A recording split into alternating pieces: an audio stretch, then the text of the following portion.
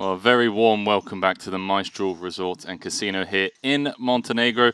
Alex Livingston with me, Henry Kilbane, on call for day 2 of the 100K main event as we are working our way through this series. Alex, day 10 today. Yeah, time flies, I guess. It's been going so fast. We obviously had such an exciting day yesterday. And yeah, that 200K Invitational playing down to a champion. We then had some day 1 coverage of the main event. But let's jump in to that 200K Invitational, event number 8, as we crowned our 10th Invitational champion in history.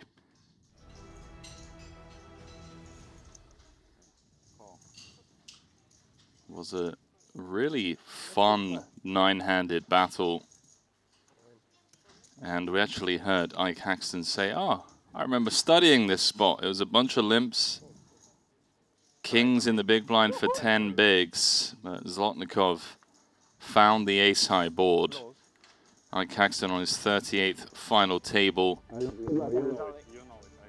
Cowboys downed for 635,000.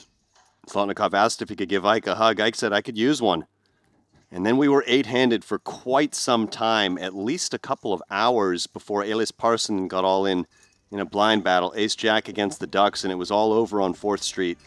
As he cashed 8th for $797,000. Then it was the 7-figure club territory for everyone. Kiat Lee waking up with queens on the button. And 1 seat over was a Maddie. Adrian Mateos with the blades. 3-way all in. Zlotnikov called for a diamond on the turn. Wanted the 3 of diamonds on the river. Didn't find it, and Mateos tripled up and eliminated Kiat Lee in 7th for $1,085,000. So much emotion from Mateos, such a critical pot. Then Maher Noira got short, jamming Jack 9 of diamonds out of the small. Adrian waking up with ace-9. Looked good for Maher on the turn. Ace on the river sealing his fate. And that's consecutive 6th place finishes in a Montenegro Invitational for Noira. Next up, it was the man who once held 50% of the chips in play, 8-handed. Zlotnikov picked up an open-ender on the turn, 5.8 million in the middle, Adrian with top pair, top kicker. And then very interestingly, Zlotnikov perhaps felt like he had rivered the best hand, put in his final 100K, and was out the door for 1.9 million, a third final table for the Russian Jim Carey. Ben Heath starting things off here with the pocket jacks. Pocket 6s for Andre Berg, who came here on vacation and ended up in a $200,000 buy-in. And the jacks hold up as Berg leaves with a 7-figure score, by far the biggest of his career. Next up, blind v blind. It was the UK's Ben Heath, who has reached heads up once before in an invitational. Needed a queen or an 8 on the river to stay alive. The board paired the 5 and Heath was out for 2.87 million. Set the stage for our heads-up battle. Went on for a little while. Alexei Loziuk, not as well known to the high-stakes community as this man, Adrian Mateos, who has been an absolute crusher for his entire career. They get all in here, though, and it's the Belarusian ahead with ace-jack. Mateos dominated, finding a 6 on the flop. Turn is clean. And Adrian Mateos takes down the 200K Invitational for $6.4 million, a career best. Shout out to Loziuk, $4.3 million for 2nd place. What an insane final table that was. And I feel like that recap video doesn't do the whole thing justice. If you didn't see it, you have to go back and watch it, especially 8-handed, because the chip lead was rotated, you know, on so many occasions. We saw Ben Heath down to 4 big blinds with 8 left. We saw Adrian Mateos, one of the short stacks, runner-up. Alexei Loziuk was down to 6 big blinds. He was 8 of 8, and we literally said, if he doubles up a couple of times, he's going to be back in this fight. And sure enough, he managed to do that and got 2nd place. Yeah, Loziuk actually, he was playing the heads-up match against Mateos, and he made a comment. He said, I don't think I've had more than 20 big blinds all tournament. Now, we know at one point, I think he got to about 30 big blinds, which was the chip lead at that point, because the blinds had gotten very shallow, given that we were just stuck on 8 for so long. No, it was such a crazy final table, and it could have been anyone's tournament. I mean, Maher Nuera on several occasions, all in with the best hand to eliminate the likes of Mateos, and just couldn't get it done. And yeah, obviously a nice point to touch upon is for Adrian Mateos, moving up to 7th on the all-time money list, now 62.3 million in earnings. He's just 31 years old and the youngest player inside the top 7. Yeah, this has just been a meteoric rise for Mateos from the start of his poker career. When he was just 18, he took down that WSOP Europe main event. That's right. And since then, it's just been 6-figure and 7-figure score after 6-figure and 7-figure score. I played with him for a couple hours when he was 18, and I could tell he was going to be special, but I admit even I didn't know he was going to be this special as number 7 all time and just making a case for being the greatest of all time. Yeah, and the fact that it's, you know, the likes of Jason Kuhn, Bryn Kenny, these guys that talk about Mateos in such a way just goes to show how talented he is. Massive congratulations to him, his 3rd Triton title, and he'll be parlaying that $6.4 million into a 100K buy-in into the main event. But it was another event that we were keeping tabs on before we jumped into that main. It was event number 9, the 50K. We saw Christoph Vogelsang taking down his 3rd title. Take a look at this. A deal was made 3 ways. So you can see Thomas Mühlocker actually taking the lion's share of the money after a 3-way ICM chop. But it was Vogelsang closing it out for his 3rd title. Pretty stacked final table there, Alex. Oh, absolutely. Just a table of killers. I remember it panned over to that table at one point, and I said, I wouldn't want to make my Triton debut at that table. And, you know, we were planning to cover the event, but just because that 200K Invitational went so long, we didn't have a chance as they finished around the same time. That's right, yeah. And you saw the likes of Kai and Mockery, Bryn Kenny over there. Congrats to Christoph, of course, for closing that one out. And then afterwards, it was time to turn our attention to the 100K main, the main event. Yeah, obviously, so many things to talk about. Let's dive into just how many runners there were already at the start. You have the main event leaderboard over there? I do, yeah. It's the sensation Leon Sturm at the top. He's got 1.37 million. You can see Danilo Vlasovic chasing, Javid Ismailov, Ben Tollerine, a lot of big names. Ben, of course, is the defending champion of this event, taking it down in Jeju. And you can also see a look at our feature table there over on the left. Talk to me. Well, who's got a bad seat? Who's got a good seat? The first thing that jumps out at me is that Jules Dickerson's on the table because he's always very fun to watch, but he is low on chips. And then when you're talking about seats, you wouldn't want to be Orpin, who has Vlasovic, who is tough and aggressive and covering him on his direct left.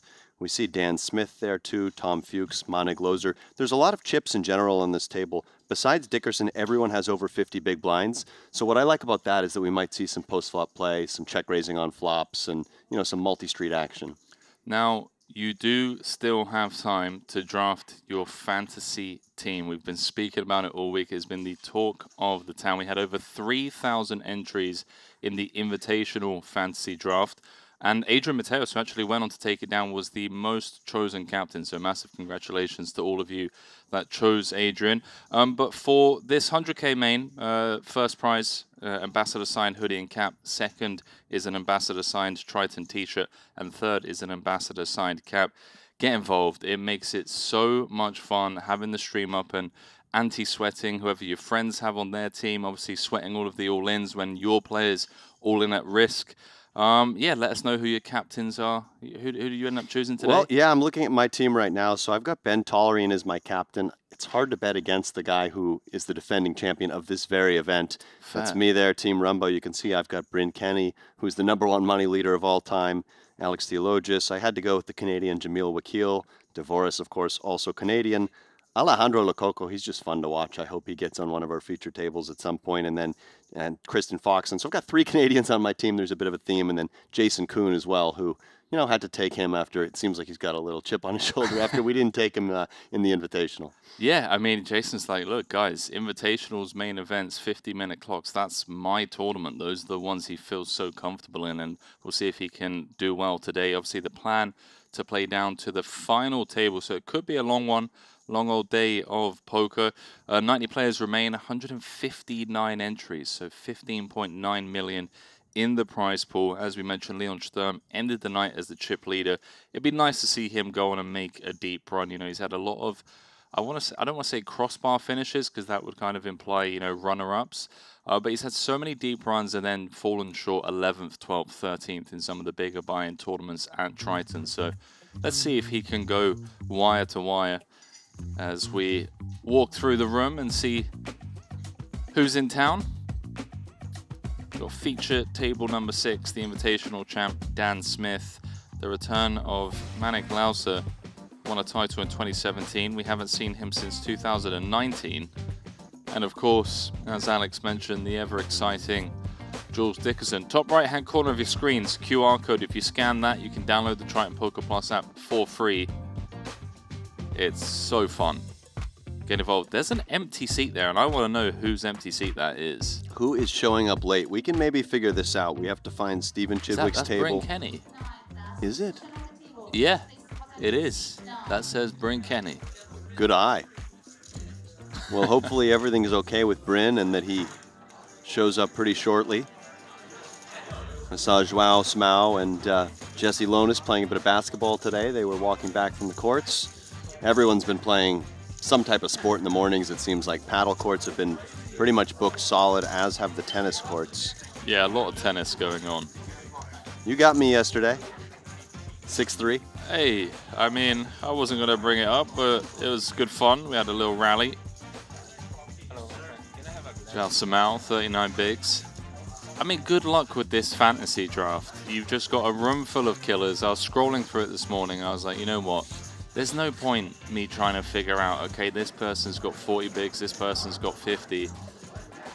Who's going to last the longest? I just chose some of my favorite players, including this man here, Fedor Holtz. 65 big blinds. It feels like he's an impossible man to beat when he's got that many bigs. Yeah, we saw that in the event that he took down, which was that mystery bounty tournament. Unfortunately for him, you know, he got the first prize, but he didn't get many of the bigger bounties. I think he had 11 bounties. 690k, so he ran around 110k below EV. Yeah, okay, we won't feel too bad for him. There's Kuhn. He looks ready. He's rocking that custom Jacob & Co. Triton Epic X timepiece. Looks like a max late reg for Alexander Zubov. That's right, 25. Who else is max late reg? Let's have a look. Not to call everyone out. Everyone who says 250,000 in front of them, unless they happen to bag that amount. See Mario Mosbach on that list. Saw him at the tennis courts last night as well. Yeah, Danny Tan, Christopher Wynn, Tobias Schwecht, Chanel Stokes, Dietrich Fast, Richard Yong, Daniel Rezai, Wiliong Chan, Matthias Eibinger, Zubov, Kong Pham, Alexei Loziuk, Sebastian Gale. Wow, I mean, there's so many. Martiroshin, Mulocker, all max late regging. Yeah, that's quite a few. So that's how we got to that number, 159 it looks like. And I think our prize pool will be revealed fairly soon.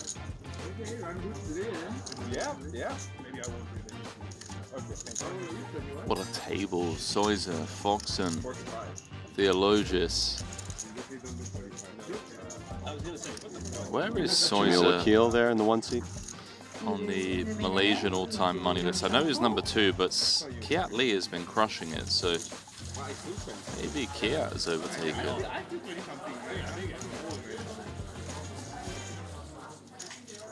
Guys, if you're tuning in on YouTube, hit us with your BLTs before cards get in the air.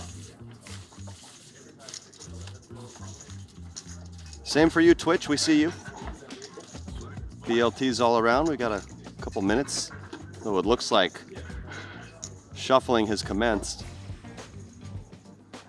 Going around the room. It's one of our founding players, Richard Yong. Max late regging, Danny Tan, max late regging.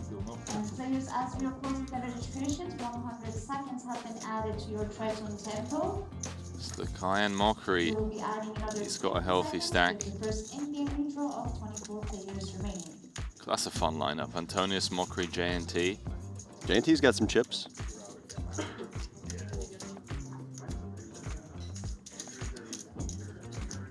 Absolute legend. He does well in the mains in particular, does he not? I don't know what it is, but it's just his sheer aggression. Seems to get the job done. But it is a double-edged sword. Ponokov's took down the main in the Bahamas. He's got 13 bigs. Ben Heath, fresh off that third place finish yesterday in the 200K Invitational. We're ready to continue the tournament, coming back on level number 11. We want to do 4,000, 10,000, big blind, and 10,000. Yeah, shout out Heath. Over 11 million in earnings in those invitationals now. Has to be one of the top performers. Absolutely. Fees begin to be Maybe third overall, only behind Brinkeni and Alejandro Lococo. If we're including the £1 million line, then it would also be behind Aaron Zhang, who obviously won the £1 million one, but he's definitely top 5, if I had to guess. That sounds right for sure. There's Ike. We saw he busted the 9th place in the 200K Invitational, and he was towards the top of the counts pretty quickly after that in the 100K main, so he hopped right in, just across the hall.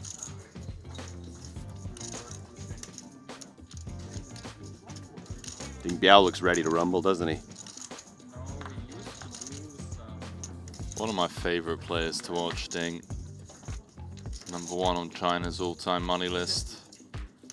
Alison Pikazovic picked up something like 13 bounties in Jeju in that bounty tournament, going on to win.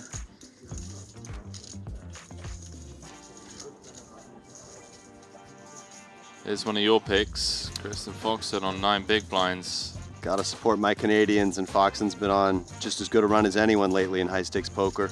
Oh, is she out of there? It looks like... Bad timing. Hang on. GG's. Looks like Punat Punsri was the beneficiary. I see a lot of paint. Looks like paint versus paint. Well, Punat. It was King Jack of Foxon against the 2 kings of Punat. Foxon was short stacked. The money went in.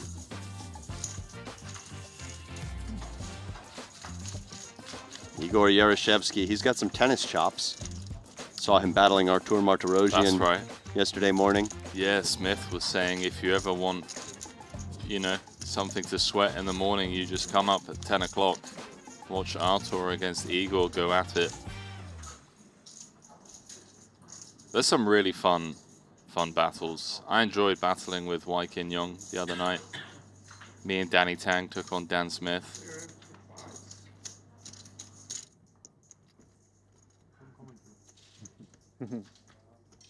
Ace Queen's not been so lucky for me this tournament series. Chanel Stokes sweating this one, saying that Ace Queen's not been good for him so far this series. Jack 10, picking up some additional outs here. Ace King Queen 10 needed. Fair fight. Dead flip. Wow. Even more outs. So any big card basically. 8, 9, 10, Queen, King, Ace. Can Jules hold?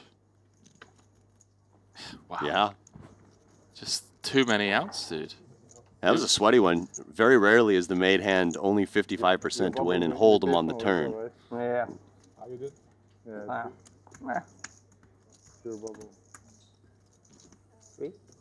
But I'm, you know, I don't want to ever root against anyone, but I don't mind seeing Jules Dickerson stick around. Absolutely. He's so fun. We'd like to see him rock up to like a 50 big blind stack. He looks a bit tired, maybe a couple of late nights. Perhaps playing some cash games? I'm not sure. Could be the case. Could have just been enjoying the fruits that Montenegro has to offer, you know. See a lot of players in the evenings down there at the bay. Some of those restaurants. Now Yeah. you're even. Yeah. A lot of the players enjoying off-property life here. It's interesting. Some guys will just stick to the casino and others will venture out.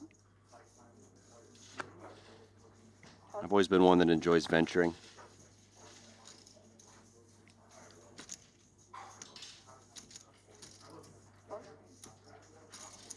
Hit some tennis balls with Smith this morning. He was my partner. Unfortunately, we failed to beat Kevin Ravichow and Diana. Oh, really? Yeah. Yeah, K-Rap's been grinding, apparently. Yeah, he's got a really nice forehand when it lands. It's deadly. King high flop. Is it safe to assume this is your favorite stop on the tour? Sorry, You're asking Orpin, who is deep in thought. sorry, what? Is it safe to assume this is your favorite stop on the tour? Yeah, I'm between here and Montenegro.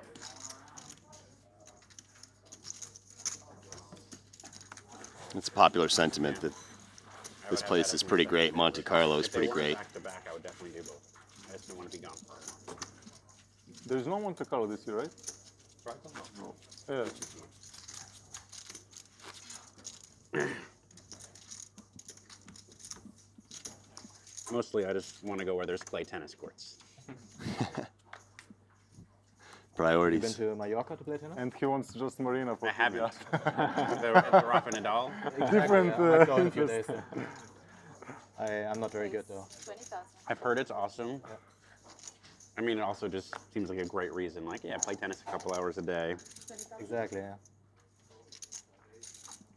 Dickerson doing Dickerson I'm things. considering it this summer. Nice. But it'd be August. I don't know if it would be too hot.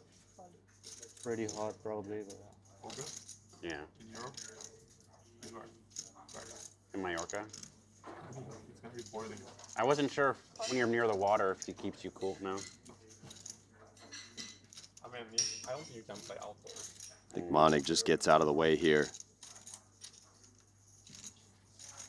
I feel like sometimes these places that are warm when you're on the beach, like something happens where like the water keeps you cool. Well, Jules in trouble in terms of his kicker, but ace 9-7, if he can fire out a c-bet here, he could just take this one down. He has opened from under the gun, and Danilo has to respect that.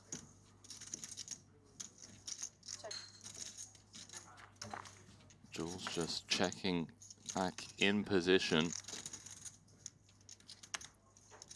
That was Portugal in the summer. Danilo probably feels he still has some showdown value here. Get the ocean. See, that's what I The was best hoping king for. high, the gut shot. That doesn't happen in the Mediterranean. The wind, Let's see how Jules wants to proceed. even when it's 45. We may not even get the opportunity to, as Danilo, with that King of Hearts and Broadway draw activating, gets the job done.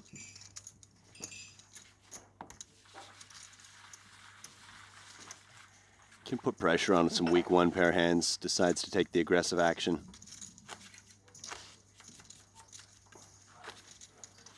Sometimes you can look at those as two-way bets too, because you can get worse draws to call and some made hands to fold.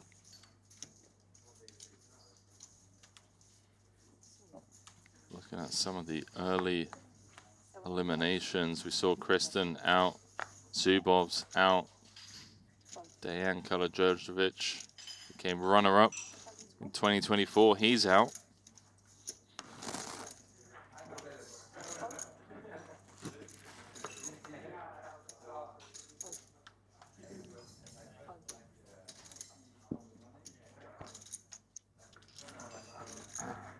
Raise 23.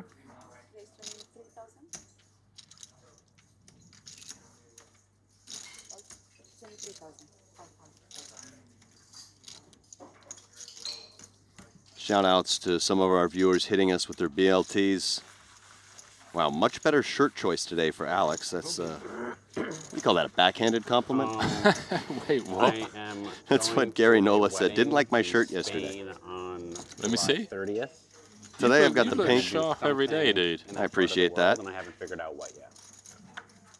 We've got viewers in Australia drinking port, a Radler from the garden in Switzerland. All of that just sounds nice. That does sound great. Never Alcohol-free been to beer in Madrid. Germany, a strawberry smoothie in the Netherlands, coffee in France, water in New Orleans, but currently in Biloxi. Turmeric ginger tea in PEI. Shout out PEI in my neck of the woods. Red Bull peach in the Netherlands. I'm enjoying the drinks today, chat. You guys are mixing things up. That Radler in the garden in Switzerland, though, feel free to extend the invite. It sounds nice. Orpin opening it up here. Hijack, King 10. Pocket 4 is a bit cumbersome here. A bit deeper, maybe we peel. 50 bigs, I don't know. He's gonna peel. And decision time for Dickerson. Everything on the table. I mean, there's 65k dead money out there. It's so tempting to go for. If he felt that Orpin is opening even a pip wide, All in. yeah, this is a defensible play. Usually you would see this with the suited versions of these sorts of combos, but looks like it's going to get through this time. Credit where credit is due. Dickerson off to a hot start so far today.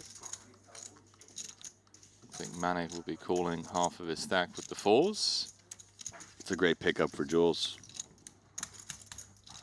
Fearless. He is just fearless. That's why we love him. Don't forget, Triton Poker Plus app. Try and fancy. You can build your team and win prizes. QR code in the top right hand corner of your screen. At least Got until for one about more 6 week, p.m. I'm today, I hoping to do believe. other stuff as well. I'm considering Tunisia, but I would be open to recommendations as well. Sounds like Dan's planning his summer travel. Yeah, he's saying about the Rafael Nadal Tennis Academy, clay courts in Mallorca. It's on the radar. Strawberry Julius at the win. I've had that before. It's a nice option they have that you can order right to the poker table. Dickerson, King 6. Smith will see a flop. Wait, hang on. The win in Macau or the win in Vegas? If it's the win in Vegas, how's your session going? It must be what, 7 a.m. there, 8 a.m. You make a good point. Is this an overnight session? It sounds like it. We're going to What- need a little more info. Have you been playing all night, or How's the session going? or did you wake up early and crash the overnight session? Something I have done in the past on days where I randomly wake up early and I see that 10 quarter PLO game's been going overnight. Oh, I'm there. And you know they hate to see you coming in. They're all tired and half delirious. 3 of them are stuck 20K, and you come in fresh. You're drinking a coffee. You've just put yourself together, shower. But the risk is that the game breaks like an hour in and then you're stuck. I always wanted to go to It's true. Copenhagen, It happens. Oh, and sometimes I get there and the game's breaking right as I get there, but but he's just one of those people. still He won't try commit to travel more than like 4 days in advance, you know? And he's like, hey, if we both happen to be there at the same time, and I'm like, I can't happen to be in Copenhagen when it's a 10-hour flight, you know? But if you want to like lock in dates, he's just like, no, I can't possibly do that. Gary Nola correcting that the shirt comment was directed at Alex Fox and not myself, so I feel vindicated. Yeah, showers Alex Fox. Having known, I guess, one Danish person, I feel like he's very atypical Danish person. Danilo. What a brutal day he had yesterday. Came in, I want to say 5th in chips in that invitational. Ended up busting. Was it 10th? I believe it was 10th. Yeah, that Maybe sounds try it right. in Copenhagen. Yeah, he had a lot of I chips would early. be so happy. That would be the way to make everyone align.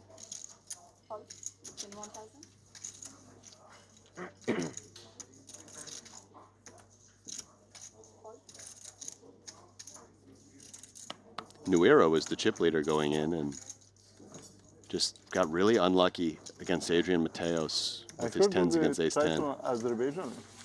Have you heard that? 27. Next year, right? Next year, they say. Yeah.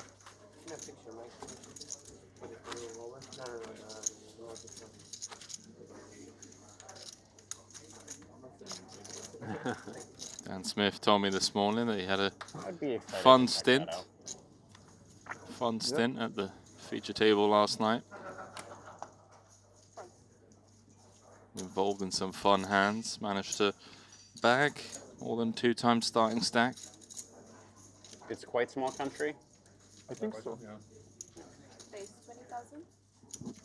I don't know, but I would guess maybe 8 to 10 million maybe. Oh, Something like that. Yeah, I would guess this similar between 6 and 10.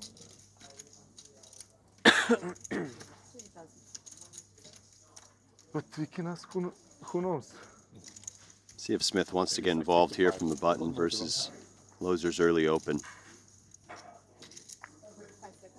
Not mandatory, but he will. These hands are just so nice looking, aren't they? Always hate when I get down to 20 or 25 bigs Right. and I'm forced to fold them in a lot of situations. That's the thing I love about this stage of the tournament. Like how many airports do you think are in Azerbaijan? Like how many cities have them? Direct flights. Like how many different? You think 2 airports? In To Azerbaijan? Azerbaijan? Yeah. In Azerbaijan. Yes. Ace, queen, deuce, top 2 for Manik. Maybe 2? Absolutely 2 like nothing public? Yeah. Yeah. National, yeah. for Smith. Does have some cool backdoor draws. I don't know if he's going to be seeing a turn though. 18. Seems unlikely, though the price very good. Smith position still.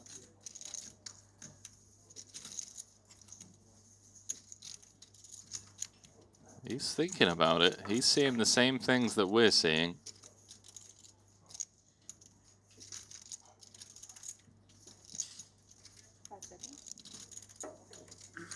What a legend Smith is as well. We talk about longevity in the game. He was there in some of the biggest buy-in tournaments, some of the biggest final tables of the last couple of decades. Turns a 10. Not the card he was looking for. It's a bit of an ambitious peel for Smith on the flop. Backdoor flush draw. Some unlikely backdoor straight draws. Now he's made a pair of 10s, and I would expect Loser to just continue with a big bet here. So many 1 pair plus draw hands that Smith can have. Yeah, unblocking diamonds as well. Just want to go big. No, he's going to check it over. Giving Plus some, 1. yeah, giving a bit of rope to the American.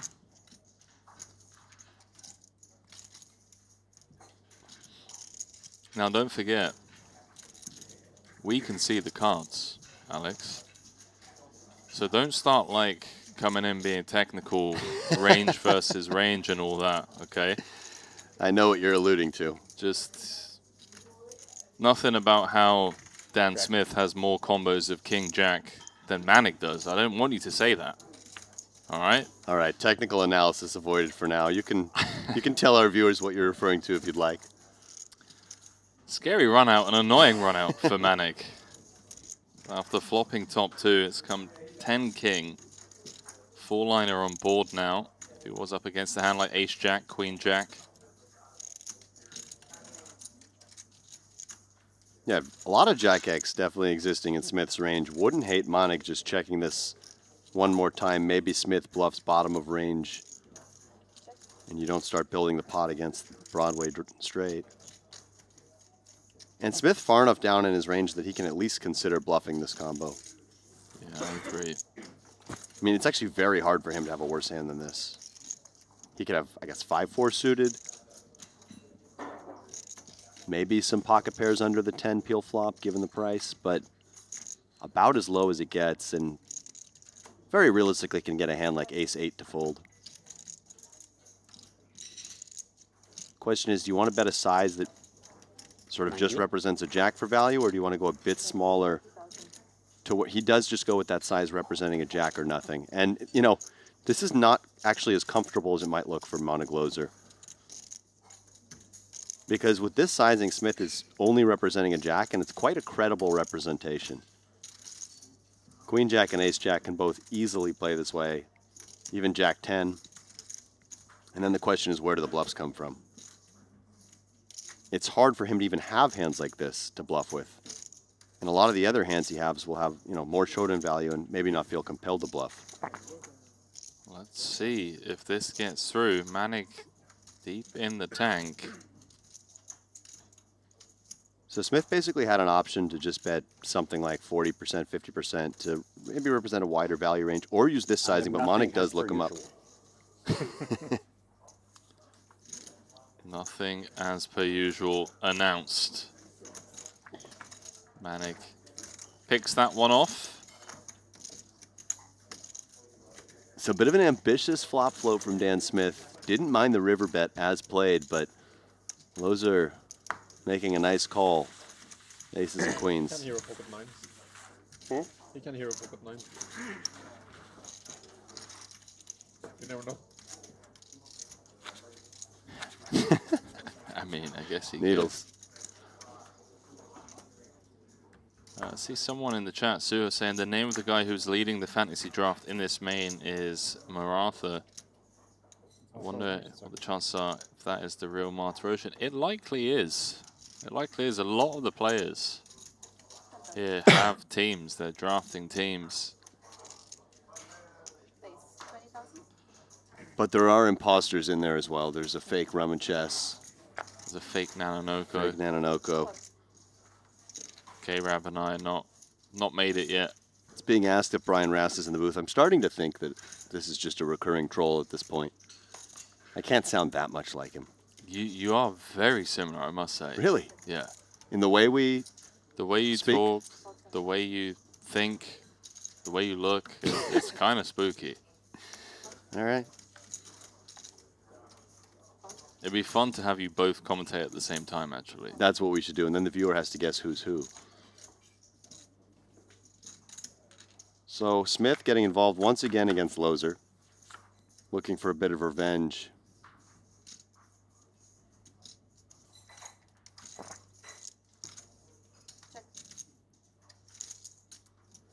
Manik checking over. Dan's got options. Both players hate this flop. Neither player has a spade in hand.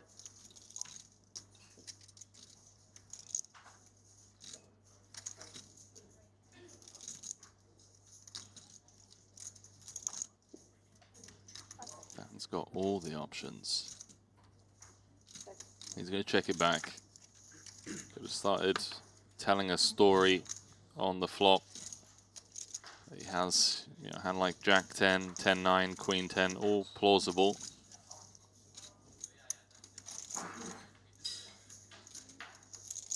Loser could bet small here, get some worse ace highs to call, target a hand like King Queen, which has equity against him, to fold, set his own price against a hand like pocket sixes. It's on the table as an option for sure. There he goes for precisely that.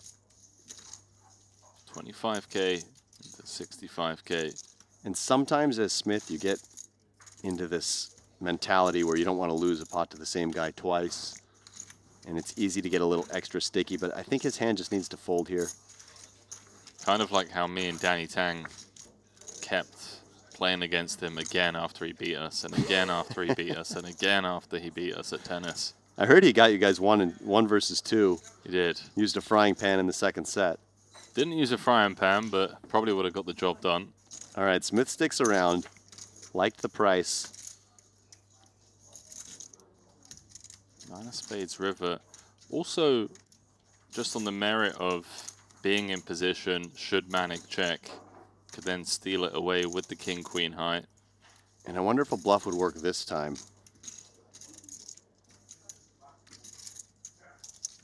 As I don't think Manik's hand needs or wants to bet this card.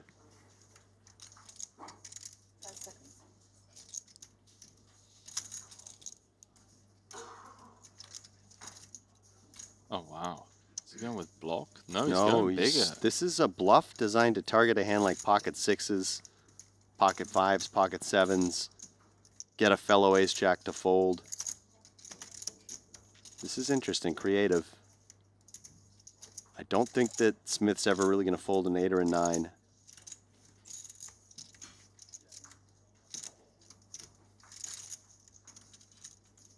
Smith. Chewing on this one, is this... Okay, I think he's going to fold. Nothing as per usual.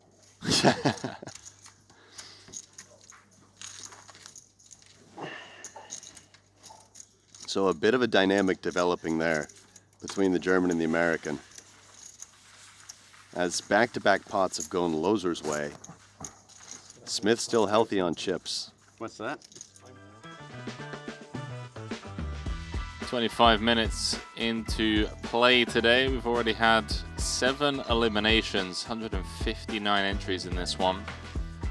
Get involved. Triton Fantasy is now on Triton Poker Plus. We had over 3,000 teams in the Invitational draft. Good luck to you all. That is open for a couple more hours. I think 3.5 more hours to get your draft team in. You snooze, you lose.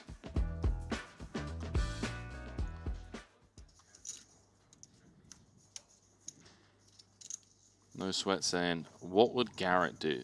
You know, I need to channel my inner Garrett Adelstein a little bit more whenever I'm playing poker. So many times where I just shy away from pulling the trigger, and I know that Garrett would just find it. He'd just be all in. Yeah, he's certainly one of the most aggressive types of players. Just released a book, or he's releasing a book. He's been teasing it a little bit on social media. That's right. I think it's done well in pre-sales. Clean diaper for Loser here.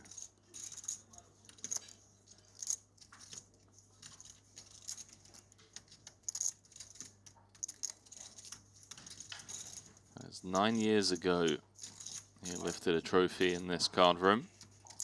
And you said he hasn't played a tournament here on the circuit since 2019? 2019, yeah. That's quite the hiatus. You don't see that super often. So I wonder if we'll be seeing more of Loser. He's got a decent stack here. 65 bigs, very healthy.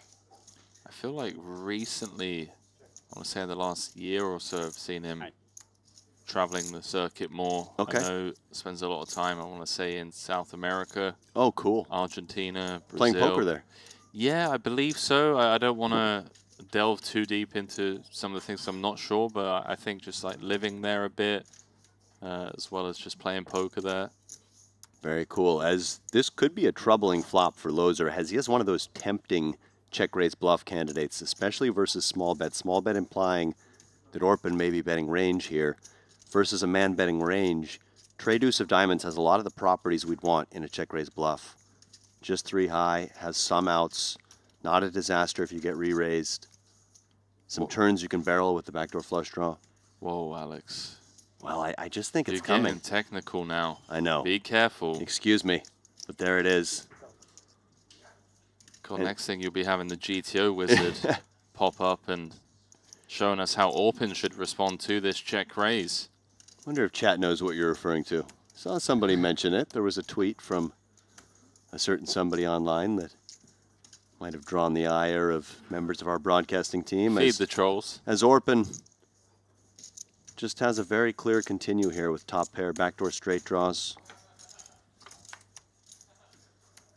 Perhaps a shutdown now on this turn for Manic.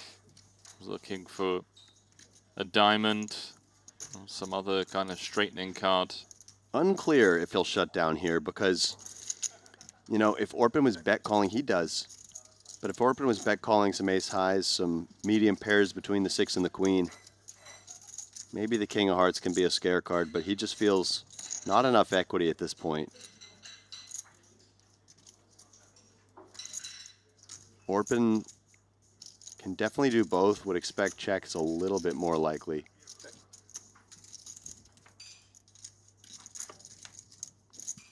Does check through. 6 pairs on the river. Orpin now chopping with, you know, queen 9, queen 10, queen jack. Although I don't think many of those are in Manic's check raising range. And you hate to just give up on the 3 high here. One option is just a block bluff. Targeting even something like superior straight draws. I like that idea. Maybe some actually. ace highs. Yeah, you could just go like 10 or 15%. Just try to say you have a queen. And just get 7, 8, 9, 8, those hands to fold if they didn't bet the turn. Maybe sometimes get some ace 4 with backdoor spades to fold a hand like that.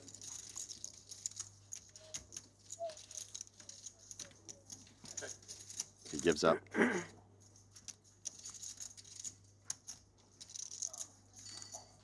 For Orpin now, facing check on turn, check on river, 2 pair.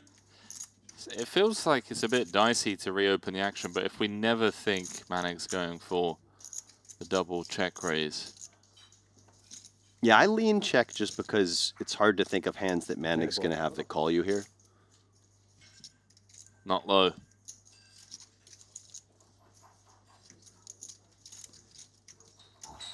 Someone else saying, is it Brian Rass commentating? I can't even tell anymore.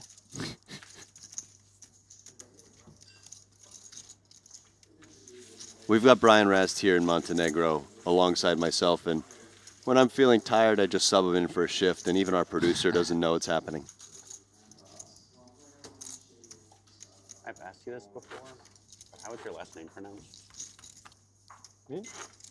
Orpin. In American, Both. it's very different. So in English, I would say Kisasipoglu. Kisasipoglu. And Turkish, it's more like Kisajipoglu. Kisajipoglu. Kisachikolu. Two sounds that you guys don't have. I think. You're pretty good with that one. I'm beaming right I now. don't think I will get that one. The Brian Rast meme is just not going away. It's a great meme. Being asked how South America is.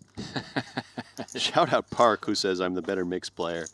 I don't know, but I'll take People it. can generally say my name. Dan Smith. That was great. That is a good one. That was great comedy. People don't mess his name up too Japanese badly. classes, and I feel like Dickerson is looking very serious today, isn't he, Henry? they're kind of like, don't even try, because you're just not going to get it, you know? Like you have to put your tongue in like the D, like you're saying D, and like, we try a few times, and like, yeah, you're just not going to do it. And you get a cramp in your tongue. Yeah, he's looking a bit burnt out, perhaps a restless night, who knows? Or maybe it's just all business today. He's like, you know what? You go to Japan a lot, right? Built up a couple of stacks, Here? not made a Generally, huge once a year, I run. didn't go this year because I hurt myself. Let's just lock in. snowboarding in mediocre conditions. And he's got options here. Can play check raise. King Queen strong enough to do so. This whole day I was doing like this really challenging run, and it was going There's that great. check raise. And on the way back, I have this like super easy groomer just cruising back. I actually really I'm like so this good on at King snowboarding. 5 Deuce Rainbow. You know, rib. Tom's going to have so many like it was ace highs such an with easy backdoors, record. some suited broadways No, that are going to hurt peel for, one like, off. 6 weeks, you know. I particularly like it with his image, Dickerson's that is. Hey, well, I told you I broke my spine. He's going to get floated wider than some I did players. not know that. Yeah. For three places. Orpin What's just the said he recovery broke like his for that? spine. That does not sound fun. They didn't have to operate. They took like 4 months on heavy painkillers. Like getting help to go to the bathroom for a month and a half. Like walking.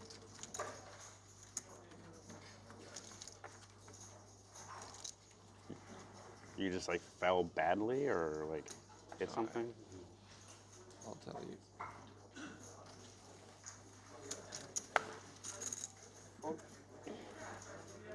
I'm going to listen into this conversation.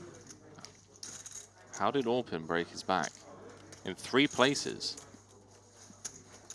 Well, they were talking about skiing at one point. Was it a skiing accident? I think so. They were talking about Japan. I just fell, not bad, but on a really like steep, icy slope, and I couldn't stop myself. Holy sh! And then I just like kept on speeding up, and then that was like a small bump. So I just flew off it, 77. and then like landed, Holy cow! and I knew something was wrong, so I like hooked my eye on like something is wrong. I don't know what it is, but something is wrong. Like fingers fine, toes fine, hands, arms fine, legs fine, neck fine. Blue. Yeah, maybe it's fine. Let's stand up. Like okay. Back stuff is so scary. Yeah, I knew like Wow. immediately something was off. It sounds like it wasn't even a, you know, a big fall. Absolutely It was love just snowboarding, but like icy snowboarding is slope. very dangerous. People Couldn't act like get it's back up. dangerous. It's Started completely picking up dangerous. speed, going down the side of a mountain. And, This last Yeah. year, I was doing And just some hit a big stuff bump. yeah. in California. Wow. Actually, has some places where you get a lot of snow. And there was like, I sent a friend a photo. We're in the trees and there's like 5 feet of snow. We don't have avalanche gear. My friend's like, "You're stupid. You need to be more careful." Like, and you're like, "You're right. You fall head first here, you just die." And like no one finds you. Like, that's the. My friend almost fell into a tree, but like he didn't get buried. But I was like 50 yards back, and I'm like, "Hey, if your life is in danger, you don't want me to be the one who has to save you in like 2 minutes. You know, like I'm gonna try." But like, don't count on me. You don't want. 22? Right to 22,000.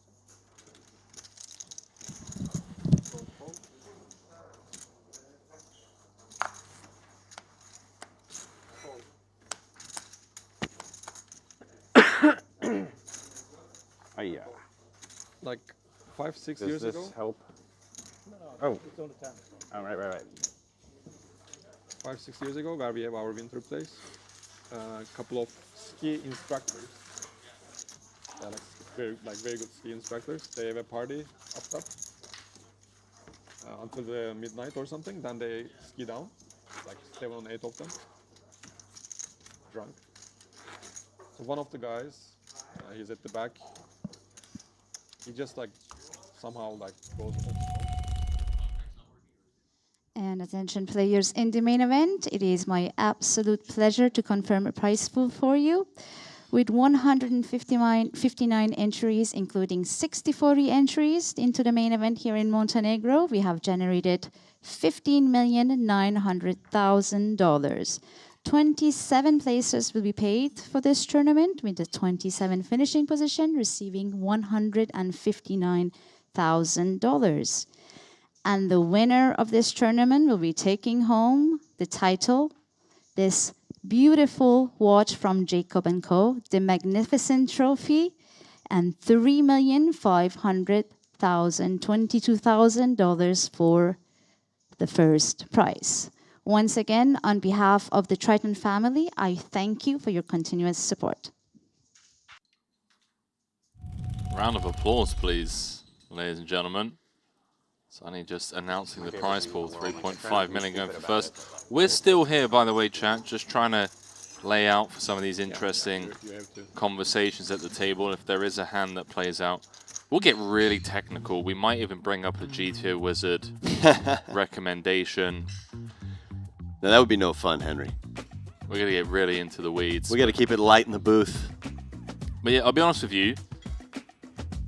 I saw some of the people in the chat saying that makes me never want to ski or snowboard, and I'm kind of the same. Like, I'm not. I've just heard so many stories, dude. If I die skiing, I'll die a happy man doing something I love, you know?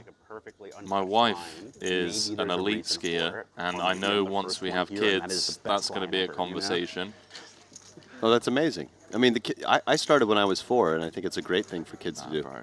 Surfing, no worries. I'll take them surfing. Surfing's probably just as dangerous, See the perfect line and it's untouched. There's usually a good reason. Is it? I mean, it depends where you ski and where you surf, I suppose. I bet if you Googled skiing accidents versus surfing accidents, it's night and day difference. Per capita, there's more skiers than there are surfers. True. That's true. And the guy's like, "Don't worry, I'll lead us there. It's not that serious."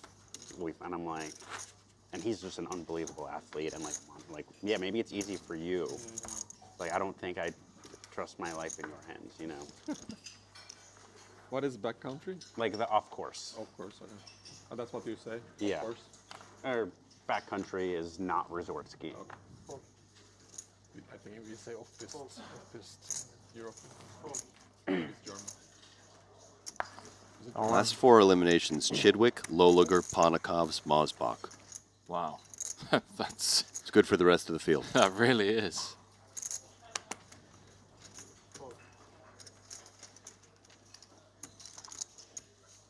Someone saying surfing is safe for the spine. Great point being made by Ramon, saying at least you don't get bitten by a shark when skiing. Well, what about the snow sharks?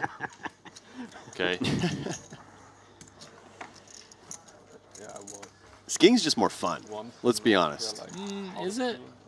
one of the best. I mean, surfing. Then again, you know, I struggle to even get up on the surfboard, so Areas called Kappa, part of it's and just a reflection of my for others, ineptitude. it's near St. Anton, And so 1 hour, part of it boat ride. is that I think skiing is just more fun. You can't fall into one of those I've never tree snowboarded wells in that they're Europe. talking about while you're surfing. It's hit and miss. It's true, but can't you get trapped under the wave in the ocean? Like, I'm gonna like commit Bit to by a trip. I would jellyfish? say with like Japan, you're like 95. Sharks? Say bit by a jellyfish. You know? Stung? And, like flying. Get the idea. Beautiful. All right, I would dude. love to. What if you just fly there? and Jules there's has no chipped snow? up nicely, by the way. Hasn't said a word. He's completely locked in. Got pocket queens now.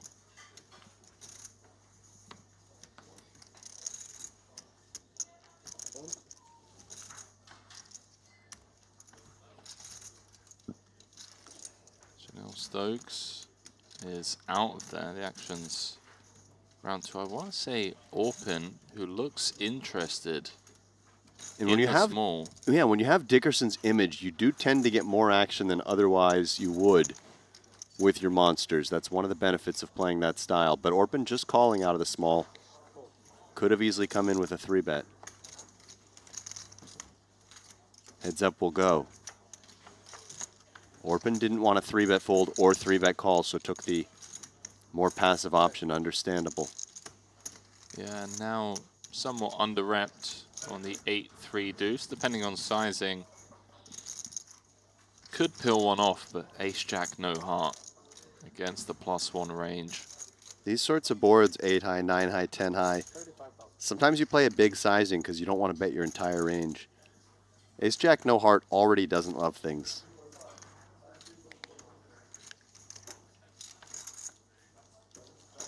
Just lets it go. Yeah, would peel with a heart, I think, but versus that bigger size, you do need to start folding some ace highs, and Orpin decides the ace-jack just not good enough. I take it after your spine injury, no more snowboarding? No, I just went back to it next year. Hell yeah.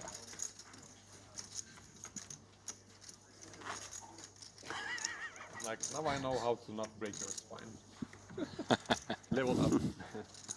What a legend. So now I'll just go back next year, you know? He said just took a year off? I think a little bit longer, but Okay. I think next year is when he's going to go back. 2 days after I was in the hospital. It was already like in the post. It's my bad, obvious. Like that day I Chanel don't Stokes, sub 10 bigs. This could just go in.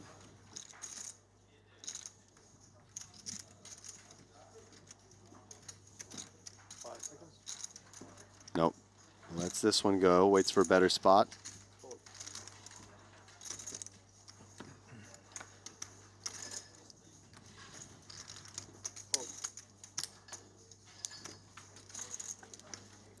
Leon Sturm still out in pole position. I believe 600, yeah. I forgot mine. Then I ordered a new one. I went snowboarding anyway. Too late. So you go to St. Anton a lot? I've been there once for like one week trip to St. Anton and Lech next door. But I go to Zeeland every year. When I first moved to Austria, I was living like 30 minutes by car away from St. Anton, so we went there quite often in the winter. Very nice.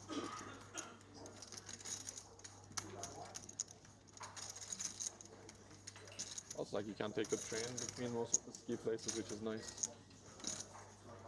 I've heard of people who go on trips where you just ski from town to town. This one's not going to work for Sounds Danilo. unbelievable. Manic flopping bottom 2 on King 6-5. Options on the table for Manic. Definitely. Deep enough that it's worth considering raising to try to build a pot to get stacks in across turn and river. I mean, you can ski between countries. Like if you go to Zermatt, Switzerland, you can ski down to Sardinia. In Italy. Yeah. 30. And there's like you cross the border up of the mountain. Should just end it. So you need a passport? No, it's EU, so there's no border control, but there's a flag and a line. And That's so cool. yeah, But so I remember I was skiing there, and like on the Italian side, you're not allowed to have drinks or something. And on the the side you're allowed, and then on the Italian side there was a lot of police like testing. Danilo does testing let people go of with- it. These guys make me sweat. In the old days, you know, if you got caught with your hand in a cookie jar, Cool feeling. people would normally just Because the snap border is, fold, like, but these guys are literally top really of the mountain. It's so mulling over awesome. some of these Point. decisions. You're just like, okay, now we are in front. Yeah, I think there's a psychological thing too where you don't want to just snap fold because Get down. it makes your opponent feel more comfortable going after you in the future. That's true. That's a great point. It's mental warfare over here in 2026.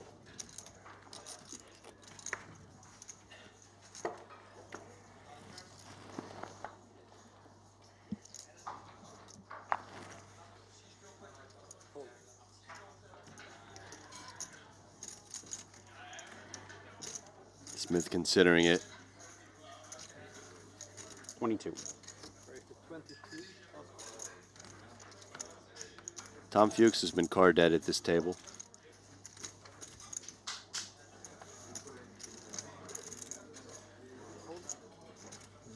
Not the worst tournament to be card dead in for a level 2 50-minute clock. Really nice slow structure here.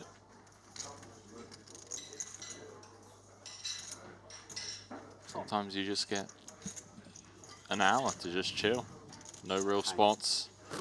Can't say the same about this man. He's been involved quite a lot. Manig in the small King Queen O. Oh, Options here. Could definitely squeeze, but would probably have to fold if Dan Smith came over the top. So he just likes to call, which invites Dickerson in. Could we see a four-way flop here? Dickerson's hand not very good multi-way. But he's tempted by that price. All right, four-way affair.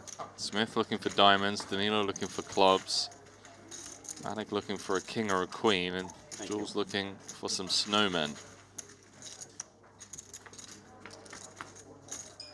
98K in the middle. It's come ace, queen, 4. Manik with the best of it.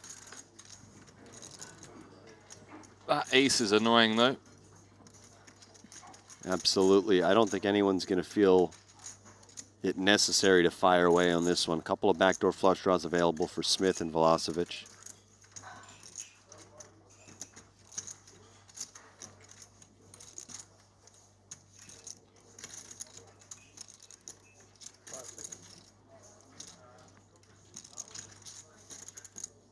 Okay, Dan's going to fire at it.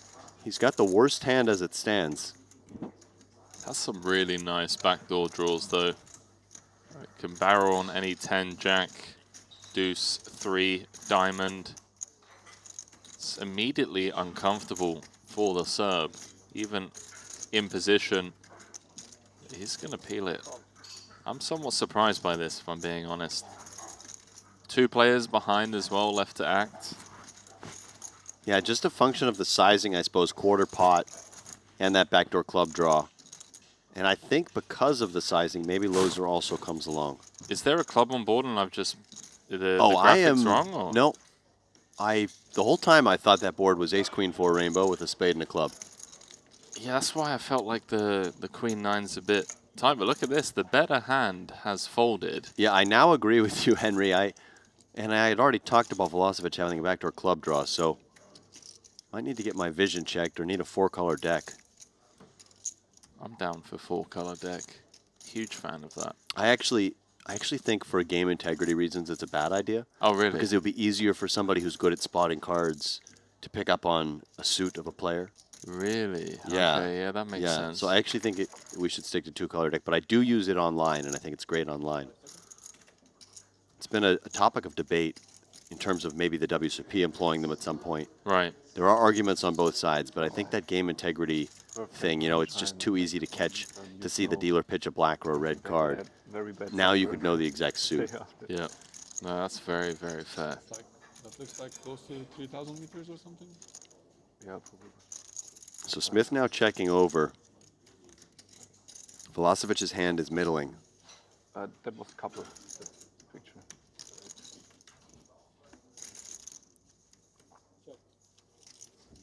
Checks through. Brick City. I say Brick City, it's not like Dan had some massive draw, but the obvious draws bricking, of course. Spades, straight draws. How does Dan feel about this now? King high, surely not good at showdown.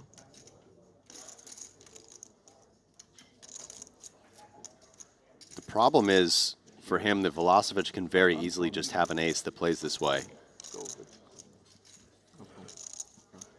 Dan is ahead of some of those spade draws, but maybe doesn't think he can check his way to showdown against those hands. King high. Danilo will be very happy to take this one down with the queens. Surprised Dan didn't hit us with his nothing as usual comment. Relative to the rest of the hands I was playing, that is something, you know? Orpin agrees with you.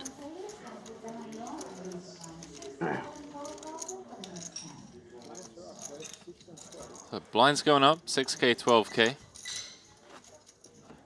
Still very early here. Day 2 of this main. Super deep. Leon Sturm out in pole position with 1.6 million chips. Yeah, he stays in the lead, but Ben Tollerine has moved into second position.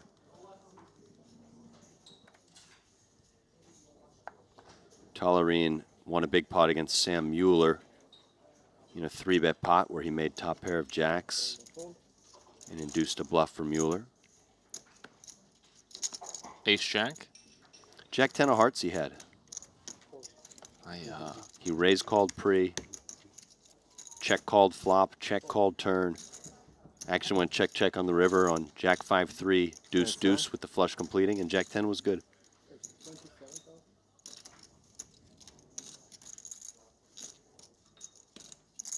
Danilo with a raise here in the cutoff, ace 9, 27K the request.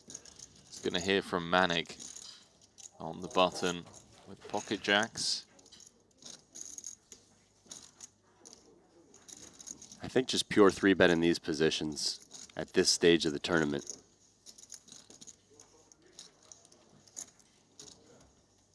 You can induce some light 4-bets, and, you know, cutoff button, I think you're just willing to play 3-bet, 5-bet.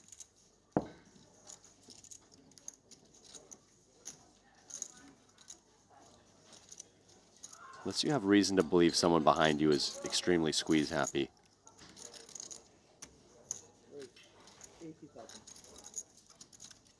80,000. Just shy of 3x. And Danilo has one of those hands that mostly folds and occasionally 4-bets. And if he does decide to 4-bet, I wonder if it's a player-dependent thing. If he believes Manik, you know, is the type to attack a cutoff open, then certainly invite some more aggressive lines from the cutoff. But Danilo doesn't really actually take much time before pitching it.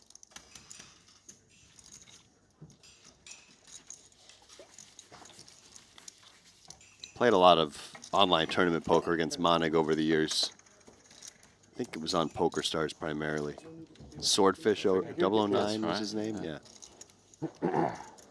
Actually played with him live as early as 2011 as well. Yeah, he's been around quite some time. Quick look at the chip counts. Danilo doing well here, day 2 of this main. 98 big blinds.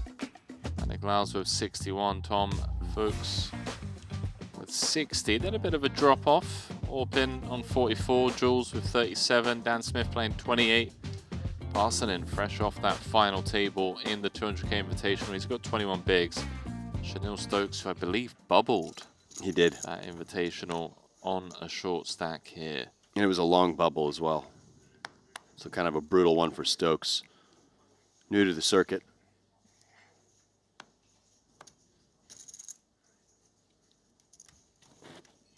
So it's the poker gods really just saying, hey mate, welcome to high stakes. Right. So brutal.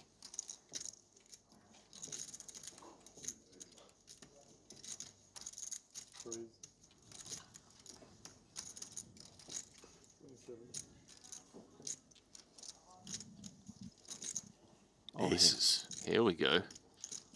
See a flop here. So fresh off of just 3-betting the 2 jacks, Monik now picking up aces. What did he go with last time? 80K? Exactly, and he's going to repeat the ask. This time a lot quicker.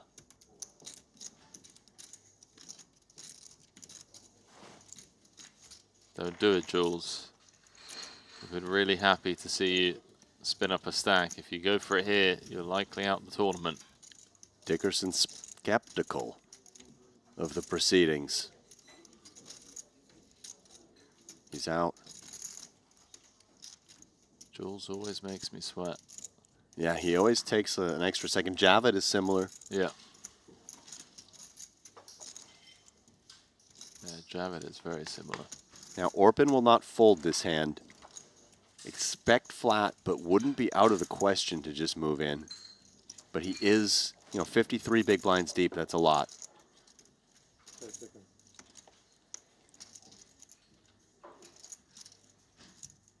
Yeah, I think this is the more conventional approach. Just calling with this hand.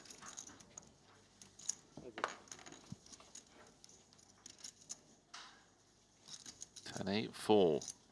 Orpin could be in trouble here. Yeah, just one overcard, and it's the most innocuous of the 5 candidates.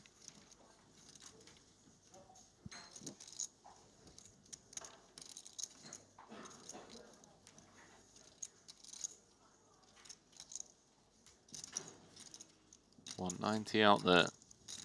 $450 the effective stack. I'd like to see him just continue small and wide. Something like 50K, 45K. It's got a little bit bigger.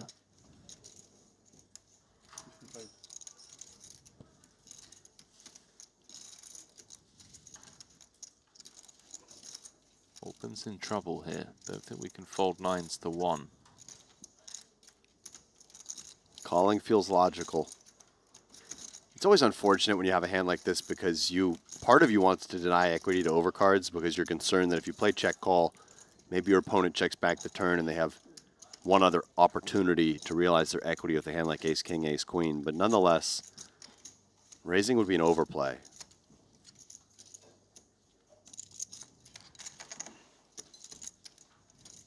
Eight of clubs turn. 320 out there now.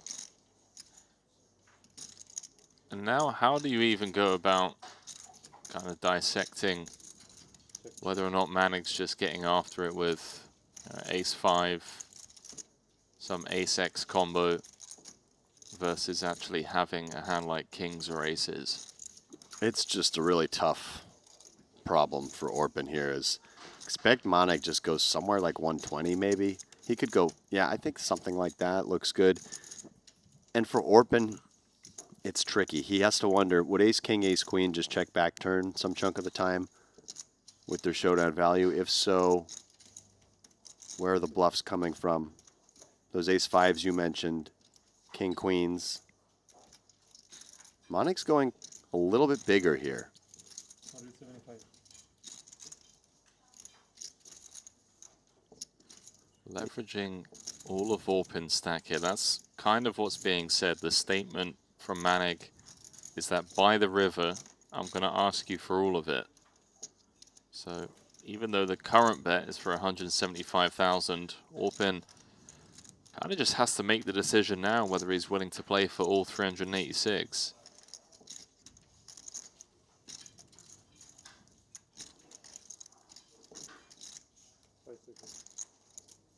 It's not easy.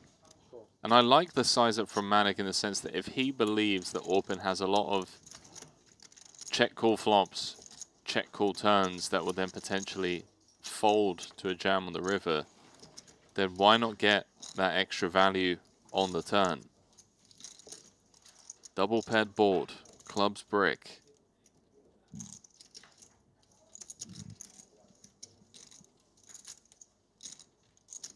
Manig's going to be playing north of $1 million.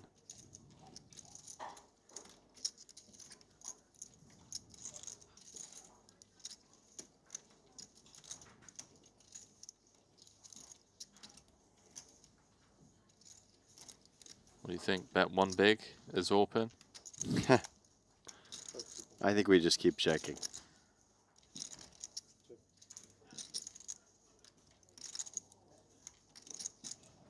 How does Manic feel about this run out?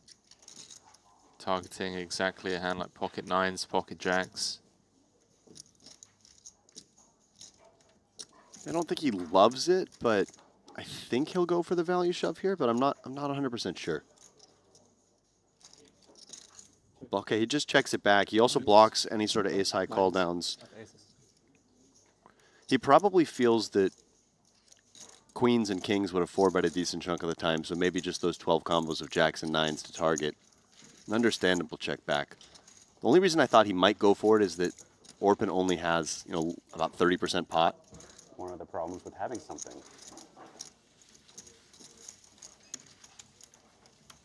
Some legends. There's something better.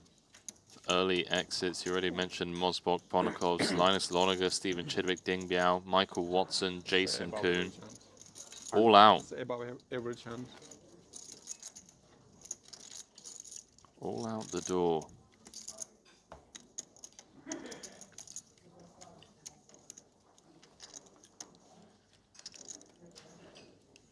Yeah, a lot of eliminations in the early going here. Registration ending at the start of day today. 78 left. 159 started the tournament. Raise 25. And in terms of payouts, we'll be paying 27 spots. 159 for the min cash. 3.52 million for our champion.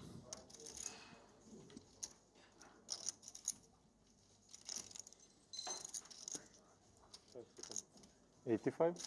So raise 85. Danilo 3-betting the ace-jack off against the Tom Fuchs Open. Tom has been very card dead in this tournament. Finally picks up a hand he can raise and instantly faces a 3-bet from Velocevic, and he's dominated. And I think Dan just needs to fold this hand, even though King Queen of Hearts looks really pretty.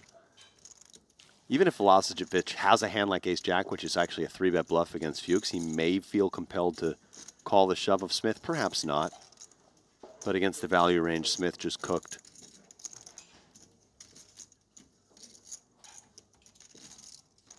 Against two extremely aggressive opponents, sometimes you consider 4-bet jamming this hand, but don't think he's going to go for that option.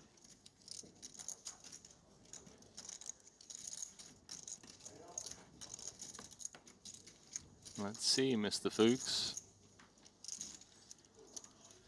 Wow, just lets it go. Okay. Don't mind the fold, given the positions and given the sizing. And we can see he was dominated by Velocevic.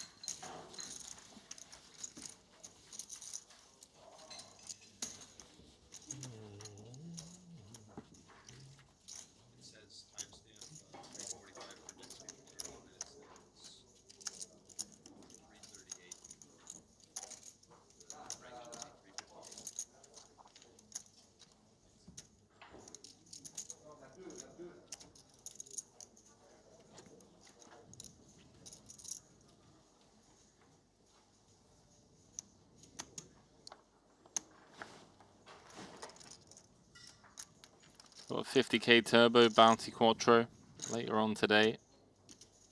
We're going to be sticking with this main event all the way down to the final table. 27 places paid. In cash of 159,000. 3.5 million going to the champion.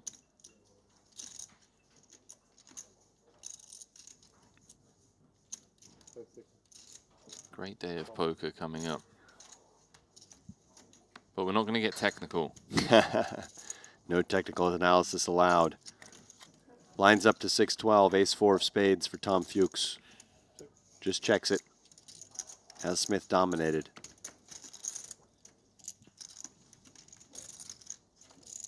He finally gets to see a flop. Yeah, that's right. 997. Rainbow, 9 of spades. Had me a bit excited for Tom.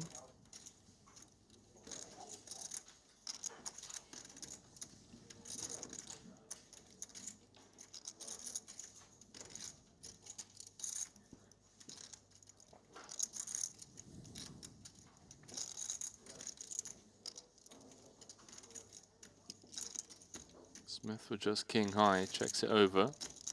It's an interesting spot for king high, right? Because he probably believes that king high is really good on this board a lot of the time. Yeah, you'd expect a decent chunk of ace-x and king-x to raise out of the big. The board's starting to get coordinated.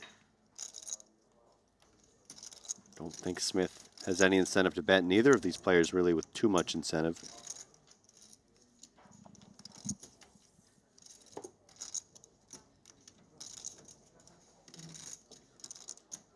Just expect this nothing burger of a hand to check down. Neither player really with properties in their holdings that would want to put more money into the pot. With that in mind, Twitch, hit us with your BLTs. Let us know who you have in fantasy, who you need, who you're rooting for, who you're rooting against if you so choose. Shout out to our loyal Twitch audience. The loyal Twitch audience, the YouTube audience. I believe we're on Instagram Live. That's right. How cool is that? We've been on Kick at times. Shout out Zuckerberg. Yeah, and do drop us a follow over on socials if you aren't already. Triton Poker Series. So much cool behind the scenes content with some of your favorite players. Interviews. Alex Livingston was actually making a suggestion that we should get the camera crew over on the tennis courts. There's some really fun kind of like prop betting going on there. Yeah, so that suggestion actually came from YouTube chat. Oh, did it really? I believe Suhat or something like this. As this was indeed a nothing burger of a hand. The entire day for this opportunity.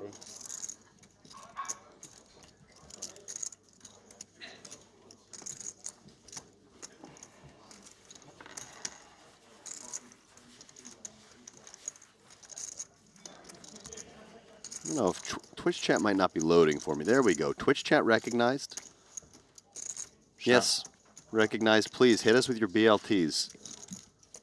Hopefully Twitch knows what that means.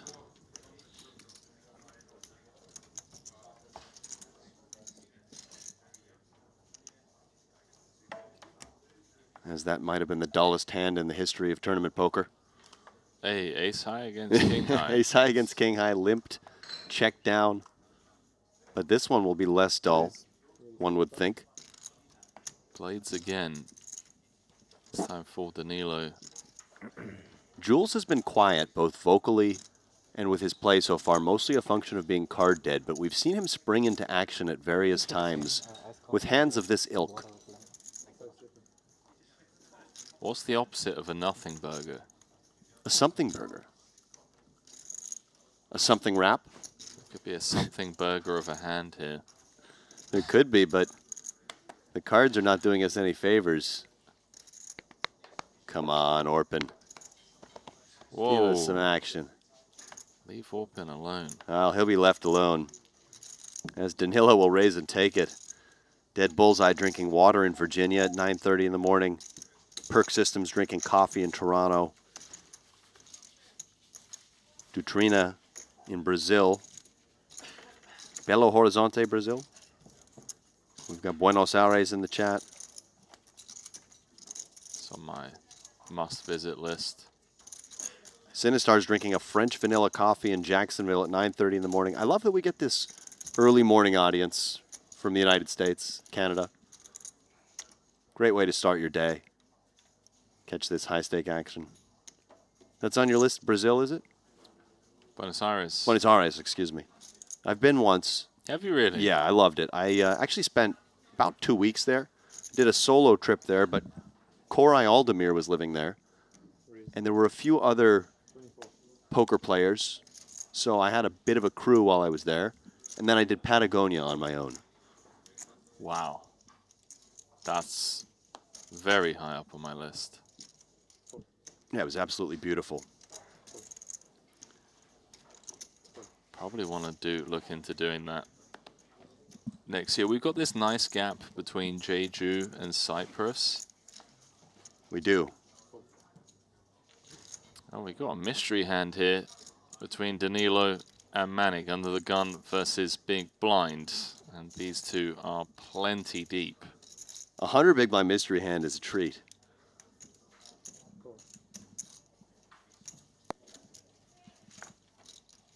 I'm going with 7-5 of spades. Early prediction from Kilbane. Well, that's a possibility if these two hands are going to clash on this board.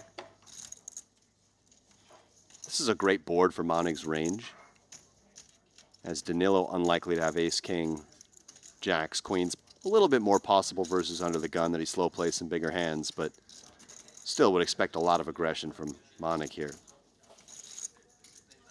And Danilo just snap checking on this flop, recognizing precisely that he just doesn't get to have leads here. Manik continuing for around 1/3, a little bit shy.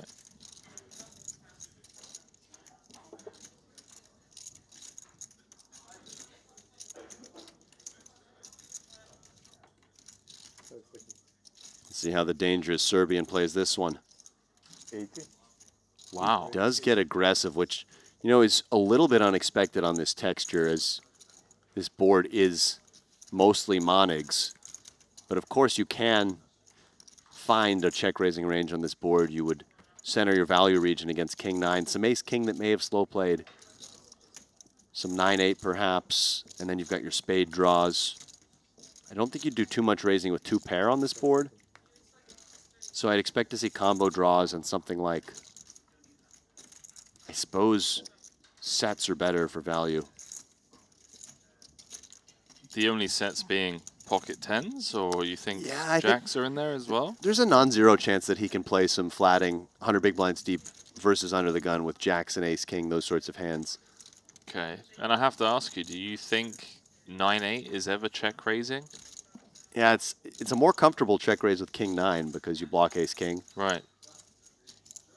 See people getting their guesses in. Some saying jacks or queens. I'm not sure about that. I'd be very surprised. Queen 9 of spades, 8-9 of spades. The combo draws feel likely. I do think he can retain some chunk of basically every hand. So he can have queens or jacks sometimes and ace king sometimes, but it's definitely not pure. And he just goes big here, trying to set up what could be a massive pot. So Monig on the 7 of hearts, still well ahead of the combo draws, pulls further ahead, in fact. All right, I'm going ace 9 of spades. I'm going to say he has it, so I'm going to say king. I'm just trying to think if he, yeah, king 9. Of spades or just king 9? King 9, king of spades. King 9, king of spades announced. I'm going nut flush draw and double belly buster. Okay. Here we go. Big You said, pot so you're brewing. going ace 8 of spades? Ace 9 of spades. Ace 9 of spades. That's more of an open, I suppose you could call it a double belly buster. It's more of an open ender. Bricks out. Board pairs, actually. I mean, so somewhat relevant because now the value portion of the range. How confident would you bet king 9 after being called on the flop, check raising, bombed turn, board pairing river? Manik retains every combo of full house. It gets a little dicier to bet all your straights here, especially if you go for a big sizing, because now you're just targeting aces and kings, which will sometimes fold, or a hand like ace queen. I think it would be too greedy to just shove here with something like king 9 or 9-8, but you can definitely still value bet those hands.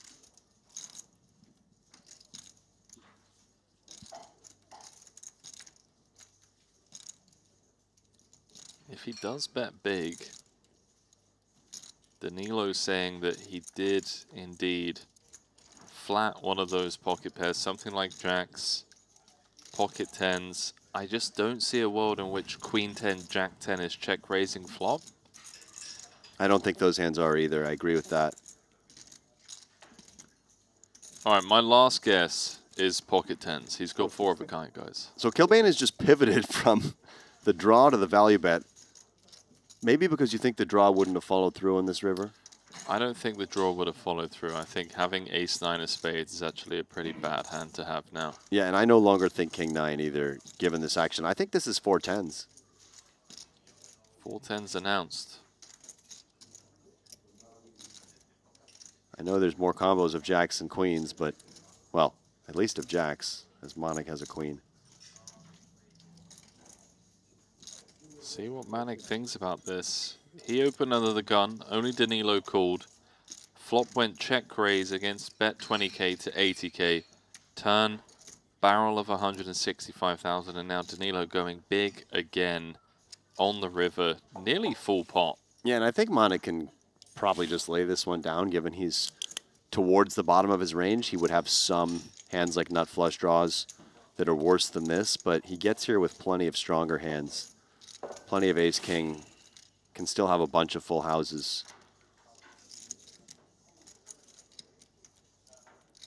Chat thinking he's bluffing. Type 1 if you think he's bluffing, 2 if you think he's got the goods.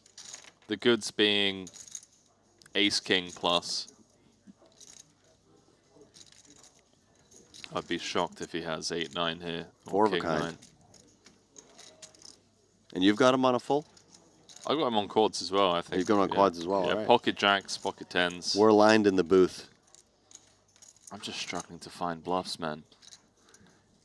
Yeah, I mean, the bluffs really are just ace-x and king-x of spades. And they might just shut down on this card. Maybe queen-x of spades. Yeah, I was thinking, like, the only bluff that I could think of would be queen 7 of spades. Even queen 8, queen 9 of spades, maybe just blocking the likely boats. But yeah, I agree, because those hands just check turn a lot of the time, right? So I see why you're thinking queen 7. Turning 2 pair, being able to continue going for value. And I don't even know if queen 7 check raises flop. Like, why would it on this board? May just play call, yeah. Yeah, Manik really pained by this. Understandably so. He lets it go. It was jacks full, yeah. Which, I mean, I think jacks and tens just made the most sense there once he bets big on that river. As it's really difficult for the bluffs to continue into an uncapped range with bad properties. That was a really fun hand. Shout out to the production team. That was a great mystery hand. One of my favorites so far. People asking if there is no shot clock. There is. We use the Triton tempo to save unnecessary tanking and stalling. So once it runs out, it works like a chess clock. Once it's run out, that's it. You only have, what, 30 seconds in those river spots. That one being a worthy one to tank. That was a big pot. That was a great hand, and chat's really confused that he didn't 3-bet pre. But guys, you know, 2 jacks in the big blind versus an under-the-gun open, 100 big blinds deep. You don't need to just 3-bet hands like jacks and tens every time. You can see that there is some deception value in playing them slower, and you really don't want to face a 4-bet in that setup off those stacks. 24.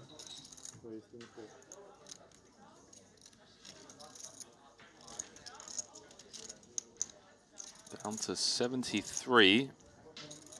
Danilo's hand is strong enough here that he can actually consider 3-bet bluffing, but still calling it off versus an open shove. He just flats, though. And this will invite Monaghan. Everybody's suited. Suited and booted. 84,000 in the middle. Open looking for jack or a 7. He's on a short stack. Does not want to see hearts as it comes. Ace, 10, 9. Could be trouble for number 1 on Turkey's all-time money list. Definitely might start with a bet on the flop on this board. Although 3-ways, it's a little bit dicier as Danilo's flatting range out of the small is going to connect relatively well with this board. Monig can be very wide. Maybe he just goes with small bet here, but he does check back. No backdoor flush draw.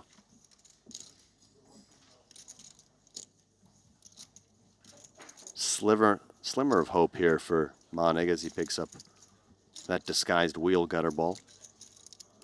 Chat was really enjoying that mystery hand and is requesting more. We can certainly put in the word to our production team how much you enjoyed that. Yeah, that was great fun.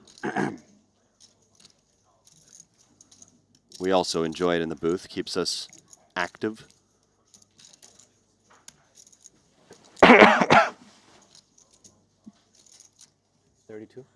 That was a player cough. Right into my inner ear. Just in case anyone wants to accuse us of muddying up your audio. That was Dan Smith. Wow. Shots fired. Service. Montenegro is getting after it with nothing but 5 high and a wheel gutter. Danilo checking a pretty strong hand here.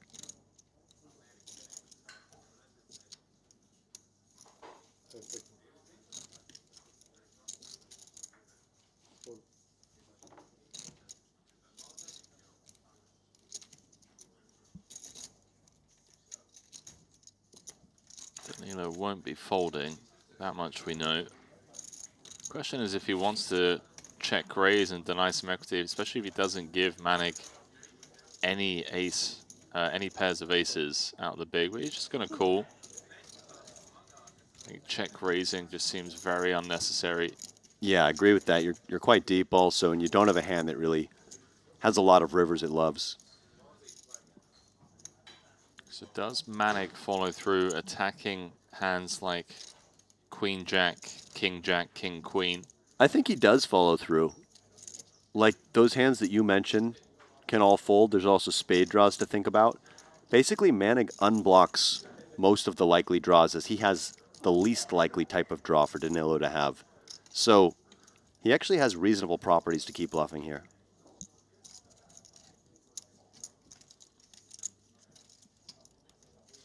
From a technical standpoint, I know we're not going to get too technical, but you don't typically do a lot of small betting in position because it reopens the action. But if there's ever a hand that wants to small bet in position, it's this one. He does. This is going to get snapped off, and Danilo is getting the best of Manig so far today. He is the tournament chip leader now. Manig has had to show down 5 high and 3 high so far in this frame.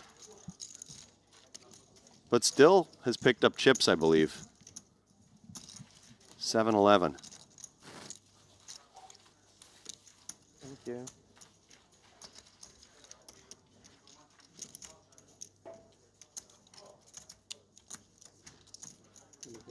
Thank you. Thank you. Thank you.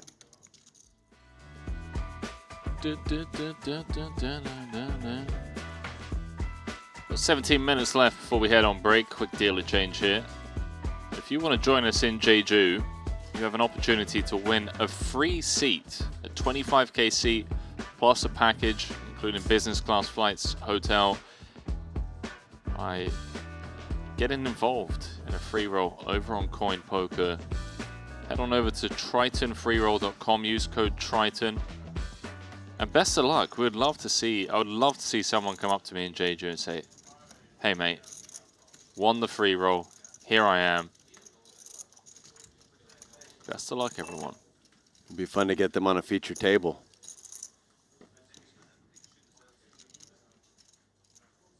As we're down to 72 here in this 100K main event. Ben Heath and Leonard Mao, a couple of the recent eliminations. Santosh is out. My man Jamil Wakil on a short stack, the Canadian. And Danilo Velocevic, on the heels of that Jack's full, is our chip leader, with Paulie V in second place. This is unfortunate for Smith, as Ace-Jack well ahead of a 7 big blind under the gun shoving range, 6.5 even. Wasn't Paulie V a character from Jersey Shore? Isn't that Paulie D? Oh, okay, maybe. But I think that's why we call him Paulie V. And then there's also a Paulie P on tour as Plausanitis and Vitacunis, the 2 Lithuanians in our circuit. All right, cards on their backs. Stokes, 72% to double up. It's been a rough day in the office for Dan Smith. Just hasn't really Be able to get anything going. If he can spike a jack here, he'll be back up to 400K. If he can't, he's going to be sub 20. Smith supporting his Vegas Golden Knights. Shout out the Vegas Golden Knights. Shout out the double up drive. Here comes Queen, Queen 7. Someone said before the cards were dealt that it feels like a chop. Certainly possible now. 7 would do it.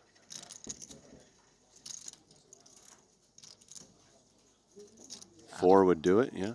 Add a 4 to the equation. Jack for the upset. Can Chanel Stokes hold here with the ace-king? He can indeed. Back up to 166K. So he bubbled the Invitational, but he doubles up here, Chanel Stokes. And is Dan Smith wearing that scarf? Is that from one of the ones from Jeju? Or from a previous main event or Invitational? I believe it's from this main event. Oh, it's from this one? Yeah. Okay, that makes sense. What a day. Well, that might be... I can't see it properly. I'd have to see the whole thing. It could be the one from Jeju, but I think it's this one. Yeah, that makes sense. We didn't do the scarf reveal this time, but perhaps... Not sure if the boys did it yesterday. Could be lucky. Maybe I'm just not a scarf guy. It's not over yet. I believe Randy and Kevin revealed it last night on the stream. That makes sense. I think it's time to give up on this. Scarf's come off. He is superstitious. Interesting that we started talking about the scarf and then he addressed the scarf. Universe is spooky sometimes. Yeah.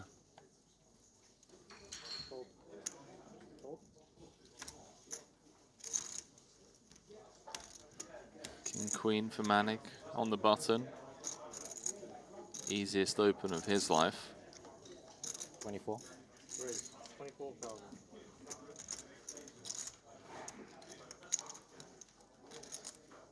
Jules is scaring me today, man. I feel like he's going to win the tournament. He's just He brings different energies depending on the day. He's just been very in line today. Card dead. 2 weeks in June. The first 2 weeks.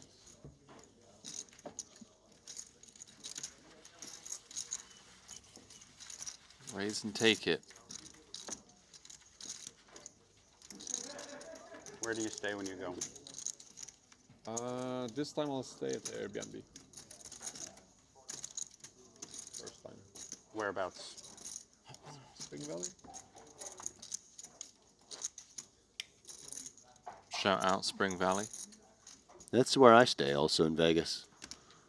Is that decent or? Totally decent. Convenient. So I prefer Summerlin, but if you're there for poker, you don't want to necessarily drive 25 minutes every day.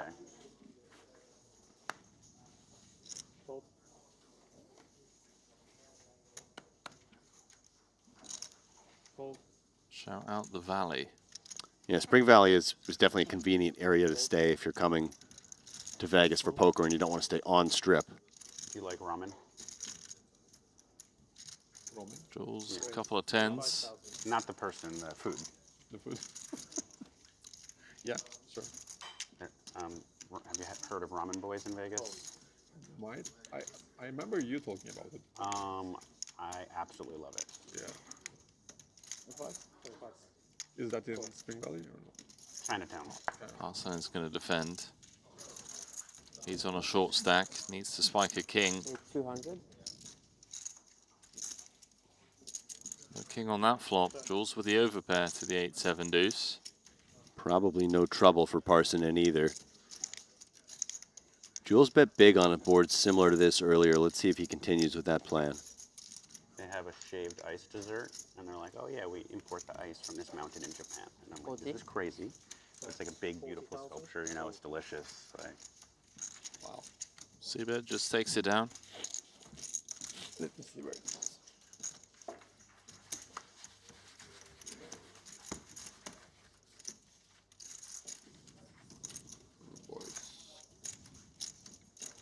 Oh, I'm going to check that out when I'm in Vegas. Thank you, Dan. Quick look at our next feature table coming up after the break. Main stories being Ibinger, PLO, and No Limit Hold'em main event champion. We've got Bryn Kenny, the only player to win the No Limit Hold'em main twice and the Invitational. And we have Dan DeVoris, Triton. So private that you can't get in. What would we call it? I don't know. Trident champion or I completer? Or? Holder of the Triton Trident? Yeah, something like that. One of only 3 players. Watson and Kuhn, the others? That's right. Yeah, you need to win short deck, PLO, and Hold'em. A lot of the players, you know, won't even play all 3 events, all 3 formats. Cowards. Looks quite good. Oh, there's been more interest from a lot of the Hold'em guys saying that they're going to get into PLO soon. 5 seconds. This man will play both PLO and Hold'em. Yeah, this Parsonen.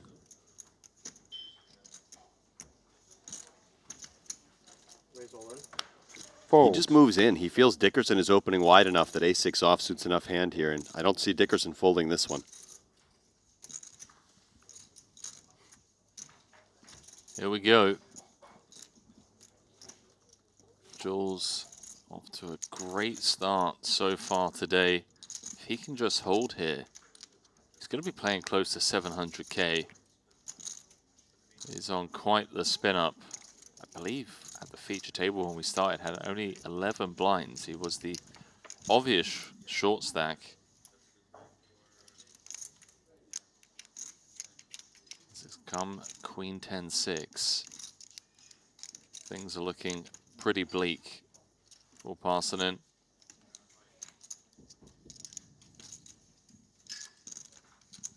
Close.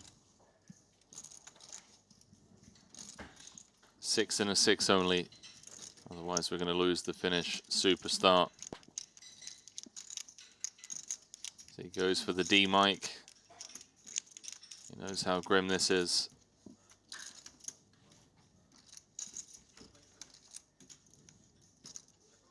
GG's. Rough 24 hours or so for Parsonen. like the spot enough that when Juanda's like, okay, you pick the He's in restaurant. a great spot to actually win some big pots in that 200k and got 3 outed. Got 4 flushed. Ended up busting in 8th. And dream start for Dickerson. Dream start for Dickerson, indeed. Dream start for Punat Punsri.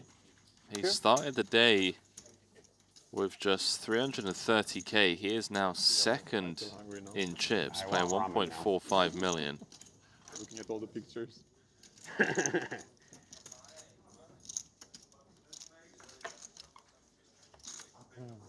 Yeah, he won a pre-flop all in by just 5-bet ripping over Dominicus Michaelitis. Michaelitis 4-bet folding for 170k invested.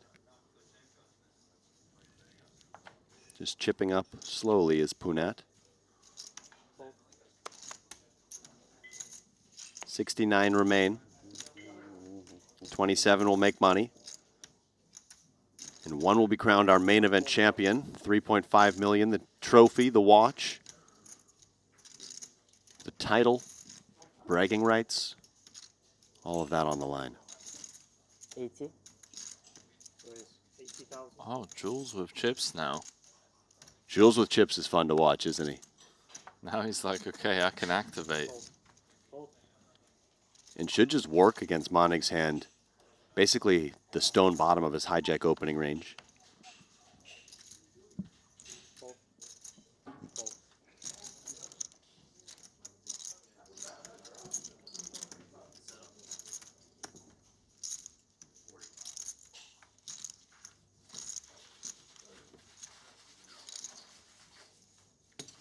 You're almost there. Yeah, I was thinking, wow. I didn't expect it. I told my girlfriend I'm not even going to take a jumper. I'm probably going to bust in a few hands. And then I get so cold and I make a monster stack. But now you know no jumper's lucky, so Yeah. you can't really switch now. So either lucky and cold or on tilt and hot. Yeah, Life so is hard. I have to pick.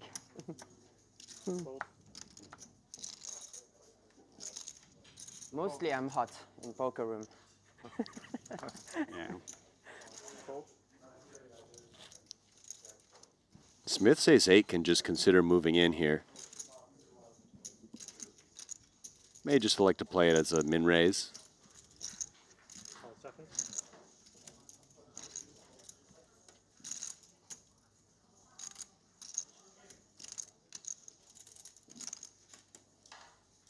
Raise all in. There is the jam. Not going to get any action from Tom. And same for Orpin. Yay. Always nice when you don't get called with that hand. Congrats. Thank you. It's also nice to just get one under your belt, you know? Yeah. These guys cannot outplay me if I just go all in. As per usual, you had nothing.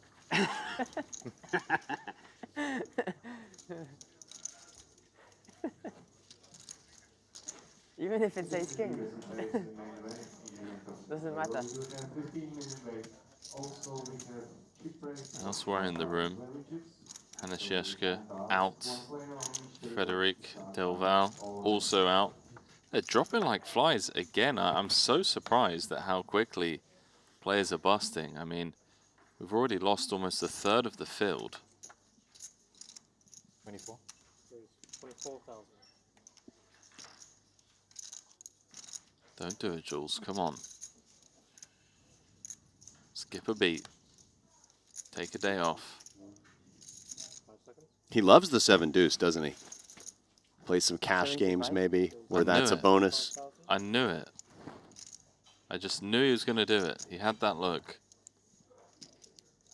Maybe it just works against losers under the gun opening range, do you think? Let's see if anyone else wakes up with something behind. But yeah, I agree. I mean, ace-3 definitely has an option to 4-bet. Fold.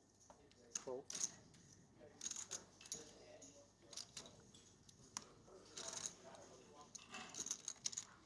Jules loves the 7-deuce. Action back on Manik. Cool. He's going to flick in the call. 180k out there. Didn't really take much time before flicking in the call. Manik's looking for some clubs. Jules was looking for some spades. Manik flopping best on the king 5-3 bottom pair backdoor flush draw. Is Jules going to empty the clip? Feels like the type of board he might fire at least a couple bets on. 55,000. Very quick 55k from Dickerson. Don't see how Monik can fold with a pair and a backdoor nut flush draw. We missed the window for dumplings. Oh, I yeah. haven't gotten them during the lunch hours. I think they stop at 2:30. Now I'm on big tilt. Now I'm tilted. Dumpling mishap Some for Smith. Amaral dumplings. Be a great way to turn your luck around. 290 in the middle. They come from Jules needs to be careful. I mean, it's an under the gun open from Manik. Obviously, we can see Manik's got just bottom pair, but he could very well be playing a monster here. I have not had any on the strip. Spade on the turn, though, could be enough what time do they reopen? to give Jules the green light. Yeah, this might just be Don't bet know, from but Dickerson dumplings and are win. made for lunch, which is a shame because I love evening dumplings. You a fan of evening dumplings, Alex? I don't mind dumplings. They're not top of my list. You? I'm just getting hungry by listening to Smith talking about it, to be We had honest. some good dumplings in Riga. Remember did. those? Yeah. This is going to work. There's no way Manik can call this. Jules Dickerson with the 7-deuce up to 873k. What a dream start for Jules Dickerson, who's been relatively patient. Up till this point, we see the 7-deuce coming in for the 3-bet, but patient at the start of the day when he was shorter stacked and now starting to lean on the gas. And it's a bit of a shame that we're almost getting ready for a new feature table, as it's fun to watch Dickerson when he has a stack like this. He's moved into the top 10. Someone has to take the reds this level. Yeah, me. You want to take? If you want, you can. I believe he told his girlfriend that he'd be on the feature table, but he'd only be there for about 10 minutes because he expected to bust.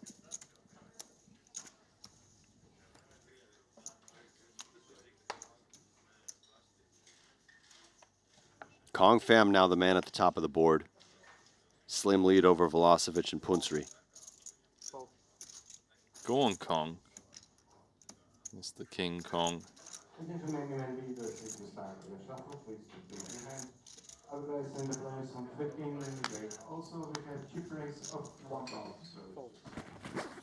Here the players are going to be going on break. This is 10.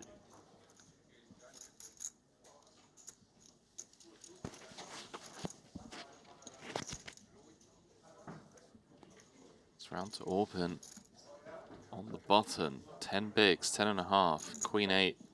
Let's it go. Was maybe considering jam. Probably a couple of pips too low. But we don't talk about strat. Right. We don't want to get technical. Keep it light in the booth, Henry. Our jobs may be on the line if we get a little too technical.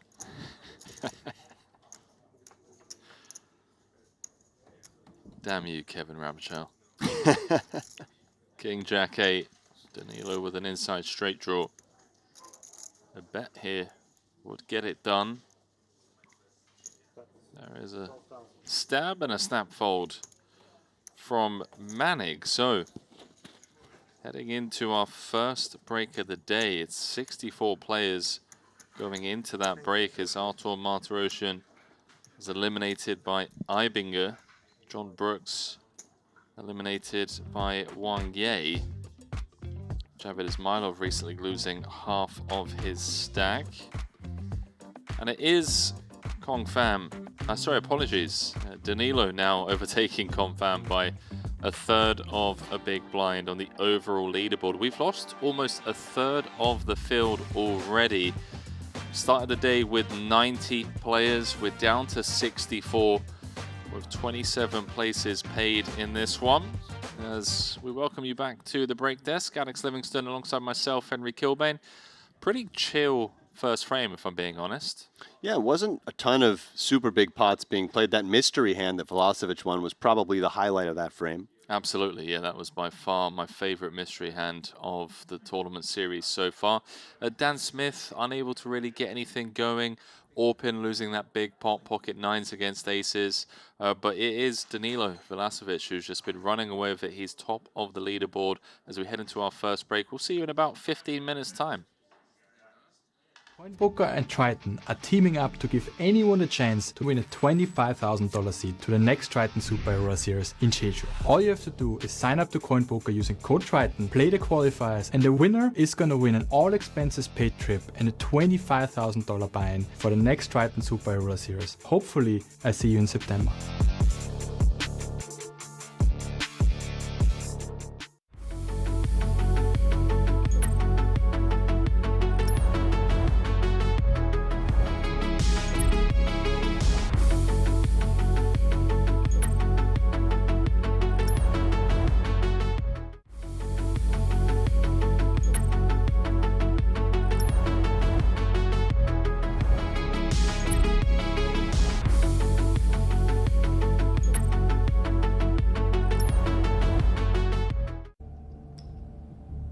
I'm all in.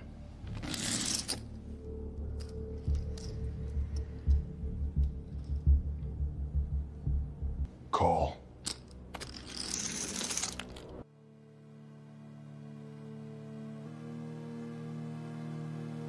Triton.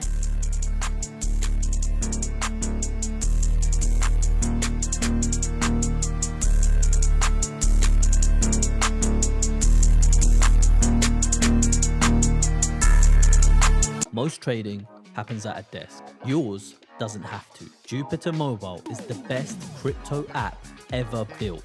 track your portfolio, scan for opportunities, buy and sell in one tap, and always get the best price with the best protection. Whether you're at the table or between hands, your crypto's always in your pocket and always working for you. Just use Jupiter Mobile today at jupe.ag.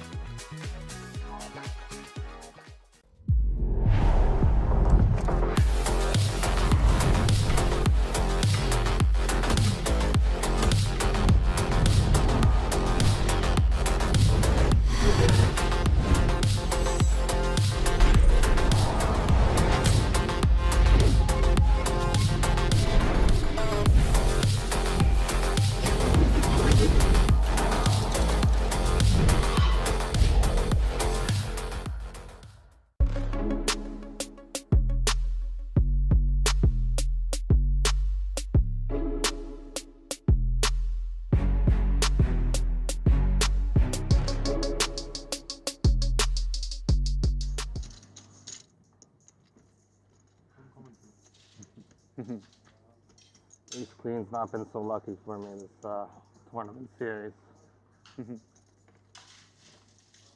Chanel Stokes sweating this one, saying that Ace Queen's not been good for him so far this series. Jack 10, picking up some additional outs here. Ace King Queen 10 needed. Fair fight. Dead flip.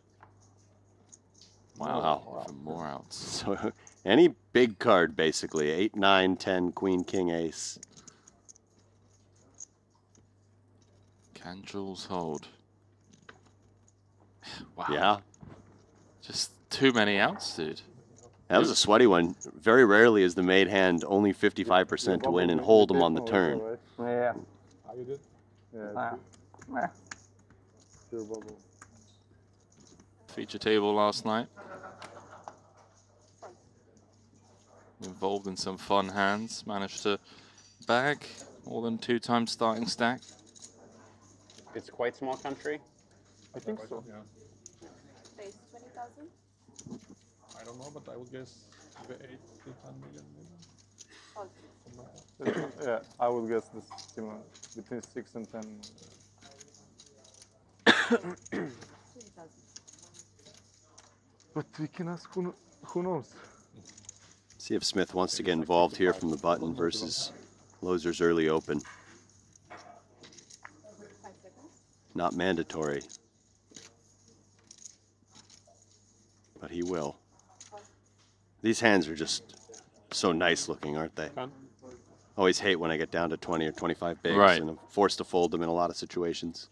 That's the thing I love about this stage of the tournament. Like how many airports do you think are in Oslo, for example? How many cities have them? Direct flights.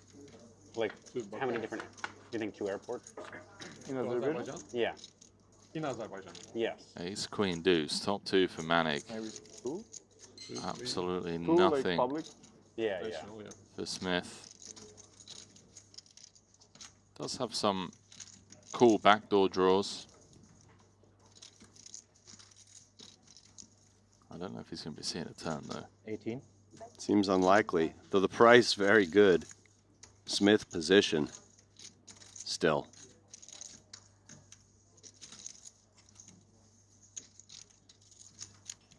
He's thinking about it. He's seeing the same things that we're seeing.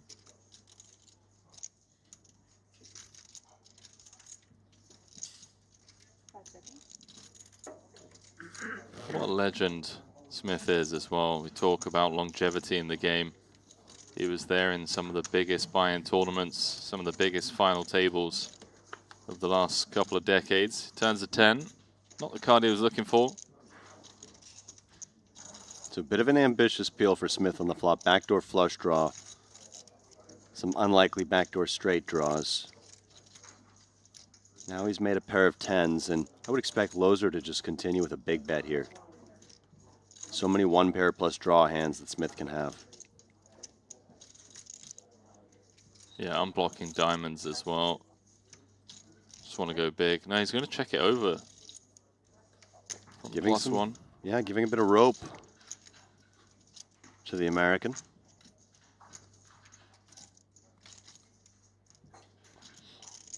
Now, don't forget, we can see the cards, Alex. So don't start like coming in being technical, range versus range and all that, okay? I know what you're alluding to. Just nothing about how Dan Smith has more combos of King Jack than Manic does. I don't want you to say that. All right? All right, technical analysis avoided for now. You can tell our viewers what you're referring to if you'd like. Scary run out, an annoying run out for Manic. After flopping top 2, it's come 10 King. 4-liner on board now. If he was up against a hand like Ace Jack, Queen Jack. Yeah, a lot of Jack X definitely existing in Smith's range. Wouldn't hate Manic just checking this one more time. Maybe Smith bluffs bottom of range and you don't start building the pot against Broadway straight. And Smith far enough down in his range that he can at least consider bluffing this combo. Yeah, I agree. I mean, it's actually very hard for him to have a worse hand than this. He could have, I guess, 5-4 suited. Maybe some pocket pairs under the 10 peel flop, given the price, but about as low as it gets, and very realistically can get a hand like Ace-8 to fold. Question is, do you want to bet a size that sort of just represents a jack for value, or do you want to go a bit smaller to what he does just go with that size representing a jack or nothing? And, you know, this is not actually as comfortable as it might look for Montenegro. Because with this sizing, Smith is only representing a jack, and it's quite a credible representation. Queen Jack and Ace Jack can both easily play this way, even Jack 10. And then the question is, where do the bluffs come from? It's hard for him to even have hands like this to bluff with. And a lot of the other hands he has will have, you know, more showdown value and maybe not feel compelled to bluff. Let's see if this gets through. Manic deep in the tank. So Smith basically had an option to just bet something like 40%, 50% to maybe represent a wider value range, or use this sizing, but Manic does look him up. Nothing as per usual announced. Manic picks that one off. So a bit of an ambitious flop float from Dan Smith. Didn't mind the river bet as played, but those are making a nice call. Here in this 100K main event, Ben Heath and Leonard Mao, a couple of the recent eliminations. Santosh is out. My man Jamil Wakil on a short stack, the Canadian. And Danilo Velocevic, on the heels of that Jack's full, is our chip leader, with Paulie V in second place. This is unfortunate for Smith, as Ace Jack well ahead of a 7 big blind under the gun shoving range, 6.5 even. Wasn't Paulie V a character from Jersey Shore? Isn't that Paulie D? Oh, okay, maybe. But I think that's why we call him Paulie V. And then there's also a Paulie P on tour as Plazonitis and Vitacunis, the 2 Lithuanians in our circuit.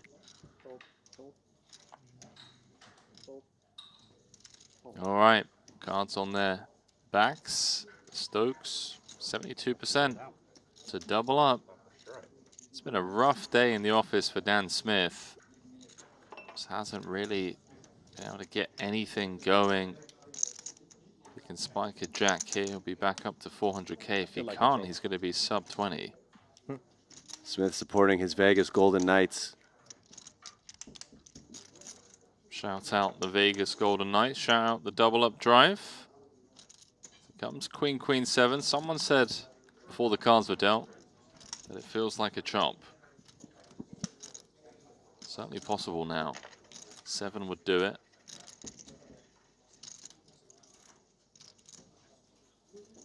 Four would do it, yeah. Add a 4 to the equation. Jack for the upset. Can Chanel Stokes hold here with the ace-king? He can indeed. Back up to 166K. So he bubbled the Invitational, but he doubles up here, Chanel Stokes. And is Dan Smith wearing that scarf Is that from one of the ones from Jeju? Or from a previous main event or invitation? I believe it's from this main event. Oh, it's from this one. Didn't champion or completer or holder of the Triton Trident? Yeah, something like that. One of only 3 players. Watson and Kuhn, the others? That's right. Yeah, you need to win short deck PLO and Hold'em. A lot of the players, won't even play all 3 events, all 3 formats. Cowards. Looks quite good. Oh, there's been more interest from a lot of the Hold'em guys saying that they're going to get into PLO soon. 5 seconds. This man will play both PLO and Hold'em. Elis Parsonen.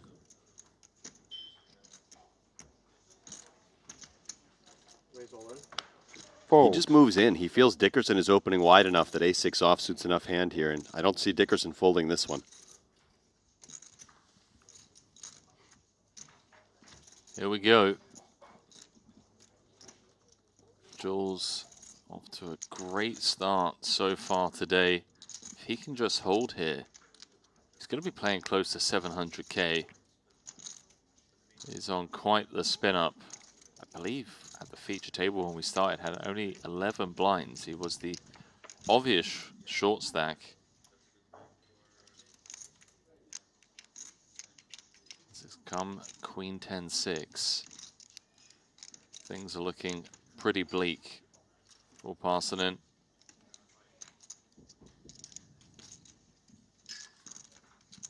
Close. 6 and a 6 only. Otherwise, we're going to lose the Finnish superstar. So he goes for the D mic. He knows how grim this is.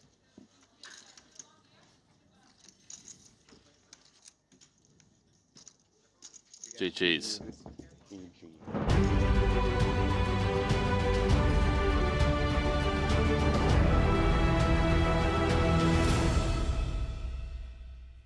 Well, first frame of the day, and they have been dropping like flies. We came back with 90 players. We're down to 63. It's Danilo Vlasovic who made a deep run in that 200k Invitational just yesterday, in pole position currently, but he has some very tough and aggressive players on his heels, Alex. Yeah, just noticing that Alex Foxen moved into second position, and you can see a who's who of killers behind him. Leon Sturm was our start of day chip leader, still right up there, and Ben Tollery, and he's our defending champ. Yeah, Punat Punsri came in with a very, I don't want to say very short stack, but around 300k. He has been on an absolute whirlwind of an upspin to 4th with 95 bigs. But a long old ways to go before we can start talking about min cashes here, but 27 places will be paid. I think this frame, 2 levels, maybe we get down to the final 40 or so.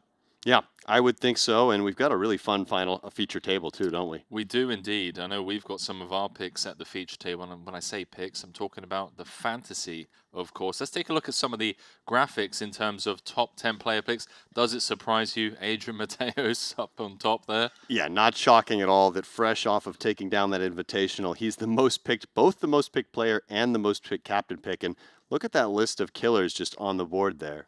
Yeah, Kaya Mokri, Jason, Makita. And we got more stats coming for you as well. Let's have a look. So the head-to-head pick, Mustafa Khan at JNT, I mean, pretty much a flip. They were on the same table at the start, I believe, or yesterday. Ike Haxton, strong favorite against Dan Smith. Yeah, now if I'm Dan Smith, I might use this as a little bit of fuel. We know that Jason used some fuel when we didn't pick him in the Invitational, and if Smith looks at that 87 or 83 to 17, he might use that as some fuel. All right, yeah, let's get fired up. Why not? It's the 100k main event. We've got 3.5 million up top, and we're going to be playing down to the final table today, live from the Maestral Resort and Casino. Fresh cast of characters. We've got Samal, Patavi, Dvoris, Kenny, Ibinger, Canet, and Barovkov. Now the head-to-heads are interesting though, because in the Invitational, we were able to draft before the start of the tournament since we knew the exact field and so on. And in that case, the head-to-heads, both players had the same chip count. Perhaps Ike may have had more chips than Smith, and that could have... He had way more. Yeah, so that probably factored into him being more popular in the head-to-head there. Absolutely. He had way more. So here's a look at your chip counts brought to you by CoinPoker. Bring Kenny. Pole position for now. It just feels like it's so early to get excited. A couple of single raise pots don't go your way and all of a sudden you're in that sub 20 big blind zone. But let's see how this one plays out. Long old day of poker ahead of us. Playing down to the FT. That's the plan. How much? 140. Looks like Batavi has jammed out the small. He's got ace jack. Mustafa is flipping if he makes the call. Never thrilled about it, but he knows he's just priced in against this stack depth. So here we go, off to the races. First hand, this fresh featured table.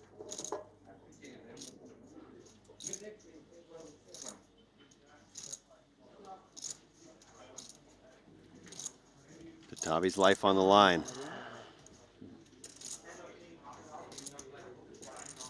5 of diamonds, probably. Sweaty.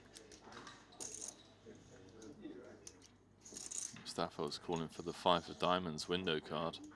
Doesn't need it, but does need to fade across turn and river. More outs. Wow. Classic sweat here. 10 or above. Yeah, any ace, king, queen, jack, 10 for the Frenchman. Is this just a case of too many outs again? We had one earlier on. It is. He's gone. Again, bro. Mustafa holding with the 5s. He's up to 800k plus.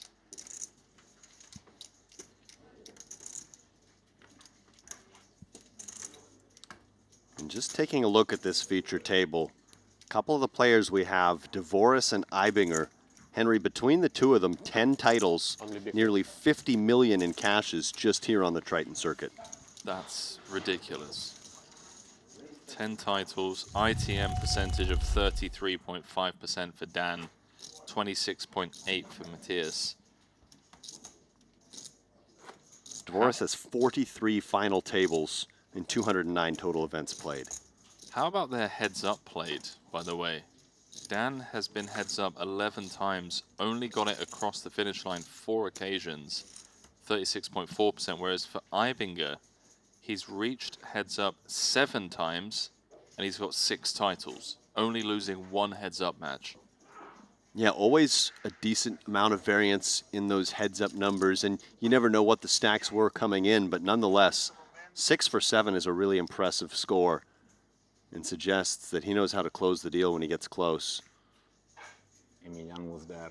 Dvoris picked up title number 4 on this trip, beating Dejan Kalođerđević heads up in a very quick affair, despite the fact that they started 60 big blinds effective.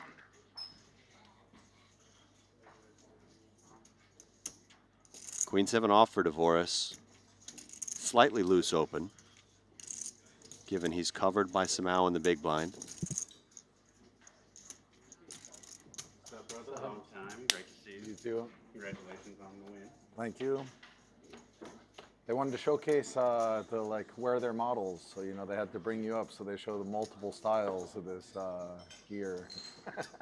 Bryn using the scarf as some headgear. As Samao flopping bottom pair, nothing going for Dvoris. But pre-flop initiative on this ace-high texture. Yeah, my first time was the last trip in Jeju when this one came out. That's enough for him to fire. Would expect Samao to continue with the pair. Though, of course, 2 diamonds on board, not loving things. We can see he's got Dvoris in terrible shape. I was checking your app now. You what? You congratulate Bryn for the 4th place? This is creative from Samao, finding a check raise with bottom pair. Also, I only just found Just out takes about it down. Like the second and the 250 that you got a little taste of.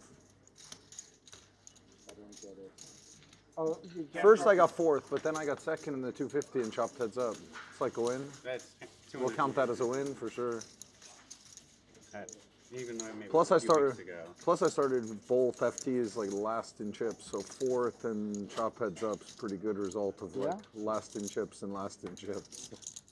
That is strong. Brain referring to his performance in Monaco. That's not typically what you do. No, but Yeah, so I was trying to needle him. No, you but know? it's Try to get him exactly flustered, it's just tilt exactly off the typically what I stack. do. When I make a deal heads up, I always lose, and no deal, I never lose. So I knew I didn't think it was mine, so I made a deal. Got it.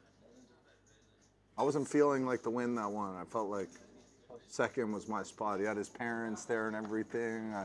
I could see the story. The story wasn't me winning. I wanted to grab some more cash. Should have flown in mom in a hurry. It was a little too far. Yeah, once I saw his parents, it was too late. Some superstition there from Bryn. I was playing with Chidwick in the Invitational, and I was like, yeah, you had a good stack. Like, hey, if you win this, you're number 1 all time. He's like, I don't know, because Bryn just won a tournament. I had no, I was like, I'm like, you won another fucking tournament? Okay.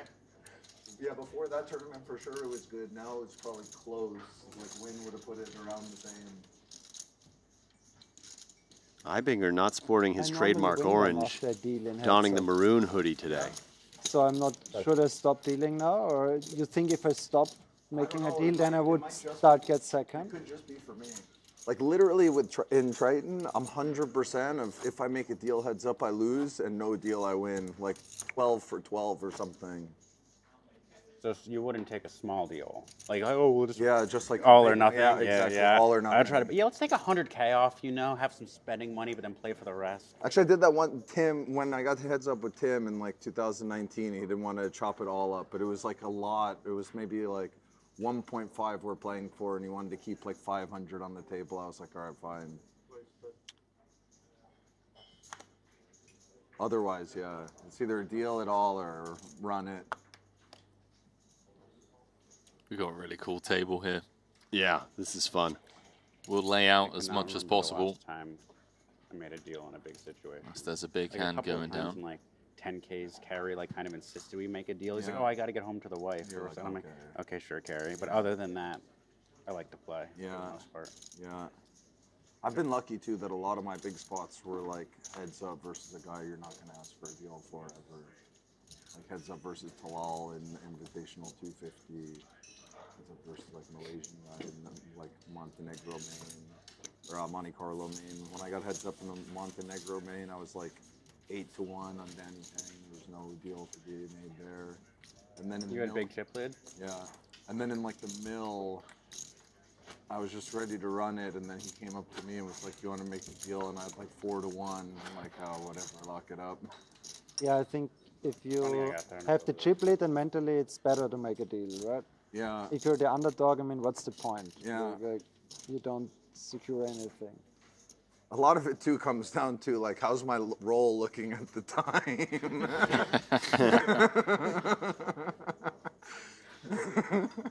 So usually when I'm making the deal, it's because the roll's looking low. And I can use some extra chef money. When you showed Makes sense. Invitational, even commented like, I wouldn't expect you to do this when you're not like flush with cash. And Some extra chef money. I love that. You had show up late money. You're like, man, that's late. Oh, he just got for 3.5 in Monte Carlo. 3.5. Yeah, because I got like 4th and 100 too. Well, welcome back. Before this show, I was thinking, I was like, oh, I'm going to try and like the small ones. I'm going to play like the 25 main in Monte Carlo, or the smaller ones here. Cash there, I'm like, coming back for the Invitational. Yeah, we played in Dario. Ibinger with the 3x, king queen suited. Mustafa limping in the queen 3 of hearts. Could see him limp call this. Elsewhere, just reporting that Mateos has busted. He was the top pick in fantasy. Wow. Adrian let me down. Vogel saying winner of the 50K also out. We're down to 56. Yeah. I absolutely love it. I still haven't been to your restaurant. Big flop for Matthias Ibinger.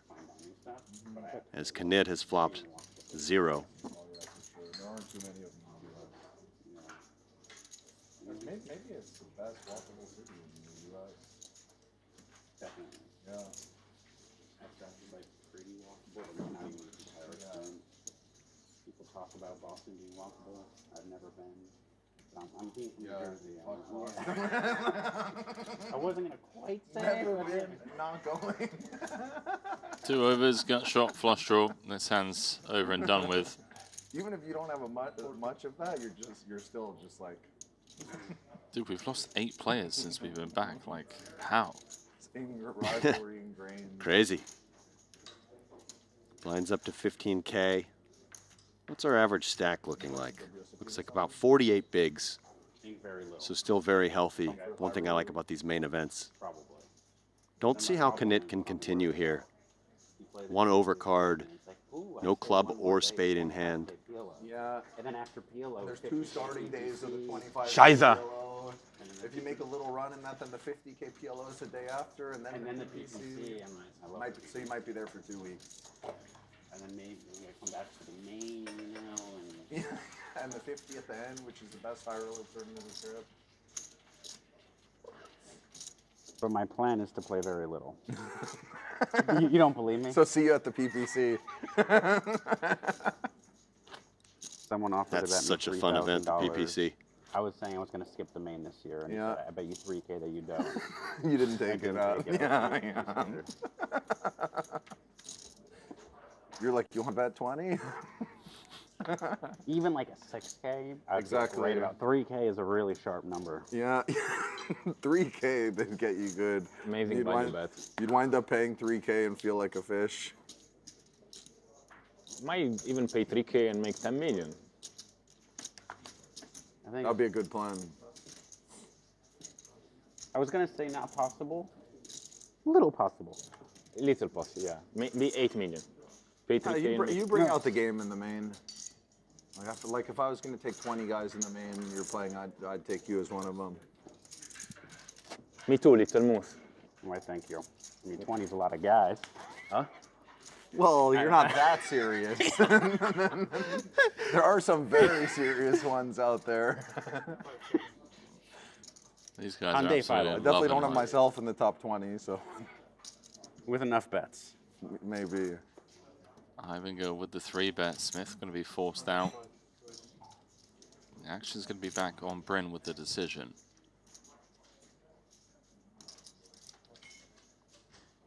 He is suited. If he had the offsuit version, I think he would just always fold this. But the 2 hearts might give him reason to continue in some fashion.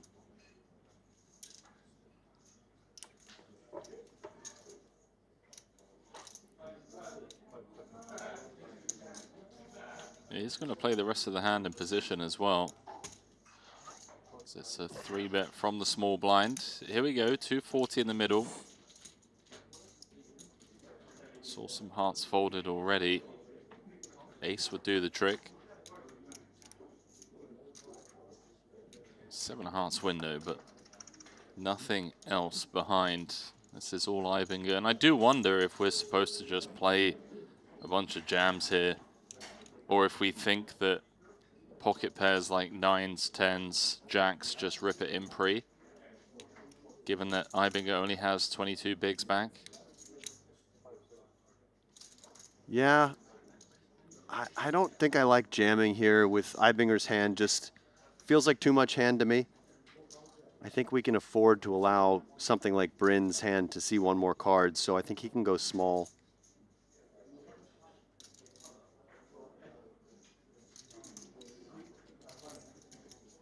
$95, the follow through. I think Bryn needs to fold this hand, but it's admittedly a little close with the backdoor flush draw. Not much room behind to play.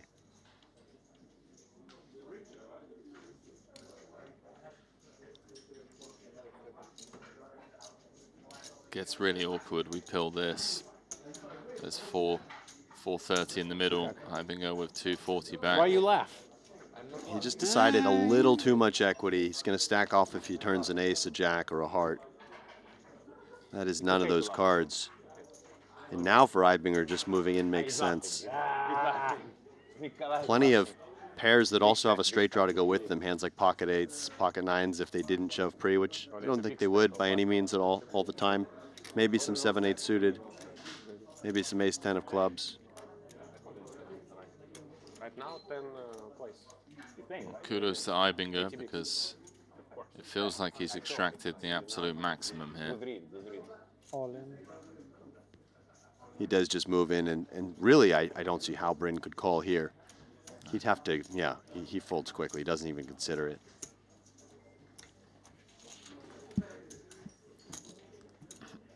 Let us know how your fantasy teams are getting on.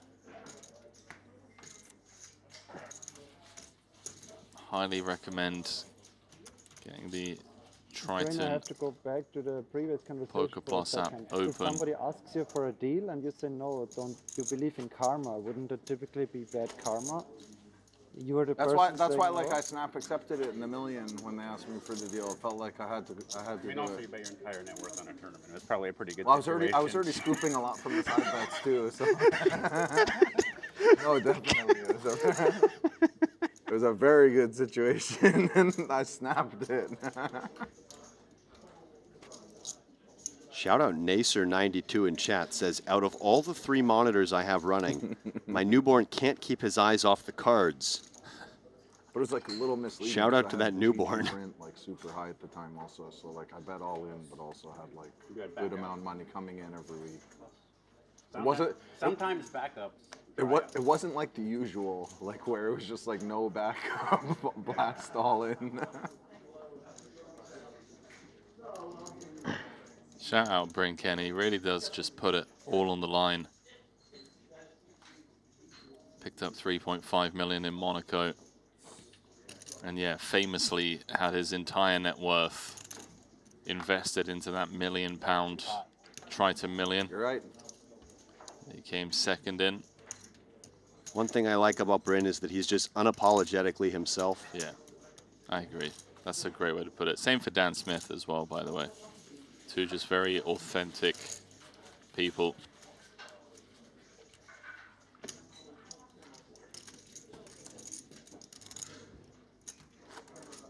Really loving this updates feature, especially when you have this many players left. Sometimes it can be tough to sweat all of the tables. For example, you can just see that Mananovsky just lost half of his stack against Thomas Boyvan. Chanel Stokes recently eliminated Jules Dickerson up to more than a milli. Alex Foxen doubling up Mikita Badziakuski, value raising Jackson 8s on the end and running into a better 2 pair.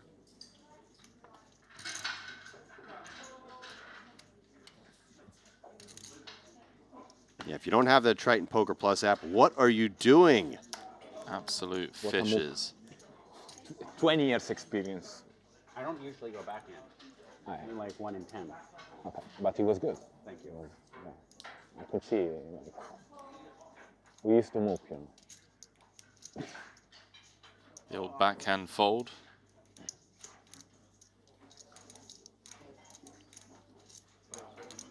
Yeah, Smith with, what, 20 years of live poker experience?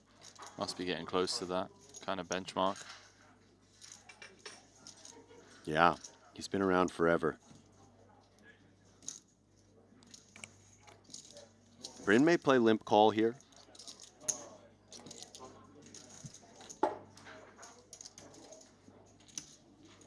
Morris with the 3x out of the big blind, 8-5 offsuit. The big pots are typically going to you, my friend, so let's keep it a bit smaller. No, I like big pots. I like big pots. Against you, big pot. 10-3 deuce. Bryn still the best of it, connecting with bottom pair. I'm not playing Down with every just hand. 8 high. I play a few pots here and there, but weak. No, I'm not. My mom didn't raise me to play small pots. Mustafa saying his mum didn't raise him to play small pots. I love that.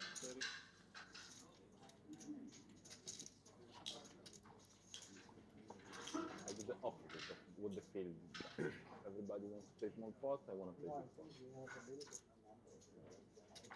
I definitely have your number, but but you have mine too, because every time you get in a Britain with a decision here. Could certainly see him check raise this. Definitely, I have some enough data. You There nailed we it. go. Just doesn't play well out of position on a lot of turns.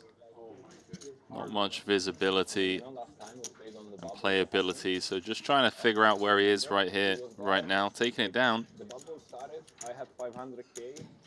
That's a move you just didn't see, say, 10, 15 years ago. Check raising with bottom pair. It's really become a lot more trendy. Okay. Bubble ends today. I have 2.5. Antonius has 2. A Binger has 200K. He takes it all, huh? And he takes it all. No. Beginning of the bubble. I have 500K. Patrick has 1.2. He has 3 million. Bubble finish. I have 3 million. Patrick has 2.5 and he has 300K. Which tournament? But how does that make sense? No one's using this box. Was it doesn't work? Was the 50K at shop? Yeah. Can you get an answer? Yeah, I want to. But we bring luck. I want to escalate it. You see? Usually, it's just better for me to do like this. It's not always good. No, when we are on the bubble, usually one of the two. Same thing happen? Usually, yeah. Like for real. Usually is we found an agreement on who's going, but then. Mustafa reminiscing about one time where Same seed on the too? bubble he got the better of Ibinger. Thank you. Maybe trying just to remind Ibinger of that so that he potentially goads him into making a misstep. 2 kings for Dvoris. Timely. As he's down to just 20 bigs. What's this word? I know in Italian. What's in like Italian? the museruola. Muzzle. Muzzle? Yeah. Muzzle. In German, it's Maulkorb. Very close. I missed the story since I then got in the hand. So you had 500, he had 200. No, he had 3 million. Oh, he had 3 million. Me, Patrick 1.2. The bubble finished. I have 3 million. Patrick 2.3. He has 200K. But I cashed it. Yeah, he cashed it. He got it. Yes. But also, like, he never went at showdown. You know, he was like boom, boom, boom, and then one all in. Not a single showdown. Raise 3 bet, called 4 bet, 5 bet. That's impressive. Sometimes you just never hit anything, and you never have it, and they just keep punishing. And you keep Giles going. in trouble here. It was like, it was so He's flopped funny. an open you know? ender. It was like one hand they punish, the next hand Patrick punish. This one could hand go they in punish, the next hand at Patrick this punish. SPR. Of course, all in. I was like, bro, don't take, you know, like. Yeah, he was in more trouble pre-flop, where if he flopped a pair, he'd be in pretty bad shape, but has some equity here. Try again. This could play out various ways. Next hand he tries again. Think just call versus a Dvoris bet? I'm telling you, Patrick was having so much fun that he was Big bet showing from that Dvoris. he was showing, you know, he was like. Not impossible that Joao just semi-bluffs this combo like you were mentioning.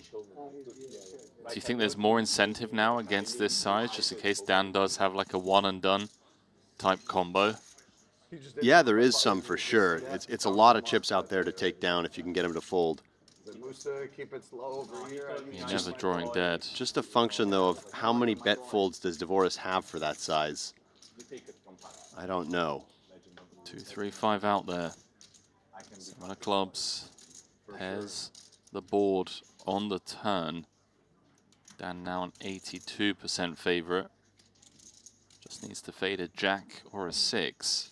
Pretty reasonable just to rip this in as Dvoris.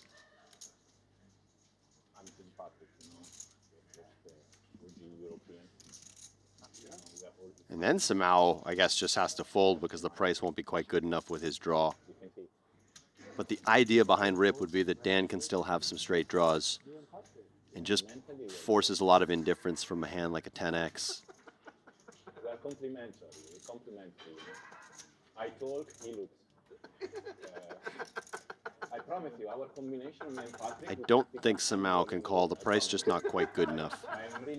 He's asking for a count. Like, I'm good, bro. You have no clue.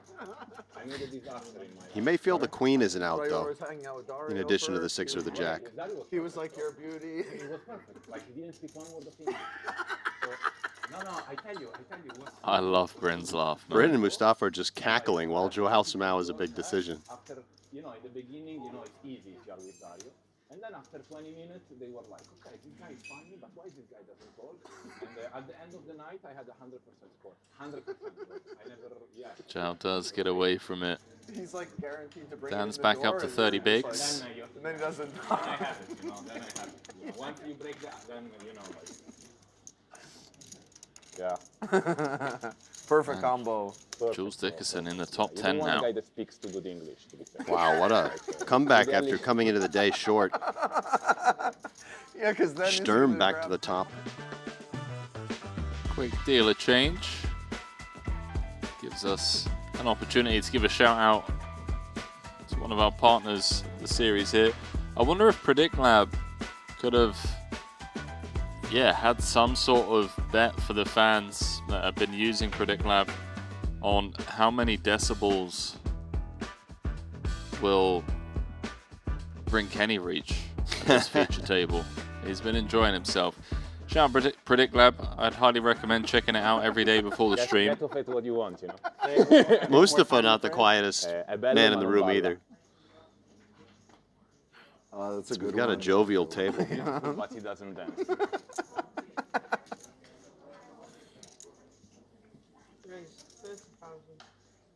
I mean, I was handsome too, to be fair. Like, I had my 3-4 years of... You had your time. Yeah, of course. Then you started playing poker.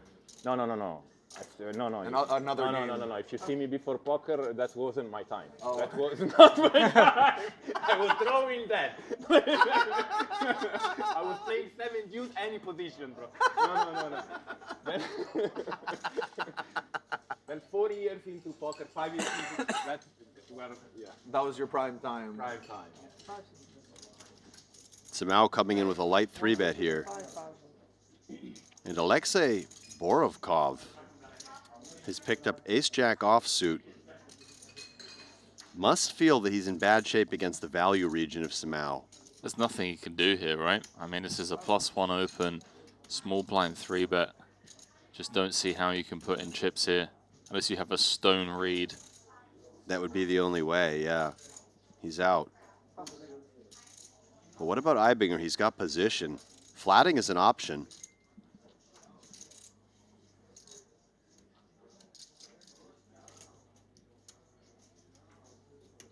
Let's it go.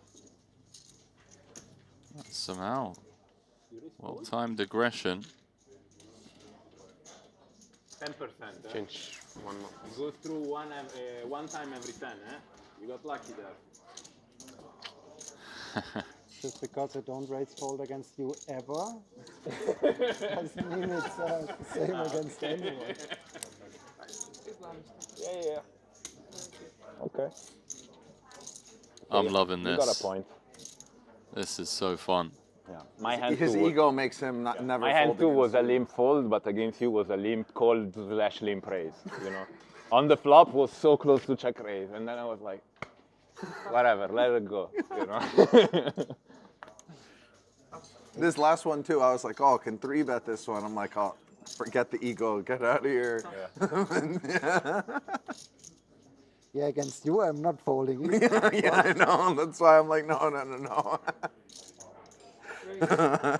Since you're telling everyone, how do you play against me? I'd fold all in. Nothing to can't call Let's you pretend off. I had a real stack. Oh. And like, Zhao's just fold against absolutely me. locked in at the moment. He's not You letting think I'm scared money? the table shenanigans distract him from the task at hand. This one's not going to work. Borovkov ripping it in with the 7s. So you play normal against me? 2? Okay, I thought you were calling me a pussy. Zhao lets it go. Nice little pick up there for Borovkov, increasing his stack by about 1/3 uncontested. His biggest heroes that I've seen are against me always. Hope you're all enjoying the show. We got Bryn, right, 90%. Dan Smith, Ibinger, and Canet having a great old time. But it's been a long time, so now I'm changing the trajectory. He called last muck. time you had it. Yeah, you call mucked It here, wasn't like a huge spot, but still you had it. yeah. You were I'm like, like, wow, wow, what is this? Like, what is like value? It's one of those, like exactly like you said. I was playing aggressive, of course, but then I was just making no cards, like in all the times I would bluff you. I'm like, okay, well, gotta try something. Little Musta, the strategy is very easy. You play him like you will play me in a 2K bind. You know, just make me put as much money as I can, and then say all the chips before he can say it, and then you know. And then try to fade a 5 out there. No 5s come, you win all the money. You remember we had one time a deep run in a small buy-in in the World Series where I was completely crazy. I think I got fixed and we were final table together. Must have been real bad. Couldn't jump over the line there, huh? Hagan won. Who won? Hagan, the old bold that played super high mix. I think I got 3rd place. Yeah, that one. And I got 6th. And I kept bluffing him every time, and he kept calling. You don't remember? Every hand I would bluff this guy, and every hand he would tank a bit and then call. And me always 8 high, right? Jack high, and and he won the tournament because me. Because you just kept giving him chips. Yeah. Wow. I learned the lesson though. But kind of, not really, but yeah. A little at least. Now next time he for sure doesn't think I would bluff him again. Okay, I'll try to bluff him again. Yeah, that's what I kept thinking every hand we played. I'm like, all right, he's like, see me bluff, 6 times in a row, 8 times in a row. Must think I've got it here. Elsewhere in the room, Maher Nuira getting very lucky to double up. Jacks against aces. Oh, sweet. Check call all in. Yeah, Borovkov, sub 20. It's always options on the table against +1. I just like ripping this in. Now, of course, you're like, whoa, yeah, now he has to. Card. He agrees. Now, if he was gonna maybe help himself, now there's no way.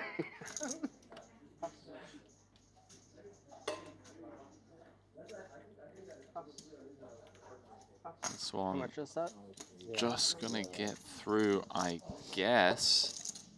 Dan asking for a count, but let's see how we can call. Just shy of 18 bigs here with ace-9. Yeah, he gets out of there. Yeah, Maher Nuira doubling up with jacks against Curtis Knight's pocket aces in a 65 big blind pot.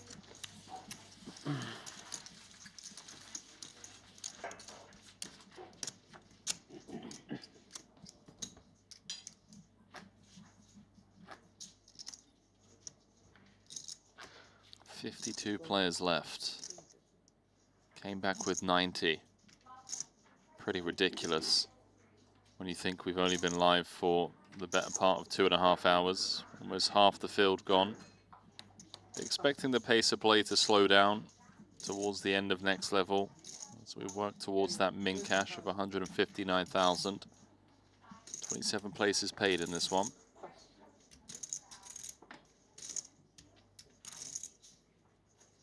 Zhao with the +1 open. I saw. Sick reflex. And Bryn gonna defend the 3s. Try and flop a set in the hopes that Zhao's got a big overpair that he can stack. 85k in the middle. No 3 on board. Let's come King Jack 10, all clubs. Bryn trying to throw Zhao off there with some faces, or was that just to our camera? I don't know.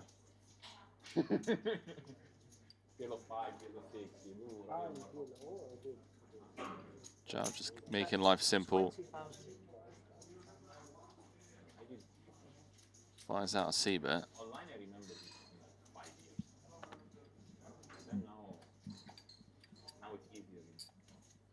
Bryn with options. I think to a lot it may just seem like a trivial fold, but he could even check raise a combo like this. Comes with call. 1, 2, 5 out there. Zhao turns it straight. This hand should be over and done with. Your generation is really lucky. My generation had to fight with a lot of heroes. We are same generation. A lot of heroes that won all the money and then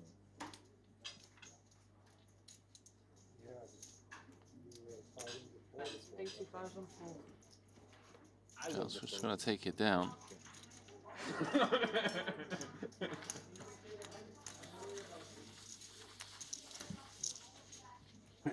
South Europe, yeah, I think so. Influenced a lot of people.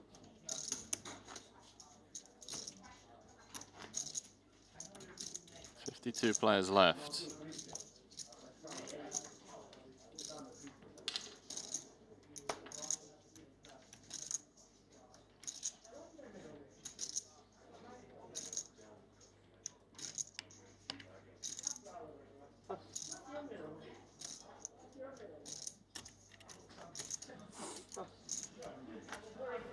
Haven't seen much from Canet so far. Same could be said about Ibinger as well.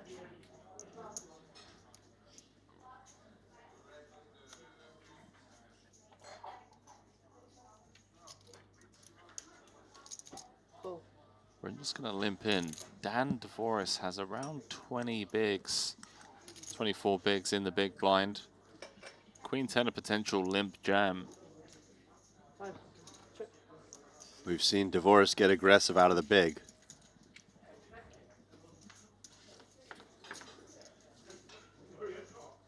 Doesn't do it this time, unfortunately so, because he would not have been winning any chips on this pot. Queen 8 deuce, bring Kenny with top pair. Just going to check it on over. Springing the trap. How is possible? Adrian lost an all-in with aces. I thought those things usually don't happen to him. He's really good with ace 10 and the ace queen. Aces, you can win. Okay, fun turn. It's given DeVoris a straight draw. Could be enough of an excuse for him to activate.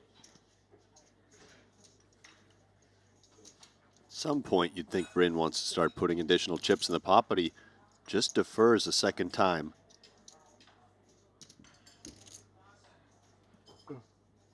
Maybe just feels like Dan is uber aggressive against these passive lines. Just wants to extend as much rope as possible. Yeah, and I wonder if he's planning to check raise if he faces a bet here, just given the prevalence of the draws and how underrepresented he is. Well, we're about to find out.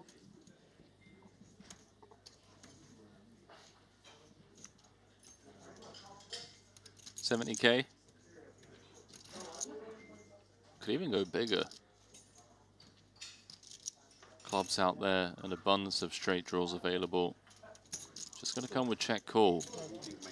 Playing this one very sneaky.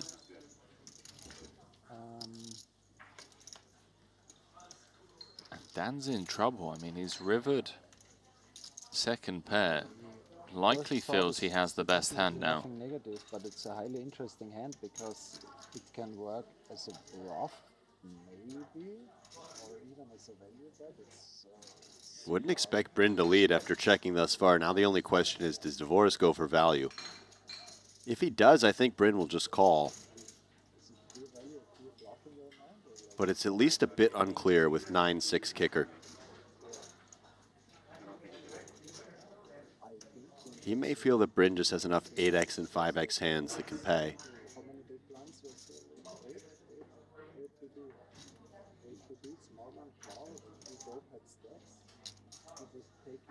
Is going to go for it. Yeah, this is a value bet.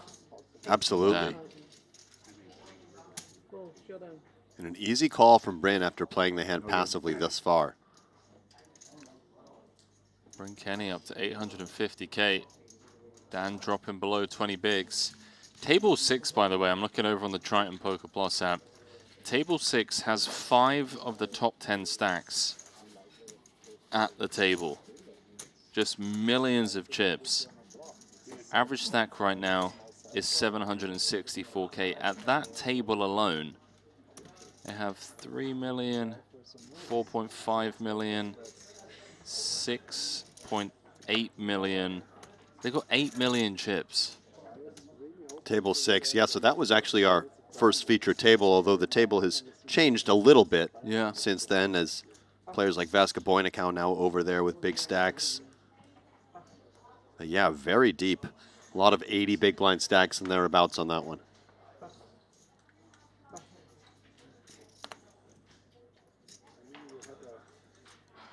Leon Sturm started the day. Chip leader, still the case. 52 left. Kenny's got an active image. He's been active today, and he's picked up 2 queens. Dan's got a suited king in the small blind. I wonder if it's just a little too weak to move in with this one. Ace-6 suited, I think he's in for sure. King-9 suited. This could be close. Just plays it as a flat. Giles got a king in the big blind as well. Mostly overcall Joao's hand. Occasionally you find a squeeze here. He does find that squeeze. His idea is that he can get it in against Dvoris. He'll be pot committed, of course, versus anything Dvoris may have. And it looks strong against Bryn, but Bryn's got the goods this time.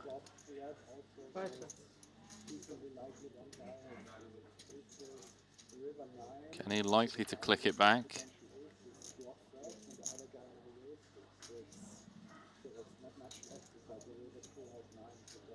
Was never expecting Dan Dvoris to back jam versus 3-bet, where you could have this weird situation where 230. If Bryn was to flat, Dan back jams, and you get to stack off Zhao. There is that click back. 230 announced.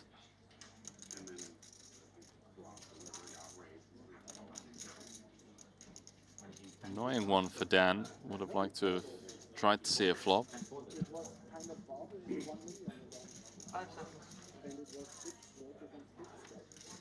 We've seen Joao get sticky in the face of small 4-bets before out of position. King 10 off, just such a bad hand to have in a spot like this, though.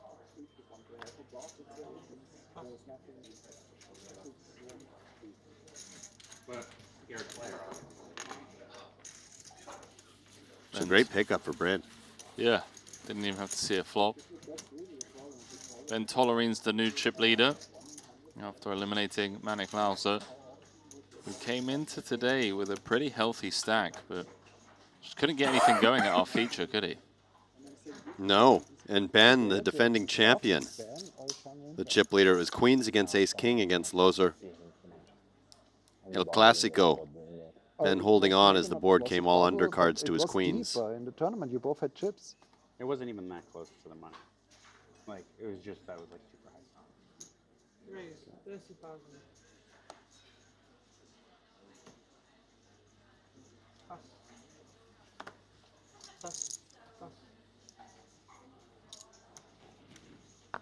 But I will take that as a compliment. Thank you.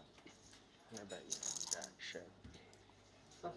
It's like when it takes a certain kind of mindset to maybe bluff your stack away like this in a 1 million, but you don't care about it.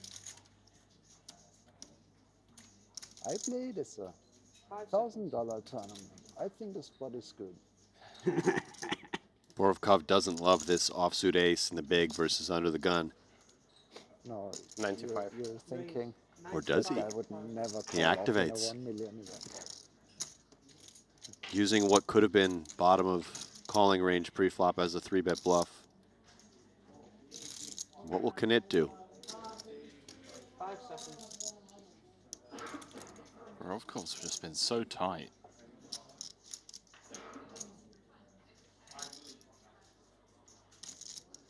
Mustafa has also been relatively tight. Been talking a big game.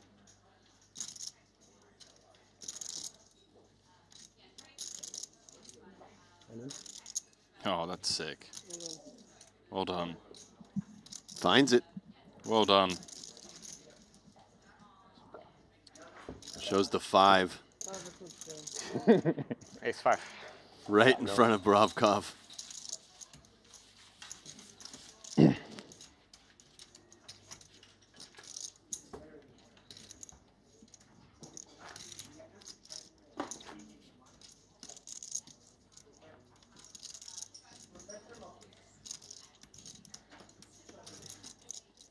So getting closer and closer to the money. Still a decent ways away, but 50 left, 27 will pay. Lost half the field already.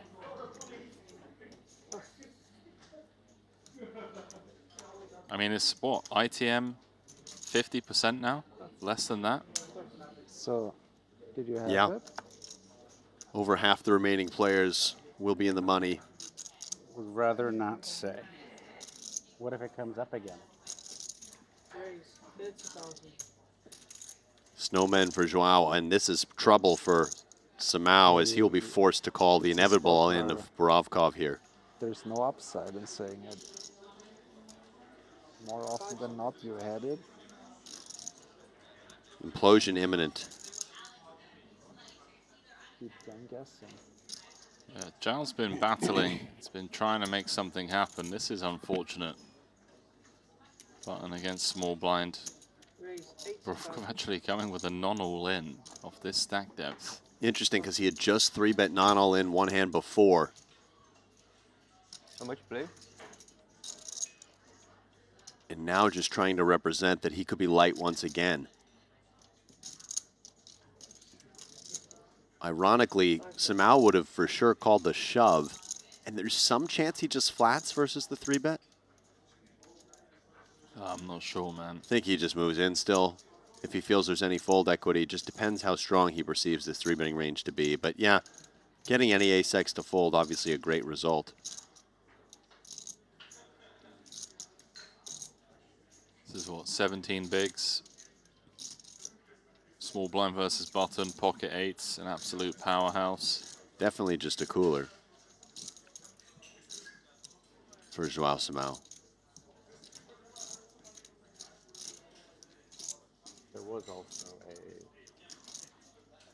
God, he's really staring Alexei down, just trying to Yeah, it get a was read. I mean, not realistically. Or was Is it? he Was going it to get ace away deuce? from this, No, man? it was paired. It was 3 would have been... He believes Borovkov to be strong, it seems, as this is the second consecutive non-all-in 3-bet. Was it just ace, deuce, 4, 5? Really? I'm not sure. And again, he would have snapped a shove. This would be a world-class fold. Because I don't know if you can fold. I mean, if he does, credit to him. The entire time, Zhao has just been locked in on Borovkov's body language. Zhao, another one of those really intense players like Adrian Mateos, always trying to see if he can pick up on some sort of tell. What? Again? Would you like to bet? Just makes the call. So there is now a path to getting away from this hand for Samao.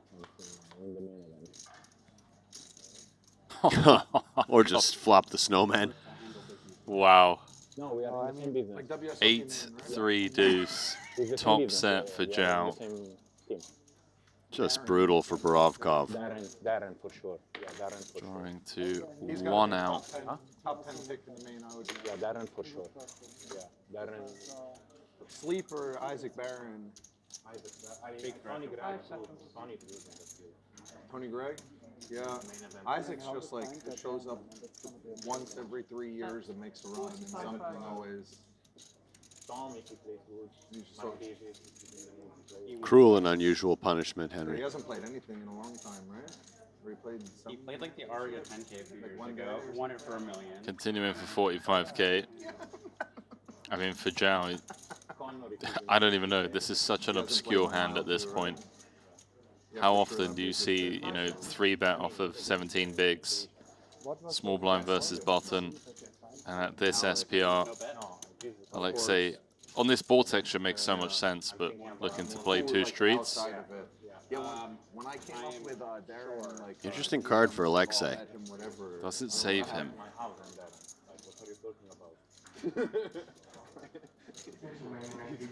It's not clear to me that there's much of a reason to bet now as Borovkov.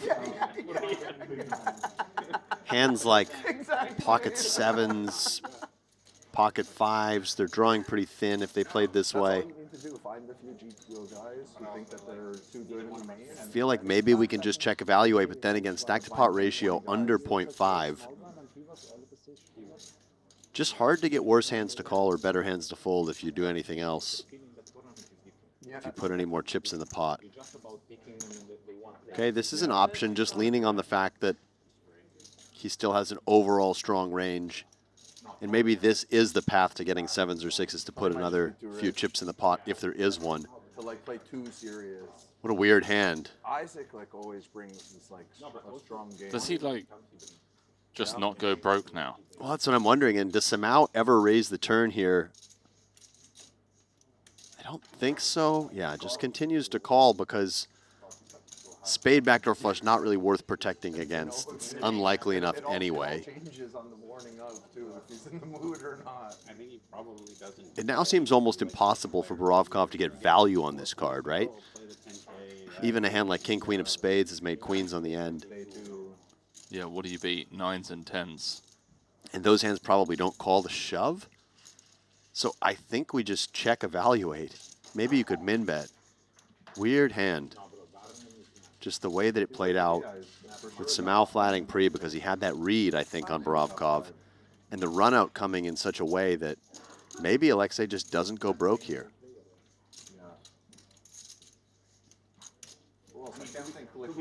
To be fair, I will pick even a Greek ball. Yeah. I will pick anybody that knows good American field and knows like. Yeah. There's the check. SPR sub 0.3. Zhao's going to ask for all of it. And maybe Alexei can check fold. I think so. I'm struggling to think of hands that you beat. Yeah, for sure. Jack 10 of spades. How hard is on you? That's what I mean. 5, 6 of spades. I mean, does Zhao tank call with 5, 6 of spades pre-flop though? Like what's in the tank calling range pre? Right. It's unclear. Yeah, because Zhao was considering between jam, call, and fold, right? I just don't know if 5, 6 is in there. It's completely fine hand. Yeah. And then you get raised. I just puts you in and raises you, yeah. I'm like, I don't know, I'm lost. Yeah. It's not technically, I should even beat value hands. Yeah. Okay, call, nice hand. Nice hand. No, you don't beat value. I know. Their value is different than ours. Like their value and your value is like Borovkov deep in the tank. very different. It's just so painful. There's 450 out there. Nice hand.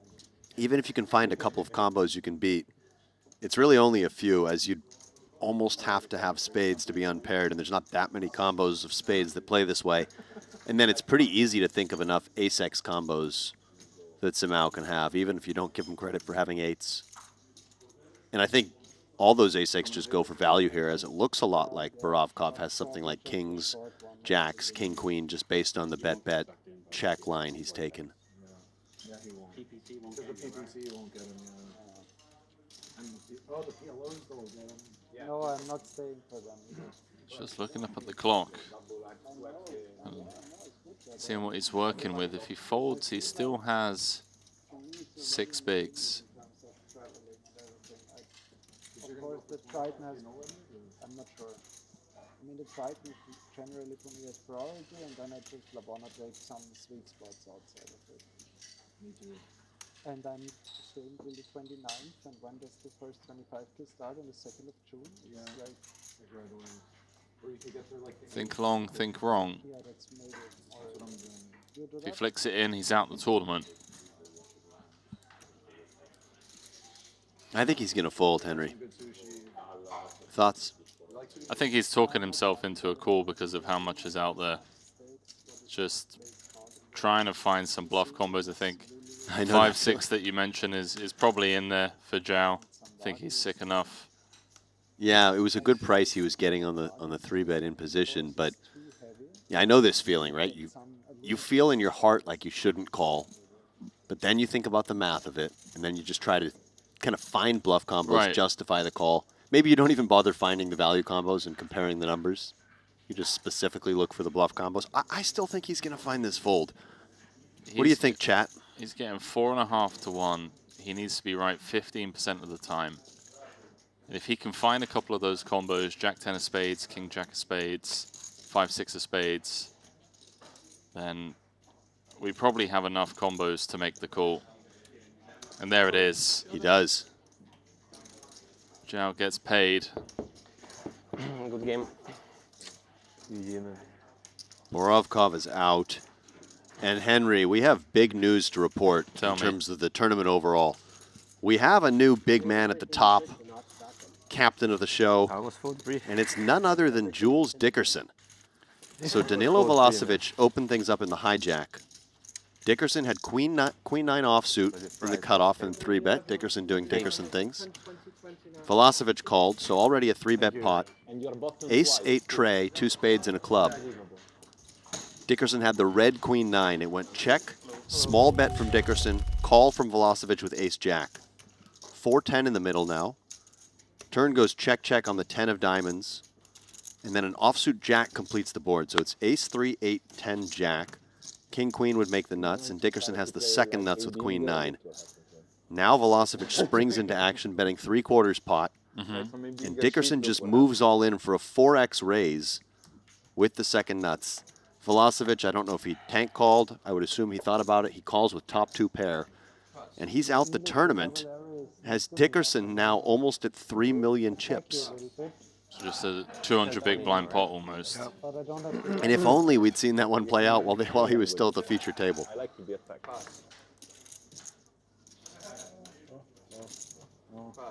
Jules Dickerson playing almost 3 million. I don't think it's fair to button. No, it's the worst spot you can take, bro. This button is very dangerous. Take it tight, take it tight. I love the fact as He well likes that he said at danger, the top but not of the that day, kind of danger. he told his girlfriend that, hey, like, Enjoy. I'll be done in 10 minutes. I've only got 11 bigs. Yeah. Well, not quite, Dickerson. As he now has... The blinds have just gone up to 1020, and he has 145 big blinds at this new level. He's opened up a big lead on Leon Sturm in second and Tollerine in third. So we might get a chance to see more Dickerson if he continues to hang on to his chips, and he's dangerous when he has a lot of chips. Ever aggressive. Relentless style. Got Bernard Binder at the table. One day I want to try the line that Deschamps told Down to me 44 now. that he played top 10 worst hands in history of poker he played yesterday. That's what he said himself. Where he raised with a bluff and then he called off against him. It's not the first time that I saw that. Oh, good luck, Mo. Good luck, Mo. All right, we're just going to rip this one in. Dan Smith on, what, 7 bigs now? Looks about that, yeah. 125,000. That's not a good hand. Not a good hand announced. Accurate.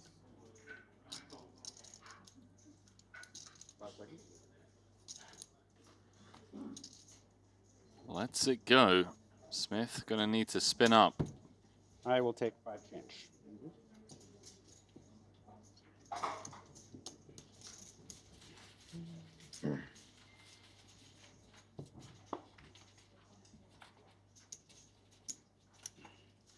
Smith making sure he gets his change. Every chip matters at this point. Down to just 105. Normally, I'd play there, but we're on the bubble, you know. But at least, okay, my mind is blurred. Maybe it was not bubble, but you were definitely one of the biggest stacks, the both of you in the tournament, right? Hmm? I thought you Yeah, needle me just now. No, I mean right now. Wasn't. No, I thought you needled me because I shared earlier the hand as it was on a bubble, and then you said no, it was actually not close to the bubble. It was not Bernard Binder. So I thought now you're saying you're on the bubble. He's been on a tear. No, you're just being very sensitive. Thanks, Dan. That would be a very sophisticated needle. I'm just a simple guy from New Jersey. Yeah, no, for us Austrians and Germans, it's pretty hard to understand humor from the US. 5 seconds. Smith with a defendable one. Out of the big, it would be. Oh, sorry. Yeah, I thought he was in the big blind. My bad. Yeah.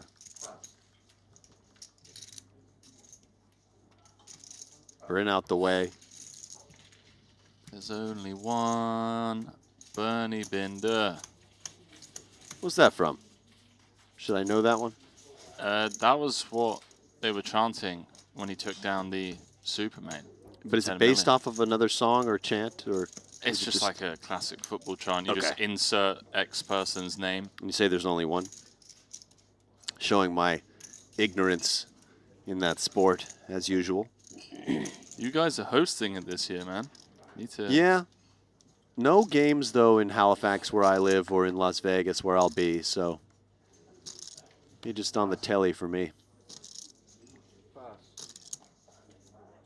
So the host country always gets to participate, right, regardless of their level of skill? Wow, good question. I don't know, actually. Okay.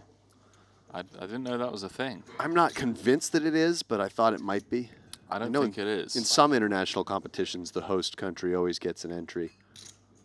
Ibinger ace-jack suited. 65,000. 65, interesting, going 3x. And I think this is because, this is interesting. I was going to say it was something to do with Dan Smith's stack, but it doesn't seem to be. As if Smith jammed, it would not reopen the action for Ibinger. Let's see who's in the big. Maybe it's Dan DeVoris, I believe, playing around 10 bigs or so.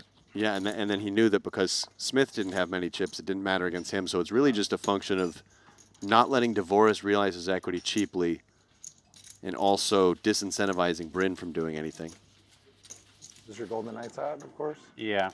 You might have to fly in earlier than you thought for a game or two, no? New York is just so good this time of year. Yeah, the Knights with a chance to make the Stanley Cup Finals. I'm captaining a tennis team, and we have like a match, you know? I'm just into it, you know? Yeah, you're in the cut now over there, like situated. I mean, I am the heart and soul of the Dirty Dogs. Of course. Wouldn't expect anything else. This is tennis team. Dan Smith's Dirty Dogs. We might have the worst team in the league. But have the most fun. 40,000. So what I didn't account for, if like you're a new captain and like believe, hey, here are the guys who like are looking for teams. All of the guys who are actually good got picked up already. So everyone who's left, it's like you shouldn't be playing in this level. You should be like one day. You got all of them. Yeah. Ben Tollerina is on the team, but he's been here. He'll help us. And if you happen to know who Nick Binger is? Yeah. He's actually good too? Or? He's good when he plays, and he just hasn't played in months. Oh. And like, it's like, yo, just start playing a little bit. And he's like, on the tennis court, he's psycho competitive. Yeah. And he's just like not practicing. You playing a lot lately? Yes. Sounds like we're doing it wrong, I'll Alex. take this public opportunity to mention. Sounds fun. Tennis league. Henry and Danny Tang, 2-on-1, giving them doubles lines. I was like, guys, you have no chance. You should not bet me. They insist on betting. I go 4-0. That's great. Wow. They're like, how could you beat us 2-on-1? You're not that good. I'm like, well, yeah, y'all suck. Shots fired at you. You're terrible, though. That means you must be really good. No. 2-1. That's sick. Also, when you're not that good, you have to be like pretty good at But they have the outer field? Or? I give them both lines, doubles. I give them the outside lines. So we're running it does back. Does it mean they can hit on your field the outside line? Yes. Wow. So disadvantage and disadvantage combined. And you beat them. All right, Danny. Both of us were playing doubles. Oh, I got it. Okay, yeah. I was need to lock the ball in. a lot to Danny Tang. 80% his way. Sounds like Danny was the weak link. You can keep playing.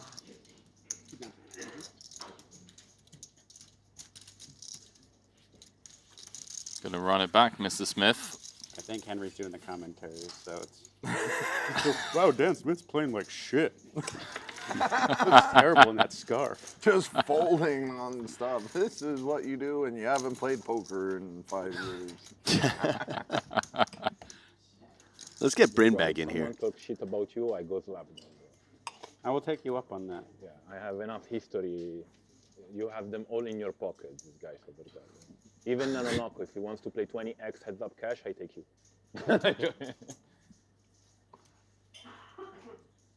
Oh, Nano's just catching strays now. Yeah. Mustafa. Rarely do we find ourselves the attention of the players' chat. Usually the other way around. Me and Danny clearly need to re-challenge Smith. 5 seconds. It's going to go one or two ways. Probably going to go one way. Just get even more in the hole. Binder. I think he's really real. He's good. He's good. Gretzky. I mean, do you really want to cross? Smith was sub 5, taking the suited 10. No, I know. Let's think about it. We have some time to do, and I do some think he research. said in total cap 500K. For one, for a person. For tot. Not sure. And it just rips it I'm in. in with you guys too if you want. I'll be in on your side. Because I picked you, Bryn, but I'm not sure if I would really take you because you might not take it serious. If Or you I just might come not like, play is yeah. maybe the thing. Okay, yeah. It's doable. Why do you need me to be betting on your side so that I have skin in the game? No needles here from me. Dan Smith's all in. I was the people who would cross. You can get back up to 12 bigs here if you can find a 10 or some clubs. Well, not the worst start in the world, as he has additional outs. 7 deuce deuce. 1 club on board. No, not anyone. For example, I 10 or 7 the immediate outs. Peter, he wouldn't. But like Jesse, he would. Adrian, he wouldn't. Second. No club on the turn, leaving Smith drawing to 5 outs once. Doesn't find it. GG's, mate. GG. See you for some high stakes tennis. I wouldn't say high stakes. Mustafa picked also. It was friendly. We played 0 stakes tennis today. GG, Danny. It's going to be a tough summer for Smith was my teammate. It's always fun with you. And he said it's nice. He carried my dead weight. If it happens, he wins it, and he wins extra on top. He likes it. Yeah. Yeah. I mean, I need to. I mean, I'm really happy to take like 10-20% on each of these guys. Like, if he's cap 500K, 100K risk, I like our side. Yeah, love it. I'm trying to. If I take 100K risk on 5-6 of these guys, I'm fine. Like, he can win the main one time. He cannot win. Go on. I'm trying to understand what they're trying to bet on. I'll approach him. I think we make the bet. We can do business. I didn't quite catch it myself. Also, he can also draft, bro. Make team. He picks 5, we pick 5. Like, that's his dad. 5 against 5, like, you know. Yeah, just keep finding new ways to bet. Yeah, to bet we're gonna. Yeah, for sure. 5 on 5 is like a beautiful spot. Yeah, beautiful. That's really dreamy spot. 5 on 5 is dream for sure. Yeah. And he can take Christoph and fade. I mean, Christoph is fine in the main. Of course, fine. No, Christoph, he would not bet again. Yeah, it's not bad. He wouldn't take. No, I know, but he'll take Christoph in his top 5. I mean, versus like 5 guys who are just great against American whales. Yeah, and they know the things. Okay, so it sounds like they're trying to draft up a 5v5 for the WSOP main. And they want to bet big. Those bets are fun. I've done that before. I did a bet a couple of times against Dan Zach where you get to pick 50 players. Okay. How does it work? I'm just trying to remember the specifics here. I think, okay, so 50 players, and you win if they cash for $1 million or more combined. So you need them to cash for 100% ROI combined. Okay. And the idea is that it's not that he feels necessarily that you can't have 100% ROI in the main, but that the way those distributions hit, where it's so top heavy, if you don't get someone at the top, then the ROI kind of goes down. Yeah. But that sounds like a fun bet. Yeah, I think I did it twice. I won one year and I didn't win another year. That sounds like a very fun bet. I usually have some type of side event, or side action, I should say, on the main. WSOP has changed the rules this year in a way that kind of suggests they don't want any side action. I mean, that's just impossible to control. Yeah, the players are still going to find ways to... Like, how are you going to police that? Exactly.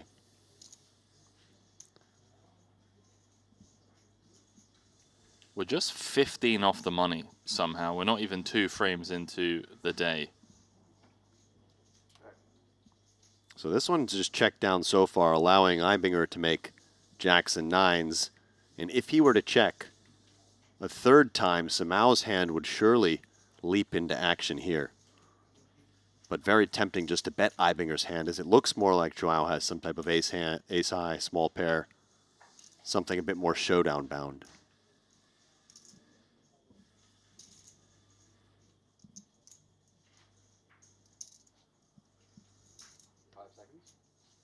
I'm gonna look to try and get some value from ace high.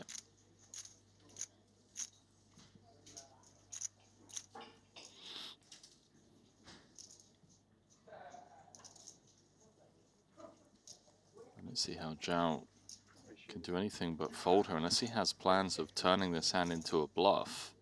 That would be the only other option. Well, what is he repping? He's saying that he's check to jack on the flop, check to jack on the turn. Check 10-8 twice. No, he's out. I think the team bet is not going to happen. It's really the individual. It's like cross-booking against individual. I think he'll take like he'll do team too for sure. I think we should do everything. Because he thinks his side is like the stronger one. Yeah. He's pretty much just wanting to bet GTO versus field players. Yeah. Kind of. Give me the field players in the main. No. Don't say GTO, because I think specifically he thinks the cash gamers are like 5 levels better than us. Like we were saying the other day, well, ask him if he wants to start cross-booking him versus you every Triton stop. I have a lot of money on that. I mean, I don't have to take me, I'll take you. If he wants to take him versus me too, I got a lot of money for that also. Since he's 5 levels ahead, should be easy money. We're talking about Dejan Karađorđević. Dejan. They were just saying he thinks that like cash game players are like 5 levels ahead. I mean, I don't want to be unfair to him. The 5 levels ahead, that's what I said. Ahead. I didn't, that's not his words. But I just want to bet the best tournament players versus the best cash game players in every tournament until either broke or take all of his money. So if he really thinks that's true, he's got a good friend over here. All right, well, DK, hit us up. He's not scared to lose, by the way. Yeah, yeah. I'll bet until you take everything.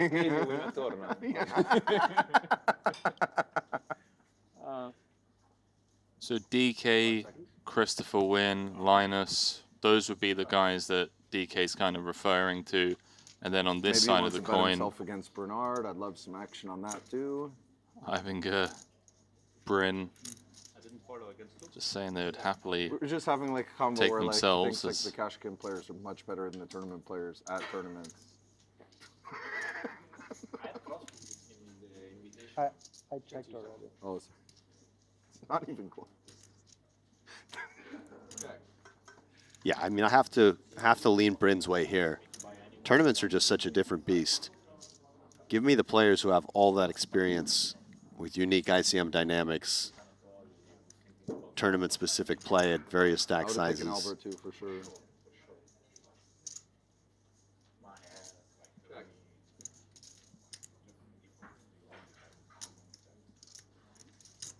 Ibinger has played this coy. He's checked twice with a full house, and he has done no justice. Wow. It's Bryn now chopping with him. What a crazy, crazy run out. And this was mid-conversation about betting 6 figures. Well, actually, Bryn was saying, let's bet, you know, until I ever go broke or I take all of his money. The funny thing here is that Bryn can just, let's say Ibinger comes with a value bet of some sort. Bryn can just move in, as he may not feel that Ibinger has much ace-queen in the small blind. But I don't know that he's ever actually going to shed the ace, but it's just a kind of an interesting thought experiment. But yeah, chop it up. Great.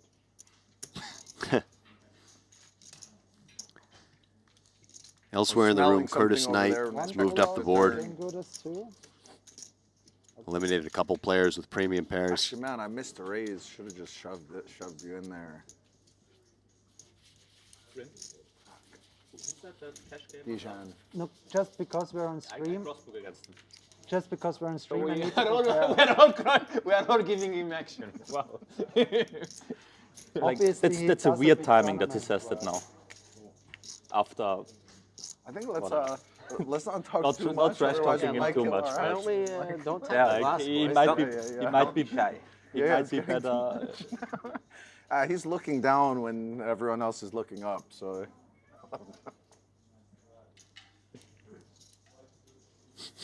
I think it's such an outrageous thing to think. Bryn's doubling down. You gonna play the main? Sounds like there's going to be some fun bets this summer. In Vegas? No. Dan's never played a tournament in U.S. Not even gonna go. I mean, there's like a 15% chance. You should come to at least support Timothy World Cup of Soccer. Yeah, I'm good on that. You might be able to get a lot of. I love him, but I'd rather hang out with him. It might be worth your time. You might be able to get enough action on yourself versus all these cash game players who are 5x better than you. Oh yeah. You think I can just play like 100K? Yeah. And just like crossbook 20x? Yeah. No, is that like an actual? Yeah, I think so. I think so.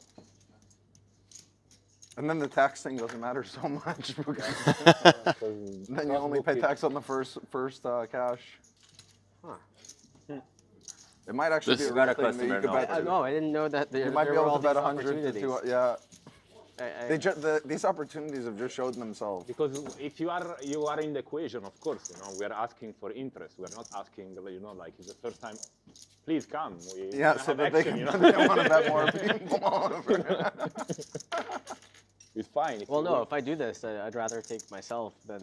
No, but then he'll take like in bet. He'll take like in like if it's like 5-on-5 teams, like you'll get drafted in like that. Yeah. Plus, he might have some friends who think exactly like him. And these guys, they got some money. And honestly, with 12 Crypto BB, could be a beautiful you can thing survive for your... 7 days there, and then 2 doubles. I hope so. I you hope I final survive table. 7 days in this thing with 9. 50,000. I'm actually, I'm practicing for my 200K in Vegas. Surviving. You're gonna play it like I played the million, like a satellite. Just must cash first, and then play poker. Great table talk. Yeah, this has been excellent. We've been able to just lay out and let you listen to these players. It's 50? As they speculate about various bets. I was so ready for Bryn. Ace, check, and I'm like in my mind, oh, he's gonna see that turn barrel river. Almost could even have went bad. I should have just ripped the river. 5 seconds. Call. I think I can't believe it. Might have some ace queens and it's a real Dan bad DeVoris got ace jack. is down to just 7 bigs. He needs a queen or some diamonds. Doesn't find it. Mustafa Canet flopping middle set. Yeah, for sure. Triplets for Canet. Perfect to bet like 80 to try to get a raise. He'd usually range bet this board, but he's flopped so strong. Maybe he just comes min. Maybe he feels it looks too obvious. Min it is.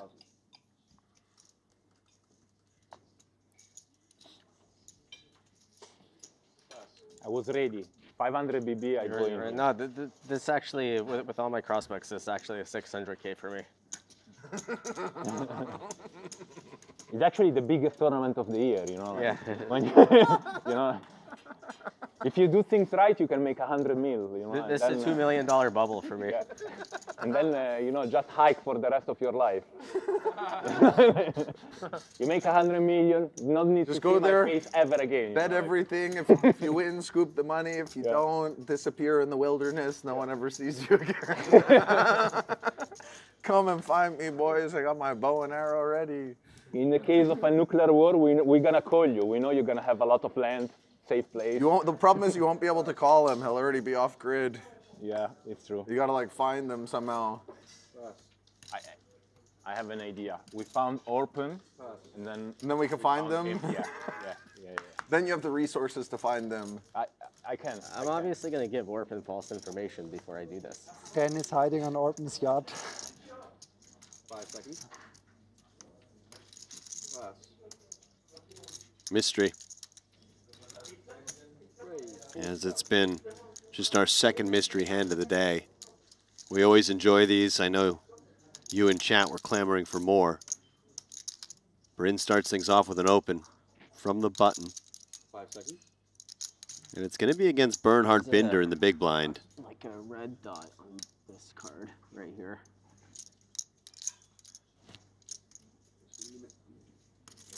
Yeah, it's not coming off.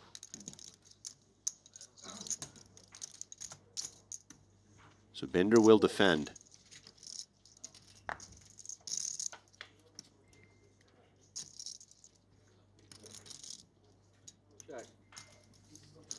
Mystery hand. Bernie flopping middle pair, backdoor diamonds. Bryn gonna range bet on the ace queen 9. Yeah, hard to narrow him down too much at this point. Oh, it's pretty easy. Pocket aces. Wow. Henry with the early read.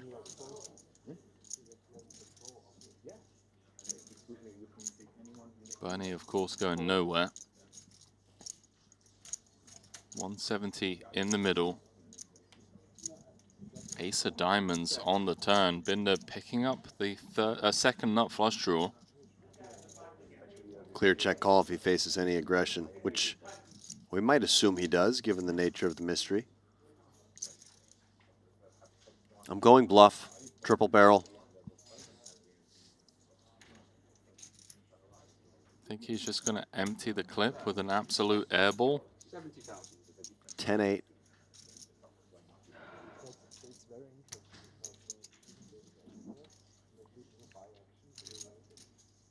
In PLO, you use a Queen X or a 9X hand as a bluff on boards like this, mimicking Ace Queen and Ace 9. It's a bit different in Hold'em.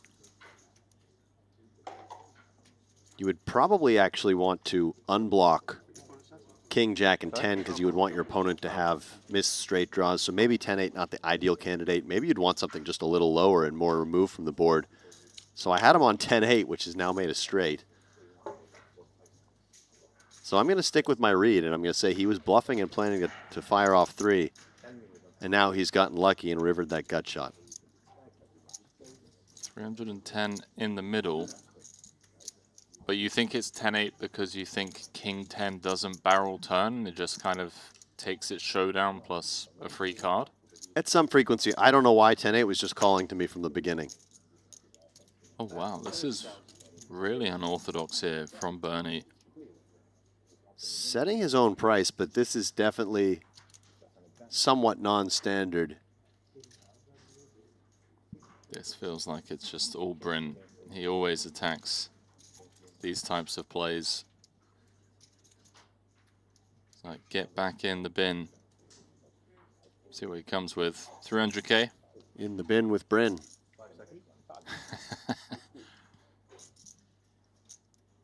Here he comes. Not the biggest of raises I've ever seen, given the size of the pot, but not insignificant either. So he can just raise an ace for this size, as it looks a lot like Binder has the type of hand he has, a queen. How often would Binder lead with a straight? How often would he lead with trips? Doesn't feel likely.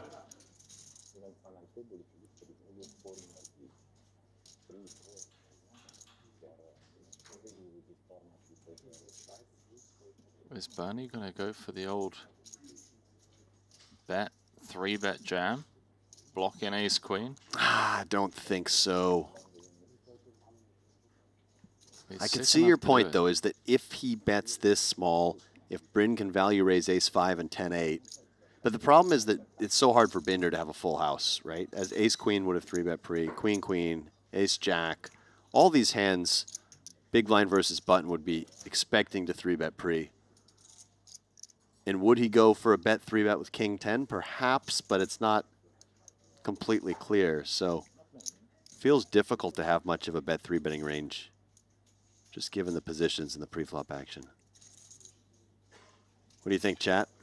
See a few people going for quad aces as well, thinking that Bryn would go bigger. Wow, Bernie's paid it off.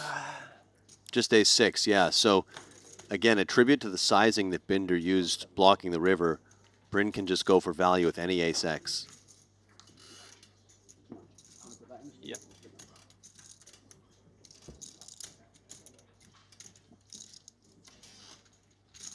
Interesting lead from Binder. I'm not totally sure about that one, just given the range interaction. Maybe he thinks that some chunk of the time Bryn's picked up jacks and is going to always check those hands back, so he can get a sliver of value against jacks. He can set his own price against a better queen, like king-queen. Interesting hand. Yeah, that was fun. That was a lot of fun.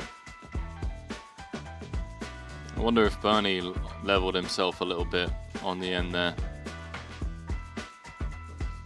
Dropping like flies in this main event. Down to 41, it is Jules Dickerson leading the way. Recent eliminations, Kyan Mokri, Dan Smith, Ramin Hajiev, Wai Ken Yong.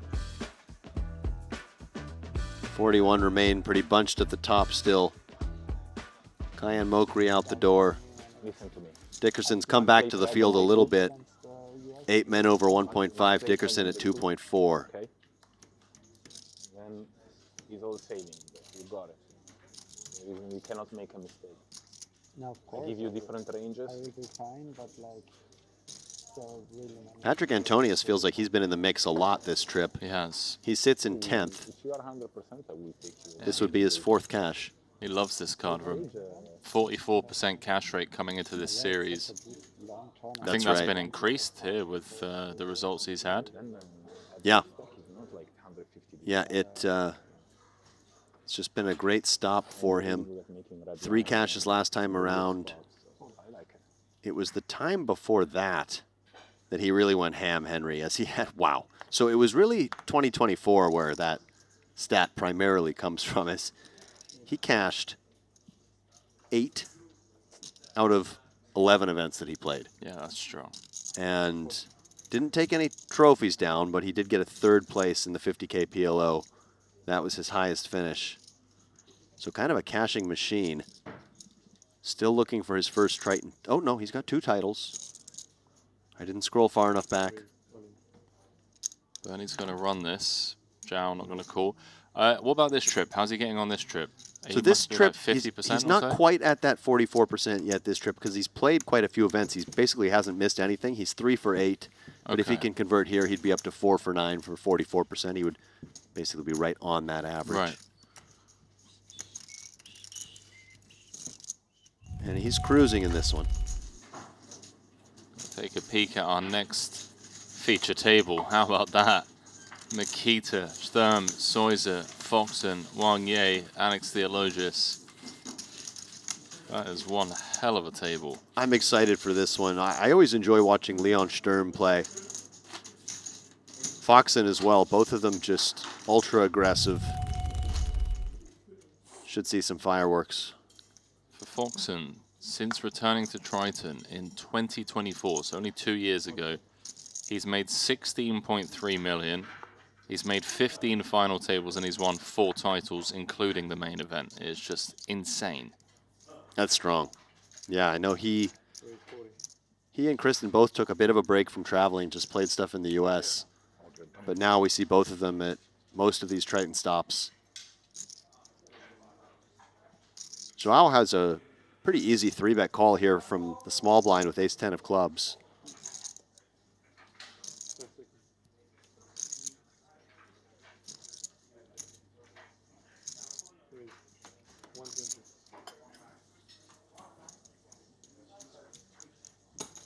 And for Bender, queen 10 off probably just hits the muck.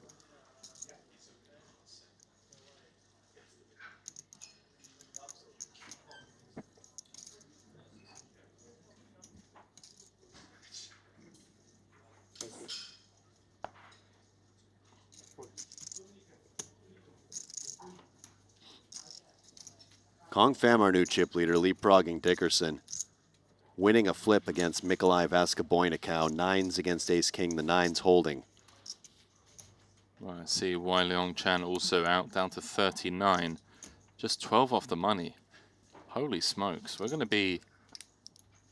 I mean, you and I are going to be covering the bubble. Yeah, that's right. We'll probably get to the bubble for sure in the next frame, and Thomas Boyven. certainly possible we get into the money. Yeah. Plays like he's been playing a bit in the US too and doing well also. He did? That's what I wanted to ask. Yeah. He won like NAP, or he got like 3rd in NAPT main event or something recently. Made like a bunch of runs lately in like mains. Even Venetian last year. Yeah. And he plays very unconventional. Yeah. It will be, yeah. I mean, he's all or nothing. I mean, the main is good to have all or nothing guy. Yeah. Good guy to have no cap for. Yeah, I agree. Yeah. Will be a bit of love from the lads for Thomas Boyvan. Oh, yeah. I would take Funat for sure against Dejan too. I was actually, now that you mentioned Funat, I was thinking about Danny Tang, but then I was thinking the Asian recreational split very different than the US recreation. Yeah. Right? So is that their thing? Dan Dvoris taking the spot. He's going to be in great shape. You know who? Double up here. Good luck. He's really good. 230,000. 12 off the money. Dan with ace high. Has Clemens dominated? Thick ass bluff versus Adamo too, so that takes heart to he's that. have big chips in a tournament like that. He must be a big boss in real life. I like him a lot. To go for Adamo like that. Not just generally, the way he behaves, says some very expensive things, and then just makes the most crazy moves. Like Ace in the window. Things are looking great for Double D. Reuter pretty much dead to running diamonds. A couple of other backdoor ways he could win. Not on that turn. Dan with the 100% check mark. Staying alive. Up to 11.5.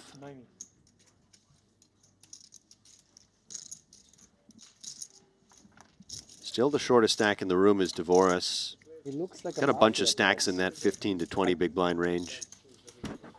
Rezai, Kulev, Lonis, Binder. I don't know, it's all or nothing. It's nothing. The list keeps getting bigger and bigger. Really interesting listening to these guys. How many tournament players you want that are 5 steps behind? Bryn has hung up on this 5 steps behind thing. Bryn is really taking it. Eibinger just sort of tossed out, said that it wasn't actually Kala-Djurdjevic's words. But Bryn is really enjoying running with that one.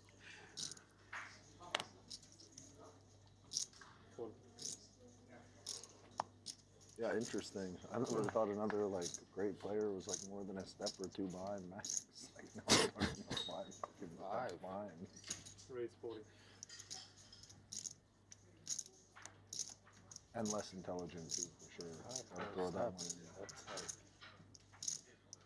How does Joao Simão want to play this versus the 15 big blind open of Binder? Do you just 3-bet commit versus Binder and get away versus somebody else?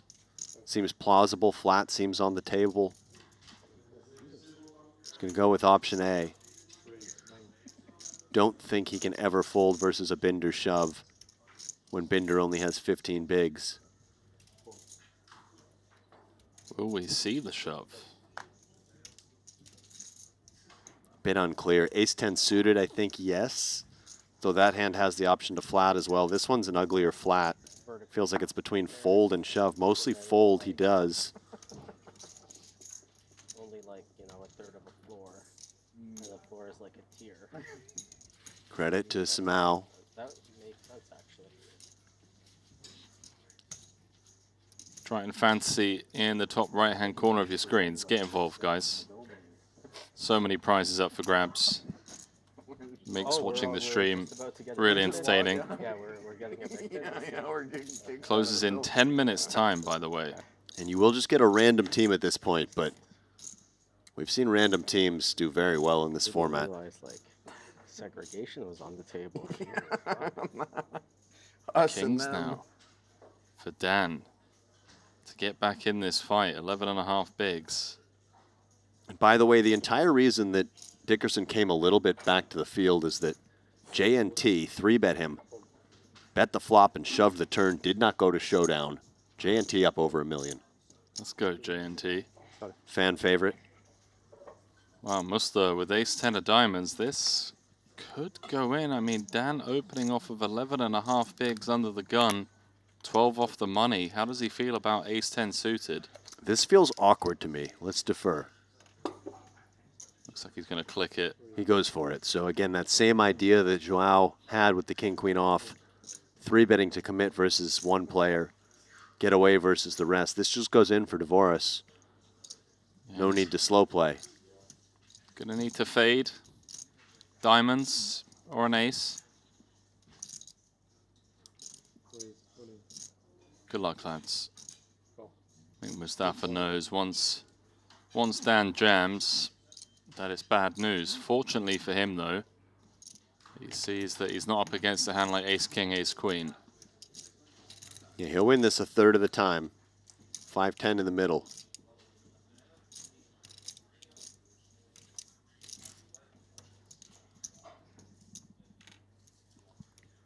Oh, 976, additional outs.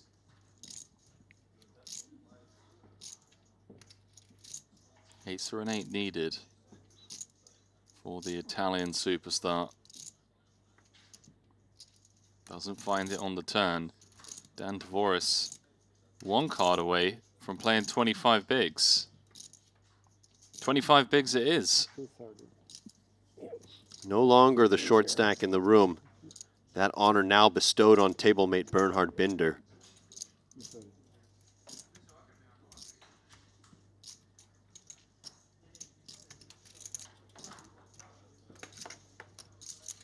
There's just a couple of minutes left on the tournament clock. Players gearing up for what will be their second break of the day.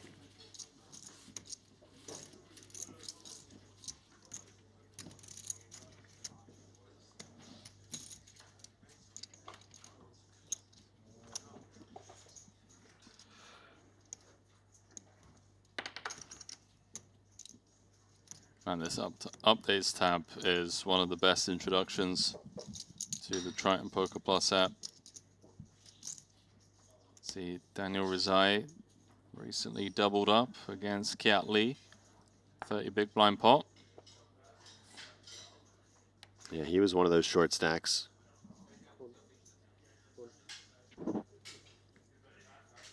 $12 off the money here. Min cash of 159,000.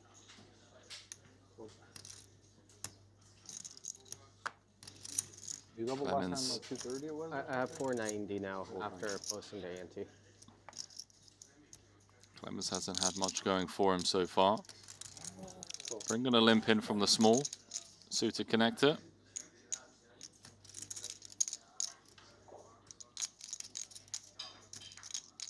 Don't think Dvorak is going to attack this close to the money with the suited junk.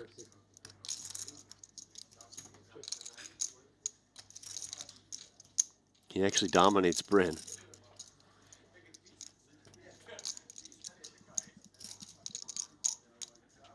Ace 10 8. Spicy flop. Yeah, it's fun given these two holdings. Bottom pair and backdoor hearts for Dan. Bryn with a flush draw and a range advantage on the ace high texture.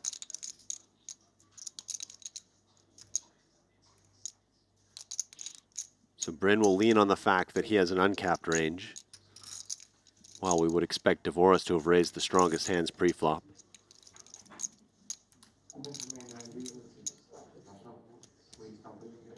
Bryn, of course, might have played a raising range as well, but can definitely limp some strong ones.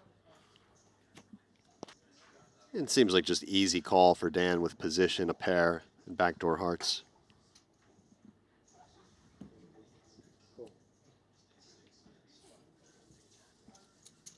Looks like the player's not involved in the hand.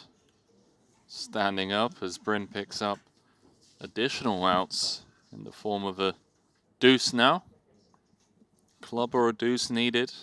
Could also just take this down with sheer aggression.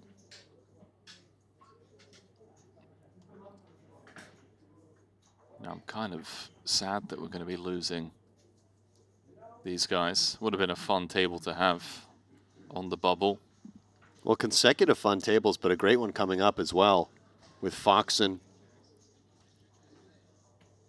Yeah, that's going to be a fun one. Badziakuski at that table. See if Dan wants to keep him honest for one more street. Sturm. Tricky now is Dvoris, right? Because part of the reason we call flop is the potential of turning hearts, turning two pair. Haven't improved in any meaningful way, and our stack can definitely be threatened across 3 streets here.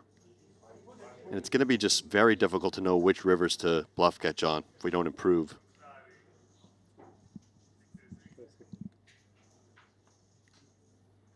Nice. Nice pickup there from Bryn. He's up to 1.3 million. That was a really solid frame for him, actually. He is 11th in chips overall. 39 left. 12 off the money as we head into our second break of the day. It's Kong Pham, chip leader. Jules Dixon in second. Paulie V in third. That's on the overall leaderboard. As Bryn Kenny will be heading to break as the chip leader on this table as we welcome you back to the break desk. That was a really fun frame. We didn't actually have to do much commentating because the lads were chirping away about side bets and how Bryn Kenny in that £1 million invitational had his entire net worth on the line in terms of side bets and in his own action. Yeah, it was a lot of fun listening to them talking about speculative deals for the WSOP main event. At one point, they were even talking about the commentators, so they were talking about us when usually we talk about them. We didn't have to say much. That was good fun. We'll be back in about 10 minutes' time. It's, 12 away from the money now, so I think this next frame going to be grindy, and people are going to be really trying to get after those middling and short stacks. We'll see you in 10. CoinPoker and Triton are teaming up to give anyone a chance to win a $25,000 seat to the next Triton SHRS Series in Jeju. All you have to do is sign up to CoinPoker using code Triton, play the qualifiers, and the winner is gonna win an all expenses paid trip and a $25,000 buy-in for the next Triton SHRS Series. Hopefully, I see you in September.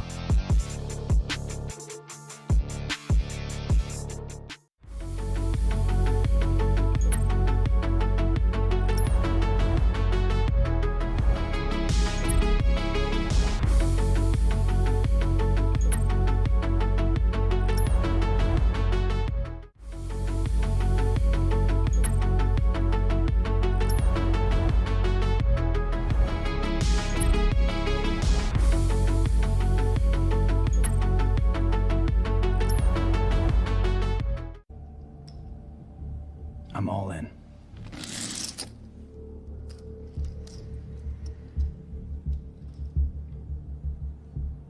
Call.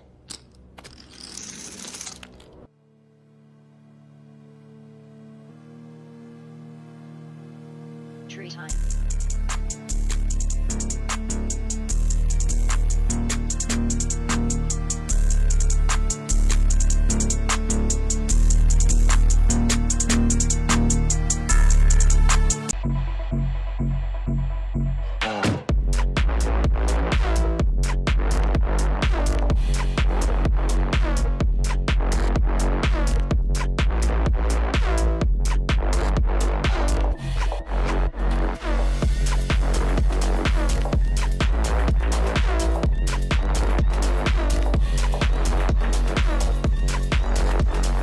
Five years ago, we changed Hold'em.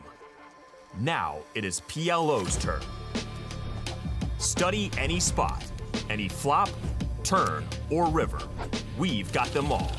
Set your own custom sizings, all solved in seconds. Practice against GTO with instant feedback, powered by GTO Wizard AI. Early bird pricing is live. Try it free at gtowizard.com.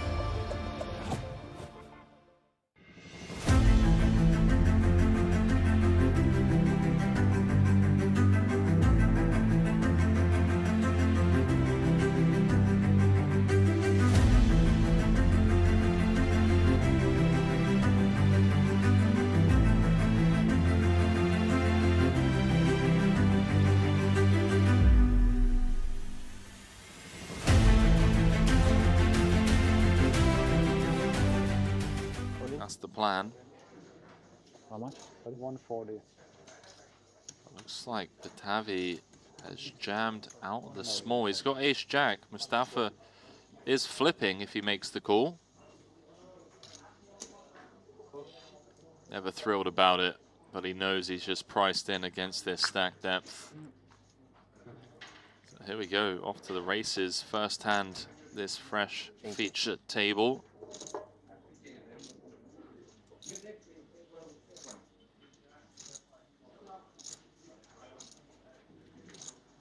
Batavi's life on the line.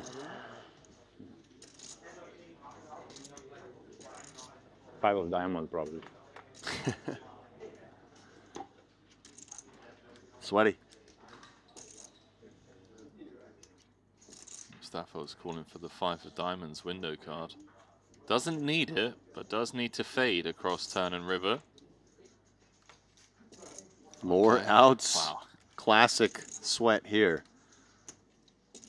10 or above. Yeah, any ace, king, queen, jack, 10 for the Frenchman. Is this just a case of too many outs again? We had one earlier on. It is. He's gone. Game, bro. Mustafa holding with the 5s. He's up to 800k plus. Hey.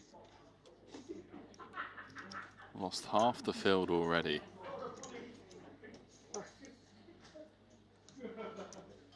I mean, it's what, ITM 50% now? Less than that? So, did you have Yeah. it? Over half the remaining players will be in the money. Would rather not say. What if it comes up again? Raise 30,000. Snowmen for Joao, and this is trouble for Samao as he will be forced to call the inevitable end of Borovkov here. There's no upside in saying it. More often than not, you had it. Implosion imminent. Keep them guessing. Yeah, Zhao's been battling. He's been trying to make something happen. This is unfortunate. Button against small blind. Borovkov actually coming with a non-all-in off this stack depth. Interesting, because he had just 3-bet non-all-in one hand before. How much play? And now just trying to represent that he could be light once again. Ironically, Samao would have for sure called the shove, and there's some chance he just flats versus the 3-bet. I'm not sure, man. I think he just moves in still. If he feels there's any fold equity, just depends how strong he perceives this 3-betting range to be. But yeah, getting any ace-x to fold, obviously a great result. This is what, 17 bigs?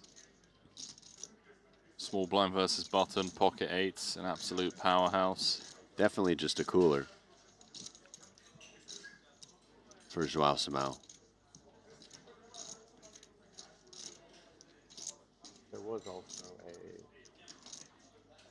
God, he's really staring Alexei down, just trying to get a read. I mean, not realistically. Or was Is it? he Was going it to get ace away king? from this, No, man? it was paired. It was 3 would have been... He believes Borovkov to be strong, it seems, as this is the second consecutive non-all-in 3-bet. Was it just ace deuce 4 5? Really? I'm not sure. And again, he would have snapped a shove. This would be a world-class fold. Because in, I I don't know if you can fold. I mean, if he does, credit to him. The entire time, Zhao has just been locked in on Borovkov's body language. Zhao, another one of those really intense players like Adrian Mateos, always trying to see if he can pick up on some sort of tell. What? Again? Would you like to bet? Just makes the call. So Wow. there is now a path to getting away from this hand for Samao. Or just flop the snowman. Wow. No, we are in the same business. 8-3 deuce. It's the same Top business. set for We are in the Zhao. same team. Just brutal for Borovkov. Darren for sure. Yeah, Darren for Drawing sure. to 1 out. Huh? Top 10 pick in the main, I would Yeah, Darren for sure. Yeah, Darren. Sleeper, Isaac Barron. Tony Gregg. Tony Gregg? Yeah. Isaac's just like, shows up once every 3 years and makes a run, and something always. Cruel and unusual punishment, Henry. He hasn't played anything in a long time, right? Or he played something? He played like the Aria 10K a few years ago. Won it for $1 million. Continuing for 45K. I mean, for Zhao, I don't even know. This is such an obscure hand at this point. How often do you see, you know, 3-bet off of 17 bigs, small blind versus button, and at this SPR, Alexei, on this board texture makes so much sense, but looking to play 2 streets. When I came up with Darren, like, Interesting card for Alexei. Does it save him?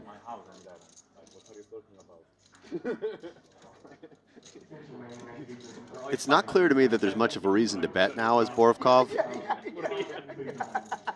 Hands like pocket 7s, pocket 5s, they're drawing pretty thin if they played this way. Find a few GTO guys who think that they're too good in the main. I feel like maybe we can just check evaluate, but then again, stack to pot ratio under 0.5. Just hard to get worse hands to call or better hands to fold if you do anything else. If you put any more chips in the pot. Okay, this is an option, just leaning on the fact that he still has an overall strong range. And maybe this is the path to getting 7s or 6s to put another few chips in the pot, if there is one. To like play 2 serious. What a weird hand. Isaac like always brings this like a strong game. Does he like just not go broke now? Well, that's what I'm wondering. And does Samao ever raise the turn here?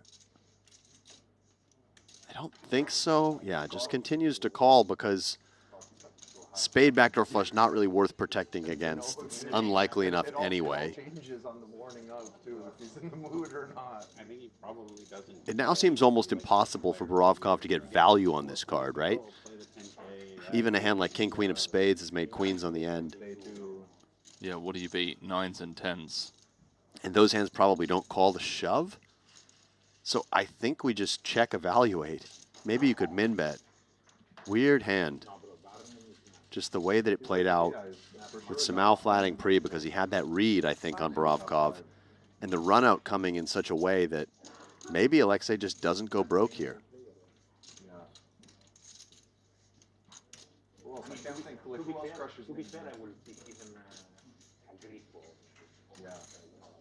Anybody that knows good American field and knows like That's the check. SPR sub 0.3. Zhao's going to ask for all of it. And maybe Alexei can check fold. I think so. I'm struggling to think of hands that you beat. Yeah, for sure. Jack, 10 of spade.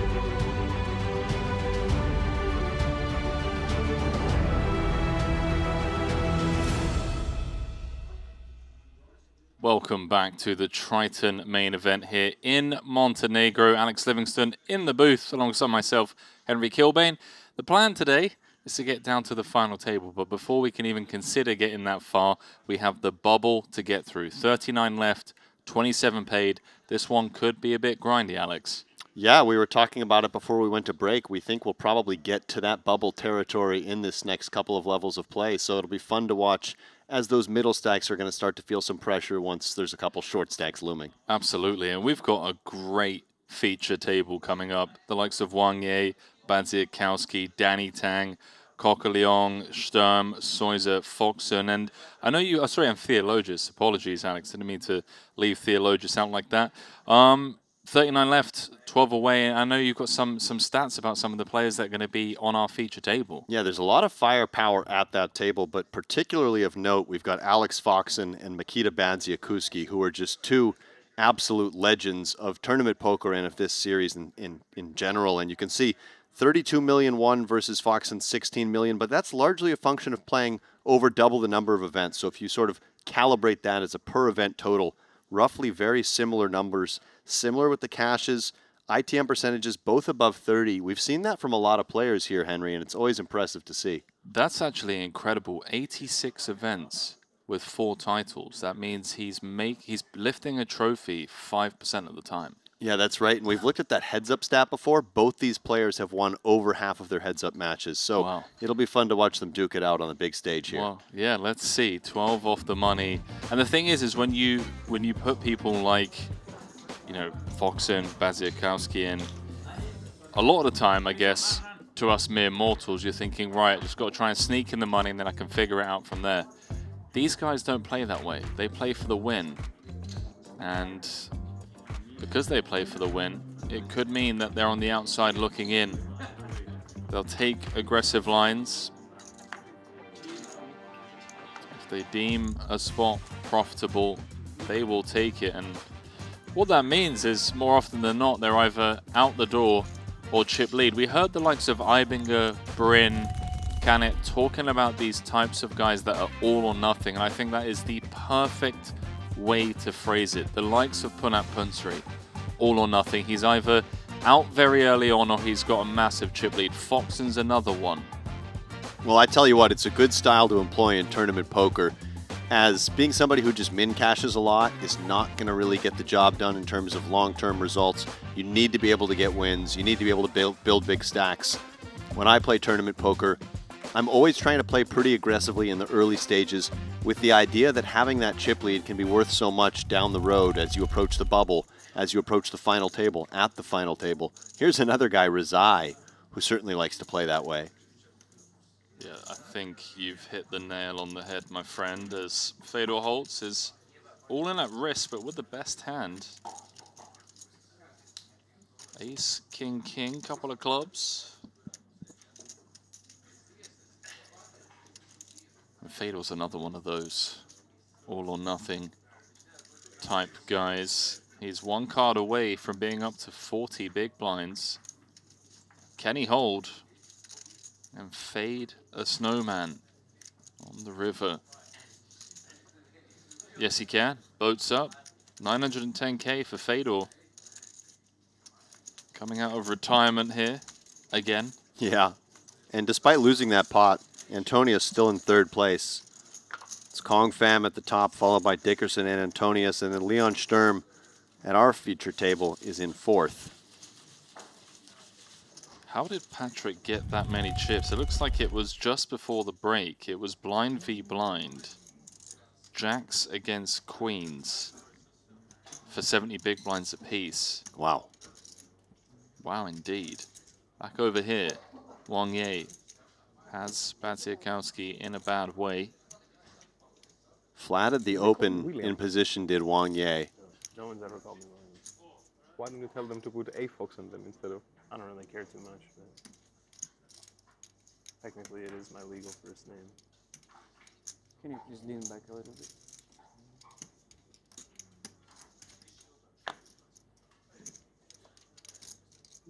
Well, how about this for a river? Trip 10s for both. This is really bad news for Baziakowski. What might save him is the fact that there's 3 clubs on board, straights possible, so maybe he just plays check call versus a bet here.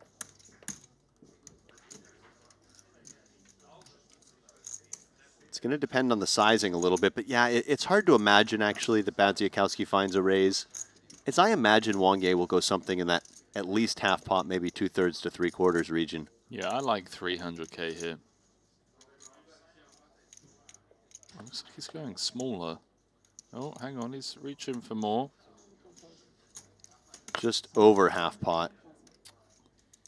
Baziakowski not even considering raising versus this size and actually considering a hero fold.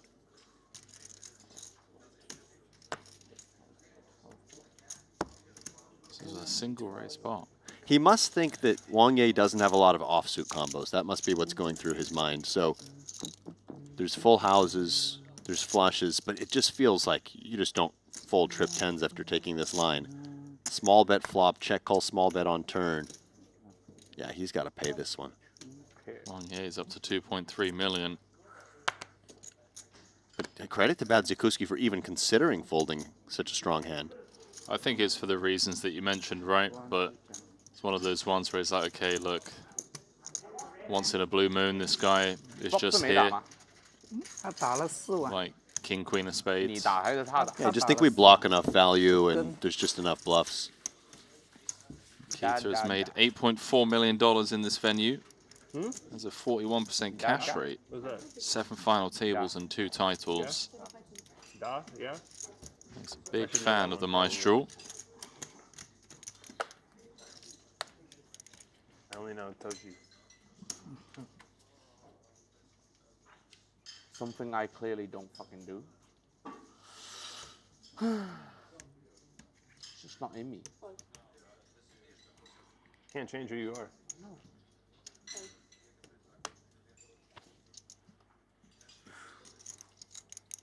Couple of 7s. From our Triton ambassador, Danny Tang.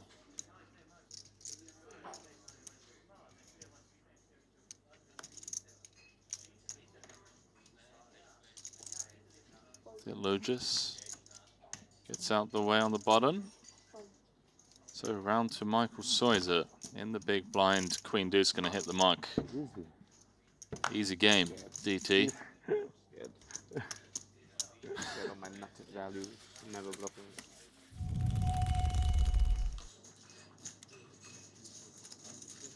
Mueller. All in ahead.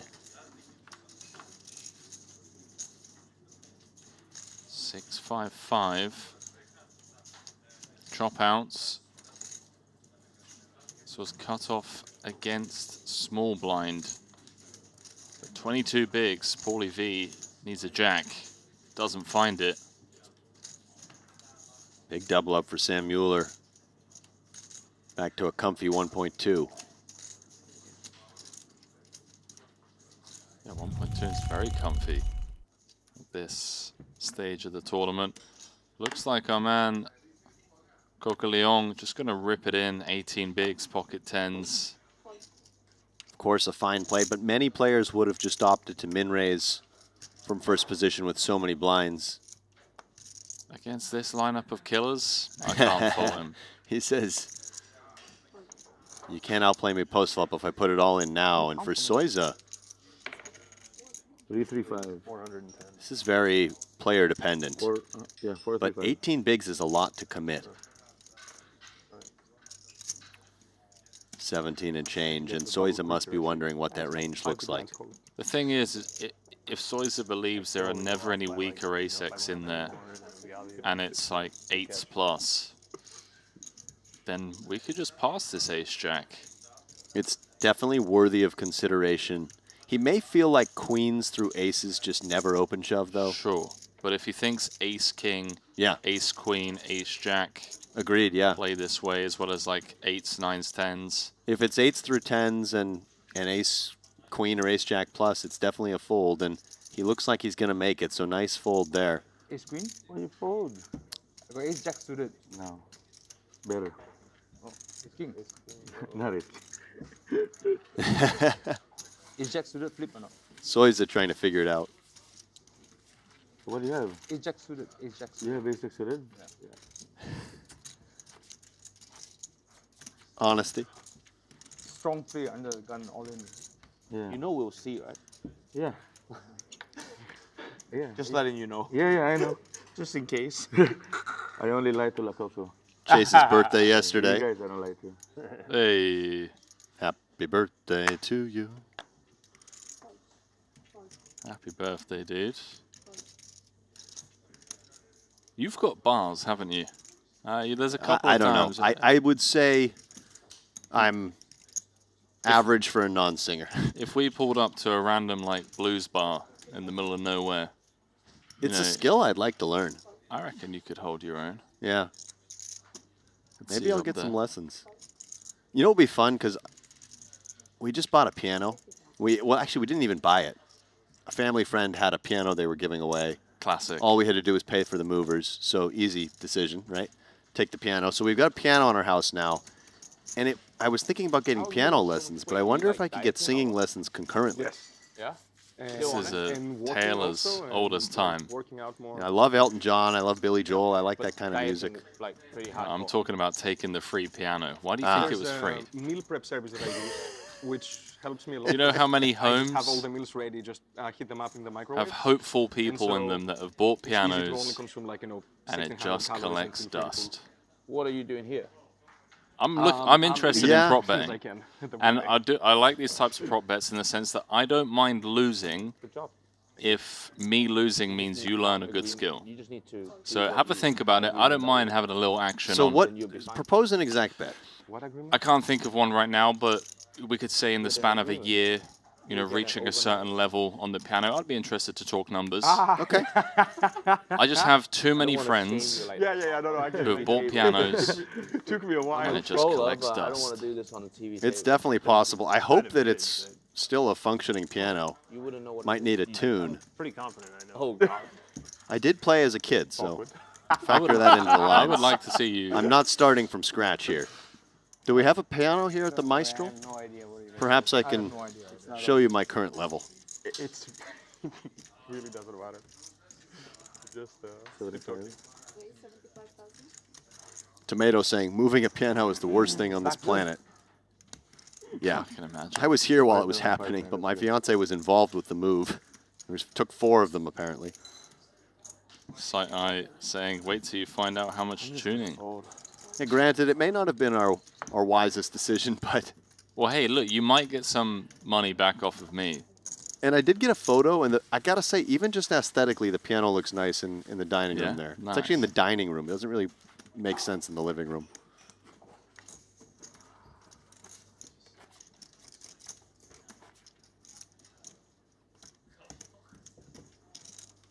Not much in the way of action yet so far at this table, but with these killers on deck, Close. anything possible. Well, Danny's out here battling. You got one of them. He did get one though. I need him getting prepped for our rematch against Dan Smith. Trays for Theologus, usually these small pairs in early and even mid position just find their way into the muck. Mike Sexton rolling in his grave at that one, as pairs were not part of the folding calculation 15, 20 years ago. It's crazy how much the meta How much you playing, William? has I believe it's changed. 555. Wow. Thank you. Danny hits Foxen with the William.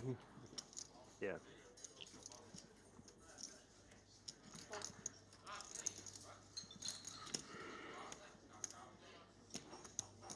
Similar. Keita with a suited 9.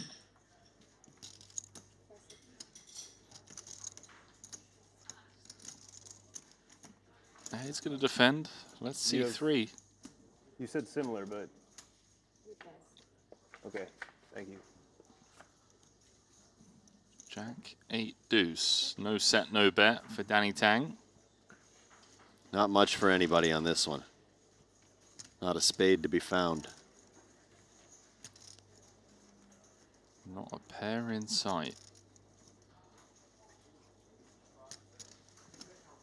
Not a gutter ball in view. Love the view. Shout out to the view. Shout out to the view. We haven't mentioned it yet today. The King of Diamonds changing nothing as far as these 3 hands are concerned. First one to sniff it, it takes it down. Foxen with a nice card. The Ace of Diamonds. Could activate.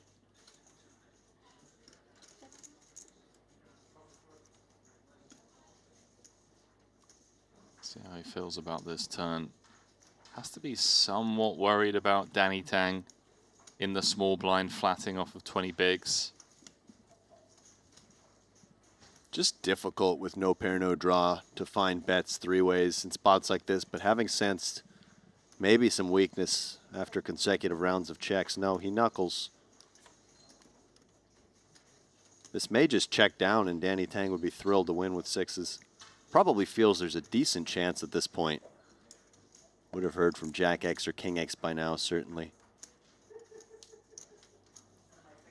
Nikita knows he can't win at Showdown. Does he want to take a stab at this? Just try and fold out some ace highs.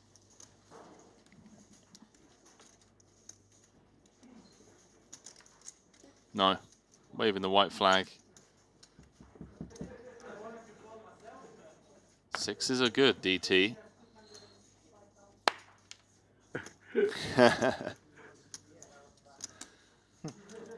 Thrilled to win that one. Nice hand. It's cold. Played it great. No mistakes. No mistakes announced. They call me GTO Tang. Wizard Tang. May have just started a trend. You know, like how the Chinese always have like, you know, like fake LV bags. Timu. You know, like mine would be like, it makes sense, right? the Pirated version. not what's the word? Not instead of fake. Knockoff, maybe? I don't know. Pirated? When the price is like obviously like 10%, but then it looks similar enough, but it's not. Replica or something? Huh? Knockoff. Knockoff, replica. Then I'm the knockoff of GT. Counterfeit. You're giving yourself No. too much credit, man. No, not duplicate. No, Look at the counterfeit. same. Right? No, counterfeit. Cannot be counterfeit. Also. Replicate. Yeah. Can be when I say it, no one cares. Then when he says, oh yeah, that's the one, yeah. What the fuck? Replica, sorry. I think you can say scuffed. Scuffed. Scuffed. I haven't heard that. You've never heard Also, that? you can say reverse. Now it's Timu. Timu GTO Wizard. Scuffed means like, I like Not Timu quite. GTO Wizard. Is it some new Gen 8 thing? Danny Tang, their Chinese ambassador. very easy. A4. A4. Yeah. A4? A4. Why is that easy? Yeah, what does it mean? Why would we know what it means? A is the A. That one. A4 is like product. A product. A grade, like copy. Like A grade copy. Yeah, that's what it means. Yeah. A? More like C grade copy. A4. Sounds like a chess move. You guys are both generous.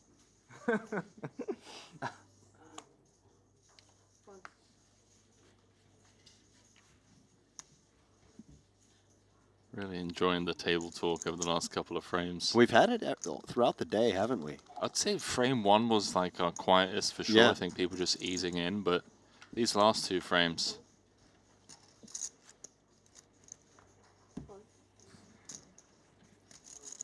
Soiza opening off of sub 14 from +1.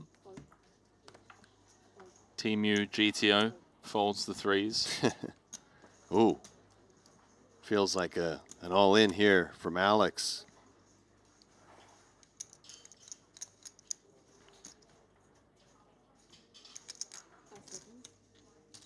Not impossible, he just calls, but all-in feels more natural. Good luck, lads. Race time. Soiza made a pretty snug fold against Chase Coqueleon not too long ago. This time he won't be folding. All right, just pull the money back, right? Yeah, I mean, works for me. Chop it up. Run it twice. That's not me. That's me. Ace queen, ace queen. We are okay as long as we all share the antes. Yeah, give us. Is that Randy Lou? I see. It's both A grade. It is. No, I know. No, which one is your He's hand? here early. Usually it's Kevin who's here early. Lou who comes strolling in later. Yeah, take it back. Sweaty one. Ace King 8. Top pair for Soiza. Clubs for Theologis. 2 cards to come.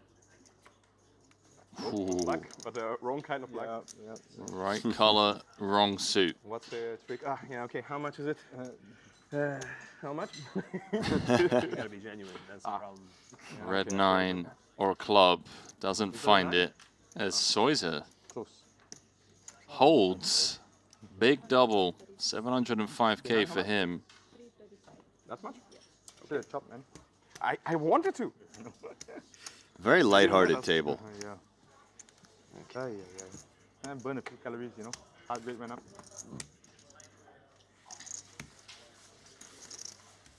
That's how I lose weight. Yeah, you play a lot online. Yeah, every second, you know. Slow peel on the river. Oh yeah. I wish there was a way to disable that. I fucking need that. Me too. I just always snap it as quickly as possible. Get it over with. Let me know my fate. I just look away. But... Players don't like how slowly the turns and rivers come out sometimes. That creates a bit of excitement for our viewers. Yeah, it's one of those ones where it feels like poker players are always finding something to whine about. It's only on the feature table Is that right? It happens. Yeah, of course, because it's for production. That makes sense, yeah. So it's like... And if you're drawing dead on the turn, they just rip the river off. That's right. You're not wrong. Yeah, that's right. You're not wrong. You convinced me. Okay. I mean... Not that mad. It was marked the ace of diamonds, so I knew. Should have covered my cards then. The Cabrel special. Yeah. Just I knew those sunglasses looked a little bit. No eliminations yet since our break. Still 39 remain, 27 pay. Yeah. Maybe we don't even get to the bubble in this frame, but...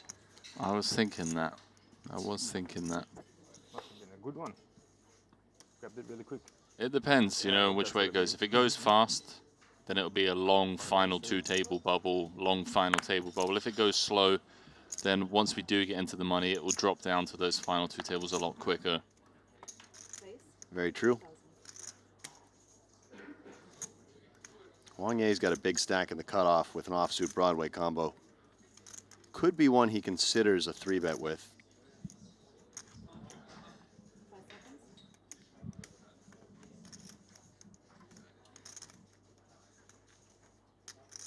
Pulling from a class that's maybe a little too weak to flat.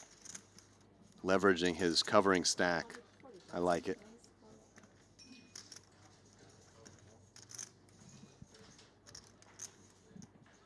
We've seen King Queen in this position a few times already this tournament, and I just don't think Foxen can do anything but fold here. Yeah, his spidey senses are tingling, and they're tingling correctly, but he just can't do anything. He's just at the mercy of ICM. And Makita looks like he knows Wang Ye is just full of it. Makita's body language here really has indicated that he's about to fold. He's like, really, dude? Yeah. He just wanted to make Wang Ye sweat for another couple seconds, but he basically announced the fold already. Oh, yes.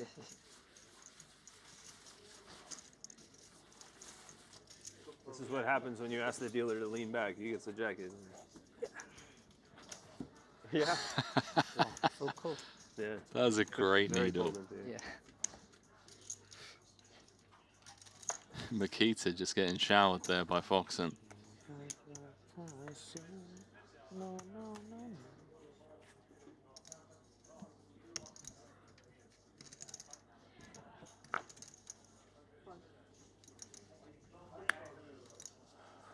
No changes at the top.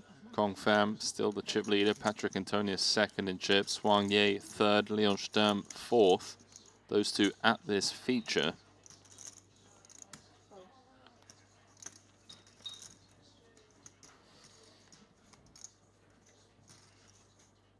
Aces for Foxen. Does anyone have anything behind? Does this qualify? It's a hand that sometimes does something, but not really. This qualifies, though. How does it qualify, though? Well, Three Sturm, bet, rip? Yeah, Sturm can just 3-bet rip all these suited Broadway combos. But he plays call. You see it more out of the small blind, where it's just a little less attractive to flat.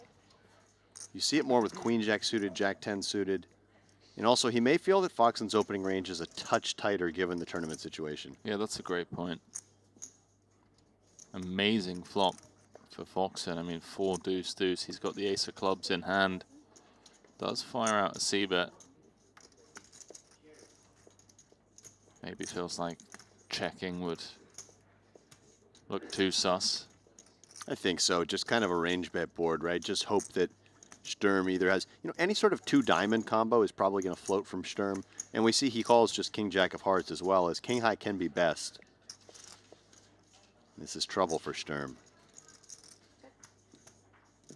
This could be big trouble. If it runs off clean, Foxen's reputation might get him the double up. 205 in the middle. Leon turning top pair. Probably feels he's just got the best hand here. I mean, Foxen renowned for running savage bluffs. It goes check, check. This is interesting from Foxen. He feels that Sturm has too many hands that are just going to fold on this card. Hands like those diamond floats, maybe some weak ace highs, some 56s. Now the ace high flush, and Sturm, I would assume, just checks this one. Ever merit to coming with something like block? He thinks there is. Goes quarter pot for value. Just trying to set his price perhaps as well.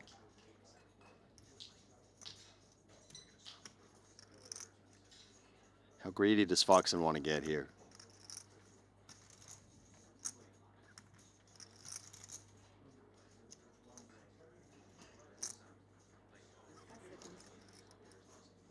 I just go big here. Just all of it. Close to all of it. If you think a queen of clubs could call, jack of clubs could call. Foxen's reputation, very well getting paid. 415. Yeah, there you go. Yeah, tries to make it look like, well, you know, just this common thing of saving a few chips. As you would want to save a chip or two if you were bluffing to get that anti-overlay.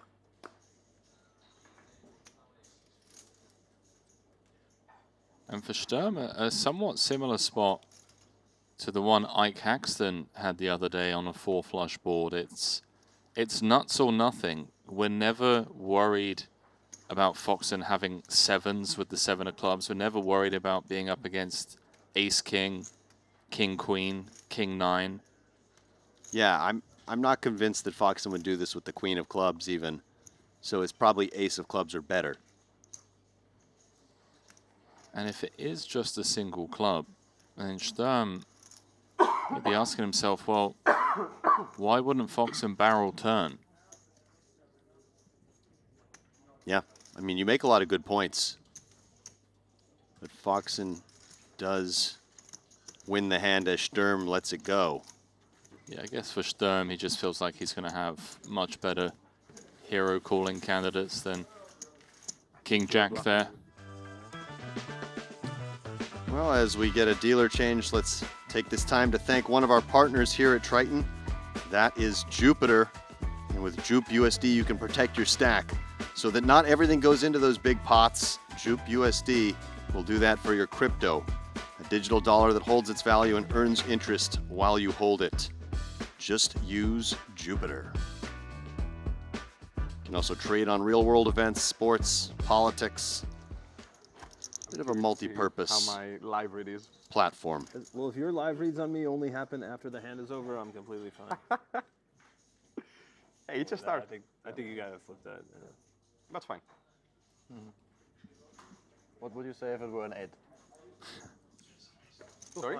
Because you said that that's fine in terms of like that's a positive thing. It was a 6. What would you say if I it assume was an anything 8? below Also a 10. fine. Yeah. Anything below a 10 would be fine. Yeah, of course. Still no bust this level. Yeah. This is the longest we've gone without an elimination. Yeah, by quite some amount, I would think, as we're half an hour into the level almost.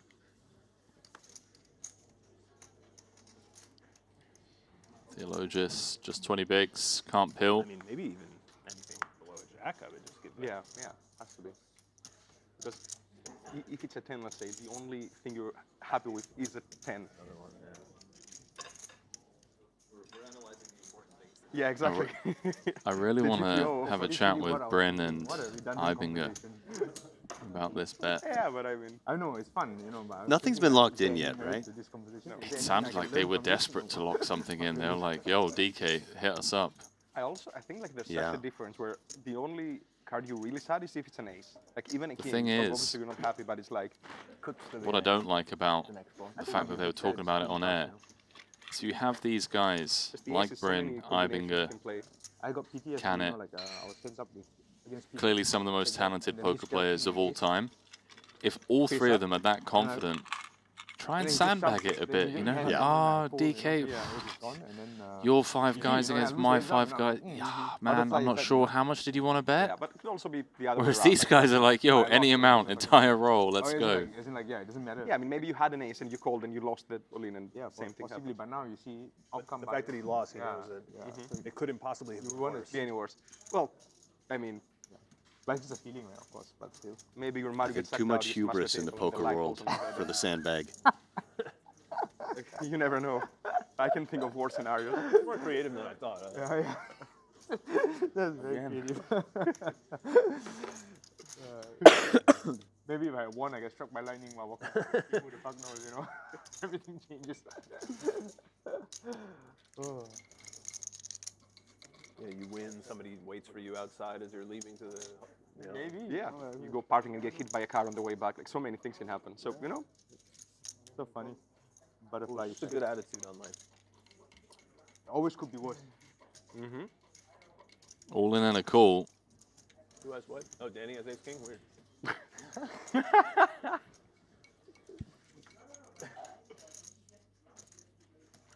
Sorry, Danny. Don't get too sad. That was a good spot to take, William. Yeah, get it. Chase, the all-in player in the small blind, just ripping it in for 20 bigs. Needs help. Doesn't find it on the Queen 3 deuce.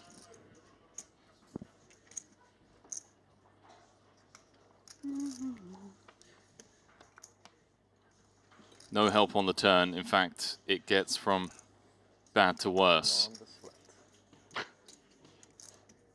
Yeah, non-spade 7 needed, or a non-spade 5 to chop it. It's fucking Oh, my goodness. chop it is. You just gotta believe. Wow. But Henry, we're still 39 players, 12 away from the money. Yep, butterfly effect. Yep, exactly. The two Pauliuses at the bottom of the board, Paulius P and Paulius V. What? Going to the phone? Almost looks like a misprint, like a double, a duplicate. Same flag. Just on good terms. The fact that we've lost none is pretty. Yeah, some people just can't lose flips. But oh, you called me out. No, I was thinking about because I saw it. I only lose. I also want to listen. Okay, now I know. I'm gonna wait for ace 4 to jump. Yeah, you gotta get it out. Yeah, just call the pairs, try to hit a Maybe set, that's and bad then. to admit. Maybe I should. I guess non-spade 5 better than non-spade 7 if you're Danny Tang. 80-20s, how are you against True. those? No good. No good? Meanwhile, 14 players have entered the 50K Turbo Bounty Quattro. Just feels like there's a 50K almost every other day. That one's one of my favorite events. Huge bounties in that. Get 50K per elimination once you're down to 25% of the field. That's fun.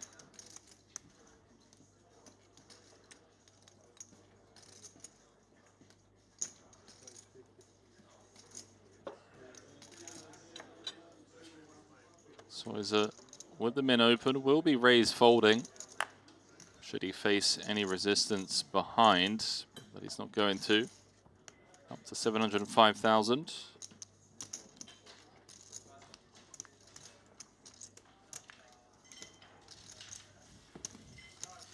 $12 off the money here. I have to report one hand from that 50K Turbo just because it almost looks like a misprint. Go on, tell me. Watson in the big small blind, Ellis Parsonen in the big.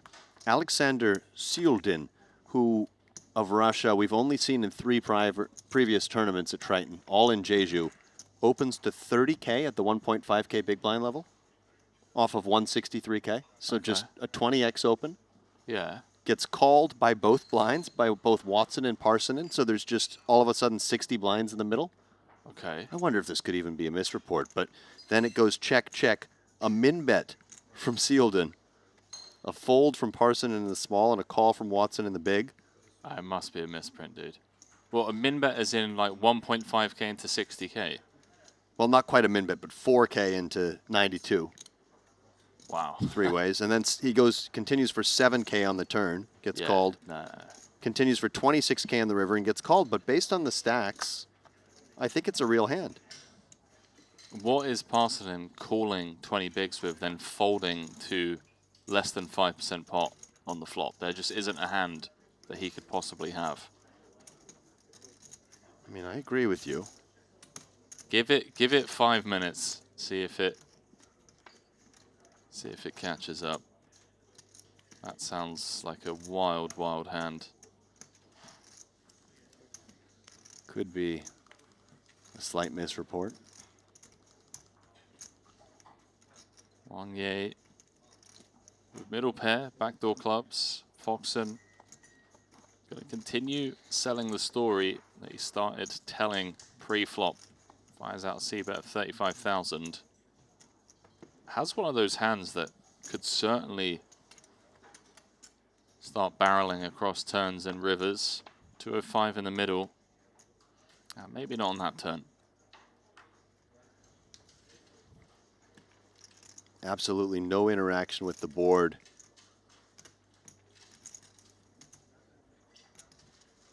Did raise an early position against a wide big blind defending range.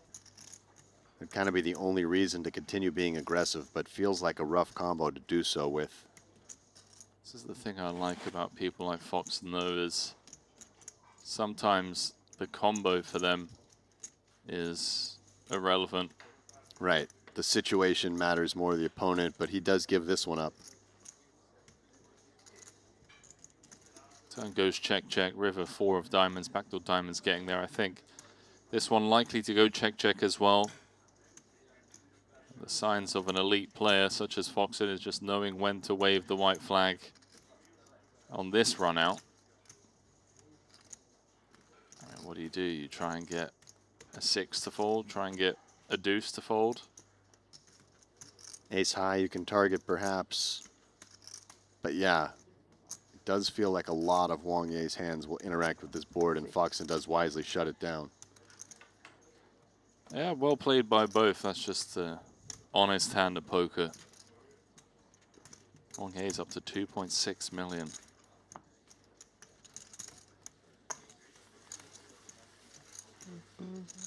Jules has lost $1 million of it back.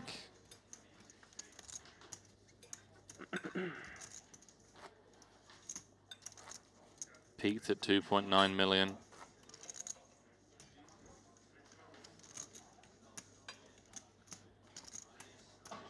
Kong Pham still at the top. Wang Ye at this table, he's in second. Antonius third, Sturm fourth.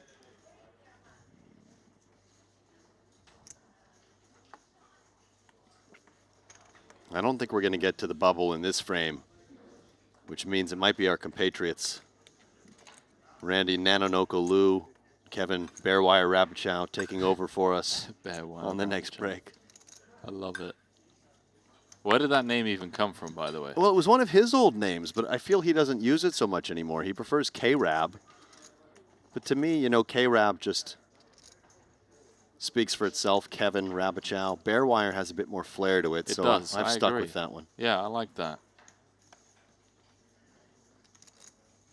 And if you're watching, hello, Bearwire.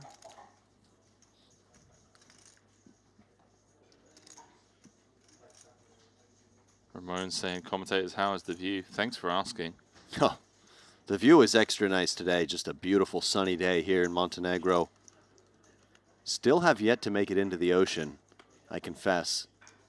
Henry's been threatening to take me cliff jumping, but we haven't done it yet. Both. We're just too hooked on tennis. Tennis and the view. It's true. Tennis has definitely taken up a lot of my morning time. Tennis, coffees, walks, but I need to get my feet in the water. I was even thinking about inviting you this morning, and I was like, no, I'm just going to go tennis. I also went tennis. All right. I got one for you, Henry. I am going to get in the water tomorrow, or else I owe you 100 euros. Just give me a free roll. Just a pure free roll that Wow. I need to get in the water tomorrow. Love that. What depth? Knees? No, I think a full soak. Okay. Thanks. I'll take it. Theologius with a double gut shot here. The only way you win this bet is or this free roll is if I forget. Which I think I'm strong favorite. You think it's a strong favorite that I forget? Strong favorite. No, not when there's a bet on the line. Double gutter for Alex here in the big blind, but I think just call, given the fact that the spades loom. Double belly buster. Indeed, I missed that opportunity. 340 in the middle. There's some spicy turn cards. Yeah, Leon could pick up additional equity here on a number of cards, or Theologius could just make the nuts. But maybe a bit of an action killer. He checks in flow. I suspect Leon Sturm is going to have a hard time following through on this card. It just completes 10-9. It gives Jack 10 a pair. He was called in 2 spots on the flop.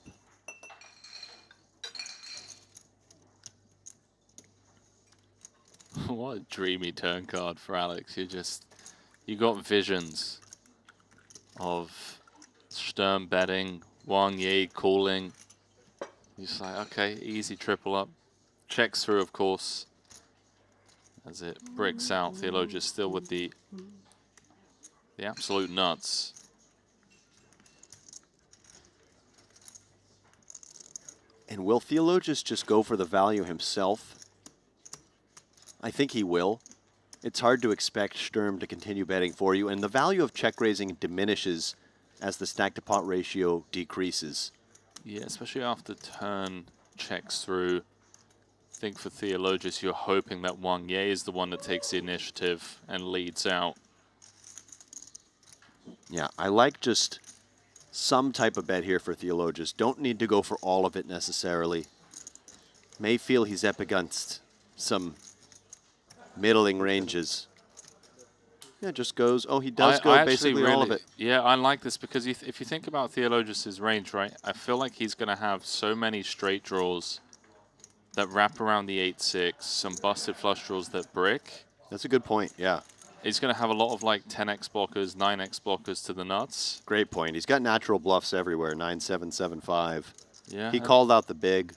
He can even have offsuit combos of those hands, some spade draws. Yeah, Wang Yi can very easily be here with, you know, a strong top pair that just doesn't want to fold. Unfortunately for Alex, he's not going to get the action. By the way, it appears that Kevin Bearwire Ravichow actually is in the chat.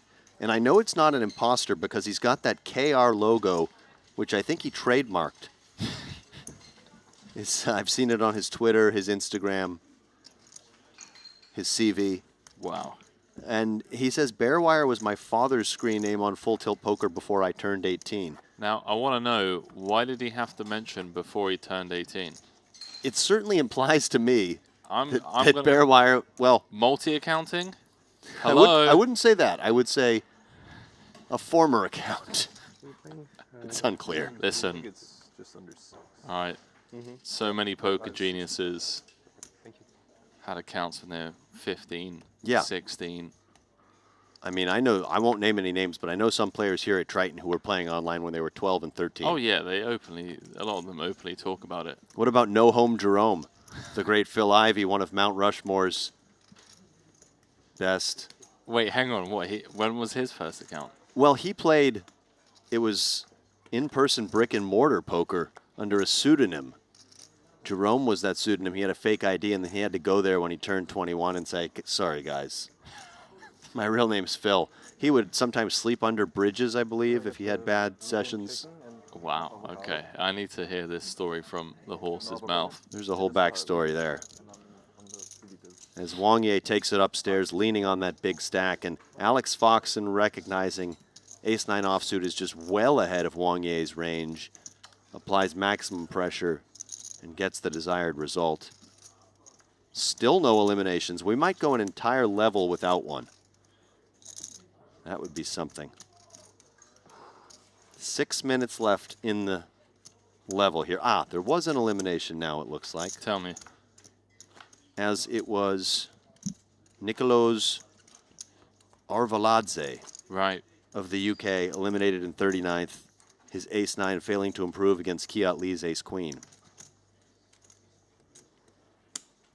Yeah, classic UK name, that.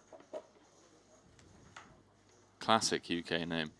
All my neighbors, my mates back home with that name from the UK. He's Georgian, my friend. Learn your flags, please. Come on. Sorry, was that not the UK Come flag? on, dude. I mean, I just took a brief glimpse at it.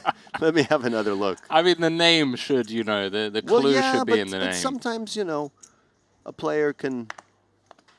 Like, okay, but tell me, those flags are very similar, are they not? It looked like just a piece of English flag. Henry Kilbane of Georgia, you know. Well, you never know, right? No, I'm Could have teasing, been man. born in the UK, originally from Georgia. Nonetheless, apologies, Nicolos, after botching your name and your flag in quick succession. Bearwire saying he paid a lot of money for that logo. Could have just got one generated by AI if you waited a few more months. Go on to Fiverr.com. I can get a replica made for about $25 and a cheese sandwich. So is it going to defend?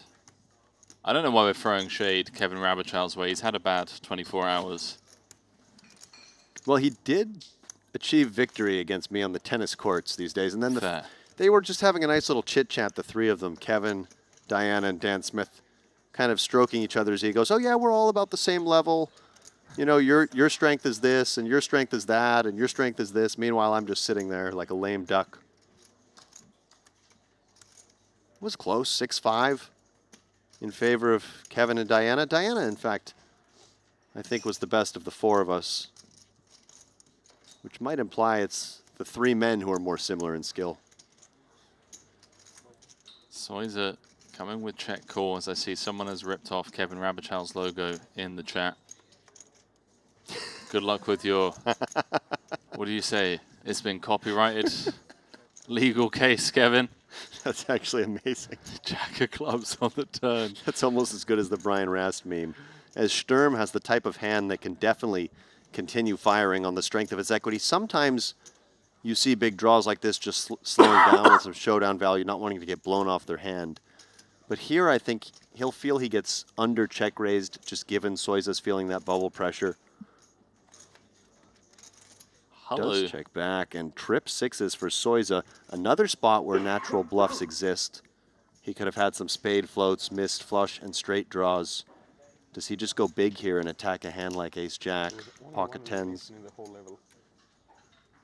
Yeah, insane. Good thing we didn't bet. I like firing out something. I mean shout out to Payne QK, the logo thief. No, but one elimination in the whole level is also pretty insane, I think. Yeah, I like this big bet decision. He basically just goes pot and says, I've got a king or better for value, and I've got a number of bluffs, and if you've got ace-jack, we'll have fun making that decision. Sturm doesn't have the most compelling calling hand, blocking some bluffs, just ace-high, but can still beat hands like 7-5, 7-8. He lets it go.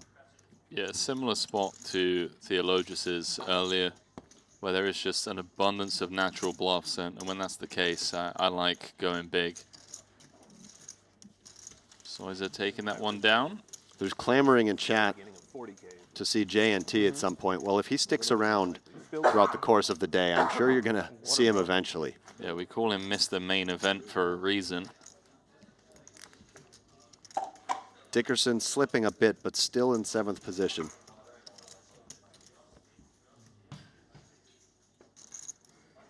Nobody's really had that runaway chip lead so far. Kong Pham holds a subtle lead over Wang Ye and Patrick Antonius.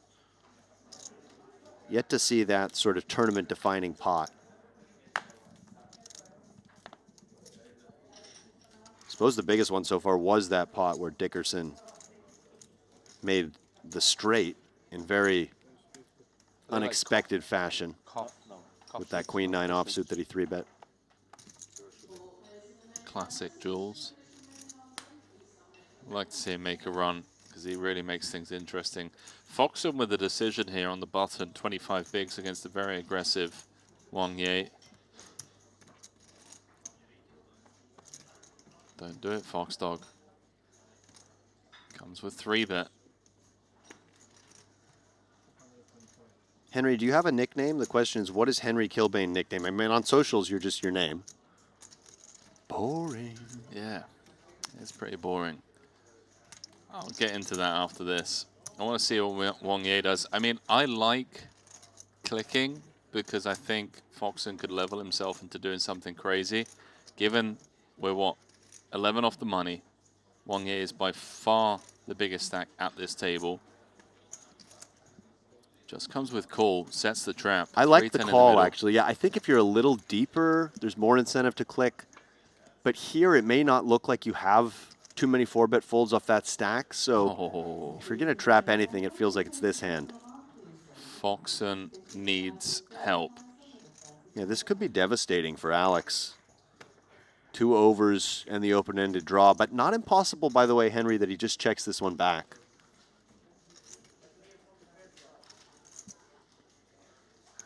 Just thinking that this board texture still interacts pretty well with Wang Ye's range. It's a bit deceptive if he does turn a 9 or an ace. If he bets, he'll be committed. All in. Just goes it all in. Wow. Applying max pressure, gets snapped.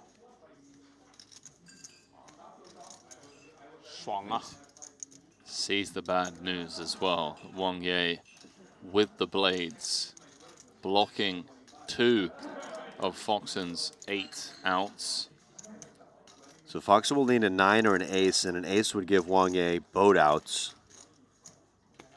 Some other runners running 2-pair possible. 2-pair actually no good, running trips possible. He's through a 9 only. And it can't be a spade. Can't be like this. Sorry, guys. I keep seeing spades as clubs and clubs as spades. There's something wrong with me. Bro, we need to get your eyes tested. Foxen's out of there. I could have sworn GG's. there were 2 spades on the flop.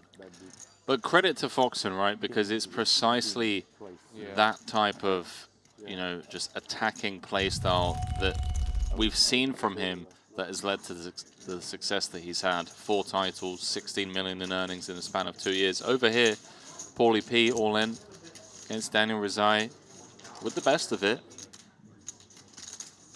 Ozonitis with the ace-king, just needs to hold. Looks like this was button versus small blind, ace-jack 8. Some runners for Daniel, 9 the immediate out. Now 9 and a 9 only. Oh, it's Paulie P. It's going to double. Oh! There's Come a 9. on, man. What is that? Brutal for Paulius. That one's dirty. On the river as well. 1 card away from playing 40 bigs, 10 off the money in a Triton main. It just gets 3 outed by this man.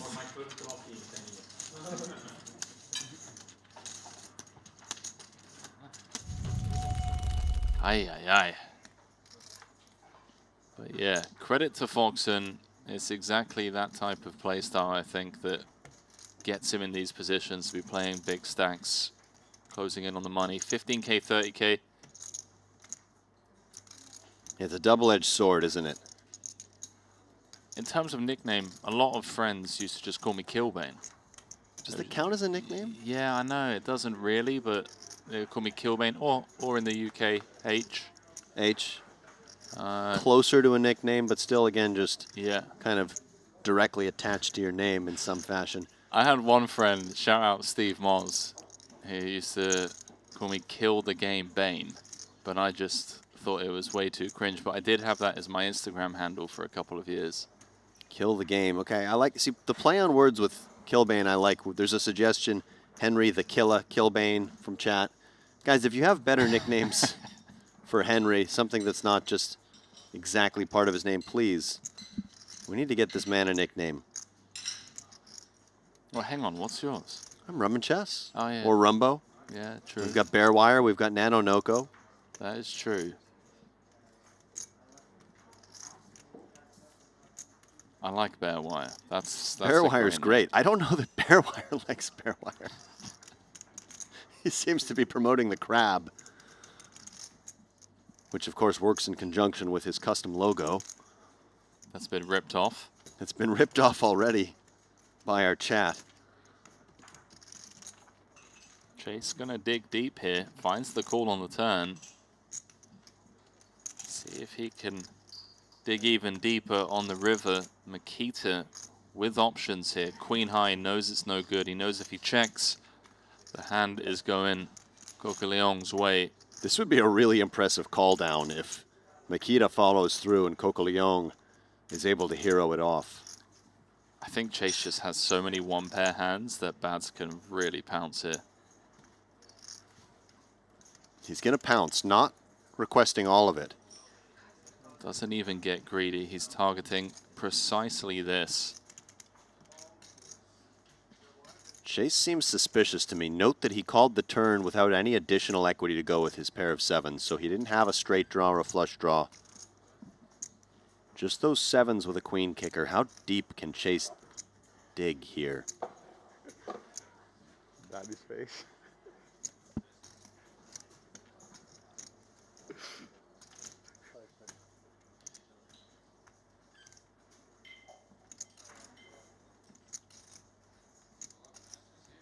Chase in the tank. Does he sniff this one out? 9 off the money. 100K Triton main.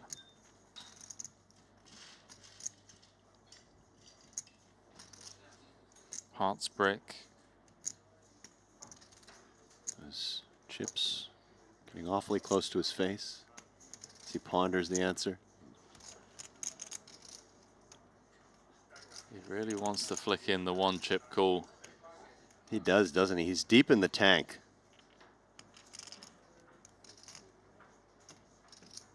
Shake of the head, lets it go. Makita getting away with one. Okay, so some nicknames coming in for you.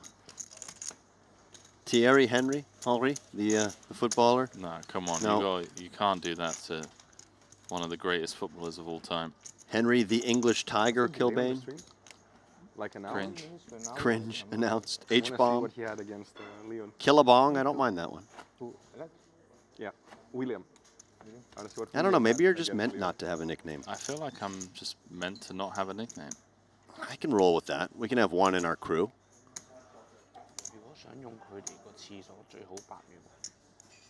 HK47.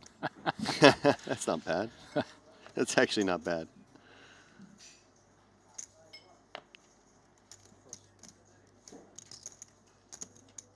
Couple on there that you can't read out, but thank you. Henry Kilbrain. I don't know. 36 left, 27 pay. The numbers are nice and even, multiples of 9. There will be 9 at our final table.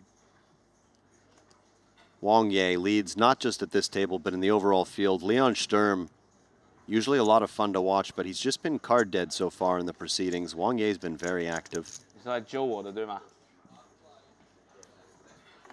Blinds up to 15 and 30. Yeah, it's starting to look like we're not going to get to the bubble in this blind level, so I expect that Bearwire Nanonoko will be covering that one. 100%. There's no way we're losing. Before we got moved here. Oh. No way we're losing 9 players. We need to have a commentator's heads up tournament. I'd love that. We've all played some heads up in our day. So it's been an hour. Have we? Have you not? Yes, you have.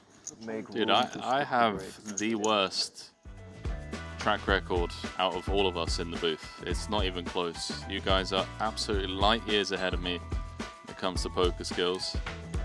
Heads up, drawing dead. Well, you know, you have the best Triton track record of the commentators. That is true, and that's why, you know, I'm never not going to play shy again. about pointing that. Never going to play again. Just going to keep it that way. Guys, you can get involved as well and play over on the Triton Poker Plus app. You can build your fantasy team, scan the QR code. So many prizes up for grabs. And it also just makes watching the stream so much fun. Step by step. Yeah. Checkpoint 1. Yeah. As Nanonoko is currently taking us to the cleaners over the last few days. Henry, no nickname Kilbane. I kind of like that. There we go. That's kind of a good idea. I'll take it. Then the no nickname actually becoming a nickname. It's one of those One of those. One of those. One of those. All that needs to be said.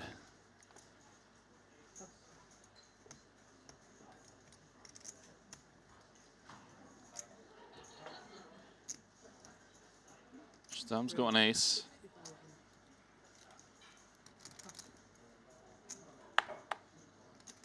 Queens for Danny. 19 bigs. Some room he could go 3-bet small to induce 160, 155, even 175.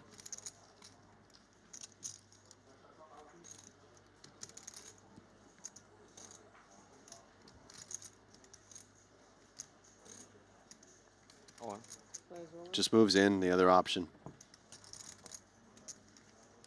I don't believe that Badziakuski can continue sixes here versus cutoff and small blind.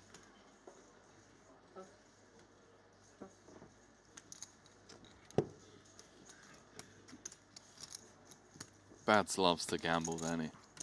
Yeah. He's just pained by having to fold a pocket pair. He was a reluctant but mandatory fold. So our short stacks, we've got a few of them who've been hanging strong for a little while now. Paulie V, he's the shortest in the room. Mustafa Canet among the short stacks. Jesse Lonis has been at or near the bottom of the board for much of today's play. And then on the other side of the table, it's still Wang Ye at the top. Antonius, Pham, and Tollerine also above the 2 million chip mark.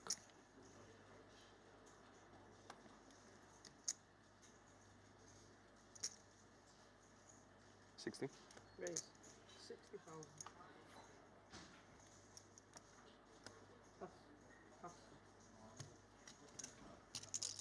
Yeah, suggestion in chat, heads up round of each, no limit PLO. I think that would make it fair.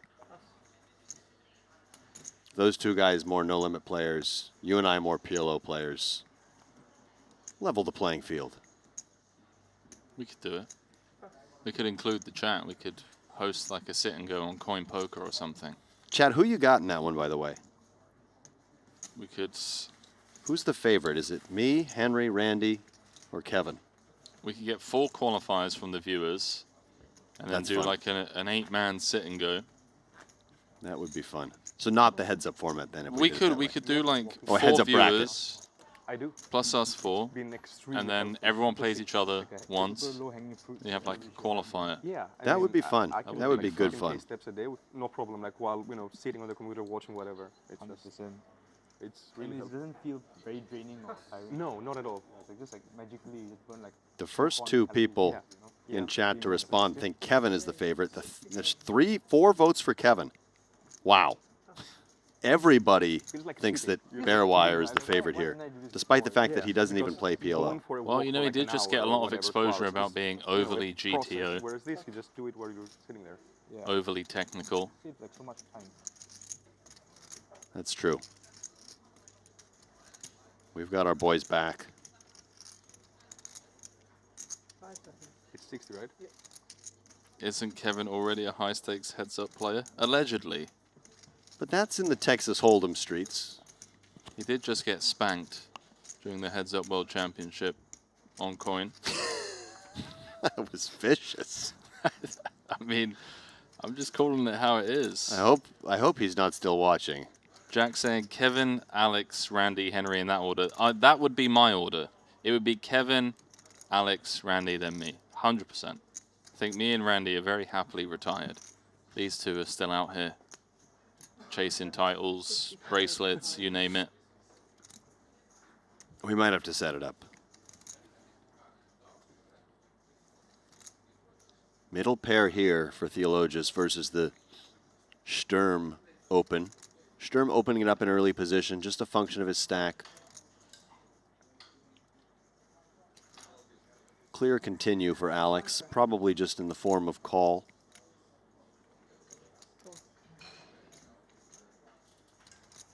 Sturm could go blasting on some turns. That's not one of them. Yeah, but let's not rule it out, right? Yeah, I guess, he hasn't opened from +1 to just bet flop and give up turns. It's not impossible he decides that Queen 5 is just so far down in his range. And it's just the type of hand that doesn't care at all if it gets jammed on because you're not folding yourself off any amount of equity. Yeah, kind of nice, unblocking all of the flush draws. We'll get back to that. There's the 200K barrel. It's going to be tough for Theologus. What we got going on over here? We have Paulie V against Daniel Rizai. Oh, no, sorry, against Dominicus Mikulaitis. The two Lithuanians go to war. Paulie V looking for a queen. He was down to just 4 bigs. Took the spot from +1. He celebrates. Celebrating the best card in the deck. Queen, Jack, or a 6 needed to stay alive. Doesn't find it. 9 off the money. We're down to 35. Lithuania on Lithuania damage.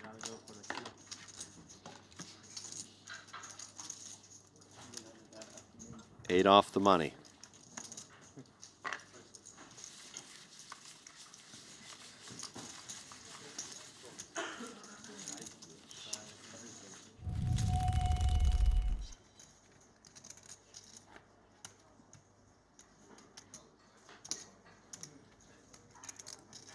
Soys is in the big.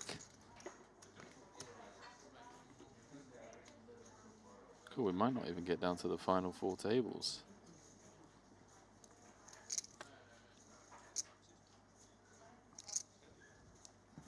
Raise 60,000. Did that one get through for Sturm? It must have. I believe it did.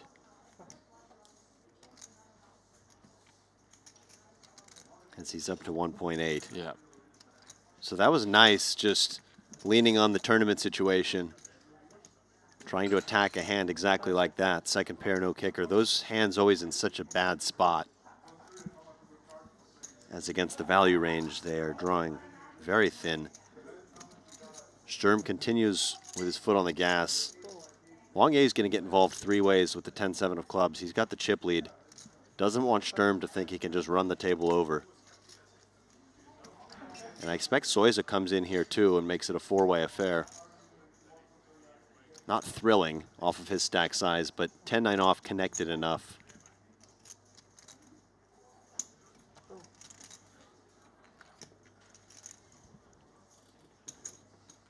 Well, all the short stacks love seeing a 4-way affair. Potential collision, but not on that board. That's all Makita. Yeah, 3 10 highs and the pair of aces.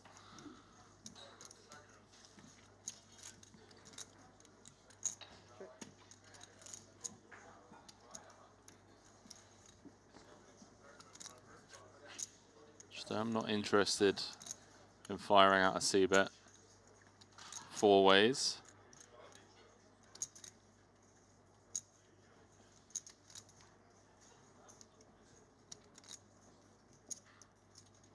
Should just be bet and take it for bads.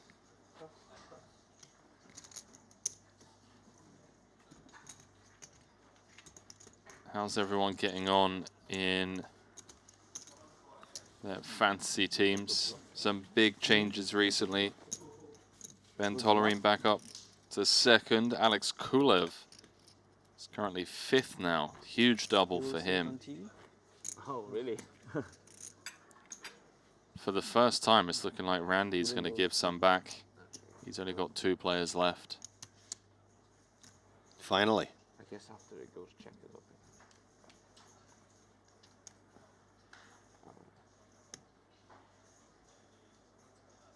I tell you what, we can't be sure that that hand was a misprint, but nothing's changed. That 20 big blind open, the 3-way pot. And sealed in any event, is among the big stacks in that 50K. In fact, currently chip leading over Leonard Mao.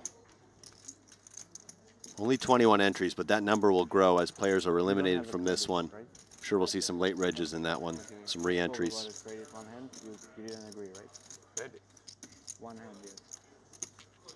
Like, do you owe me a hand? No. Like, I meant, we allowed to ask each other one hand, but I think you didn't agree, right? I remember I was... Well, I mean, I can agree, sure. If you, like swear and, like, say something like that, it makes me believe that you tell the truth. Can make a picture. Done. We can do that. But usually it gets folded too fast. That it, Limp check here. Sturm doesn't want to ISO this hand and face limp shove. I believe things that I see. And Soy's a flopping best.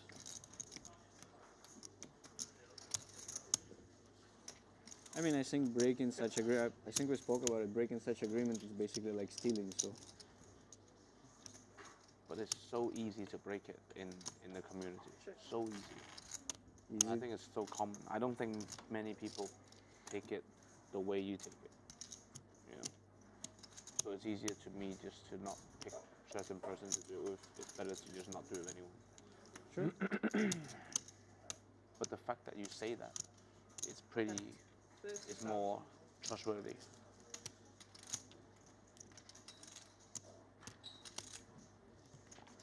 So is it with a little tickle, top pair. Delayed stab.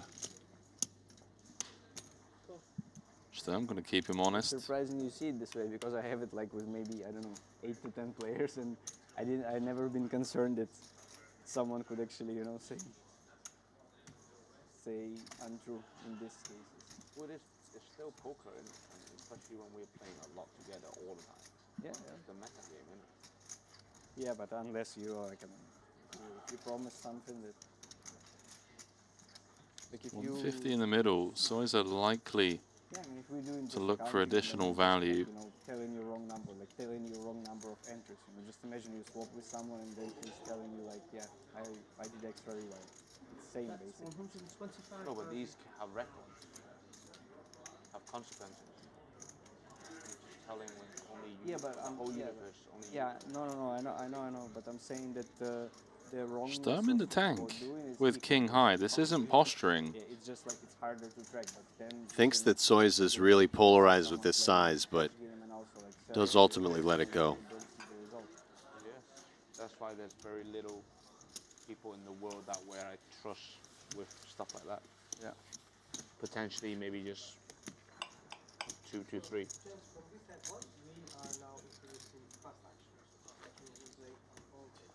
Okay. So fast Fast action action means being 10 seconds. introduced. Boom, 10 seconds. Flip. Did you actually count? Did you actually count First hands action. before that, or are you starting just now counting the speed of the play? Like after I raise, he has more than 10 seconds, right? After I raise, yes. So only the first action. Okay. You were counting hands before. You count all the time, right? Yeah. Because you're playing fast. Just another innovation Triton uses here to prevent that stalling as we're near the money. I've paid a high price for it, for trusting someone in a cash game. Yeah. Which I haven't seen, so. Yeah. I really need to figure out how these multipliers work. Trust no one, bro. 5 seconds. I trust my In mom. the fancy league. Release. Like there's Punat Punsri, for example, who's currently 6th. He started the day in 52nd. And his position change is 22 times 2.5 plus 24 times 1. Yeah, I don't totally understand it. It's a bit of a complicated system, We'll but figure it out. We'll get to the bottom of it. Here we go. Coqueleon calls it off with ace-10 as Sturm with the covering stack. Put him in for Chase's 11 big blinds. Can he find the double?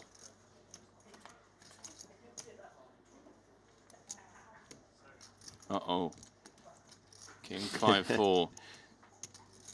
Sturm picking up 4 additional outs. You're always seeing the trouble, aren't you? Well, how can he not? Well, he's up to 77% now, is Coqueleon. Needs to dodge a 6, 7, or an 8. Leon looking for a 3-sider. Finds it.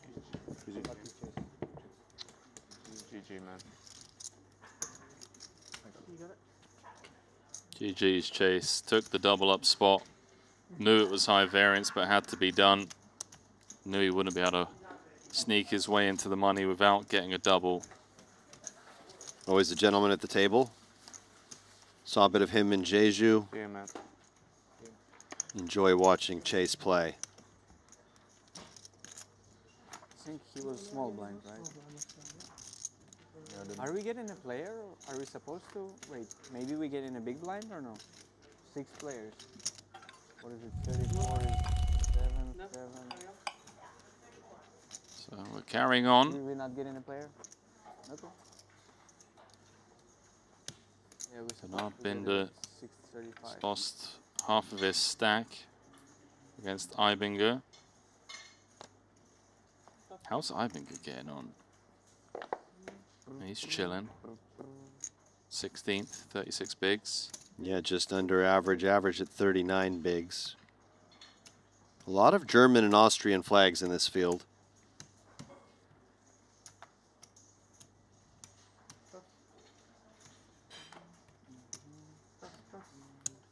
How long have you been vegan?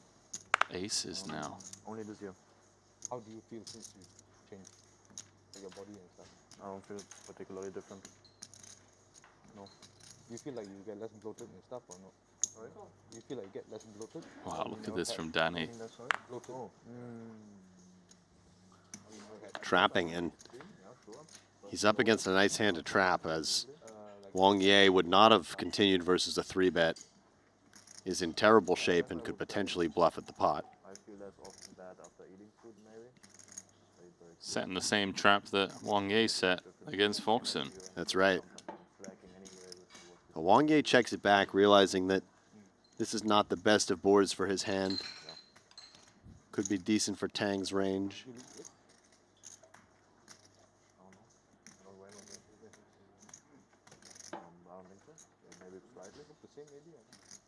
Check it on over once more, Danny. I feel like Wang Ye is just drawing dead so much of the time. Like, might just be here with, you know, King, Queen, King, Jack. Like, let him river a pair. Easy for us, obviously. We can see the cards. It just makes life so easy. So I've been eating a lot more vegetables, maybe like 10 or 20 times more vegetables than before. And I can say that I'm starting to enjoy the taste of vegetables. Not impossible for Wang Ye to float ace high here, beating every draw, but ace of clubs, 6 of hearts, a difficult continue. You were flipping. I was what year? 10? Tens. Seems like the best case scenario. Yep. You hear Soiser and Theologius talking about that ace-jack suited against pocket 10s hand against Chase. And Soiser saying that would have been the best case scenario. Yeah, I tend to agree. It's probably a lot of, like we mentioned, ace, queen, ace, king. Medium to high pairs.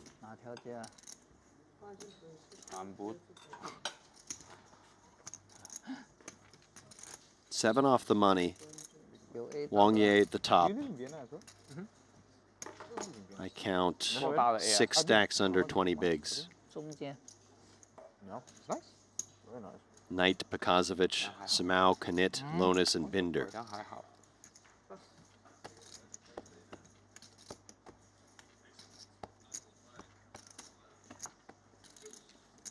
Not today. Storm Rider saying his dream team is not doing so great. Tell me about it, dude. Yeah, there can be days where you pick some of the best players in the world and, you know, card distribution deems them out of there early. Though you got on the board, didn't you, Henry? Got on the board yesterday, yeah. Yeah. Yeah, had a really strong team yesterday. I'm actually in the lead overall, on the overall leaderboard. A bit too early to start. Yes. Getting excited about winning that bonus, but... Which overall leaderboard? Out of us 4 on the overall leaderboard, I'm... But we said no, we said we didn't agree on a bonus, right? Oh, we didn't? No. I proposed it and it was never... Crickets from Crab and Nano. Crickets, yeah. Always can count on me. Now I feel like, you know, I can defend it myself. You collect with interest, you know. Exactly. Oh, yeah?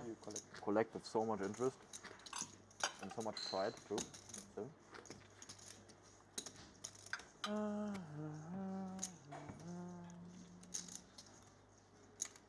You just keep doing that move. You're gonna see what happens. These young kids, so much You're gonna ego. burn your hands So so feels fast. like we're not going to get to the money in this frame. Just based on the tepid pace of eliminations, 34 remain. Need to get down to 27, but the stage will be set when Nanonoko and Bearwire take over. The cookies will start to crumble shortly after. I'm just so far opposite from him, it's crazy, but we're very good friends. Raise 60,000. In what way are you opposite? I mean, I'm sure we have certain similarities too, but he just works a lot different as a human, or in his interaction with other human beings. Seems that Jules Dickerson is playing the 7-deuce game with himself, But we also have a lot of as he's been the only player we see get out of line with that hand. Yeah, he loves it. Good luck putting that man on a range. It would be a useful hand here. I could have sworn I saw 2 players fold 7-deuce, at least one for sure. So ducks unaccounted for as it's whiff versus whiff. But some backdoors for Soiza, the aggressor.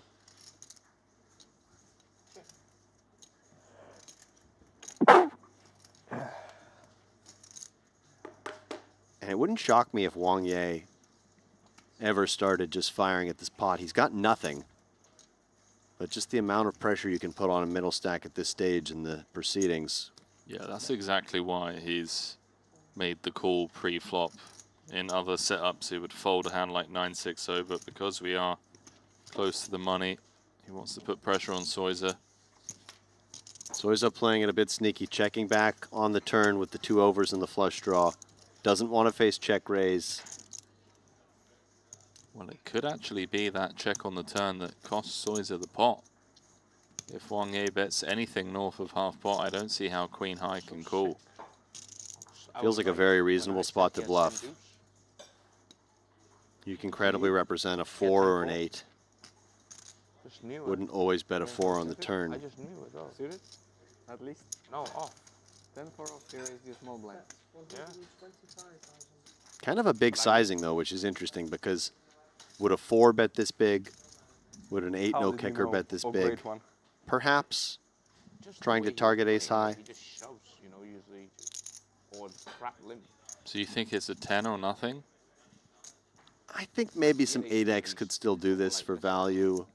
Even theoretically 4x could, but some players won't, which sometimes makes the calling hand more suspicious as they think it's more polarized. Soiza, digging deep, finds the call with Queen Jack high. Yeah. Not believing there's enough thin value bets. Sick pop. That's one of the calls of the festival. I mean, I know it's not a huge pot, A range call. but checks it down and then fairly quickly calling with just Queen Jack on the end. No, king, please don't have it. Don't have King 5. But sometimes you just gotta. I propose for you to be businessman next time too. When you're doing shit like this, how to? That's advertisement, bro. Please apply for me. Advertisement of what? Of you being a super pro? No, businessman, bro. How is that super pro? How is that businessman? Queen High cannot fold, bro. Oh my god. Queen High cannot fold. Soiza's a pretty damn good businessman. Number 3 on Malaysia's all-time money list. Making quite the hero call there. That was fun.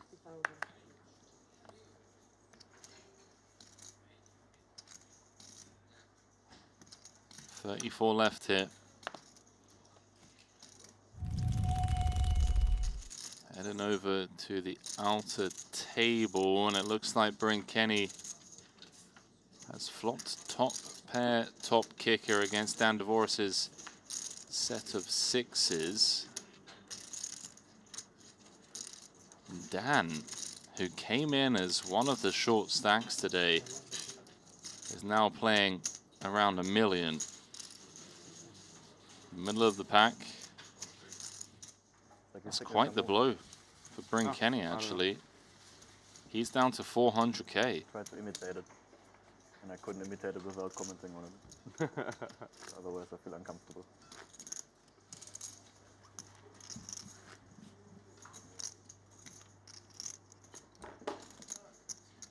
think it's just when I'm not in a hurry. Yeah, I do apologize. Bryn was actually drawing live. It was 9-8-6. Bryn had an open ender, and it was all in pre-flop. A 10 or a 5 would have done it for him. Yeah, 565 now for Bryn. Oh, hello. There we go. So we've had one of these each frame, which I enjoy. I don't think we'll top that first one, though. How cool was that, the Danilo? That one was great. That was sick. Yeah. Had him on 410s. He had the jacks full. So far, we're dealing with a very wide range because Wang Ye covers Makita, who has one of those stacks that's going to feel threatened. So there's going to be more suited, kind of semi-connected hands than there might otherwise be in his range. More of the smaller pairs can exist. Stuff that connects well with this board is definitely well in the range of Wang Ye. 8-6 suited can be in there. 7-5 suited can be in there.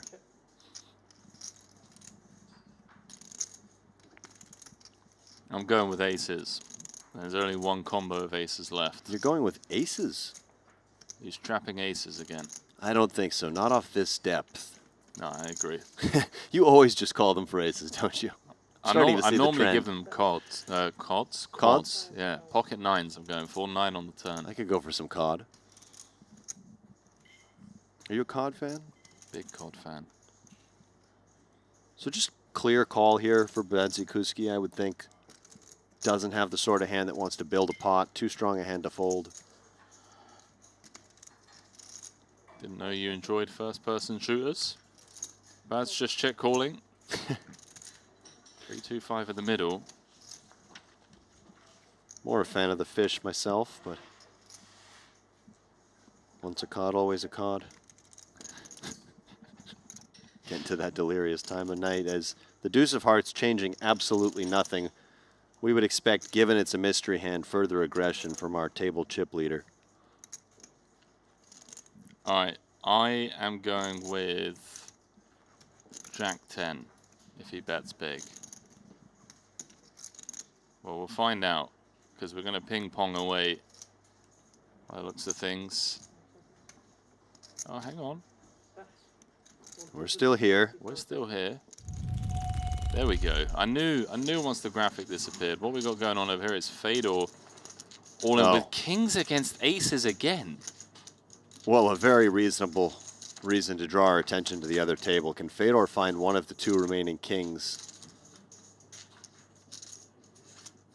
It's just so brutal for Fedor. He had it deep in the Invitational, now deep in the main. Is this the only way they can beat Fedor Holtz? It certainly feels like it. GG's. Gatli doubling up Fedor down to what, 6 big blinds. And for the second time, deep in one of the biggest buy-in events of the series, Fedor running the Cowboys into the blades. So hopefully we get back to that mystery hand to find out how much additional pressure was put. Oh. On Badzikuski. So it did go check call on the turn. You can see the graphics there. There's a pretty small bet on the turn. What, 1/3 pot? 120 into 320. 5 seconds. And one would assume a 3rd bet is incoming. Otherwise, what kind of mystery hand would this be? So far today, it's been value. It's been value for Danilo, value for Bryn. I'm going bluff this time, given that we're 6 off the money. I think Wang Ye's in here with the Jack 10. Yeah, you've been on the Jack 10 train. I figure him for a hand that maybe was bluffing and now has rivered the straight. Jack 8 suited, maybe? I think Makita is one of the best in the world at trusting his intuition in these spots. The small on the flop, small on the turn, now over bet river.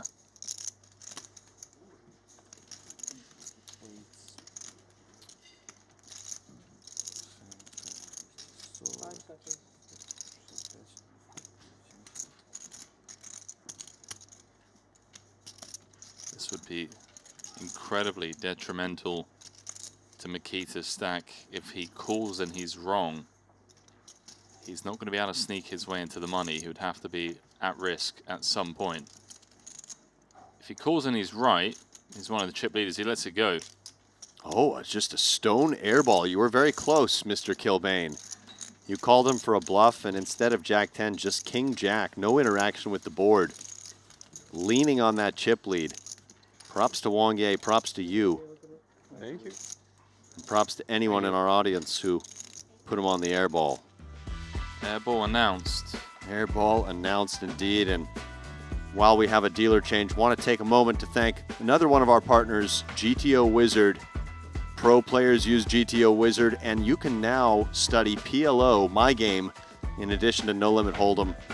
And you can do custom multi-way pre-flop solving. You can input different bet sizes, node locking. It is the place to study. It's a very clean, user-friendly interface. And if you're not there, get involved. Start crushing now with GTO Wizard. Shout out the Wizard. Absolutely changed the world, the poker world, when it comes to what they've built.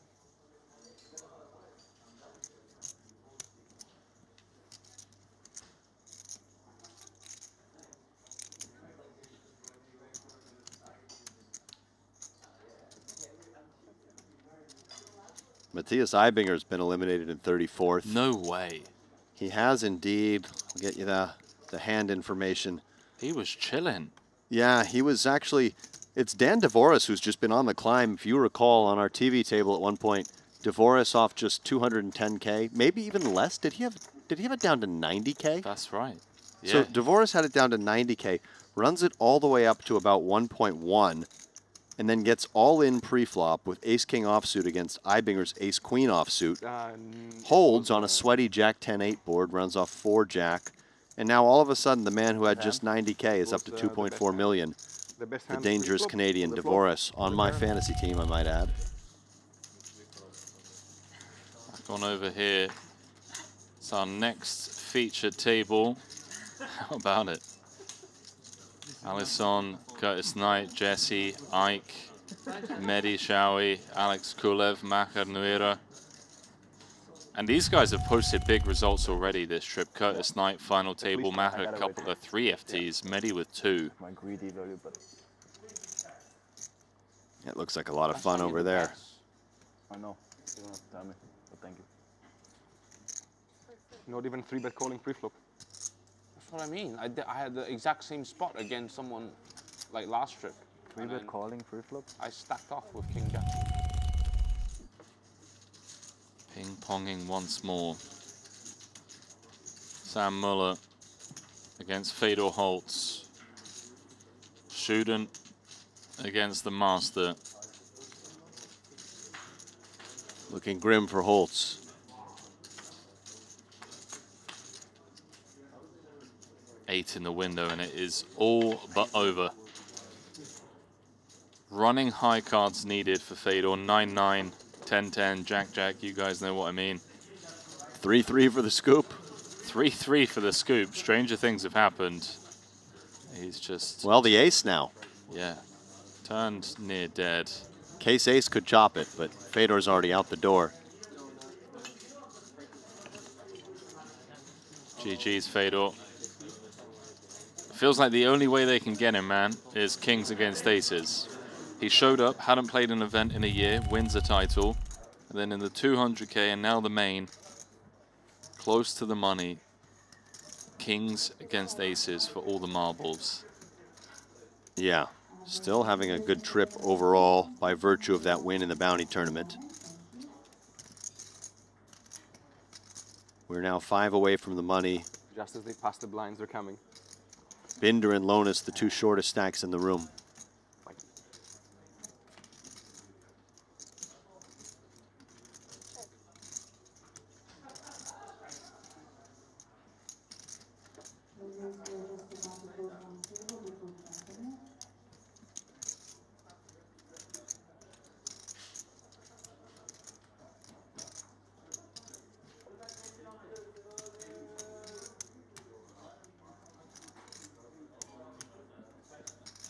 See if Danny can find another barrel here in the big blind. Yeah, he's going for it. Has equity. Of course, will welcome folds, given that he's just got 4 high.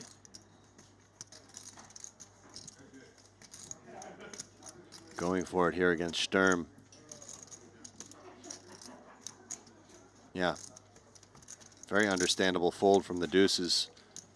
Good application of pressure from Danny as he works close to $1 million now.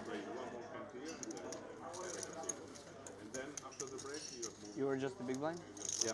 Okay. It's just 4 off the money. JNT's been eliminated by Jules Dickerson. Oh no. It's a clash of 2 fan favorites there. They're bringing players over. Jules is up to 3rd in chips. So 4 off the money now. Lonis, Knight, Simao, and Binder, the 4 shortest. Theologus and Kenny not far ahead of them.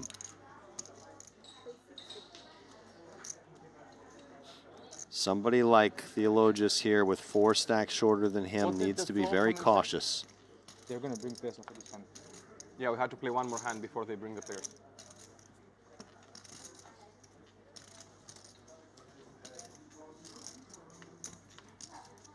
Wang Ye's been having a good day. Has an insane record in 100K plus buy-ins at Tritons. Has one of the best records. From 23 appearances, he's recorded a remarkable 34.8% cash rate, earning more than 8.5 million alongside 5 final tables and 3 podium finishes. The one thing still missing for Wang Ye is the title. Yeah, and he's only showed up on the scene in Jeju 2024. That's right. More of a cash game player prior to that. Still plays both. Sturm is attacking with ace-deuce suited against Wang Ye. Just figures he's opening super wide. Willing to play back. As though covered, Sturm still plenty deep with Wang Ye. Lets out a bit of a smile as that one gets through. Is that Kong fam joining the table? You love to see it. He's a very entertaining character. In he comes, healthy stack. 2.4. I hope we see more of Kong. I mean, he showed up in the Bahamas, was so exciting. Was fun to have him at the feature the other day in the Invitational as well. Yeah, I confess, not super familiar with him. Looks like he made his debut in Jeju 2025, then played 3 events in Paradise and 3 here so far. Has had 1 cash in each of the 3 series he's played.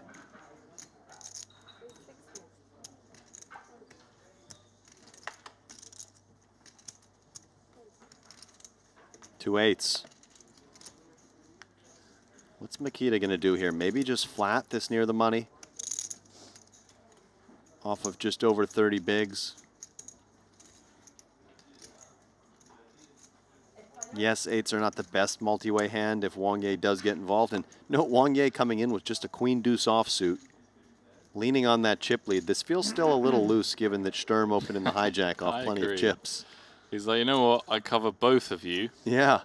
So good luck. What are you going to do about it? And it's an interesting spot for Makita, who's flopped an overpair. I don't know that he wants to play any leads on this board out of the small blind. But this hand is just so awkward to play, the 2 8s.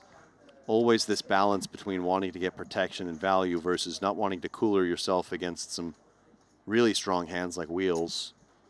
Yeah, what about Leon with ace-4? Leon's hand, I don't mind a bet here. Because, for one thing, he knows that Badziakuski's going to struggle to play super aggressively given his stack size. And if he does happen to face resistance from Wang Ye, his hand is probably just good enough to bet call and play poker with the depth they have. Play poker announced. See, Bads is already in this really weird spot. Yeah. I assume he's just going to call here.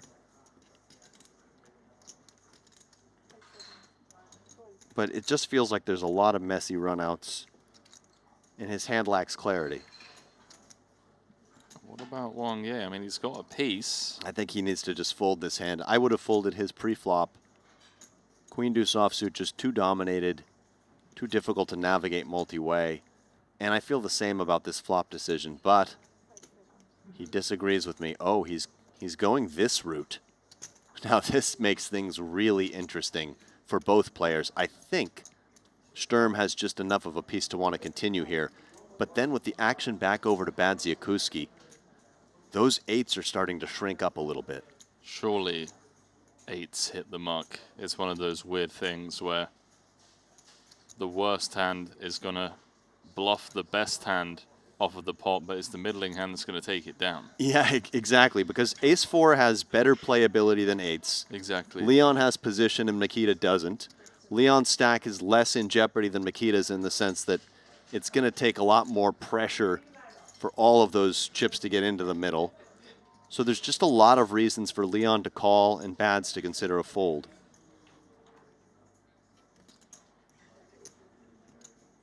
Oh, look at this. The click back from Leon, and this is just going to work. This is amazing. This has just turned into an incredible three-way hand here. Wang Ye, in my opinion, made a clear mistake pre-flop and then compounded it by trying to make a fancy bluff.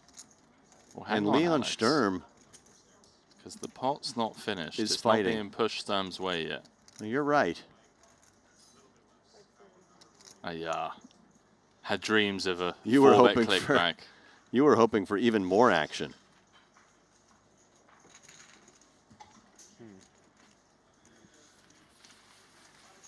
All right, looks like we've got time for one more hand. Maybe one or two more hands. We need Let's to wait see. for the stream for that. Doesn't look like Theologians saying we'll have to wait for the stream. That was a fun one. King 5 suited. Maybe pocket fives. That would be pretty tilting to find out that I actually had the best hand out of 3. You did. And he did. You did, Nikita.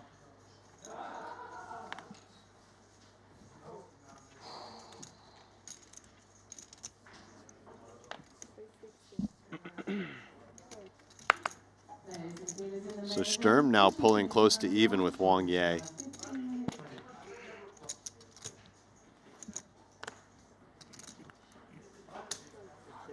Dre's hitting the mark. Theologius, as is- you've pointed out, there's several more short stacks. Yeah, this is actually immediately a bit ugly for Theologius. Would be a clear call out of the big blind in so many situations, but I wouldn't fault a fold here with Queen 10 off, just because you're dominated sometimes. He moves all in. Wow. No. Wow, That's great gangster. find. That is gangster. Great I got find. scared for a moment. I don't know. You just put 3 chips in. Maybe it was a call after all. I would have given away. I don't have it, but that would have been fine, I guess. Well, hang on. What we got going on over here? The pot brewing between Antonius and Mikolaitis, who only has 5-4-5 back.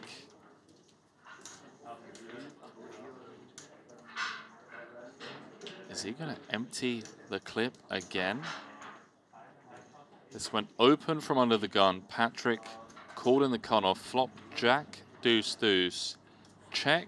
Bet of 50K from Patrick. Check raise to 225. Call.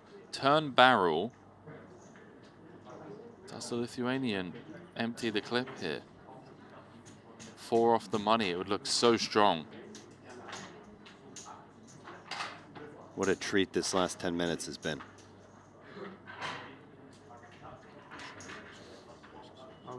Oh, this is so gangster.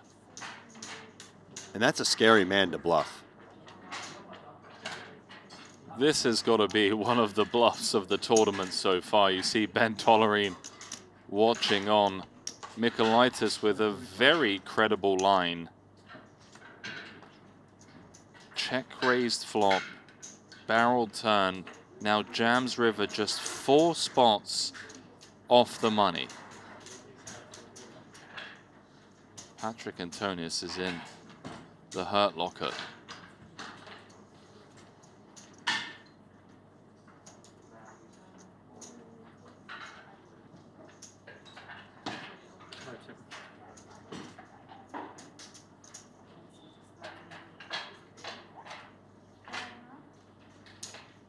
Not often you see Antonius get put in the blender. He's normally the man putting people in the blender. And this was a 3-way pot on the flop when Michaelitis came in with that check raise. Such a strong line, check raising after Rezai had folded. Knowing Patrick's betting range a little stronger 3 ways.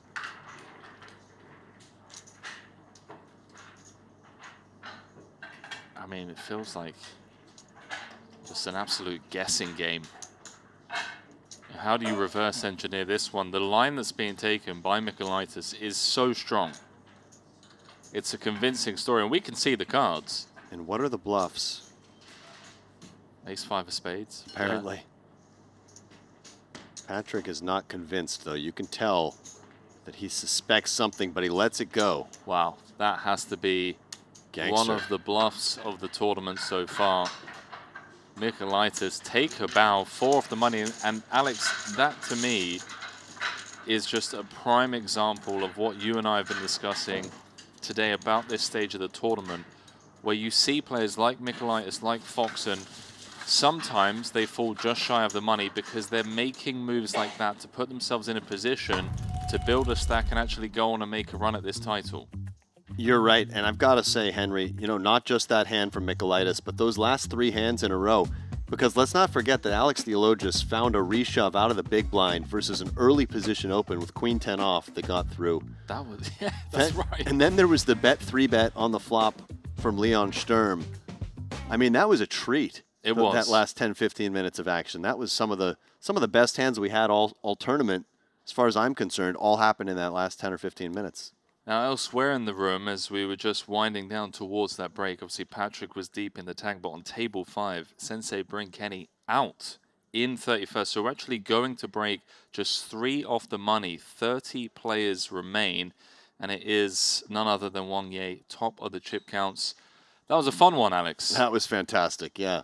Playing down to the champion in this one, min cash of 159,000. Sorry, playing down to the final table today, I do apologize. Then tomorrow we'll be playing down to a champion, where said champion will be going home with 3.5 million.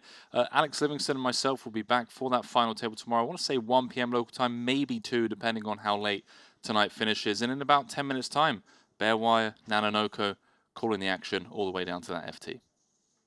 CoinPoker and Triton are teaming up to give anyone a chance to win a $25,000 seat to the next Triton Superhero Series in Jeju. All you have to do is sign up to CoinPoker using code Triton, play the qualifiers, and the winner is gonna win an all-expenses-paid trip and a $25,000 buy-in for the next Triton Superhero Series. Hopefully, I see you in September.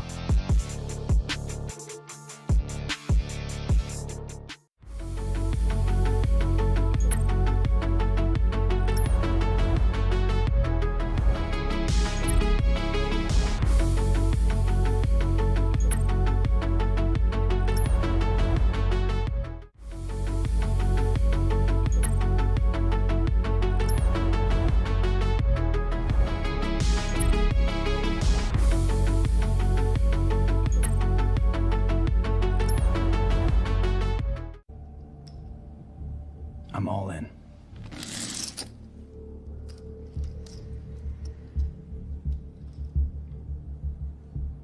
Call.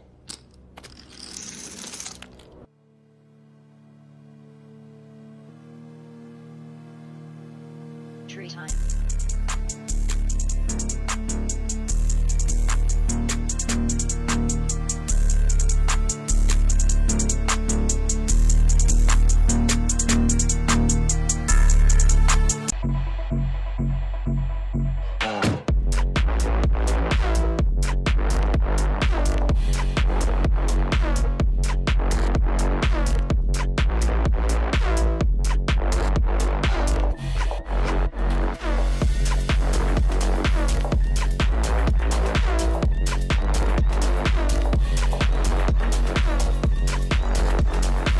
5 years ago, we changed Hold'em.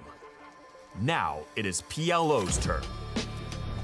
Study any spot, any flop, turn, or river. We've got them all. Set your own custom sizings, all solved in seconds. Practice against GTO with instant feedback, powered by GTO Wizard AI. Early bird pricing is live. Try it free at gtowizard.com.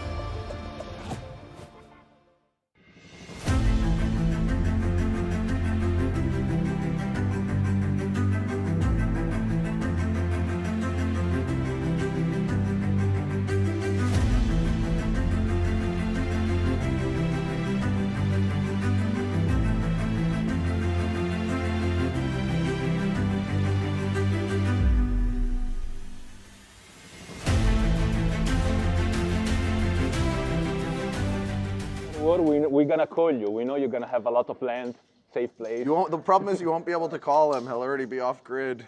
Yeah, it's true. You gotta like find them somehow. I have an idea. We found Orpen, and then we can find them. Yeah. Then you have the resources to find them. I can. I'm obviously going to give Orpen false information before I do this. Dan is hiding on Orpen's yacht. 5 seconds. Mystery. As it's been just our second mystery hand of the day. We always enjoy these. I know you in chat were clamoring for more. Bryn starts things off with an open from the button. 5 seconds. And it's going to be against Bernhard Binder in the big blind. Like a red dot on this card right here.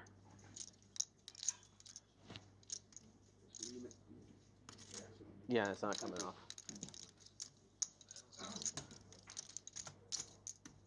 So Binder will defend.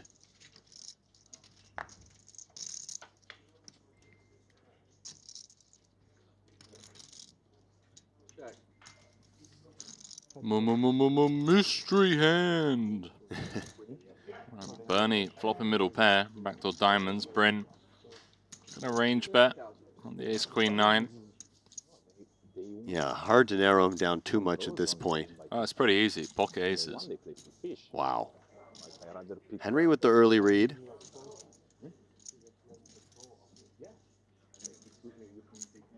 Bernie, of course, going nowhere. 170 in the middle. Ace of diamonds on the turn. Binder picking up the second nut flush draw. Clear check call if he faces any aggression, which we might assume he does, given the nature of the mystery. I'm going bluff, triple barrel. I think he's just going to empty the clip with an absolute airball. 10-8.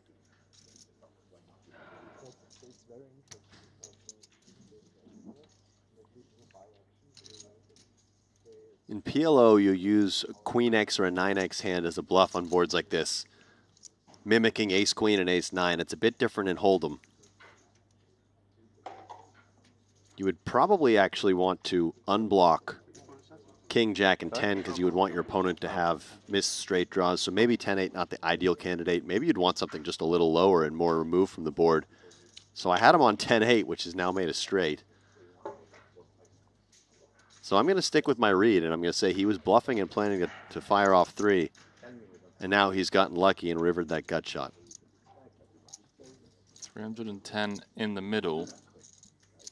But you think it's 10-8 because you think King 10 doesn't barrel turn? It just kind of takes its showdown plus a free card? At some frequency. I don't know why 10-8 was just calling to me from the beginning. Oh, wow. This is really unorthodox here from Bernie. Setting his own price, but this is definitely somewhat non-standard. This feels like it's just all Bryn. He always attacks these types of plays. So get back in the bin. See what he comes with. 300K? In the bin with Bryn.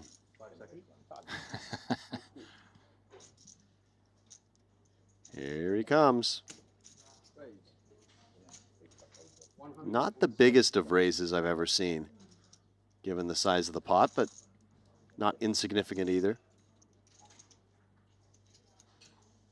So he can just raise an ace for this size,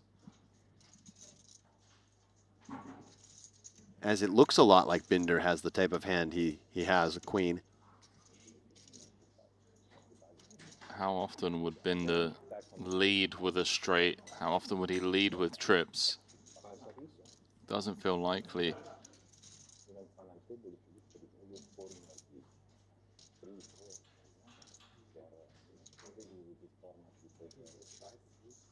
Is Bernie going to go for the old bet, 3-bet jam? Blocking ace queen? I don't think so. He's I can sick see enough your to point, do it. though, is that if he bets this small, if Bryn can value raise ace-5 and 10-8, but the problem is that it's so hard for Binder to have a full house, right? As ace-queen would have 3-bet pre, queen-queen, ace-jack, all these hands, big blind versus button would be expecting to 3-bet pre. And would he go for a bet 3-bet with king 10? Perhaps, but it's not completely clear. So feels difficult to have much of a bet 3-betting range, just given the positions in the pre-flop action. What do you think, chat? See a few people going for quad aces as well, thinking that Bryn would go bigger. Wow, Bernie's paid it off. Just ace-6, yeah. So again, a tribute to...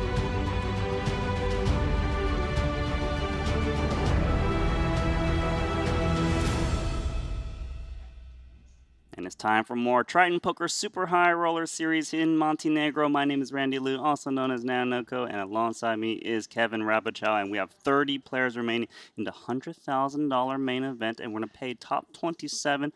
I did lose my last fantasy member, Bryn Kenny. That's a bit unfortunate, so I'm just out of the race completely. Are you telling me I'm ahead of you in fantasy this week, Randy? I'm literally in last place. None of my guys made the money. It's pretty insane. I'm but sorry. It's okay. We do have a new chip leader, Wang Ye. He's got 2.7 million up top. Leon Sturm started the day as the chip leader. I believe you put him as your captain for your fantasy team, and he's more than doubled his stack, roughly. But the thing is, we're at the stage where players, I assume, need to play tight. Yeah, I mean, we're 3 spots off the money, Randy, one of the biggest bubbles of the series. I see you scrolling down to the shortest stacks, as this is going to be really, really relevant for the next couple of levels, I would think. A couple of 4 big blind stacks, Bernard Binder and Joao Samao. They're both in a position that's so far behind the rest of the field that I actually don't even know if they can fold into the money off of 4 big blinds. They're going to have to put their stack at risk, I believe, before we break the money bubble. Given that you know that these two guys must get it in for 4 big blinds apiece, very likely, good chance they bust, right?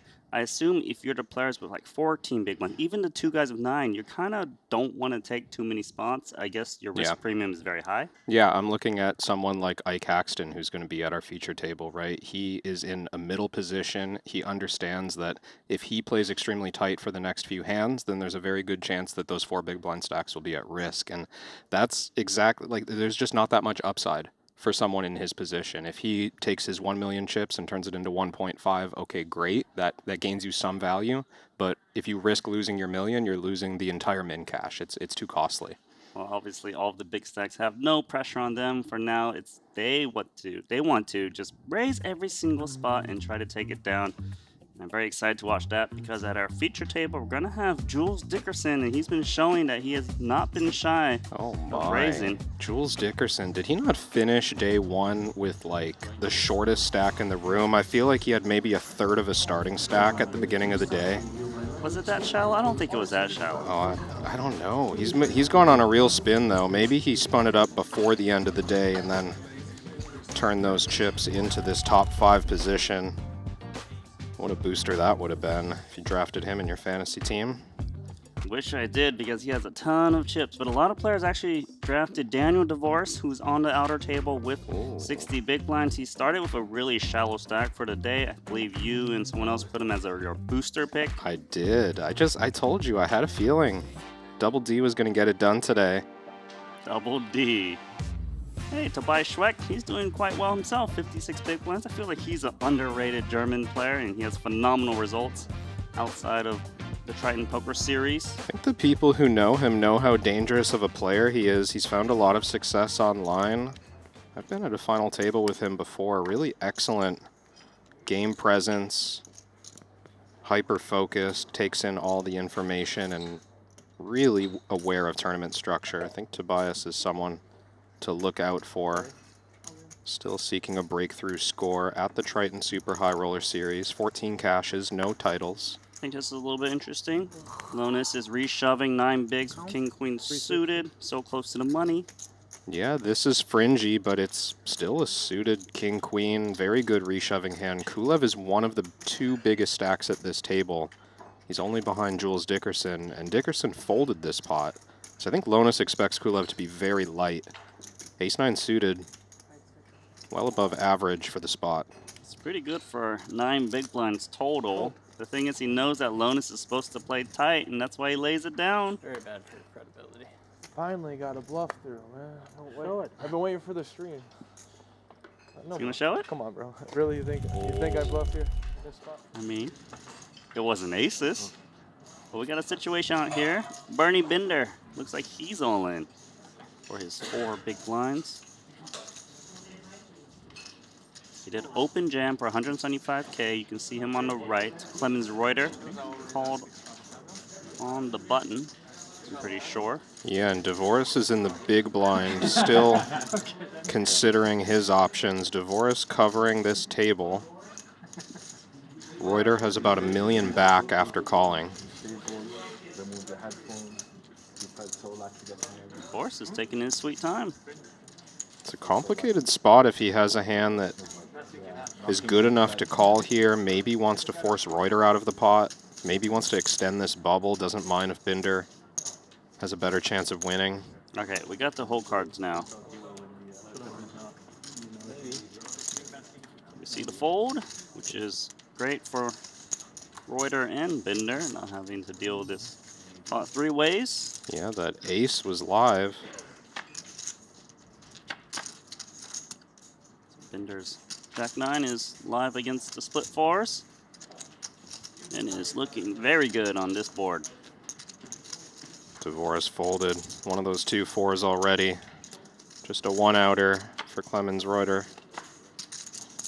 Exactly a 1-outer with 1 card to go. Running 3s. That's nothing for the 4s. A short stack. Right after we saw Lonis pick up some dead money, now Binder finds the double. So 2 short stacks chipping up. Lonis with a reshove successfully, and Binder's got 10 blinds or so. We come back to our featured table, and it features Jules Dickerson. This is a blind versus blind pot. You can see the pre-flop action on your screen. And why not just get after it on the flop with 10 of hearts 7? He never has it. Dickerson just never has it. That's how it's going to feel to Allison, but he's got no choice. King high hits the muck. Smiles for Dickerson. I think everyone knew he was stabbing. Which really is one of my favorites so far this week. Watching him play in that $200,000 Invitational.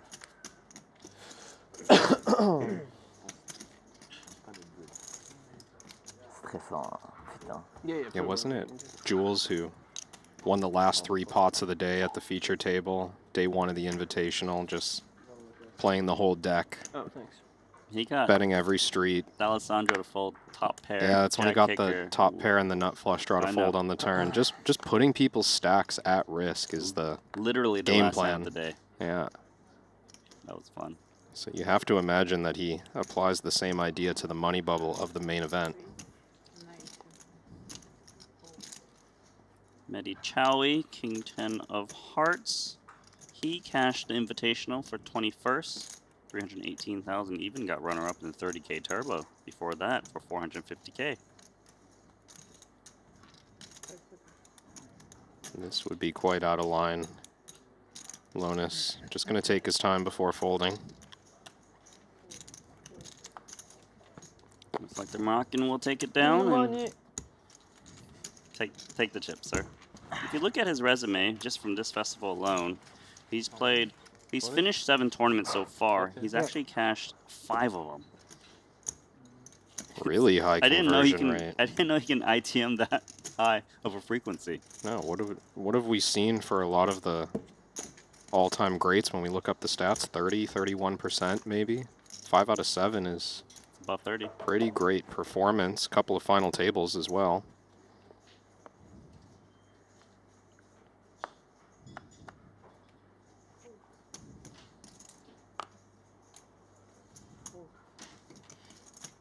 Jesse Lonis. He's got King Jack offsuit from +2. I think this is one that he would normally open, but will probably pass on here, just given how much pressure he's under. Whose turn is it? Is it Binder again? Looks like he's at risk. He's got King 6 suited. Up against Tobias Schweck's pocket 4s, and that's a set.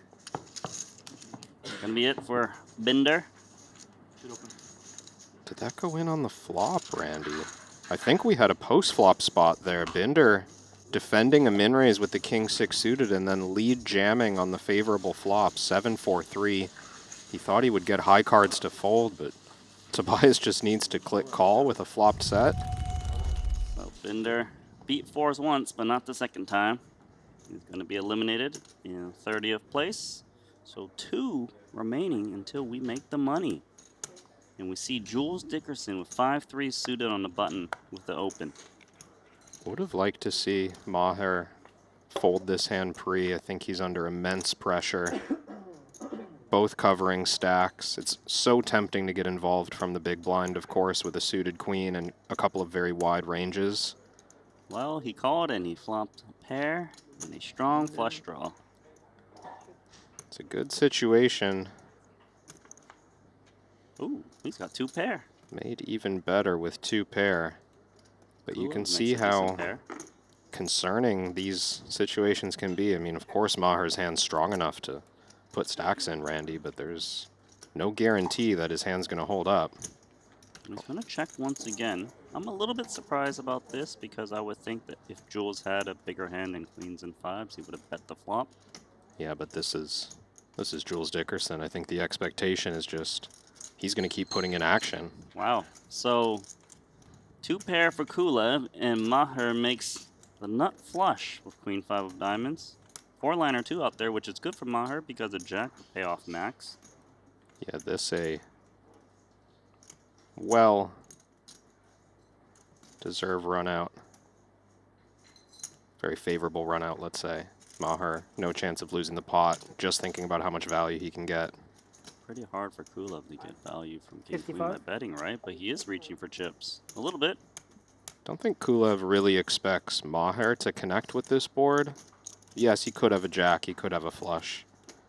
But I think he feels relatively confident that he's ahead of the big blind range and then just trying to extract from Jules, who checked back twice after raising pre. Yeah, I guess the big blind doesn't have too many bigger 2 pairs. Those hands would just jam pre, like ace queen, ace 10, ace king. Yeah, exactly. All the big Broadway hands you're expecting to be all in pre-flop. Okay, well, the raise is coming. Whatever you think a jack will pay off, I guess. Yeah, I agree. That is the target.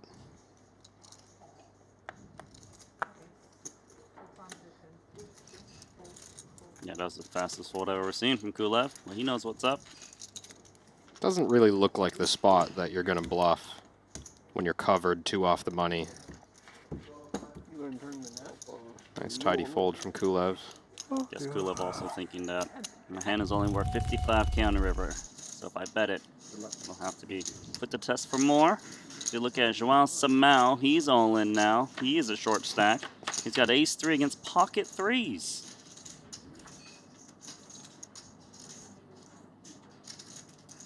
Baby pocket pair, looking to win. King of diamonds. Also, the ace of diamonds wouldn't do it anymore, would it? No, just 2 outs for Samao. He can't find them. He's going to be eliminated 2 off the money. Can't believe we're already on the stone cold bubble.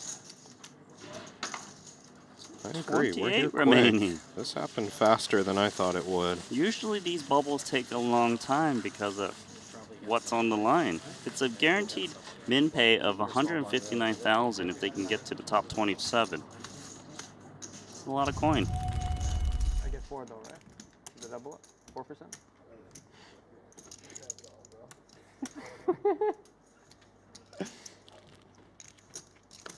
Okay, you can see here that Jules is opening very light, Queen 7 of clubs, and Kulev is just bouncing on it now. He's had enough. I wouldn't even call this light, Randy. Queen 7 of clubs in the cutoff. And I enjoy it a lot. What about Ace 9 from Kulev? It's probably about 6 pips above what Jules would open. And that's all that matters.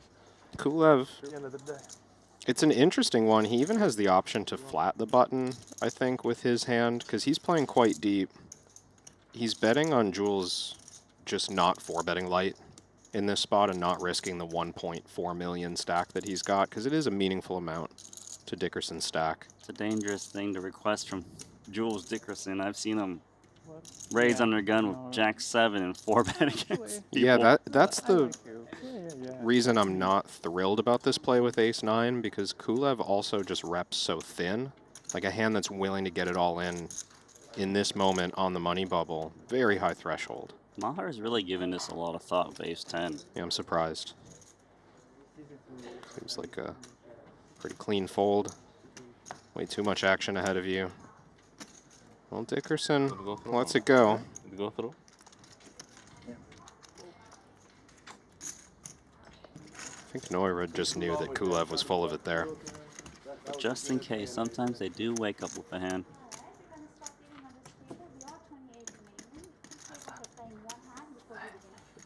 Where I had one hand. Such an annoying hand, last one. You hit the river or? Thank you. King Queen again, just too greedy. How many people get paid? 7. Oh, we're on the stoner? Yeah, yeah. Yeah? Wait, Lonus doesn't know how many people get paid? That's insane. Jesse, I'm sorry. You should have known that earlier, bro. How many get You paid? seriously asked with 28 left how many get paid. That's so good. There's just no way, right? Oh, that's so big time. I love it. It's so ridiculous. How rich are you? All right, let's take a look here. By Schweck versus Daniel DeVoris, and Schweck just calls in the big blind of Ace Queen, given how deep they are, 2.5 million apiece. Decent board for both. Around the airport, just like 13 to 15 minutes to Horseshoe. Pretty nice. You know the plan between two big stacks. Generally just keep the pot small against each other. So you're saying he should check it. Check or small bet, and probably small bet gets called. No check raising shenanigans on the deuce-deuce board where neither player really has a deuce all that often. So hard to be paired here unless you have the pair in the hole. So Ace Queen should be good on the flop.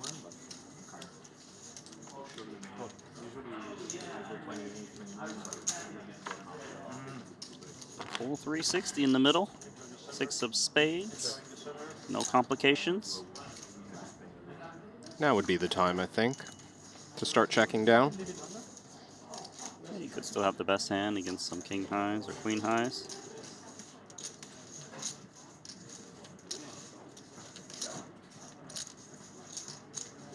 Really just can't get a better hand to fold, I would imagine. No, I don't really see the point in betting. DeVoris checks back. You're the poker pro, right?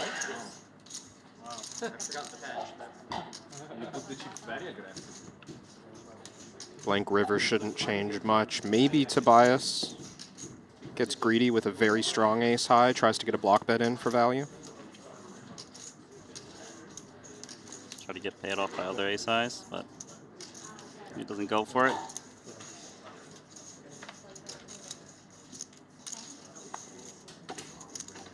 Little dent to Daniel DeVoris, but still very healthy. He's playing 60 big blinds.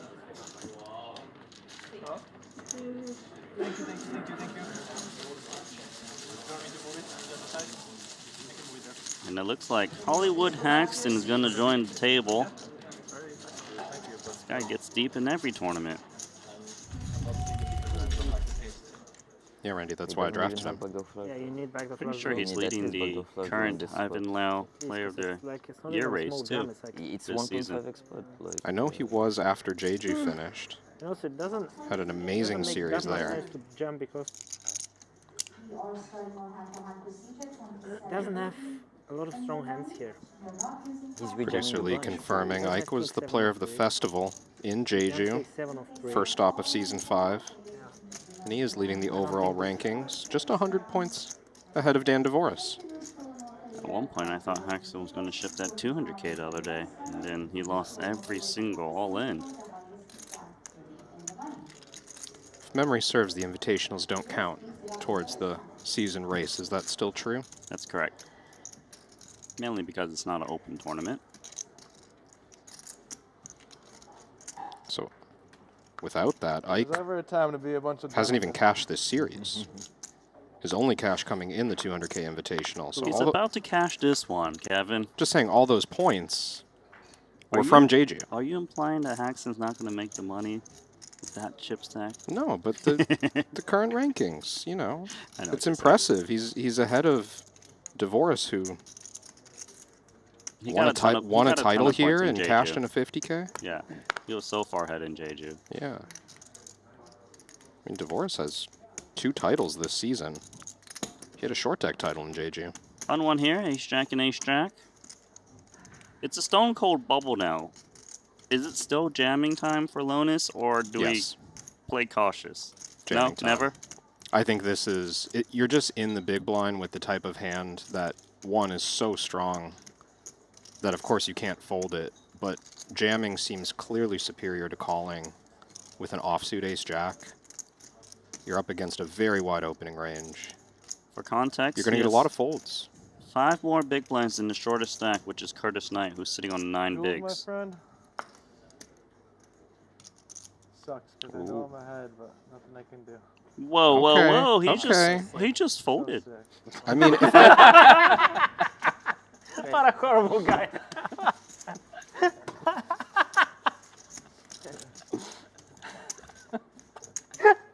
I'm so sick. What's so sick? That he can't do nothing? Who's ahead? I am ahead. No. You had a good hand? I had a good hand. Come on. I had a good hand. What'd you have? Ace Jack. Me too. I don't know if the table believes him when he says he has ace-jack as well. They might. Interesting. That's a huge fold. I will say I prefer folding to calling. Okay. Like, if the plan is we're just going to allow this bubble to burst, I'm staying out of the action, I get it. Like, that's... Calling, I think, clearly the worst option. Not the right way to reduce variance. Calling fam gonna take this pot. Is calling really that bad? Yes. Okay. I don't know. I didn't like folding. I don't like folding either. I would go all in. I think, you know, Jesse took the king-queen suited spot not long ago. So what I'm taking away from that is he feels stone bubble is notably different from 3 off the money. Right? Like, he's treating 1 off the money very, very different than 3 off the money. And I would say they're similar. You know, they're not horribly different. Similar, but different. How do they say that in... You know you could call into the flop too. I'm a pussy. I'm a pussy. It's allowed, you know, pussy to call into the with flop. money. I'm a pussy. That makes money. C3. Maybe the flop comes like king, queen, 10. Jack, jack, jack, jack. I mean, if I fold ace-jack in the big, though, I don't think I would tell the truth.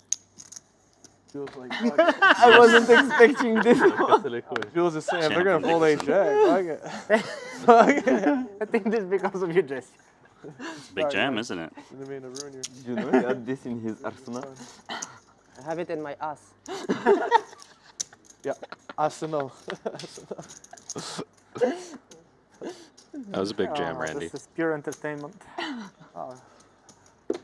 Actually, only Kulev with a stack that makes that kind of concerning. 40 big blinds for Kulev to Jules' immediate left, but everyone else 25 or less.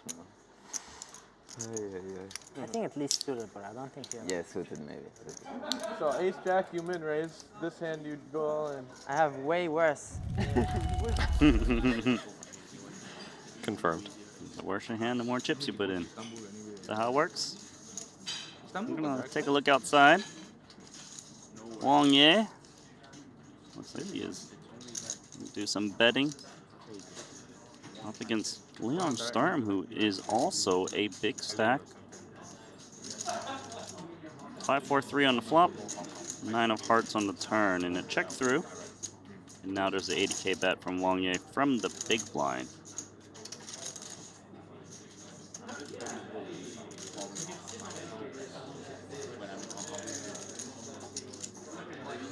Leon start the hand 7th on the leaderboard. Wong Ye as the chip leader. Looks like there's a... I thought there was going to be a call coming in because he checked it back, but he's actually raising the bet of Wong Ye on 5-4-3-9 Badugi. Yeah, this is interesting from Leon. He's claiming to have top pair plus in general. This bet was quite small from Wong Ye. But is he not capped? No, I don't think so. Leon being covered on the bubble and getting that low connected flop, he can have some strong checkbacks. Aces is a clear one, but even like a flopped set might check behind, and certainly hands like pocket jacks are allowed to check the flop. Not the card that Leon Storm was hoping for, I would imagine. No. 6 of hearts. Deuce makes a straight, 7 makes a straight. Very good card for Wong Ye. Especially if he's bet calling the turn. Yeah, once he calls the raise, far more weighted towards straight draws. He might lead again here on the river. And if he's got it, he should probably lead, because if Storm had an overpair, he's probably not going to bet this card. Could he have a bluff ever to bet call? Probably not. So he'd have to be turning something into a bluff, right? Well, yeah, he could turn something like ace-3 into a bluff. Ace-3, ace-4, that was a weak pair and a gutter on the turn. Different straight draw completing on the river. Does Leon need to fold his whole range here? That isn't a straight? What, you don't think Wong Ye can bluff? You don't think he's got the ace-3? Give the man some credit. I mean, he's got game. He might, but he might also have 2 pair plus. Yes. Seems more likely. This is the situation for Leon. And it's not the biggest bet from Wong Ye on the river. Does he have the nut straight in this line? Does he do this with a 7? I mean, Leon could still have a strong straight. We're going to find out. He's going to call. What is that? Ooh, that didn't look like a big hand to me. It's king 4, so you're right that he turned his pair into a bluff. Yeah. And then what did Leon have? Ace deuce? Did he flop a straight? Oh, Leon checking back the wheel on the flop. He wasn't capped, you were right. I like that flop check from Leon. Very fortunate spot. Wong Ye really got after it there. Called the turn with king 4. He bet called it. And then he led in the 6th game. I do like the lead. It does look very credible. But when you see a hand like that, you understand how easy it is to bluff too much. Very reasonable bluff catching spot for Leon. These outer table hands have been amazing so far. It's been big stacks versus big stacks, and we've got Ben Tollerine versus Patrick Antonius. How many chips is that? It's 1.2 million. 2 stacks of whites and more on top. So this was a Tollerine open in the cutoff. Antonius flats the button. They go heads up to the flop. 9-3-6, 2 clubs. Check, Antonius bets, call. Turn ace of spades, bringing a backdoor. Tollerine leads on the ace, claiming to have more top pairs after check calling flop. Antonius calls. River flush completer, 5 of spades. The backdoor flush gets there, 7-8 gets there. Tollerine overbetting. Is gonna pass, Patrick, that is. Man, I wish I could see the whole cards on this one. That's a fascinating one. That lead on the ace of spades, and then overbetting the river, changing the story pretty significantly. No longer saying I've got top pair, but rather I've got a straight or a flush. Right, because when you lead the turn, you're saying I have an ace, but then when the flush comes in, and it's the same as the ace of spades, you're saying you have a flush. Yeah. Story makes no sense. Well, different parts of the range can enter the story at different points in the hand, I suppose. Maybe he had like 2 overs with spades, like queen jack, king queen of spades. Maybe he had king of spades, jack of hearts. Just nothing. You're always looking for ways that they're making some heroic bluffs. Have you watched B-Tech play? He's always bluffing. I know he's capable.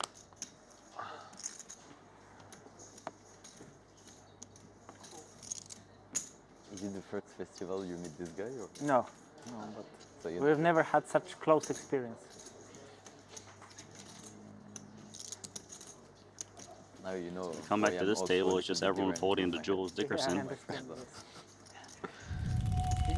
All right, let's go back for some more big pots. I'm sure there's another big pot. Well, I see the all-in puck. In front of Tobias Schweck. Just open rip ace-9 into them. He's got that kind of setup. Everyone to his left in that pot had 20 big blinds or less.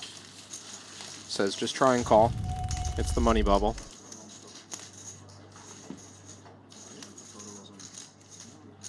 Kong Pham has a 3-bet in front of him. He's 3-betting against Leon Sturm. 2 big stacks. Leon and Pham both starting with 2.6 million effective. I like how Leon checked out Kong Pham's stack. I think he already knew how much his opponent was playing. But just formalities. He's got the ability to call here and play a pot out of position. He's got enough chips for it. The money bubble doesn't have a massive impact on the players who have, what is this, 10 starting stacks each, and Leon's putting out a 4-bet. Black chips, 500K. That is 2 souls. 2 starting stacks is the 4-bet, $500,000. It's not the biggest size, given how deep they're playing, but I don't think it needs to be that much bigger when you're playing the money bubble. Kong Pham gonna feel the pressure regardless. I was just thinking about Vegas then to fucking... Oh my god. Aces? I almost died. I had an ace as Oh, well. I died. What did you have? What did you have? Poker 10? Poker 9? Oh my god. But please don't tell me the fact that I said something about the clock. Sounded like maybe Danny folded a decent hand. Yeah, Danny had about 30 bigs there next to act after Pham. Said he almost died, but he folded. Everyone's in an honest mood. Aces being shown, ace-jack being told, fold from the big. More action here. Ben Tollerine versus the GOAT, Patrick Antonius, Finnish superstar. Board right now is Jack 10-3, all diamonds, check through, 3 of spades on the turn, and now a 70K bet from Ben Tollerine, and it's gonna, oh, I thought it was gonna call. You can't do that, Patrick. Yeah, what was that? A little reach for the stack. Well, maybe because dinner has been served. Oh, that could be. It's like, you know, Antonius is always maxing out lamb chops. Food orders at the poker table. They look like a steak. Never miss a dinner. Like this dinner's gonna be more tasty than B-Tex chips. Pretty sure the players get a dinner break in like 30 minutes too. He's just pre-ordering, then probably go to the dinner buffet right after and eat again. He's all kinds of players. On for seconds, thirds, and fourths. Maybe even fifths. Gotta fuel up for a long day. It's just a normal day for him. Playing down to the main event final, that's a normal day for him. Ah, he's been there before. True. Ace queen, Maher Noida. Game plan of ace queen off of 25 bigs. Oh, I kind of like flat. Just hate life. I think small 3-bet is usually the way you want to get started here, but you're not really sure if you're 3-betting to call or 3-betting to fold. It's very awkward. I think he's 3-betting to fold, to be honest. You just don't really have many profitable calls, +1 against under the gun on the bubble. So Maher just building an aggressive strategy overall. Right, he just pretty much never flats. I don't think he ever flats. If that's the case, then there's no reason to play one hand as a flat. Kulev has a weird spot too. He's not thrilled to put the money in against such a tight range. All right, he announced call very quickly. Do you know why he's playing very fast? It's because he has almost no Triton tempo clock. Oh, already. Oh yeah, I see that. 2 seconds in the time bank for Kulev. So if I'm Maher, post flop, you know what I would do? I would play as fast as possible to send it back on Kulev so he has less time to think. I actually do like that strategy. I know I don't often say that, so I thought I'd give you the compliment, Randy. Well, but it's a good idea. Like leave the clock running on your opponent if you're, you know, clear-headed enough about what you're supposed to be doing, of course. If you need a moment, take your time. I used to like to do that in like 4 to 6 table heads up. Just play as fast as possible on them, you know? Yeah. It's annoying. It's hard to play against. For now, we do have 125k c-bet, and Kulev's got ace-queen, the same hand. Usually the ace-queen is a pretty clear continue against this bet size on this board, but I like that fold from Kulev. I don't think Maher is going to have that many dominated, unpaired hands in this moment.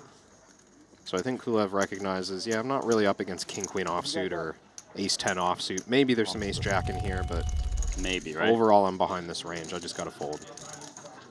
I see more chips, and a lot of chips right there. This time we have a 4-bet from Kong Fan to 575k. What is going on pre-flop at this table? They're just going after each other. Yeah, Wongyay made it $1 million. Show. Oh, he showed the 6 of spades. Oh my god. Dude. What? He 5-bet the 6 of spades. Kong Fan made 80k, Wongyay made it 250k. Kong Fan made it 575k, and then Wongyay 5-bet the 6 of spades. Oh, I love the money bubble so much. What a hand from Wongyay. He's one of the best from China. That was low jack versus button. He really is one of the most dangerous deep stack players out there. Yeah. It's really cool to see him show the 6 of spades too, because he's not really the type of guy to do it. He wouldn't normally show. It looked like he got kind of pressured by the table there. There was a lot of hype from Danny, from Soiza. By who? He got rewarded. Again? It's a good feeling. The whole table. Even the feature table knows about it. 1, 2, 3, yeah, the whole table. Yeah, we're playing hand for hand right now when there's action at the other table. Players usually know about it. This table doesn't have as much action. It's just Dickerson raising and taking it. We just saw Kulev versus Neura. Okay, fairly big pot, Jules not sits involving out. Jules. Yeah. Well, you know why? Because Jules was in the big blind last hand, so he didn't have a choice. That's true. This is an interesting one for Kulev. He's 30 big blinds effective. He's just going to flat his 6s. This is a hand that would go all in if it wasn't the bubble.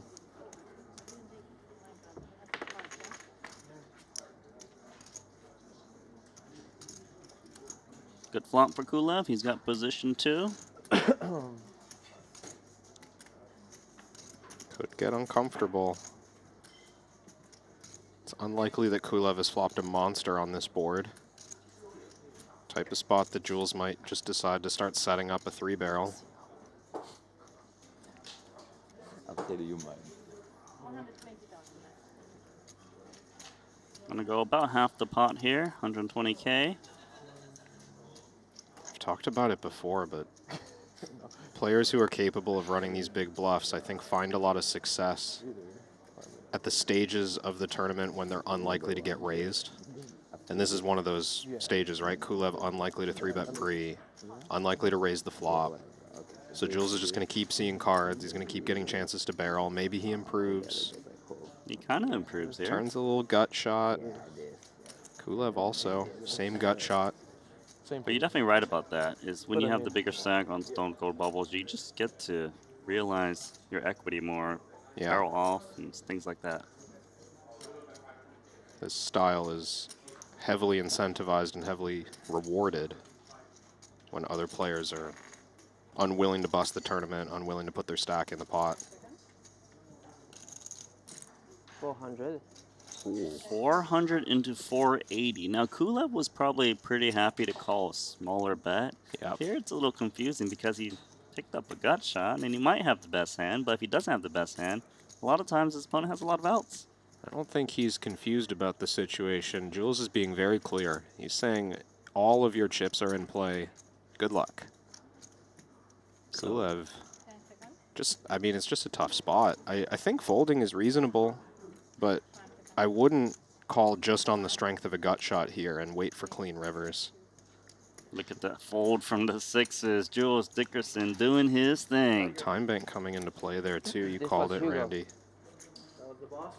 No? Kulev was getting the countdown. It's the humble portion of the brand. Boss is here. Okay. Hugo is here. All right. Hugo's got a sweet little voice. Yeah? Hugo. Hugo wears Hugo socks. You know? And rides horses with a little helmet. No. Holy shit. You're talking about Hugo Boss in a very odd way. Apparently he's a cute little man. Is finished? No. Yeah, go take a walk. See you guys. I feel like that reference was related to Honestly, don't. Stay right there. Polo. The little guy on the horse. I will keep looking at my cards. Stay right there. Just look at one, bro. Double down. Intimidating. Double down, come on. He'll be raising. You know what to do. Any 11 against any card showing. 9 deuce off would have been a sweat. 9 deuce suited is Honestly, slam dunk. I think he would open 9 deuce off. Well, let's hope this bubble goes on long enough that we get to see it. Alex. I think Nora will take a flop with this hand. Always, bro. His stack is much more healthy off of the 30 big blinds. Harder to get put to the test for all of it in a single raise pot, so he'll make the defense.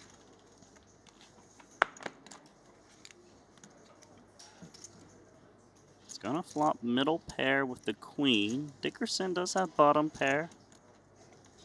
And a board where, once again, he can leverage pressure across multiple streets. I would think that if he bets flop and turn, he probably downs the queen 10, assuming Maher doesn't pick up. A nice piece to go along with the queen. Well, decision seems clear for now. 75K, not that much pressure. Maher with a strong enough hand to call. And played itself right now. 3 of hearts. Decision point for Jules. Does he want to go after a queen and continue barreling? Or does he think his deuce is too strong? Just try to show down against ace high or jack 10. He's got the Mega Master, doesn't he? He can float out a queen and get called by some combo draw of the hearts. Oh, you're spotting these Mega Masters everywhere now. I've got a Mega Mine.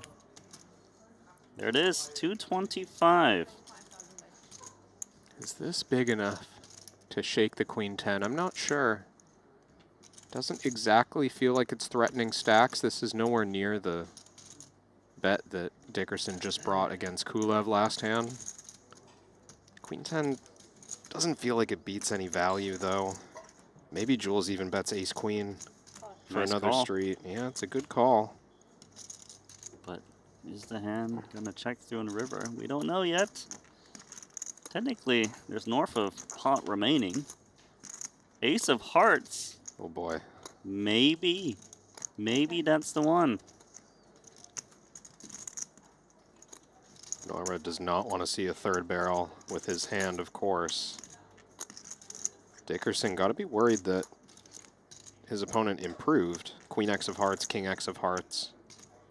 Very possible. Jack 10 as well, I think. Jack 10 of hearts and Jack 9 of hearts. I think Jack 10 without suits might just call that 225 on the turn. It's not crazy expensive, and you beat most bluffs. But King X hates this card. Queen X hates this card. Man, he's going to go for it again. 475K. Just relentless. An opportunity for Nora to pick one off. He's not being put at risk. If he calls and he's wrong, he'd have over 10 big blinds back. That's enough to survive the money bubble most of the time.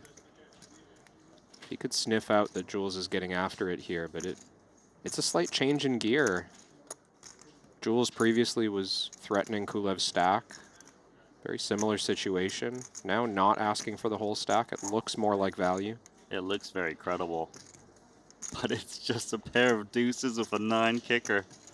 And you just know that he's going to open queen deuce off on the button, king 3 off, all these hands that could be going for thin value. And sure, if Maher calls, he's not out, but he'll be very short, and he actually could be in trouble. But he's going to flick in the call of queen 10. Nice call, Maher. Maher Noida. That's huge, and he takes over the chip lead at this table from Jules Dickerson. 2.2 million, well earned. Dickerson expected that hand to fold. That is an amazing play from Maher Noida, the Tunisian. I think Dickerson is stunned. Yeah, he got caught there trying to save money on a bluff. I think if he had stuck to the game plan of just pressure poker, continue to put your opponent's stack at risk, he probably just gets that one through.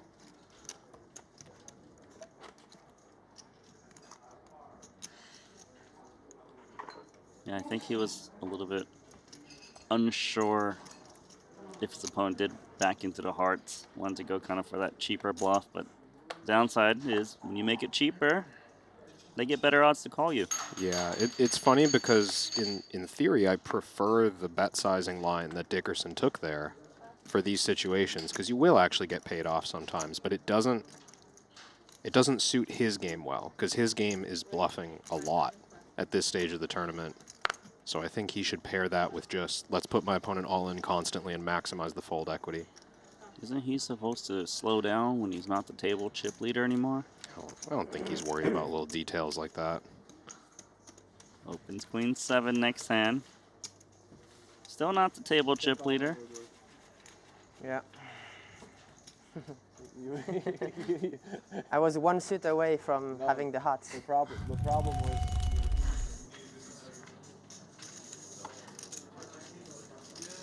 It's like Flavin took down a pot with ace-jack, not big stack.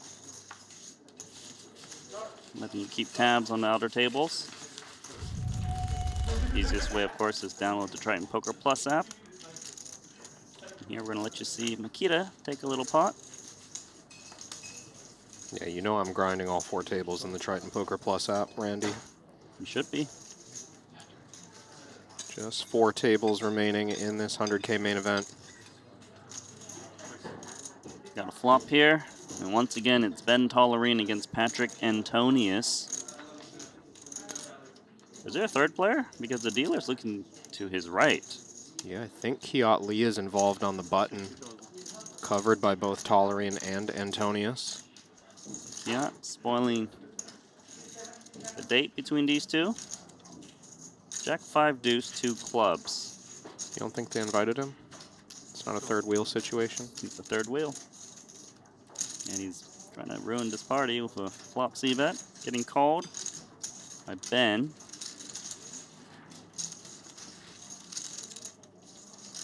Antonius getting a good enough price that he'll probably continue any decent flopped pair. Maybe there's a handful of bottom pairs that fold the flop.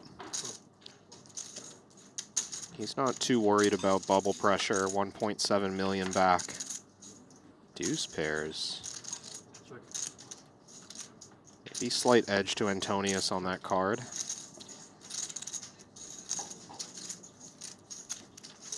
Given that Kiat got called in 2 spots, probably putting someone on a jack a lot of the times. So he bets again, it would look pretty strong. Yeah, it can be quite credible to fire turn in multi-way pots. I think perhaps an underrated bluff spot that Kiat has here. 250. So he's saying he has a strong jack. Ben Tollerine folds so fast, so he probably doesn't have a jack. No, Tollerine likely floated. Broadway cards, ace high. That was an unpaired type of fold.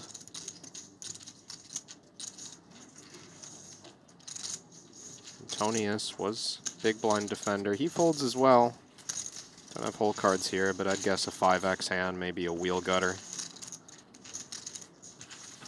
Yeah, Lee taking that one down. One of the most consistent players, I would say, especially from Malaysia. Just seems to always be at the end of a tournament. It's a grinder, puts in really big volume on the Triton Tour. 52 cashes lifetime.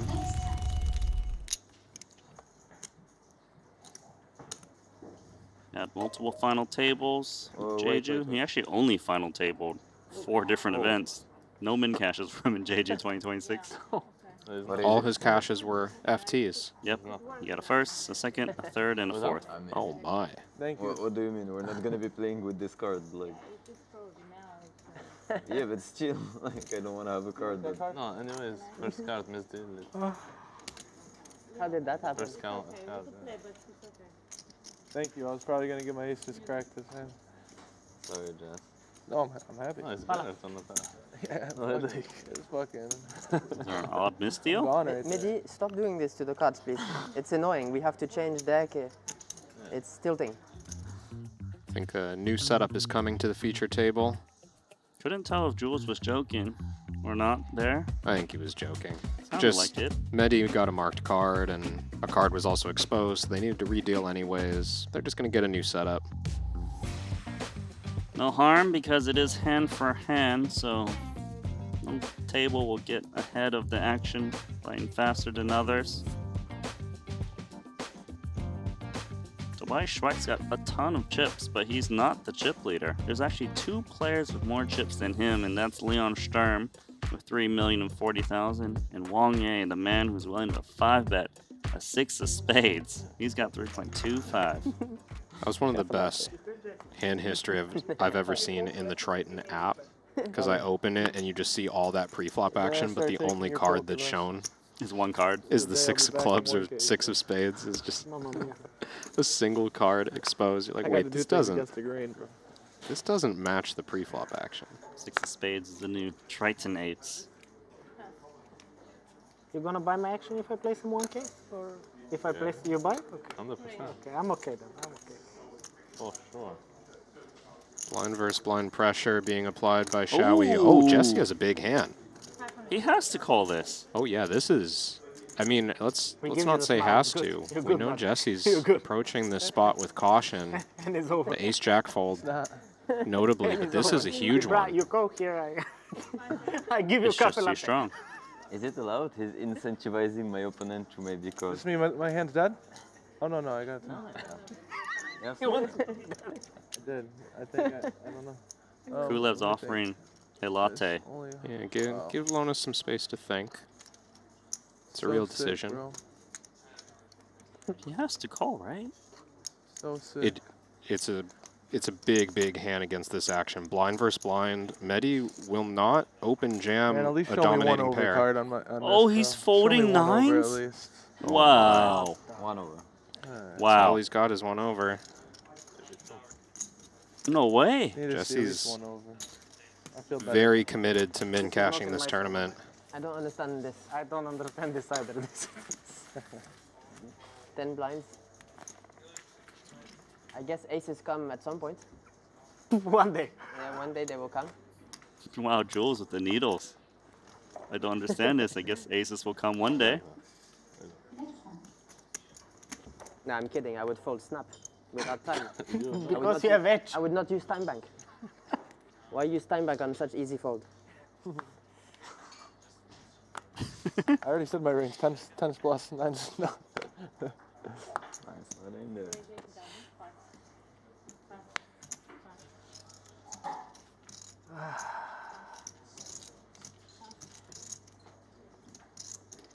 I feel like I don't belong here. You don't. Pikazovic, pocket 8s. He's not worried. It's even worse to say that. Well, Curtis. I was insecure, and you put me deeper. The short stack in the big blind. After Jesse makes that fold face up, he's sort of telegraphing info tonight, saying, hey, buddy, I'm never going to bust before you. So you might want to take your shot. That's a really good point. That's why he showed it.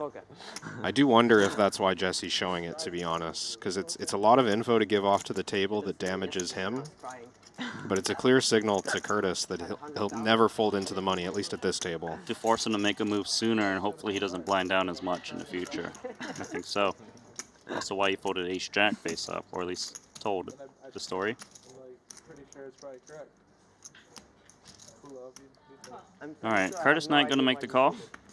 Yeah, he knows he has no fold equity on a jam, so he wants to see what's going to happen on the flop before committing. He'll be committing quite often, though. Ignorance is a virtue. This is weird, right? You're very eloquent, my friend. I might have even just led jam Curtis's hand. I'm a fan. Ace of diamonds 10, it's maybe too much hand to check fold for 60% pot. We expected this from the eights.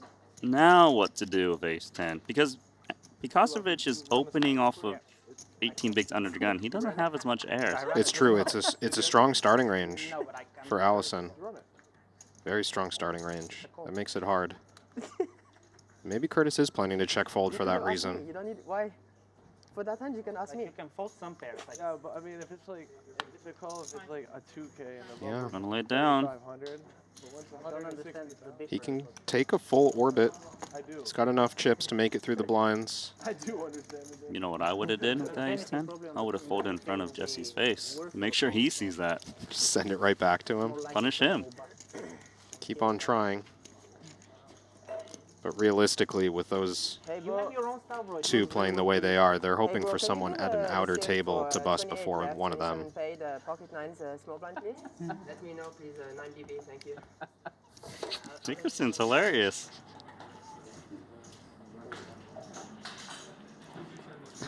Like, you deal that same spot to Dickerson, he would have called in 0.1 seconds. Dan is supervising, but with the nines. He's not the one making the sim. Okay. That's good for the sim. Oh, Can I get a Kappa latte, please? He needs one, please. Get him one.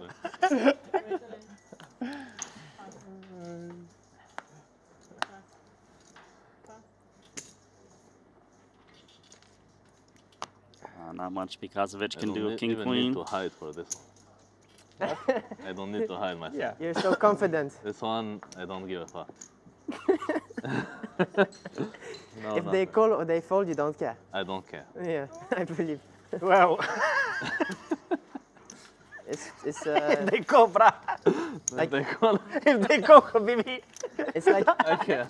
You care a little bit. But if it's a little bit better, you want to hide yourself to not show your strength. Yes. But if it's less good, you want to hide yourself because you're scared. No. Brah, you understand this game so much. Philosoph. That's poker, guys. That's poker. That's life. That's poker and it's life also. Yeah, it's everything. Jules. Just saying it how it is. So We're much gonna go out wisdom. here. Everyone with a big stack at these tables outside. Yeah. Not the ideal run the table setup for Schwecht or Dvoris, as Punat flops a huge hand in this multi-way pot. Just top pair with the nut flush draw. He is the covered stack. It might make him play a little bit more passively. Yeah, chip leader Schwecht overcalling behind Punat's call in the hijack.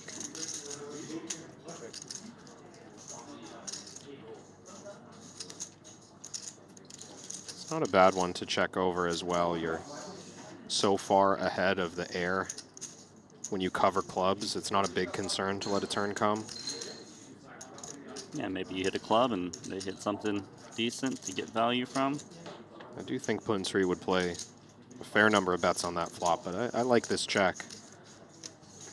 Try and get Schwecht to put in money drawing dead or near dead. You can almost never go wrong playing passively when you're the covered stack on the Stone Cold bubble.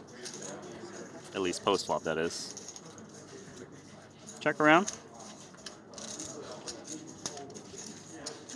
Ace of hearts. Keeps getting better for Punsri. 95% three ways. Dvoris has a hand that could desire protection. I think he's still going to be a little concerned about Punat's flatting range, though. Pocket 8s through maybe queens, definitely jacks. And all those- still part of his range in the hijack. Right, those hands aren't going to fold to a bet when another ace shows up. Well, and just determining if 7s are too thin or not to bet for value protection. Yeah, mainly protection, I guess. Hard to get called by worse, unless it's clubs. On to Punat. Should he bet? Does feel like now we just have a massive hand that wants to build a pot. You run the risk of letting Devoris play a small one with pocket queens, letting Devoris play a small one with ace-5 suited. So he pushes out a very small bet. If you bet too big, these pocket pairs probably won't call, but for 95K, I can see how Devoris might be tempted. Although, is Punat ever betting a worse hand? How do we know if Punat bets clubs all the time? It's really just bluffs that Devoris is ahead of. Pun's 3 unlikely to flat 6-7 suited at this stage. That's a clean hand from Devoris, just recognizing the situation, does not put any chips into that pot unnecessarily. It's very sweet. This is, you're going to want to see this hand, Randy. I got a preview in the app. Today? All right, let's show this one down. Okay, Alex has aces, is our all-in player. Against King 9, King of clubs, 9 of spades, ace of spades, and ace of clubs. Wang Ye with King 9 offsuit, trying to put the pressure on, and Alex was never folding aces pre-flop. Wang Ye 3-bet jammed out of the small blind against a button open. And the flop is 10, 9, and ace of diamonds. You cannot lose, Alex. You cannot lose this pot. 10 on the turn. He's got Could have lost, but not anymore. board with aces over 10s. Backdoor Broadway. And jack on the river. Players take your seats, please. Alex I has thought you were going to say the running 9s. Yeah, could have been running 9s, could have been running Queen Jack. He was confident, though. Picks up the double. Theologus nearing 1 million chips. Wang Ye. Just a flesh wound. Yeah, Wang Ye only lost 10 big blinds in that pot. Nikita's like, really? I'm going to reshove with King 9 offsuit against my button open? Yeah. Goodbye, huh? You know what happens now? Next time I get ace king and someone's like 6s. No, I mean, the birthday, so maybe this time you win. He covers me. He can damage me. He can also, you can also. C'est génial. C'est vrai. Je pense.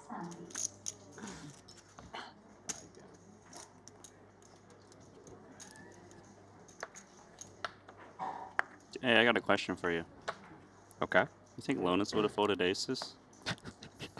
Stop. Just kidding. That sounds like a question Dickerson would ask. Yeah, if that hand happened at the table, 100% Jesse's catching strays.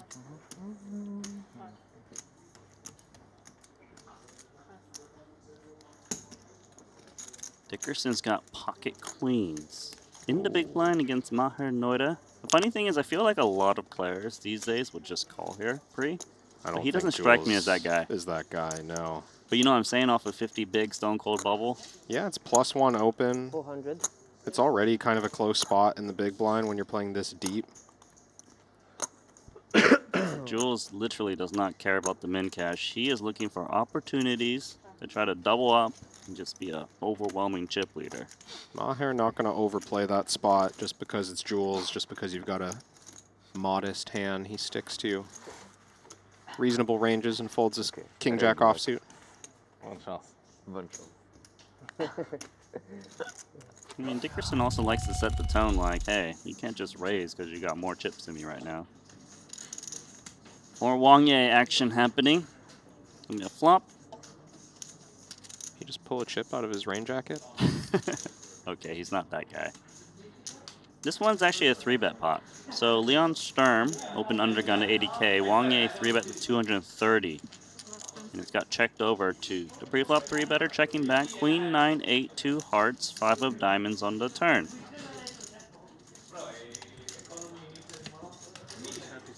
Pretty small 3-bet from Wang Ye pre-flop. I'm expecting wide ranges for both players. Sturm also with a lot of chips. I mean, Wang Ye could still have some strong hands. Checking back Queen 9-8, very connected. Even like aces and kings doesn't necessarily have to bet this deep. Yeah, and I think as an experienced deep stack player, Wang Ye is going to feel, he's going to recognize the opportunity to check back like king queen on the flop or even ace queen without a flush draw. Meaty bet right now from Leon, 400,000. Yeah, this is really strong looking. I give quite a bit of credit to Leon there. I think he had the goods, and Wang Ye seems to agree. Guess Wang Ye might have been messing around there. Maybe he had an ace-10, ace-jack. Couldn't call it a big bet. I'm gonna guess king-8 of spades. King-8 of spades? Yeah, why not? Definitely Might as well in put his in a range. guess for the mystery hand, right? I Oh, can't yeah? be wrong. Then So. guess Michaelitis' hand. Free roll. No, see, I could get it wrong. These might show, so I'd rather not guess. Just wait a second. Yeah, need to preserve my image. 10-10-4, rainbow flop. Michaelitis defended a big blind and he check called 60K. In the turn is the ace of spades. And Tom Fuchs, double barrels. 10-10-4 ace. Fuchs, the covered player in this pot. Michaelitis starting with 2 million. Oh, that's a more than check raise, 160, Randy. isn't it? He's saying he has a 10 with that check raise. And after check call flop, Dominicos could absolutely still have a 10. Tom opened the button, so both players with offsuit 10s. I don't think that small turn barrel from Fuchs is necessarily capped at an ace, but it seems he was bluffing, or at thin value. What was that Kiat doing something weird? I don't know. I marked the card again. I marked the tree.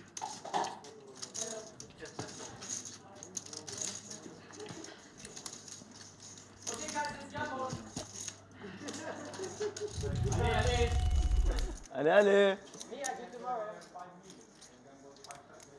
It's been a long bubble so far. We got to 28 quick, and at 28 we remain. It's like a 25. Yeah. Chilling. Nobody wants chill. Hope you guys are enjoying the show, chat. Thumbs up, follow, like, subscribe. Is that mine too? Comment, all that stuff. Be much appreciated as we grind through the bubble and then play down to a final table in this $100,000 main event. We are keeping an eye on the chat and point out some nice comments that are interesting. Let us know. Curtis Knight with a spot. Very little fold equity off of 3 big blinds. Wouldn't be crazy just to open fold. Yeah, he passes on it. No, it's okay. It's okay. We can keep. But he has to make a move soon because Lonis is going to wait it out with Curtis Knight. Still just hoping for other tables to generate more action than what we're seeing here. There's not that many short stacks across the room. Jules, King 10 suited. Gonna raise and take. I don't know what I should do with this. This is, I would limp and trap him. I played it perfect. Yeah? I'm not I joking. think an honest Amazing, question. You know your stuff. I think What you is the should pick? go all in. Belle ambiance. It's charismatic what I did, right? I mean, yeah. And it's good as well. But you were looking after.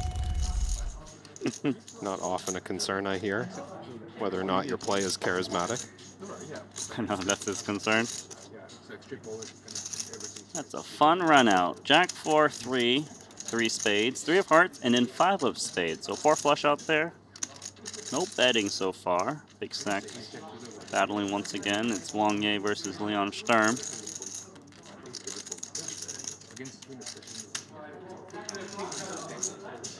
Check down all the way to the river.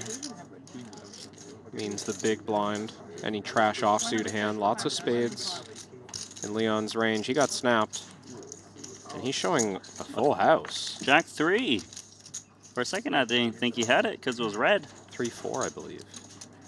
Oh, 3-4. Sorry, the 4 looked like a jack for a second. You were ready for some big... Still a full house. You had dreams. Oh, yeah. Given he got snapped, I assume Wang-Ye just had a random spade. Yeah, check down to the river.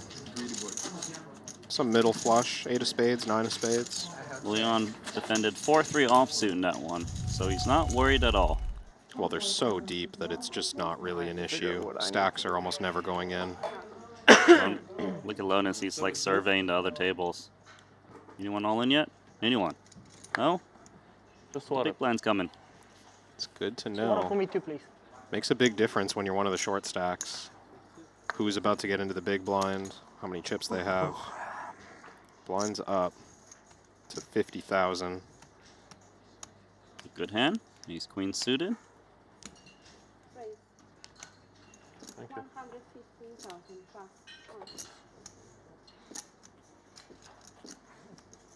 Thank you. Lovely. On me? I fold.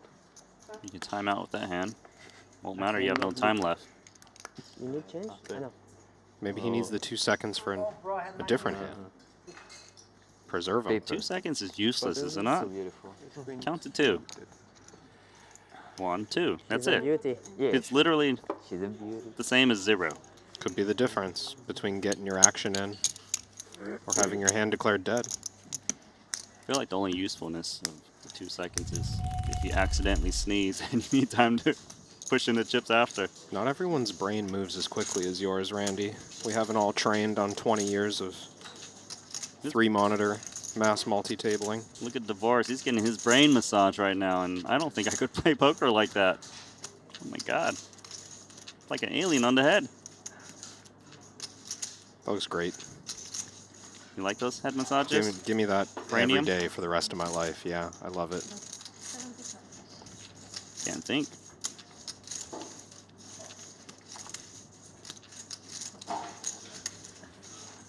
Funsry actually started the day as one of the short stacks, I'm pretty sure. Because when I was looking at the fantasy draw, he was down there. I was very close to picking him. Now I can't remember if I did. If you did, you're doing great. Might have to check in on my team. A lot of chips. I've got Leon and Divorce. I was in good shape when we came into the booth, Randy. You guys are live. I'm eliminated from the fantasy draw. Can't believe none of my guys made the money. Nothing sweeter than nano bucks. Kong Fam. He's in there. He bets 175k. He also called a bet at 75k on the flop of King 10-10, 3 of clubs, and now we see the 5 of hearts. Blind versus blind, and Leon was the pre-flop raiser in this one. Kong Fam's been on the wrong end of a couple of big pots at this table already. He was among the chip leaders, now kind of middle of the pack, still a healthy 2 million. He's invested about a quarter of that before this bet, and now chunky 500,000 and a quarter. He stacked his chips so confidently too when he pushed them out. Not sure if there's something to read into. It's just when you're playing blind versus blind and the ranges are so wide to begin with, you see someone like Kong Fam who's been fighting, and maybe you get the sense he's even forcing it a little bit. It's tempting in Leon's position to think, I don't know, you might just be bluffing too much. It feels like you're repping trips. Trips are hard to make. It is hard to make, but that's what he's saying right now, 525.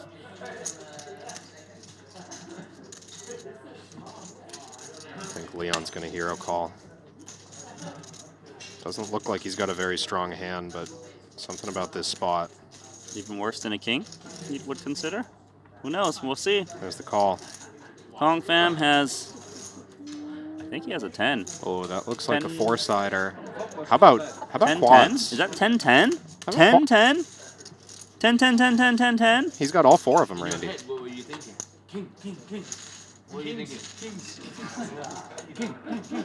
One more king, king. 4 10s. Daily quads. It literally is daily quads. It's insane that on our feature table, we always see quads once a day. I thought it was hard to get dealt quads. Thought Kong Fam was going to throw Leon's line back in his face there. Table the quads. I was just thinking about Vegas and the Mirage. Big cards, big cards. 4 10s. Hard to do. That's the showdown when you see that. You're just like, all right, well played. You earned it. Either 10 was good. I don't mind losing to that one. We got to play this one, ace-9. Oh yeah, Knight is running out of options. +1. He's 2 hands away from being forced in the big blind effectively. He's going to start with min raise, leave himself an escape route. I like it. Ooh, Kulev's got king-queen on the button. I think Kulev might give action here. It's a little uncomfortable with covering players to his left. If he gets involved, maybe puts himself at risk. How about call and gang up on Curtis Knight? I like this plan. That's the option he's leaving open. Shawi cannot bust in this pot, so I think he's likely to overcall. You should also expect Kulev to just check it down with him, so he gets to usually see all 5 cards. Yeah. Knight is not yet committed. He'll try to hang on to his 15K. Checking the dark. Very decent that it just checks down. Oh, he's got... Oh, he has top pair, but it's not going to check down. The straight. I think Curtis Knight is in trouble, Randy. He needs a pair. Like that. Okay, there's a sweat. Knight has hope, but Shawi is certainly going to ask for it, and I think asking for it now is the play. You can still be bluffing. He can lead some kind of gutter, open-ender, flush draw, and it just forces Knight to play for this pot, because with just 15K back, Knight does not have the option to fold.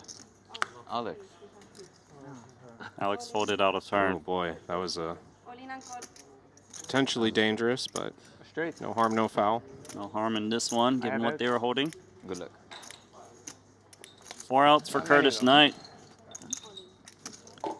Assume they're going to check in on the other tables before they turn these cards over and run the river. Hand for hand play. We don't want to reveal this info. Against Maddie. We have, let's show them. Thank you. Curtis is in big trouble Our here. Alden player has ace-9, ace of clubs 9, ace of spades and 9 of clubs against 6-7. The board is 8 of clubs, 9, 5 of diamonds, and 5 of spades. 4 outs for Curtis Knight. Go away, you He has a vouchers. straight with his 6-7.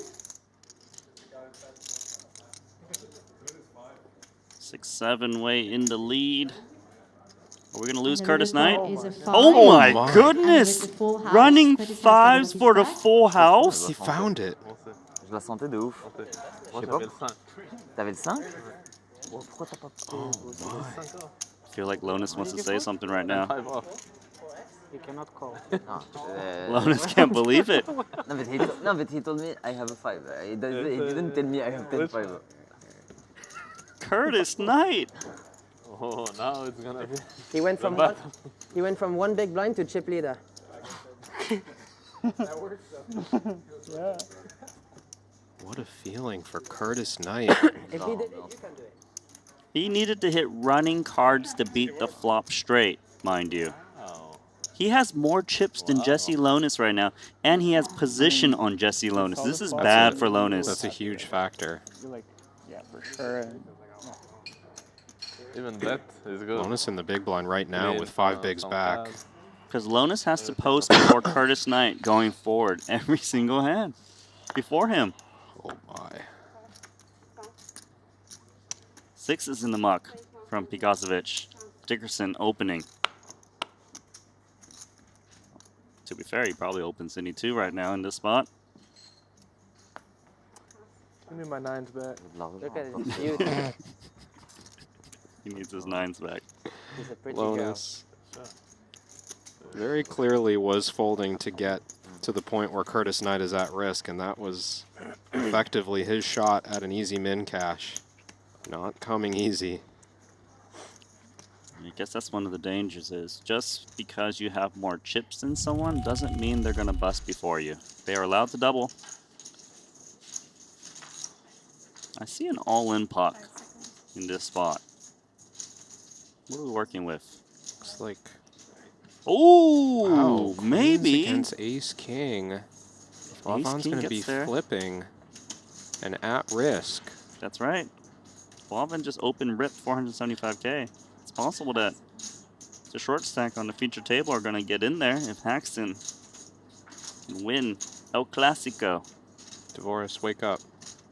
Dan. The action's on you. Wait, he's not serious, is he? No. Does he not know it's on him? I mean, unless our graphics are wrong about his cards. There's no reason to waste time bank here. Okay. Massage was just too good.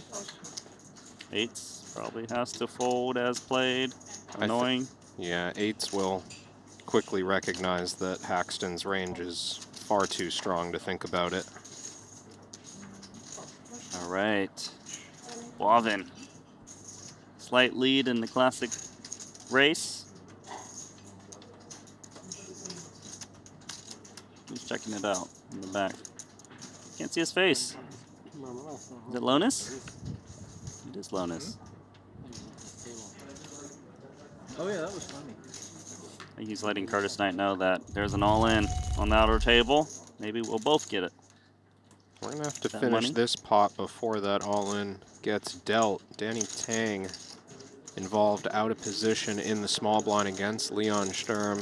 Danny called pre-flop against the cutoff raise, and he check-called the flop c-bet. Queen 5-4 flop rainbow, ace of diamonds, backdoor flush draw on the turn, check, check. I always find Danny's poker face a little intimidating. Oh, He's yeah. in the hand. Mina Scowls in poker, he's up there as well. He's very intense. No one ever gave me many entries to that list. I just ended it with Kiat Lee, and that was the whole list, apparently. Yeah, you were just playing a quiz game by yourself. Yeah. Board pairing Queen on the river, and Danny block bets. I think given that he's covered by Leon, he could be block betting strong here. Doesn't have to just be a 5x hand or a weak ace. It could be 3 of a kind.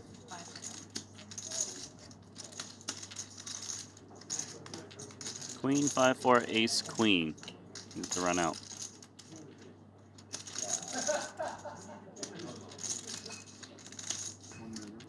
Wow, He Leon just says a million? put him in.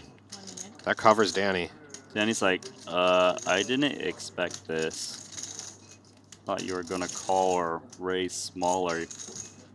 I wonder if Leon takes this size with any queen. I think he needs a good kicker. Danny could definitely have queen jack. Well, Danny flatted from the small blind, so he doesn't have the weak kickers like queen 6 that the big blind could have. No, far more likely to have queen jack or king queen, maybe queen 10. Pretty much all of them suited as well. Not many combos. What hand would you consider calling right now if you're Danny? He's kind of opened the door to... I'm considering it with anything. You know, you have a bluff catching spot, potential upside of 2+ million chips. Puts you in a great spot, but of course nobody wants to bubble. The downside is sitting in the graveyard with no chips and no money. I wonder if Danny heard all in and call at the other table as well, because, you know, he's live a little bit to still cash or split the prize if there's another elimination simultaneously at the other table. If he heard that, a little less likely you bubble when you call and you're wrong. You can play a little closer to just winning the upside of the chips. You could see it both ways. I think he has a queen. Don't you? Queen jack? Suited? I guess it's possible. An ace probably isn't calling here. I had the read that Danny was a little weaker than that. I thought maybe something like ace 10. Ace 9 suited. He's got ace jack or like queen jack. I was thinking about entering the turbo if he calls and it's wrong.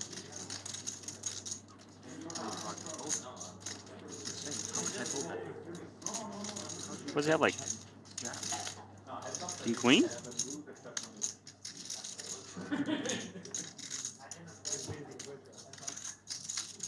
Is there any more all-ins on the call?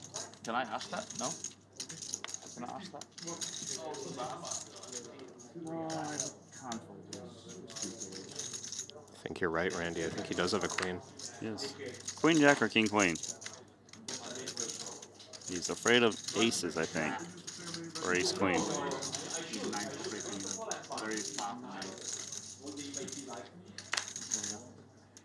He calls, all right. What do you got, Leon? Leon has a bluff, right? That doesn't look like a winner. It's like jack something. What do you have? Danny is our all-in player against Leon. Queen. Danny has 10. queen, 10, a set of queen. He has doubled up his stack. He's jack 8. Up against jack 8. Leon jammed the river just totally empty there, Randy. Jack 8, no suit interaction. Just a dead read that Danny was move on to weak. table number 5 with our all-in player is Thomas against Ike. Thomas has a pair of queens, queen of heart and queen of clubs against ace of diamonds and king of spades. Okay, so Danny just double up. And now we've got Boivin versus Haxton. Queens versus ace king. They call it the classic.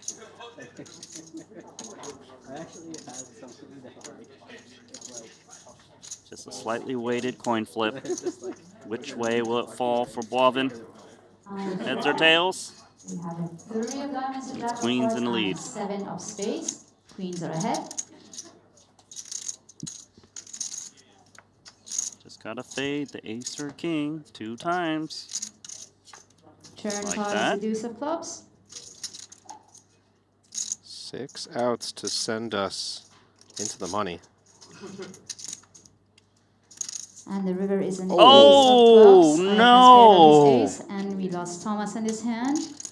27 players remaining. Main event players, you are in the money. Please go back to your seats. Ouch. I felt Just a that quick ace reminder, we in will the be booth. having a complete redraw at 24 players, 16, and a final table of 9.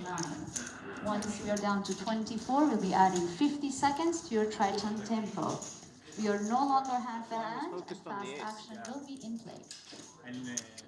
That was a magic trick from Haxton. River the ace. Kian. Thank you, Kian. And players, your next break will be a 45-minute dinner break. Big river card for thank Ike you. Haxton. Dealers, please continue.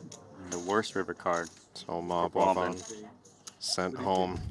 28th place, last player without money in this 100K It's main card event. distribution, though. I get more cards than you, it's true. All players guaranteed Everyone. 159,000. We can I'm the throw a Bulgarian party like at the book. feature table. Short stacks just made the money. I did watch you win a lot of all-ins. That's it. So 2%? I've never seen you win an all-in in your life, bro. I haven't. 159,000 locked up. It's been a long time, bro. The game has changed. This player is going to be willing to get it in now. Jules, ace-5 suited. Won't But be you play raising any 80 two to anymore. 8. Well, duh. Bumped up his raise size as well since the blinds are so short. Fold the final And now table now. willing to Nothing put the wrong with money. Can you believe this guy, Curtis Knight, made the money by hitting running full house to beat the flop straight? So gross. Like, he made 159,000 that he probably wasn't supposed to get. Yeah, if you'd checked the likelihoods before that hand, Curtis versus Toma, who's going to cash? I have to think that Toma was, I don't know, 5-1 favorite. I would say if I'm Boivin, I would break my phone and delete the Triton Poker Plus app if I had to keep reading that hand history that Knight survived. I think he'll move on to the But next. not only did Knight survive, It's a big spot though. but there was a situation where, I don't know, there's an all-in and call, and maybe somehow Danny lost that hand. And he had to lose the coin flip. A lot of things had to happen for him not to make the money. It's true. I think he would have chopped the pay jump with Danny if Leon had King Queen or some hand that could beat Danny's hand. That's right. He had ace jack too. So even though they're at separate tables, Jesse, you're special, bro. or rather because they're at separate tables, the chip counts That's crazy. Don't matter. don't matter. That is yeah. actually. I thought you were lying. No. Because I really had it.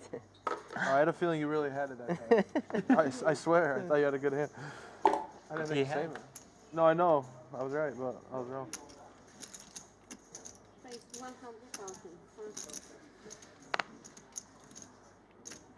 Dickerson pocket 8s. A6 suited into the muck. One position The only time I over. put it in is when I knew the guy would fold. The king queen. Bro, if you're playing like that, ace-9 of spades is mega snap fold. Kulov is still giving Lonis to goo.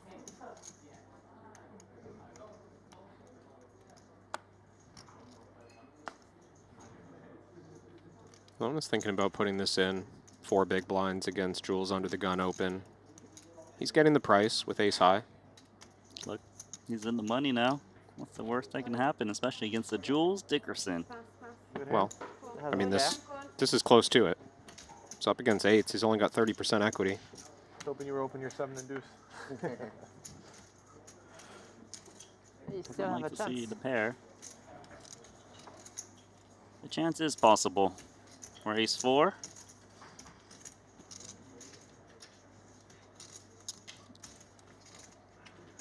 Is there the first letter of the alphabet?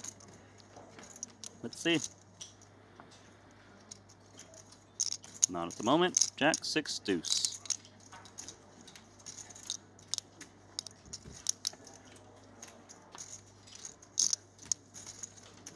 No sweat on the 10. No 3. Just the ace. Sweat. Just the ace. Good luck. Goodbye, Jesse Lonis. You are on the right side of the bubble. You will be taking home that min cash of 159,000. And I'm sure he's probably going to reflect on that fold he did of 9s to evaluate if it was the right play. Honestly, think as things played out, he's just going to go home feeling like that was business as planned, right? That was the outcome Jesse hoping for. Exactly. Even with Knight finding the 4x, he still gets the min cash because someone else busts. As we've got 2 players at risk of busting now. Tobias Schwecht covering with 9s. Has the best hand for now. 3-way all in. Are we going to turn over that flop or not, dealer? All right, let's do it. King 5-3. Ace King with top pair, top kicker on pace for the triple. Mustafa in a rough spot here. Covered by Reuter.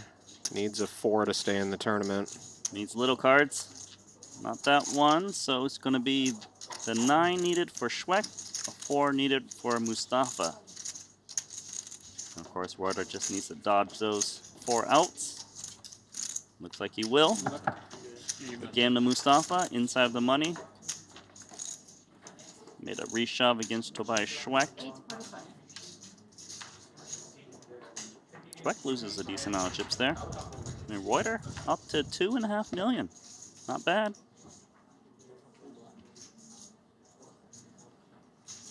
Rapid movement of chips around the room, as you expect, on the other side of the bubble. Lonis and Mustafa waiting for their paycheck on the side.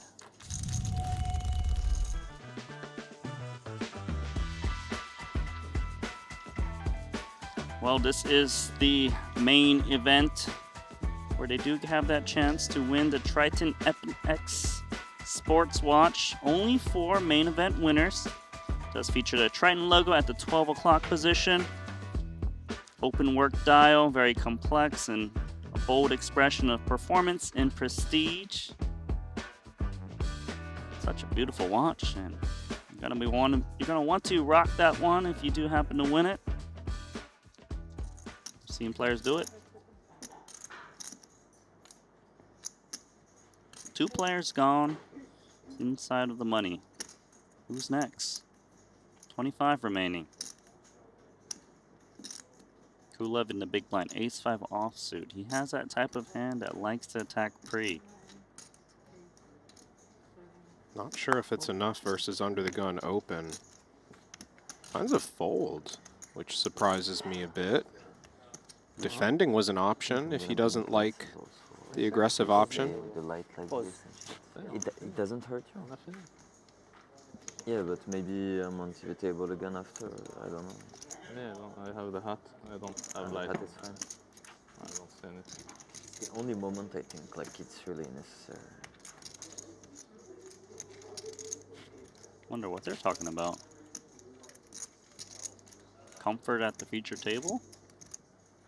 Because Maher said something about him having the hat.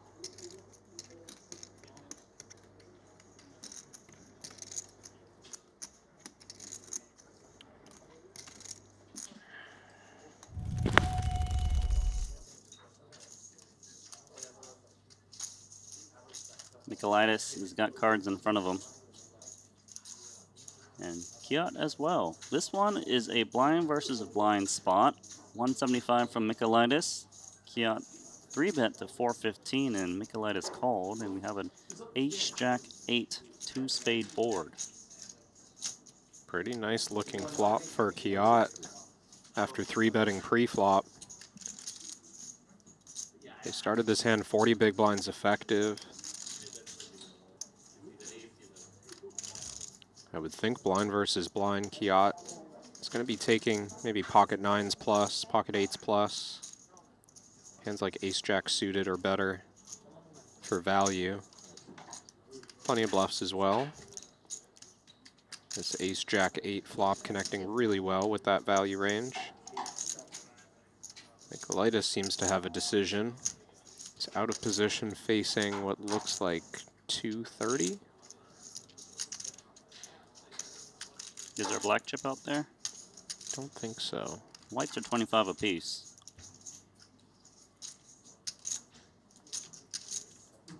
Well, this is a check raise from Nikolaitis. It's a lot.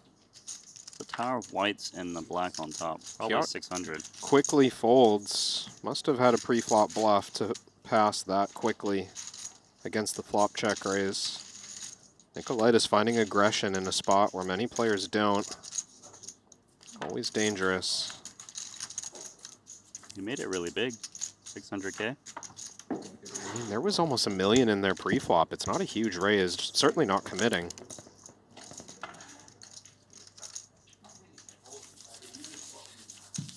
Yeah, shaking his head. Not sure what he had. He's just like, why did I bluff Queen 7 offsuit against this guy? What was I thinking? On to the next. Sur le lap, ils ont mis qu'il avait as roi au lieu de 2 as. Il a 2 as.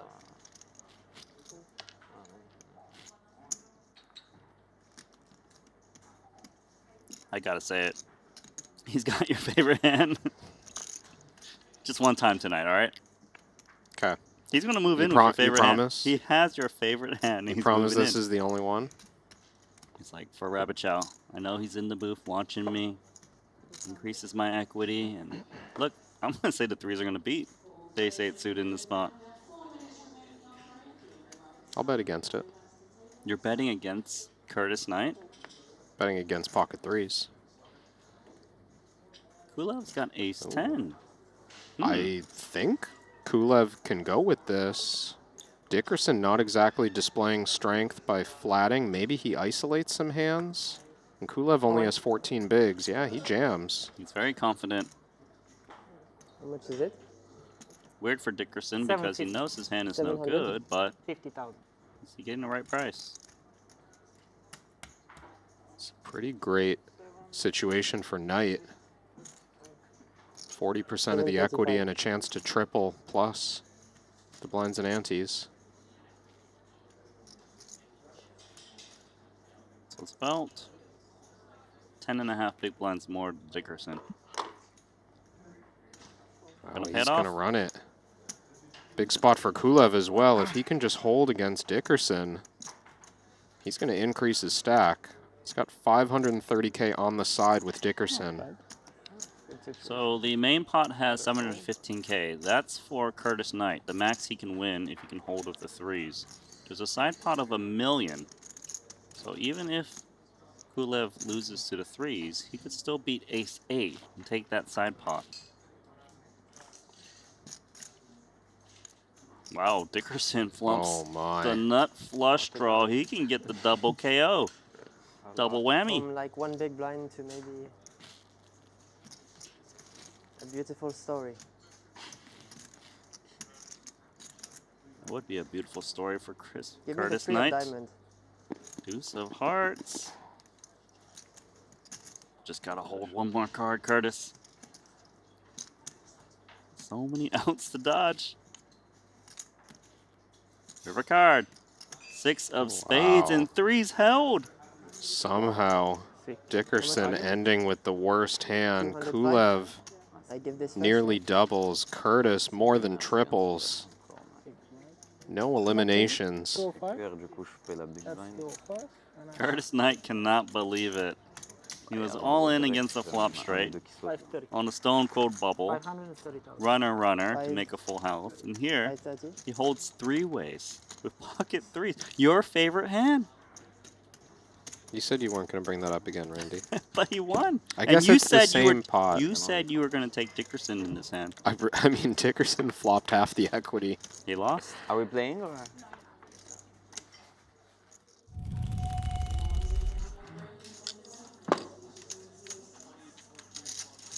Michael Soiza's turn. Pocket 8s versus Daniel DeVos. Ace-Jack. 8s are looking good, and the pairs have been holding so far. Gotta fade aces, Broadway cards. He has to fade a lot of counterfeits. Not a bad Broadway card to see. Ace-Jack or 9. For the W and the KO of Michael Soiza. That's not going to do it. Soiza survives. Another short stack double. There have been a lot of all-ins lately. A couple eliminations, but a lot of short stack doubles as well.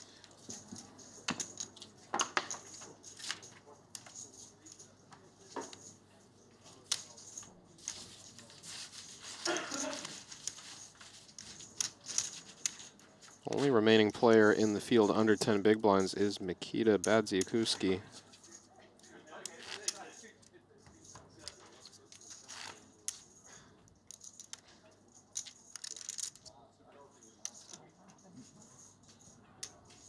Mikita's on 9 big blinds at the moment. More big stack action. Leon Sturm versus Kong Pham. Blind versus blind. Kong Pham raised to 150 pre, bet 175. Leon bet 160 on a turn for lead on 10-5, 4, 5, 8. And Leon, we were at the 8th, and Kong Pham had top pair ace-10. I don't know if Leon qualifies as a big stack anymore, Randy. He's down to 700K. Once upon a time, it was a big stack. Guess he did lose that big bluff against Danny Tang. Yeah, that was, dare I say, reckless. Jack 8 off, pure bluff on the river for a pretty significant amount. Danny just calling with a queen. Maybe doesn't have that many hands worse than a queen. Wasn't a big fan of that one. Misstep from the former chip leader. Yeah, I guess Leon must have read Danny to bet bigger if he had the queen, I guess. I mean, that has to be the only thing that makes sense, right? Because you're taking a pure nothing hand on the river. Feels like just a read on Danny's range. Oh, you never have trips. But he did. In That's this why the size bet and was that. so nice. Yeah, just absolutely out of sync.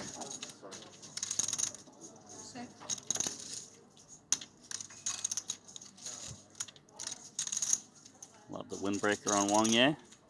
Triton 1. The Triton 1 or Triton 1? It's not Triton. It's actually a Super High Roller Series edition, I believe. Yeah, it looks like it. Pre-flop raiser this time, Wang Ye into Danny Tang, and it's a 100K C-bet from Wang Ye. 9, 6, 6, 2 spades. Danny in the big blind gonna have plenty of this flop, but he reluctantly giving me nightmares. says he's gonna fold. What is it? Might even be the same. It's actually the exact same suit. It is the exact same suit. It's the Jack 8 offsuit. It's the Jack 8 that Leon had. How did Danny manage to needle Leon? It's giving me nightmares. And he doubled up against that hand. Get everything in and then arrive like Sunday morning. I don't know. I just see how it felt. But he still has 2 cards. But like my initial plan was to be here until like Tuesday and play online, or the 150. Depends on the field, I guess. I'm not sure it. Needles have been very strong today in this tournament from everyone. Jack of hearts. Jack of hearts. Sounds like Nikolovic was thinking about the 150K that's happening next. You? I have a flight for tomorrow. Hopefully I can't get on it, but yeah. But I land tomorrow night at 8 p.m. It's not that bad. How much hours? It's like 12-hour travel, but I get 6 hours back. No. Okay. But, He doesn't care. Do a layover somewhere? 1 layover in Ah ouais, Poland. tu gagnes. J'ai un 4. Okay, It's so an hour and a half there, and then it's like 8.5 home. At Vancouver, do you live? Where do you Toronto. Toronto, yeah.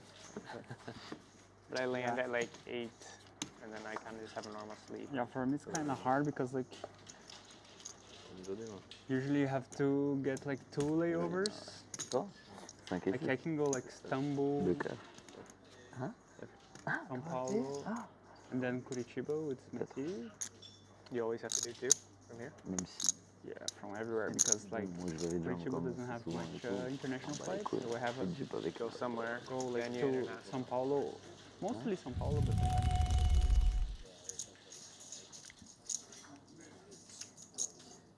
Ace Jack versus Ace Jack. Same hand. Can't they just chop it now? Why waste our time? Do I need to point it out, Randy? Clemens has the ace of clubs. Okay. I thought you were going to point out there's a chance that someone folds the hand. Oh, ace of clubs is very relevant.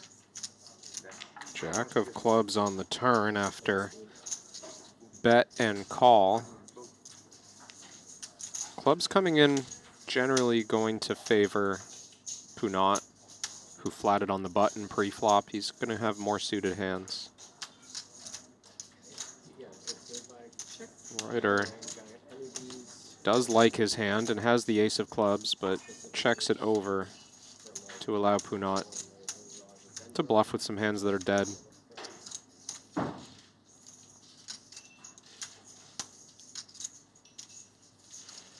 So top 2 versus top 2, redraw for Reuter. See players not exactly playing huge pots with this hand strength these days, and Punat even just checking behind. He knows he can be behind sometimes. He fades the free roll. Both players are pretty tilted on a Queen of Spades river. They lose to Ace Queen, they lose to any king now.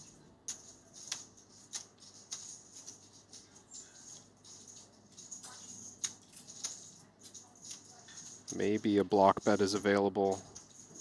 Maybe Reuter checks again to try to catch a bluff. Punat could arrive here pretty light. Something like 10-9 suited, 10-8 suited. Feels like a natural bluff candidate. It's going for a small value bet. I think this will just get snapped. Chop it up. Someone's going to point out the free roll. Who's going to do it?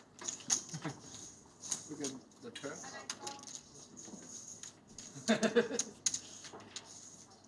think Reuter did. It's like, you're so lucky, Punat. Can't believe it. You know they're professional poker players when they point out the free rolls. I think that just makes them a little degenerate. Is Patrick collecting the pot here? Or is he paying out? He had ace-9 versus Tom Fuchs's ace-5, and it came king, jack, jack, 8, jack. So Patrick's actually disappointed because he has to chop it up against Tom Fuchs. Got it in with the better ace high. Fuchs bailed out by the run out.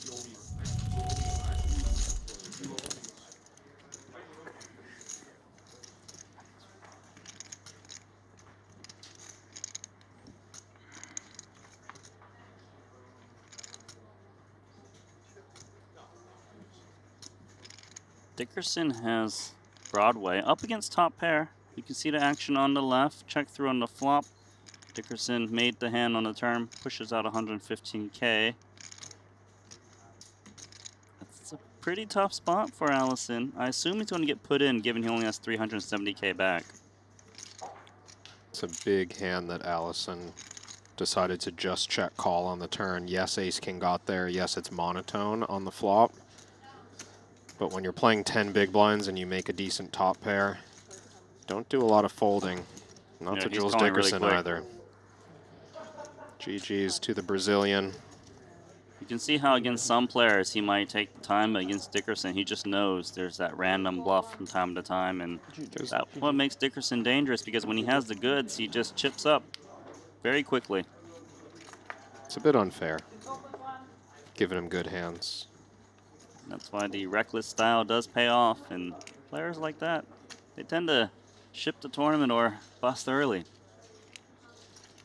Well, Dickerson on his way. Sure looks like a path to a final table to me, Randy. But not for Pikazovic. He will be eliminated. Thank you. He talked about sitting out, whenever you decide. Playing online sometime. Maybe the 150K, we don't know. But if he does want to play the 150K, he'll have enough in the bankroll because he just cashed for $159,000.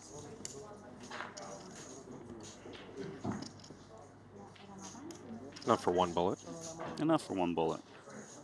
Maybe dinner after. Maybe, hopefully. Hey, it's included if you're part of the Triton Festival. Oh my God, that plate is huge for Soiza.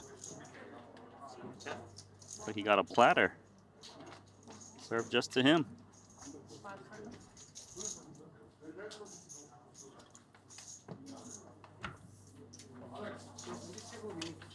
Why is Makita standing up? Why? No, no. Turn around. Aren't you still? Oh no, he's eliminated. He's pocket gone. Eights against the pocket queens of Alex Theologus. Makita has already been eliminated. They got all in pre-flop, and there was no help.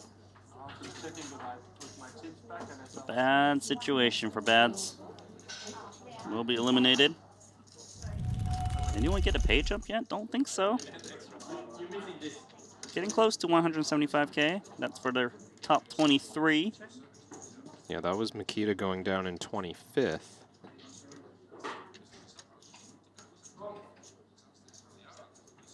This table's got the stacks, and we got a post-flop spot. Actually, because of it's 25th, Makita 24th, as I check the official standings in the app. So 23 remaining.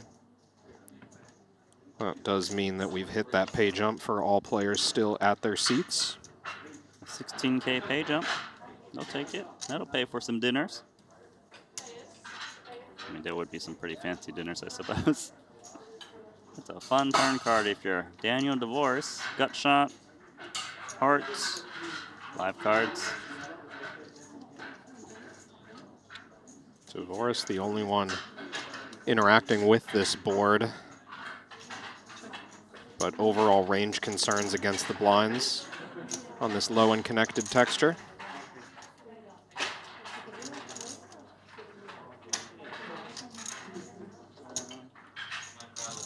Axton could get counterfeited by the 4 and the 6 as well. Action still on Ike. It looks a bit thin to bet this hand. He would be very aggressive on this texture, but deuces just very far behind too often.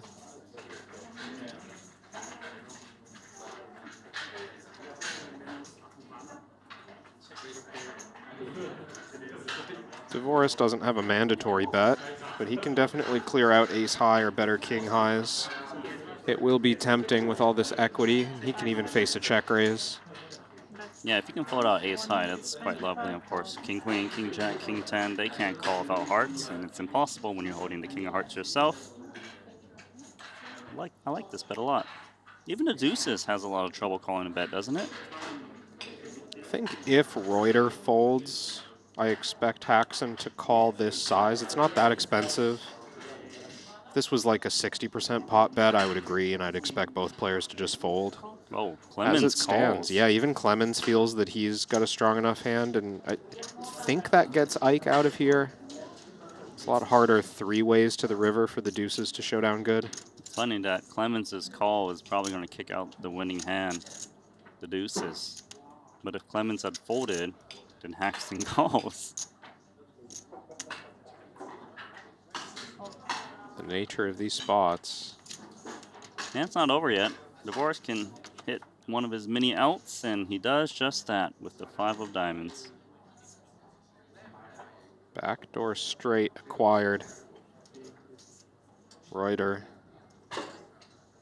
I don't think expects that much connection to the board from under the gun, but still ace-10 was pretty flimsy already. Calling the turn bet, I'd be quite surprised if this was anything other than a river bet and a fold.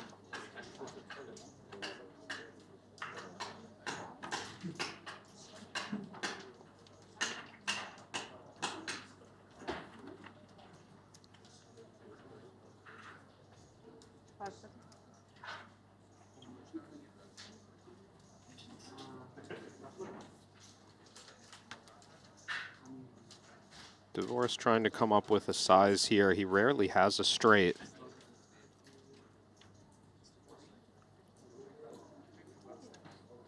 Other parts of his range are being considered. Whoa, just a check back. That's a straight, Dan. It's a little spooked by the possibility of Reuter having full houses. Big part of his pre-flop range is pocket pairs. But yeah, you see the confusion on Dan's face matches the noise that came out of your mouth, Randy. I don't even know if he is happy about his check back there, but just didn't want to spend any more tempo clock, I suppose. Just like, this is a weird one. I don't really know what I'm going to get called by. Check and move on to this redraw as we are down to 3 tables. Yep, you saw the racks being laid out on the table. Full 3-table redraw. We have a redraw when there's 24 players remaining, but we actually have 23. So one of those tables going to have 1 less player. Dickerson did quite well there, 2.8 million. Maher Noida with a nice call against Dickerson to bring himself to about 2 million in chips as I welcome you back to the booth. Been a very fun, kind of bubble situation. It was quite long. Yeah. We saw what happened to Curtis Knight where he got the double. Lonis is like, oh my God, I can't believe I folded the 9s. And then all of a sudden, both of them made the money. Yeah, I mean, the highlight of that was watching the dynamic between Lonis and Knight, but it was Thomas who ends up in 28th after that unfortunate all-in against Ike's ace-king, ace on the river. He goes down without any money, and we've had 3 eliminations inside the money, rather 4 inside the money since then. Yeah, very sad for Blavin, but he's going to have a good night rest, hopefully, and play that 150,000 that starts tomorrow. We need to take about 15 minutes to set up the final 3-table redraw, and then we'll be back soon. CoinPoker and Triton are teaming up to give anyone a chance to win a $25,000 seat to the next Triton SHRS Series in Jeju. All you have to do is sign up to CoinPoker using code Triton, play the qualifiers, and the winner is gonna win an all expenses paid trip and a $25,000 buy-in for the next Triton SHRS Series. Hopefully, I see you in September.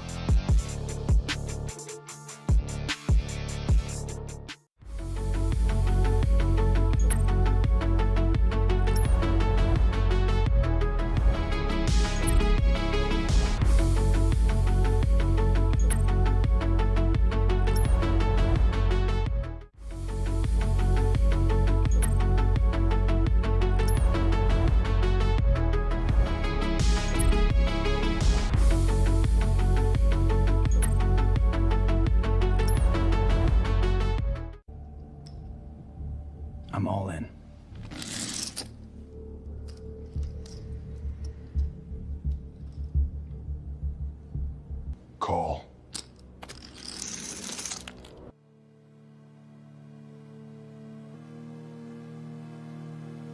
Triton.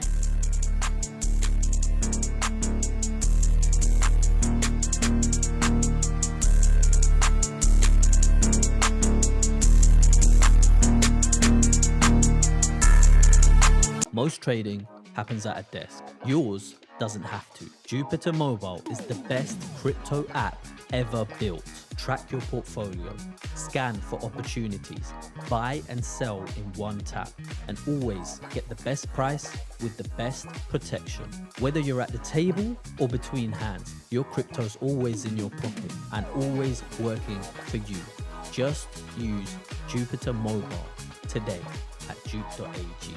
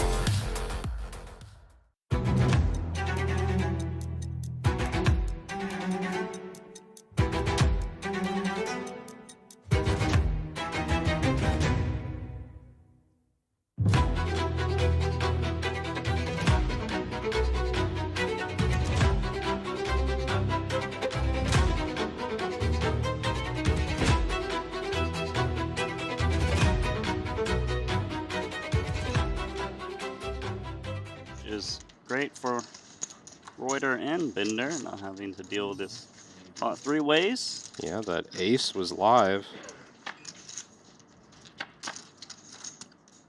Bender's Jack-9 is live against the split fours and is looking very good on this board. Dvorak folded one of those 2 4s already. Just a 1-outer for Clemens Reuter. Exactly a 1-outer with 1 card to go. Running 3s. That's nothing. Sort of 4s. A short stack. Right after we saw Lonis pick up some dead money, now Bender finds the double. Put the test for more. If you look at Joao Samao, he's all in now. He is a short stack. He's got ace-3 against pocket 3s.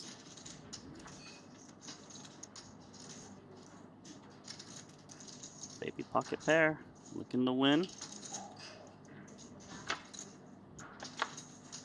King of diamonds. Also, the ace of diamonds wouldn't do it anymore, would it? No, just 2 outs for Samao. He can't find them. He's going to be eliminated 2 off the money.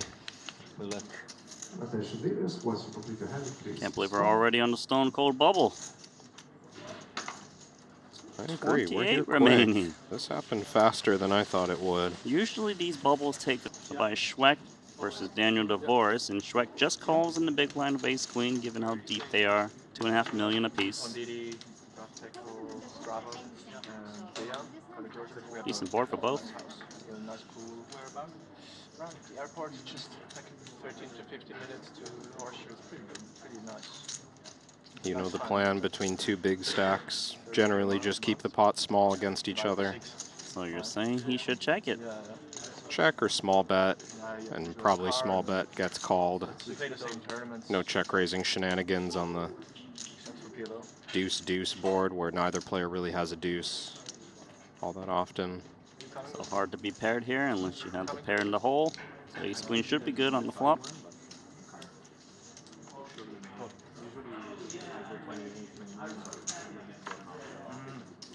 Full 360 in the middle. 6 of spades. No complications. Now would be the time, I think, to start checking down. You could still have the best hand against some king highs or queen highs.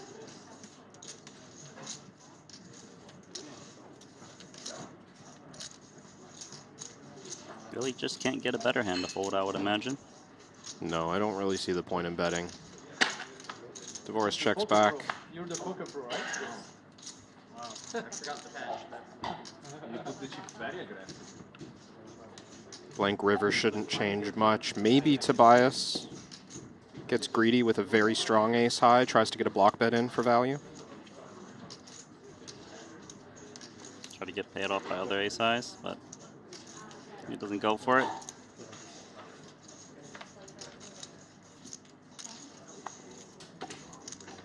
A little dent to Daniel Divorce, but still very healthy. He's playing 60 big blinds. Thank you.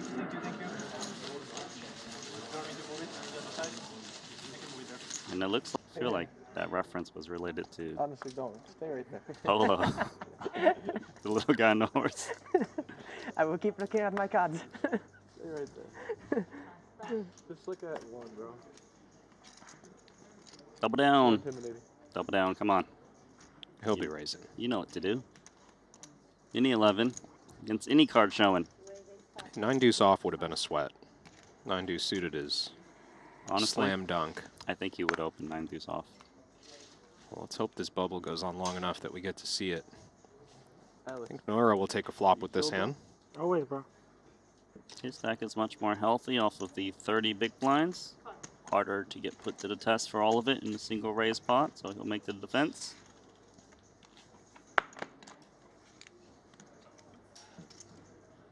He's gonna flop middle pair with the queen. Dickerson does have bottom pair. And a board where, once again, he can leverage pressure across multiple streets. I would think that if he bets flop and turn, he probably downs the queen 10, assuming Maher doesn't pick up a nice piece to go along with the queen. Well, decision seems clear for now. 75K, not that much pressure. Maher with a strong enough hand to call.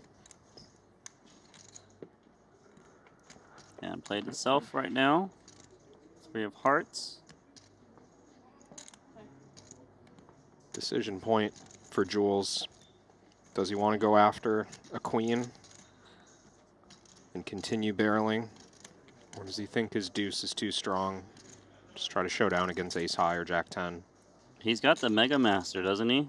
He can float out a queen and get called by some combo draw of the hearts. Oh, you're spotting these Mega Masters everywhere now. I've got a Mega Mine. There it is, 225. Is this big enough to shake the queen 10? I'm not sure. Doesn't exactly feel like it's threatening stacks. This is nowhere near the bet that Dickerson just brought against Kulev last hand. Queen 10 doesn't feel like it beats any value, though. Maybe Jules even bets ace queen for Nice another call. street. Yeah, it's a good call. But is the hand gonna check through in the river? We don't know yet. Technically, there's north of pot remaining. Ace of hearts. Oh boy. Maybe that's the one. Nora does not want to see a third barrel with his hand, of course. Dickerson got to be worried that his opponent improved. Queen X of hearts, King X of hearts. Very possible. Jack 10 as well, I think. Jack 10 of hearts and Jack 9 of hearts. I think Jack 10 without suits might just call that 225 on the turn. It's not crazy expensive, and you beat most bluffs. But King X hates this card. Queen X hates this card. Man, he's going to go for it again. 475K. Just relentless. An opportunity for Nora to pick one off. He's not being put at risk. If he calls and he's wrong, he'd have over 10 big blinds back. That's enough to survive the money bubble most of the time. He could sniff out that Jules is getting after it here, but it's a slight change in gear. Jules previously was threatening Kulev's stack. Very similar situation. Now not asking for the whole stack. It looks more like value. It looks very credible. But it's just a pair of deuces with a 9 kicker. And you just know that he's going to open Queen Deuce off on the button, King 3 off, all these hands that could be going for thin value. And And sure, if Maher calls, he's not out, but he'll be very short, and he actually could be in trouble. But he's going to flick in the call of Queen 10. Nice call, Maher. Maher Noida. That's huge, and he takes over the chip lead at this table from Jules Dickerson. 2.2 million, well earned. Dickerson expected that hand to fold. That is an amazing play from Maher Noida, the Tunisian. I think Dickerson is stunned.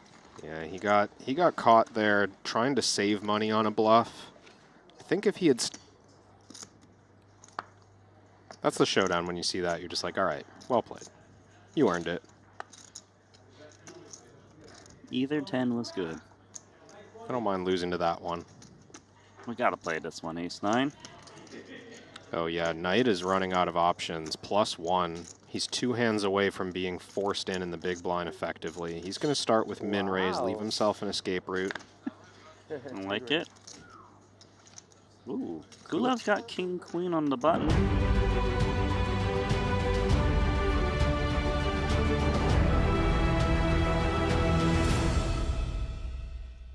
And more Triton Poker Super High Roller Series action here in Montenegro. My name is Randy Liu, also known as Nanonoko, and I got Coach Kevin alongside me with the final 3-table redraw. And I want to get straight into our feature table because we have 2 very big names I want to talk about. Punat Ponsri and Daniel Dvoris. Let's take a look at their stats. It's double P versus double D, Randy. And Dan Dvoris way outnumbering Punat in those first 5 rows. Events played, money won in bounties, cashes. I mean, 70 cashes. Just ridiculous from Dvoris. But what catches my attention, and this is why Punat has been so successful since he joined the tour 4 years ago, 6 titles and a heads-up win percentage of 85% because he's won 6 out of his 7 heads-ups. So just closing events when he reaches the final table. Only 25 final tables for Punat in comparison to Dvoris, 43 lifetime. You got to remember, Daniel Dvoris started playing our Triton series way back when, 2018, in this very card room. Whereas Punat, he joined a lot later, already has almost the same amount of earnings that Dvoris has. He has 26 versus a 30 million. You saw the win rate, 85% heads-up wins. I mean, I would call him a heads-up specialist at this point. Yeah, it does feel that way. I mean, you know this also reflects that Punat is getting 2 heads-up or getting to his final tables with bigger chip stacks on average. Or maybe, you know, is this just a short-term sun run, and are we looking at someone who's been blessed by good fortune in their early years? I mean, time will have to tell. Dvoris has been here, as you said, about twice as long as Punat, so we're just seeing more of the long run for Dvoris. Yep, so we do have that final 3-table redraw done. I'm also going to have Jules Dickerson at our feature table alongside Punat Ponsri and Dvoris, so that's going to be a very fun one. Obviously, we got some other big names, Kulev, Daniel Razai, Michaelitis, and even Curtis Knight, who I thought was not going to have at least that min cash in his pocket, but he's there sitting on about 12 big blinds as we send it down to the final 3 tables live from the Maestral Resort and Casino. Curtis Knight, of course, so fortunate just to be here right now. If you missed it, we just started to show it in the highlights. Rewind the tape and check out the action from the point where Curtis Knight is all in at risk for his last 2 big blinds on the bubble. It is quite a doozy from there. So we're going to play down to the final table here tonight. That final table is 9 players, which 9 is going to be guaranteed $356K, but more importantly, be the main event champ for $3.5 million and an extra large Triton trophy. Plus, there's more, the Jacob & Co. Epic Triton X watch. Top 5 finishes will make 7 figures in this event. 5 out of these remaining 23 players putting $1 million+ in their account. I like this from the chat. Thai fans have been waiting for this since day one to get Punat Ponsri at our featured table. There he is, currently sitting in 3rd on our featured table. Michaelitis is actually the table captain with $3 million. Yeah, a lot of chips on this table, Randy. You've got Dvoris, Ponsri, Dickerson, Michaelitis, all very healthy stacks. All of them in the top 10 on the overall counts. Once upon a time, Leon Sturm was the tournament chip leader. He only has 800K or so, with 17 bigs on the outer table.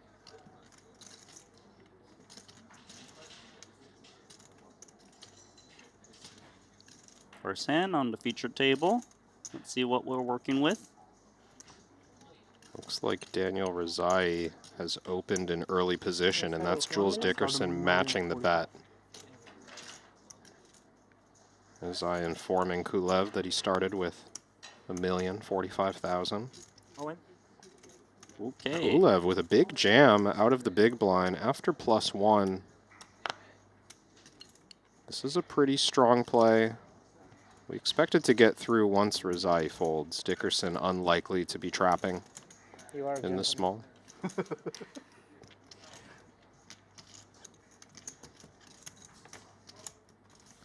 On somebody else, I would have taken it and put it here. Of course. Just off the table. Yeah. Take it back and throw 5Ks at him one at a time. I did it to somebody. Exactly that. But on 25K big blind, so it's less time consuming.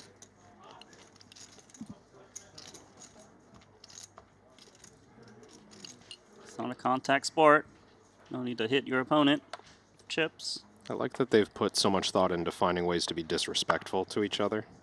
It's my style. It's the new meta. We're not friends out there. But we're friends in the booth? Question mark? You and me? Yeah, Always of course. friends. Who else? You're the only one here. Well, you know, when I said we before, I was imagining two players not involving myself. Okay. But you and me, yeah, we're good, Randy. You got main character syndrome, all right? Axton, ace queen. Interesting one in the cutoff. Maybe a flat candidate. Something's ringing. 3-betting and calling against +1 for Ike stack. Pretty thin. So if we don't like 3-bet calling or 3-bet folding this hand, then just calling is the next best option. Yeah, navigate around the possibility of the 4-bet.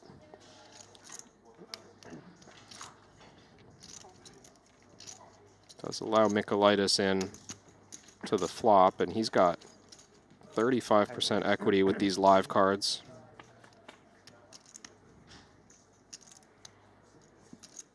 Gonna be top pair versus top pair. Divorce was the pre-flop raiser.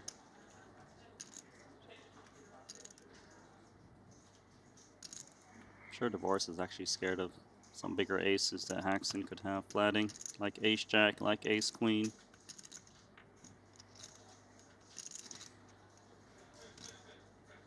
Guess Divorce beats hands like what? 8s and 9s? Yeah, queen. Divorce. Any double Broadway board, he's going to feel pretty good about his range on. Ace-10, no exception to that.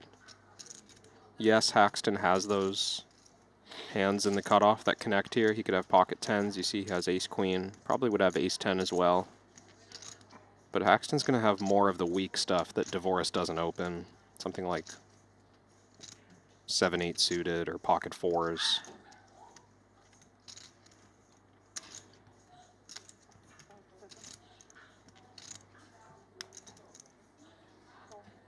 Haxton puts his last black chip in there. Fortunately for him, he's got whites and blues. He's got other types of soldiers. King of Diamonds. Probably not the card Divorce was looking to see, because he does beat hands like Queen Jack, but no longer on that card. Yeah, Divorce's hand not looking that great anymore. He's still ahead of King Jack and King Queen. He's still ahead of some 10-9 suited type hands. I like slowing down, to be honest. Maybe ace-jack or ace-queen could go for a small turn barrel here, but I kind of expect him to check.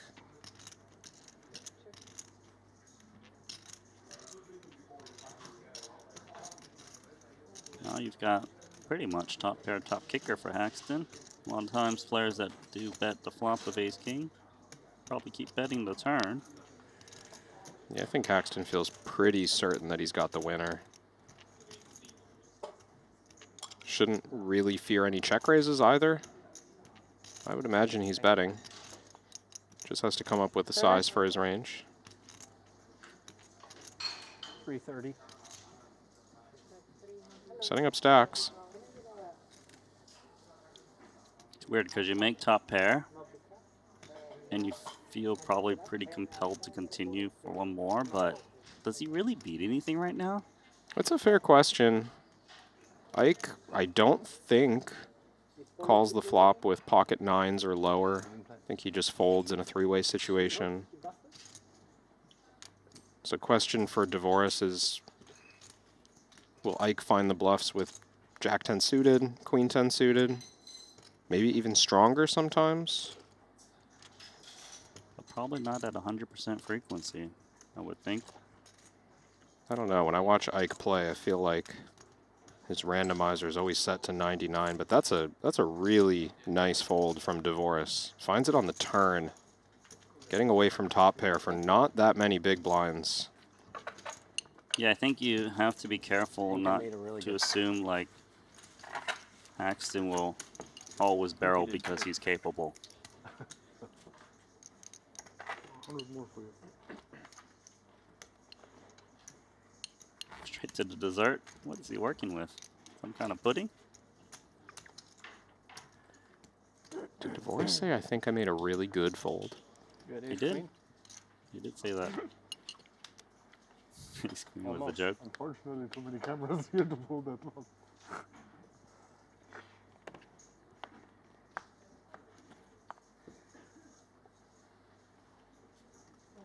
Pretty strong claim. Not that good of a play. Found out very cheaply too. Just a small flop bet. Maybe if he played it as check on flop, he feels like he has to call down more in case Haxton's barreling off some random pocket pair that got checked too. Yeah, that's true. Way more bluffs in Haxton's range against flop check. Just a big fine from Dvoris. Still can't believe Curtis Knight is still here. And he's moving in with sixes.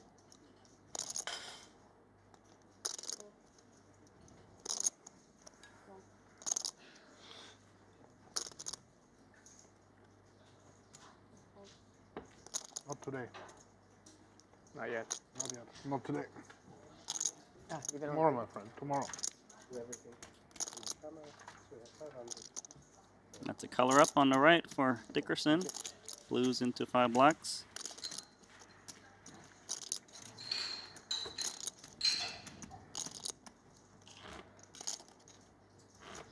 For me, I would think I'm just free rolling if I'm Curtis Knight. I almost made a really good play there. I had a hand that was close for 6 big blinds. For 6. I was momentarily confused. You were a couple levels ahead. I mean, 600 seems like 6 big blinds. Were you confused about how deep you were in the hand before? 10 of hearts flash. No, I did know actually how deep we were then. Oh, okay. Yeah, then I think I may have. Like 35 BB to start, right? Yeah, yeah. That's where I was at too. Thank you. Well, I'm 70, you're 35. Right, yeah, 35 to 50. 1.5 starting. Always love hearing Dvoris and Haxton talk about hands after. Starting stacks. That's very helpful. That laugh. What a comedian we have. Open and try stand up. You're the white Eddie Murphy, buddy. I think that's the first time someone's called me that. What? Isn't Eddie Murphy tall? Or a white version of anything. Enough is enough.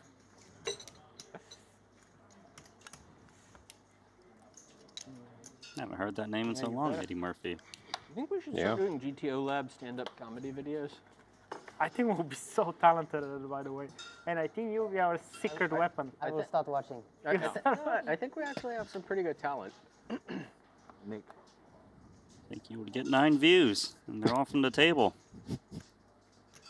Don't think it would be their most popular video. My point. Although those interviews that John Jaffe used to do, The big blind. Those are good. that brought 2 players on and they were kind of going back and forth, those are actually really funny. I think it was Joao Vieira, who had a really good episode. I'm forgetting who else was on, but he was hysterical. I feel like Jaffe could be a stand-up comedian. Be a favorite. Be successful.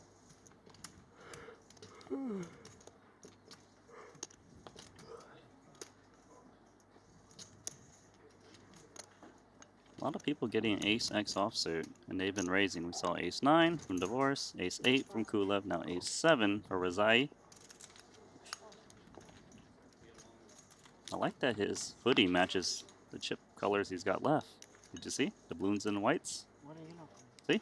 Oh, that's true. I think Daniel picked that up after figuring out the Triton chipset color scheme. He was like, I'm never going to collect a single black chip. I'm just going to play all blues and whites. He's just always asking his neighbors for change. Yeah, he's that guy. Mm. It does actually annoy me when I have one single big chip. Like you try to get change for it? Yeah, or I try to bet with it. Wow. So you can really figure out what size I'm going to go for in the next board. So if you're ever playing with Randy, he's more likely to bet if he has an odd chip in his stack. Yeah, something like that. Doesn't have anything to do with his hand. It's called life test, man. Just the odd chip. The chip read tells. Time to get rid of it. Intel box. The viewers, thank you. Punat not trying to tell any stories with 9 high, no draw. It's good for Rezai. He wasn't looking to face any bets with ace high. Maybe a river bet goes in. If Punsri decides that his hand is weak enough to bluff. That's a card. I think Punat might bluff now. If he can survive that earthquake. Shaky cam. Think we're good now. The chips are still there. They have not fallen. Foundation is strong. It just looks, you know, once the 10 falls, instead of a board pair or an ace or something, Punsri's going to have more value bets. He can be more aggressive overall, and 9 high feels like it qualifies. Oh boy, aftershock. The aftershock. 7.0 on the Richter scale. Oh, this is a pretty large bet. So Pot? he's selling the story that he's got at least a jack with this sizing. Or at least a big 10.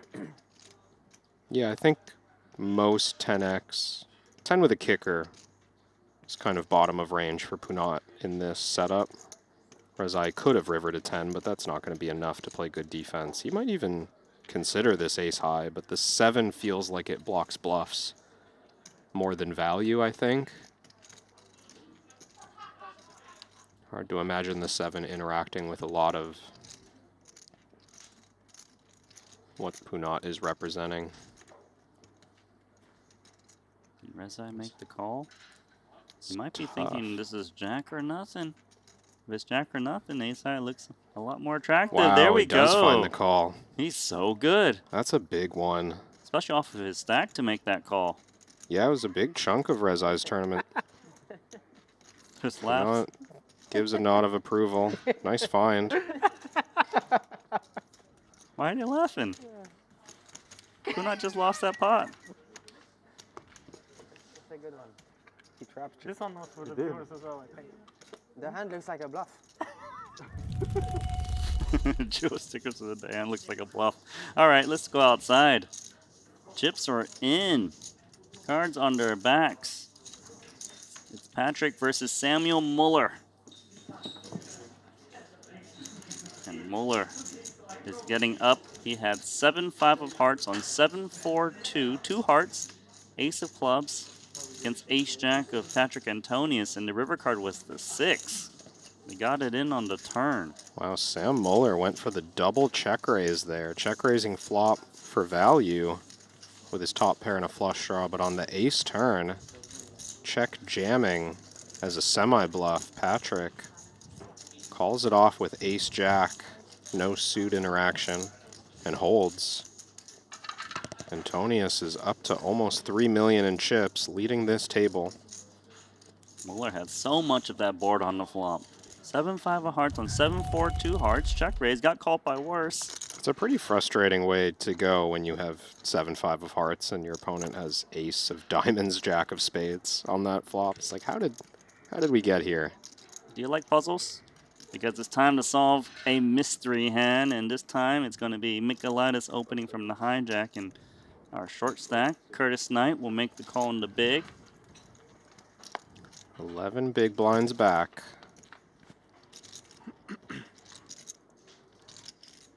Okay, I gotta admit, Randy, it's hard to see where the drama comes from when you flop top pair second kicker with 11 big blinds. But I trust in the team. Something good's coming here. You trust them. Curtis Knight probably already opened the champagne bottle, given he has a pair of jacks and a king kicker off of this stack. But the goes check, check. Flop check is the first part of the puzzle. That's the dangerous card. Queen of clubs is not pretty if you're knight. Maybe your hand is still strong enough to lead for value. When you're playing this short, what's the worst that can happen? Kind of important to get value from pocket nines. 9-8 suited. Maybe a hand like ace-10 is going to keep checking and realize a lot of equity. Going to play it passively. Does Michaelitis want to bet? Curtis Knight does lose to Queen X now. Maybe a King Queen, Ace Queen. It's going to be some give-ups that Michaelitis had on the flop that decide this is a strong enough card for his range to fire in the delayed line, and that's what he's setting up here. 175. Curtis Knight now has a bluff catcher. Maybe this is Jack 10 once in a while, but Jack 10 probably checks river. Guess we just call and see what happens. Yeah, hand is way too strong to fold. Not strong enough to move all in. Start with a check call, figure out the river. Okay, we've got a couple pieces to the puzzle. Need the last piece to figure out what's going on. What is that river card? Gonna be the 6 of diamonds, so I would say this card changes absolutely nothing. So get your bets in if you think 7-9 suited is the mystery hand. It's gonna be pretty hard to show up 7-9 suited for Michaelitis. Looks like a queen or nothing situation likely, right? Something that improved on the queen, I agree. That's most of the value. It could be queen 8 suited, for example, 2 pair. Could be 10-9 suited, given how short they're playing. Michaelitis with the jam. Curtis Knight put to the test with a bluff catcher. Allowed to ask for a count or no? Oh, you're allowed. Of course you are. Yeah. It's a good move. That's why you see players announcing bets like 1 million or 500,000 these days. Little things. Curtis Knight just bought himself some free time by asking for that count. Yeah, it takes a while to count down that stack with Michaelitis. So while he's thinking about it, Jack, of course, is a good card. Just by having showdown value, beating bluffs, maybe removing pocket jacks as a potential trap hand that checks back the flop and then goes for this line. I think that's a credible one. But otherwise, like you said, Randy, this is mostly a queen when it's value. Where do the bluffs come from? Just pure air? Ace 4 of hearts? It has to be something super random, right? Just like a high-low nothing hand that decided to check back flop and then activate. It could be ace-king. Ace-king makes sense as well. I don't know, there's a great deal of bluffing options for Michaelitis, and he's such an aggressive player. Just because he's checked the flop doesn't mean he's not going to run a lot of bluffs.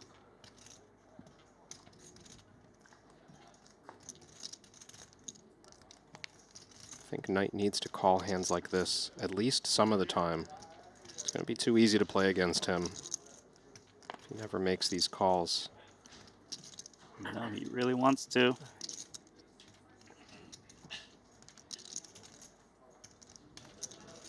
Is he on defense?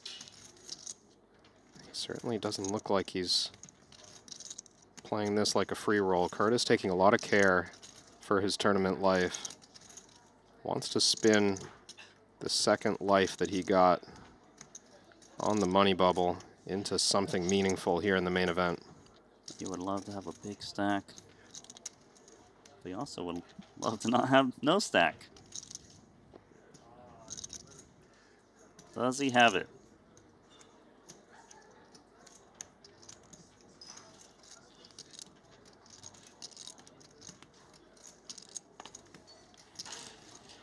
He can't decide. I think he's going to fold, Randy. Okay. Just looks like he doesn't see enough bluffs. It's a very credible line. That what makes bluffing even better if it's credible. But he's going to make the he call, does and call. Nicolaitis had queen 10. Wow. Check back the gutter and got max value once he made top pair. Curtis Knight thought about having 1.4 million, but he will be eliminated with that pot.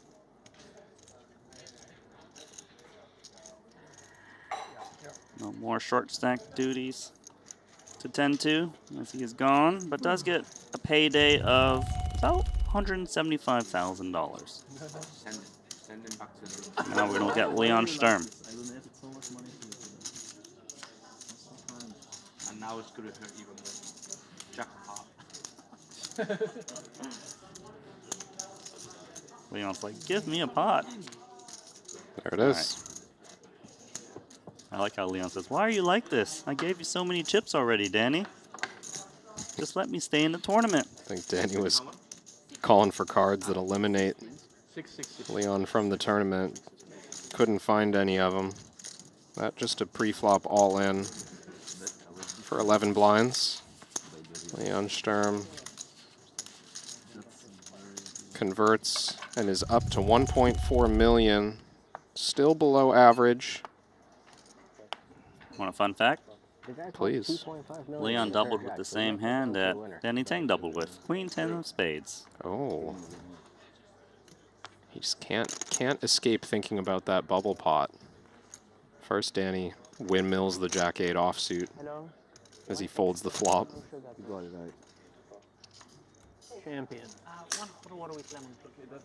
This is a good hand to go all in with. What did he show? Me? Very, very big hand. I had 10-8 offsuit. That's a massive hand in your world, buddy. Not everyone can just like get dealt good cards. Yeah. Would you raise a limp? Hmm? Would you raise a limp, or is the holding too strong for that? Close, very close, I think. Close. Yeah, it has good playability. Maybe a small 3-bet. It's a bit too strong, isn't it? Yeah. We're more like King 7. The all in.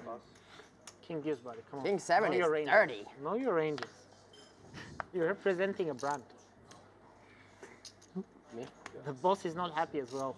He texted me today. He's not happy. To be fair, he wasn't happy with me, but I think he wasn't happy with you. Yeah, but he wasn't happy with you because I wasn't happy with you. And to be fair, so you're causing me problems, you motherfucker. I think your sim guy is causing you problems. That sim guy is getting fired. I think you need a new sim guy. It was just like 4 pips off. Everywhere.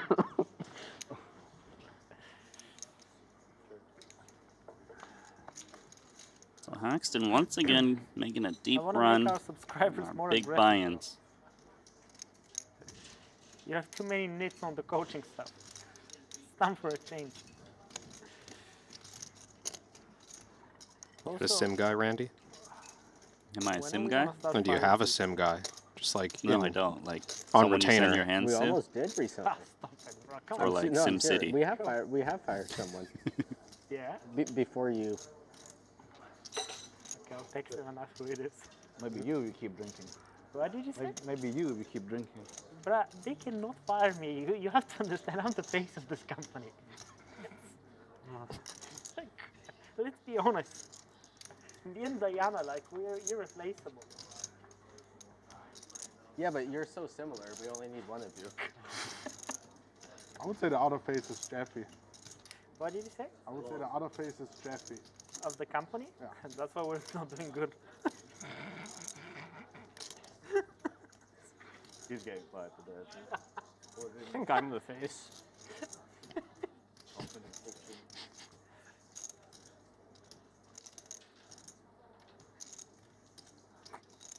Now some silence.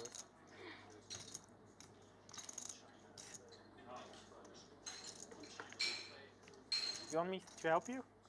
No, I'm good. You can give it to Diana if you want. She'll take care of it as well.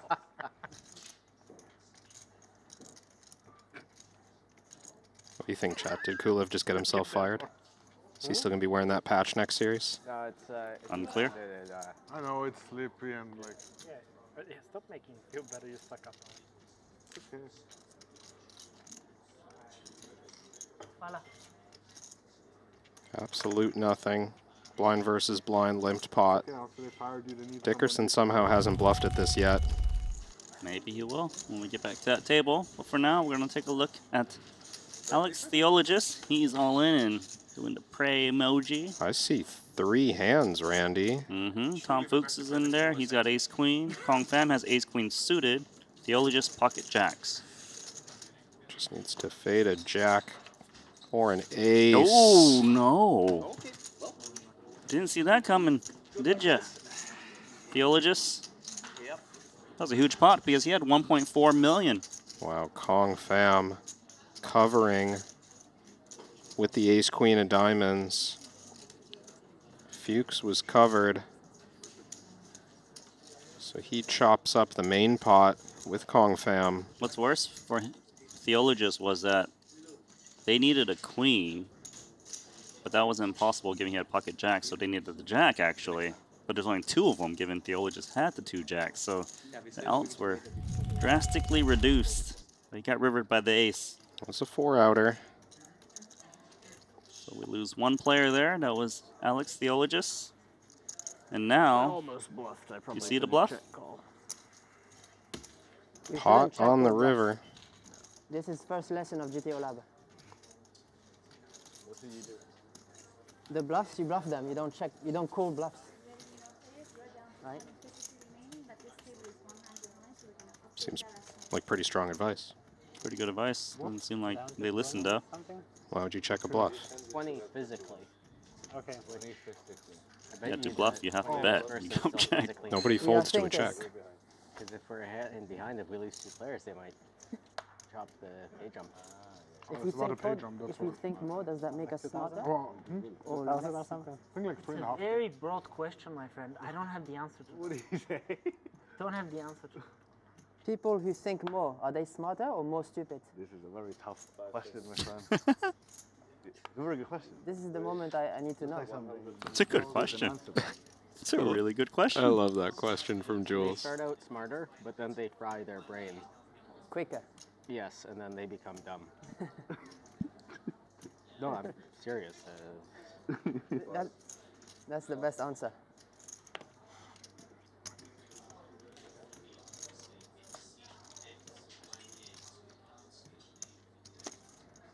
I'm still thinking about his questions. You can take this hand if you like. Dominated diamonds for double D.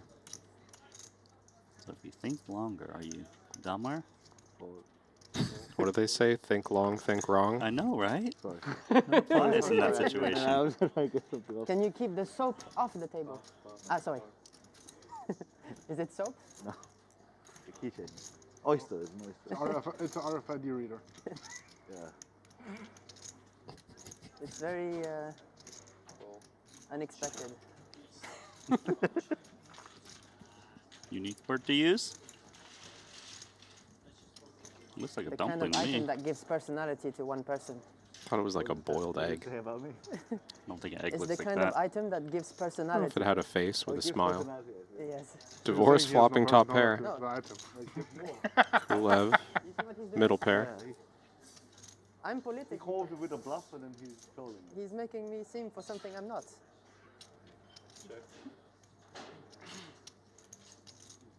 You can see the eyes, but I don't know if the mouth is like smiling or it's looking. No mouth. No mouth. Like me. Moment. There's no yolk, so it can't be an egg. It had like a mouth. You were like, no, remove. I disagree with that premise. You can Unless customize it's to the an max. egg white, sunny side up. No, With it's no like sunniness. a boiled egg with a bonnet.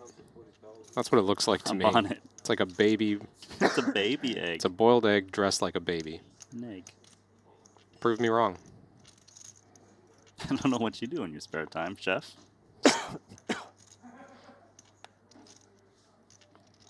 Small bet from Dvoris, I expect gets called. Oh, Kulev steps out right away. Respect to the hijack range. Pretty big fold, but it was right. Yeah. Are you okay? It's nothing serious. Avoiding trouble. Some water? And maybe a little caginess with 20 left. I'm just looking out for you, bro.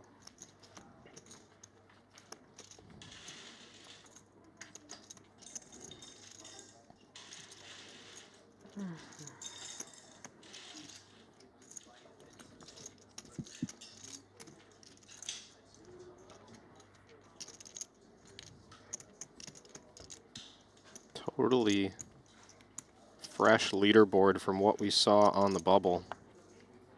Top 5 stacks in the tournament. Michaelitis, Pham, Ye, Dickerson, Tollerine.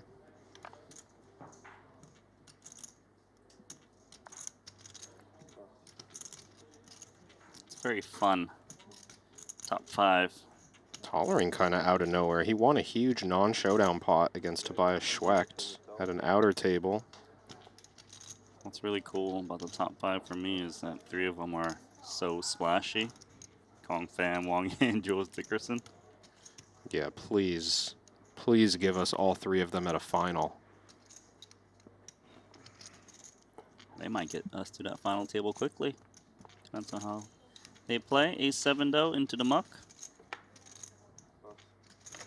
On the other side of the bubble, Dickerson has found some patience, and maybe that's why he's a little more content to sit back and chat, make fun of the players at the table. Michaelitis. 120? The overall chip leader, happy to defend his big blind against Punat Punsri. Now the baby suited ace. It's a nice window card, but comes up short, but does have the betting lead, so maybe he just wins it with a flop c-bet. Yeah, send that pot to Punat. We've got something else interesting going on in an outer table. That's right, when cards fade away, we have something going on, and it's Leon Sturm with ace-king suited and Maher Noida in Wow. their ace-5 off. There's a lot of chips in this one. Maher 4-bet jammed the button against Leon Sturm's 3-bet out of the small blind. He flops a wheel draw. You might get lucky. To make a wheel with a 4, a 5 would do it, not the 8 of spades. Leon could have the stack he had once upon a time if he can hold here, which would be 2.76 million.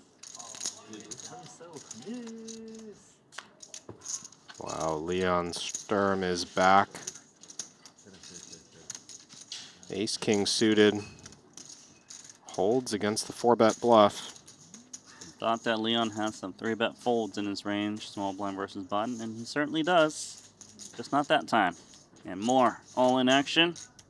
This one going to be Patrick Antonius versus Tom Fuchs. Antonius has got pocket kings. Tom Fuchs with 10-8 suited. Wow, a 3-bet jam out of the big blind for Tom Fuchs. Who did not believe the man. Kings are good. Tom Fuchs, gone. A bold play.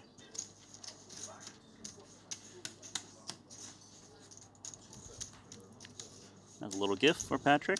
Antonius started that hand with 2.5 million. I believe he takes over the chip lead from Kong Pham with the elimination of Fuchs.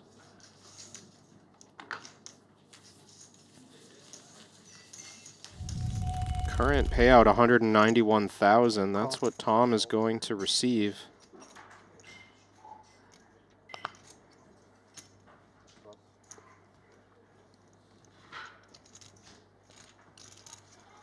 These two will square off again, 1 seat earlier.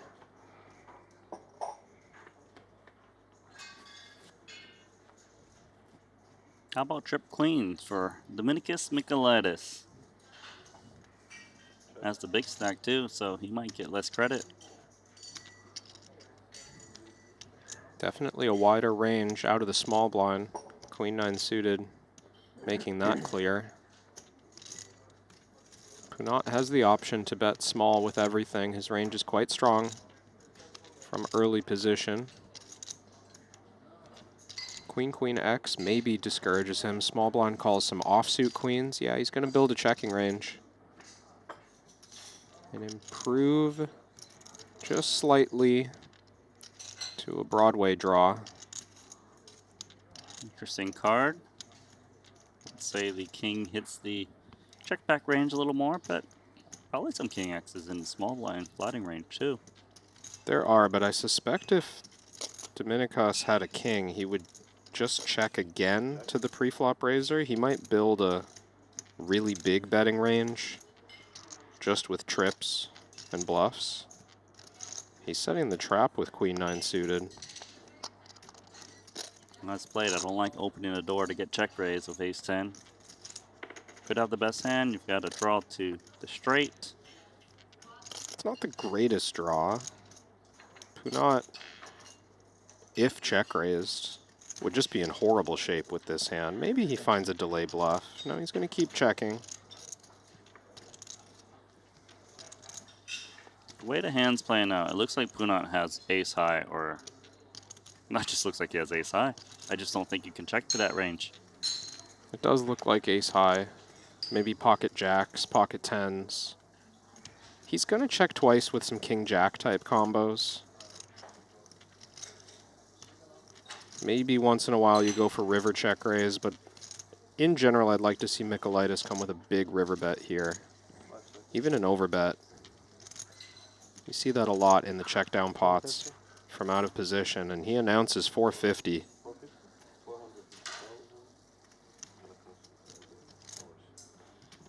So 450K.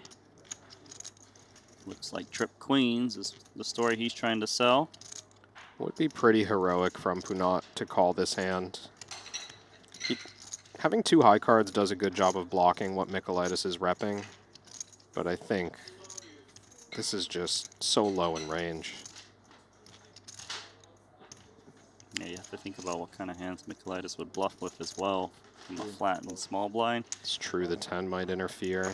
Punat stays patient. No need to be a hero.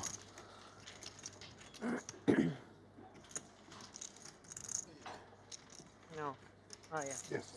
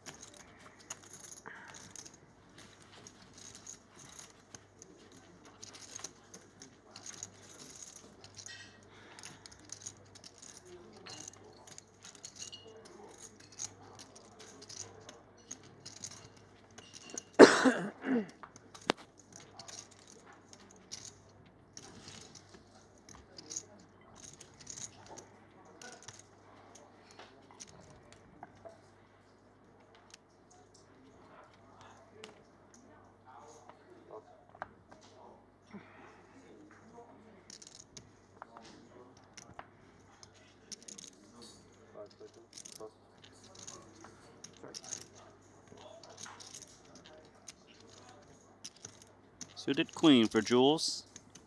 Is it time to get back in action for Dickerson? No. It's different. He's resting. 120. He knows there was a lot more pressure to be had on his opponents when they weren't in the money yet. Yeah, this is a pretty low pressure stage of the tournament in the context of a very high pressure tournament.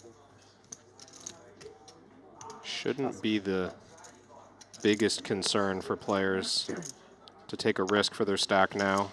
Opportunity to be a big stack leading into that final table. So valuable. I'll let you and your more colleague. 1375 starting. Oof. So I'm looking at that fantasy game. Yeah. You have 307 points. Is that good? And you have 3 players left. Is that good? Well, you heard what I said. And yes. then Kilbane has 2 players left, but he has 383 points, so he has more points than you. Unfair. And then Livingston has 2 left and 257 points. Ooh, so you're in second. I thought you said 600. But it's weird because you have 1 extra player. So I'm more live. You're more live, Because yes. the live scoring, as I understand it, just ranks people exactly where they stand in the chip counts right now. Correct. So it's as if they bust in that spot. But of course, if I have, you know, Daniel Rizai on my team and he's near the bottom of the counts now, he could still survive a while and move up and earn more points. So you have Captain Sturm, who went down in chips a little bit. Oh, that's right. He just won that big all-in. I forgot that I had him. You also have Booster Daniel DeVoris and a regular Haxton. Double D boost. Before I talk about the other teams, I want to talk about CoinPoker. And if you ever dreamed of playing a Triton Super High Roller Series event, CoinPoker is giving away a $25,000 buy-in to the Triton Super High Roller Series in Jeju. Also give you business class flights and 5-star luxury. Go to tritonfreeroll.com and sign up with the code Triton and play your way to a chance on a once-in-a-lifetime seat. So I'm going to give you a little update on Kilbane's team real fast. If you want Booster Dan for him, but he has Booster Kiat Lee. Oh. So you both have Dan DeVore, so that's kind of a wash, right? Right. So you got to sweat Kiat Lee. And then... So I've got Sturm and Haxton against his boosted Kiat Lee. Yep, and in terms of Livingston, he has, let me see, he has got Clemens Reuter. Okay. Hold on. This thing is bugging out for a second. This is Livingston. Yeah, let me check again. Maybe I messed up there. It's okay. Typing is hard. Action ongoing. Haxton opening. Somewhat light under the gun. Suited king. I apologize. He has Ben Tollerine as the captain and Daniel DeVore's booster. You all Wait, have Daniel DeVore? all 3 of us boosted Dan? Yeah, except me. Wow. He wasn't even on my team. Just on the same wavelength this morning.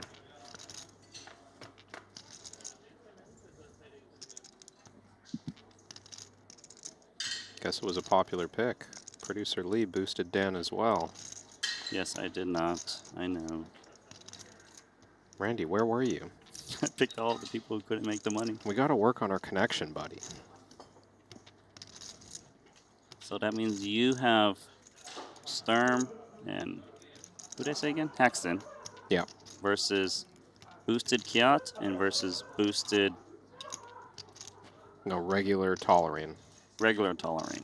Captain Tollerine. Or is it Captain Tollerine? Captain Tollerine. Okay. I think you're the favorite. I think I'm the favorite too. Just having 3 players is... Well, you have pretty... 2 technically because you all have the same one. Or yeah, I have 2 players against their 1 and 1. That's pretty big.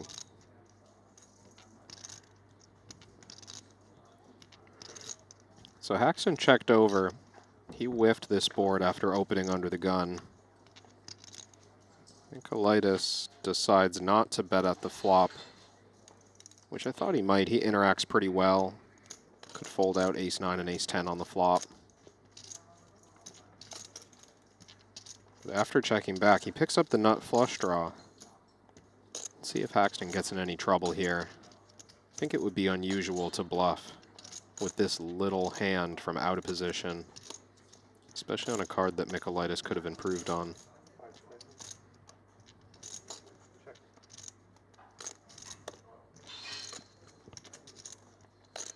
He'll keep checking, and once again the door is open.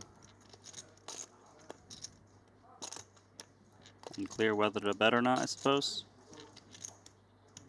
Yeah, again, there's very few...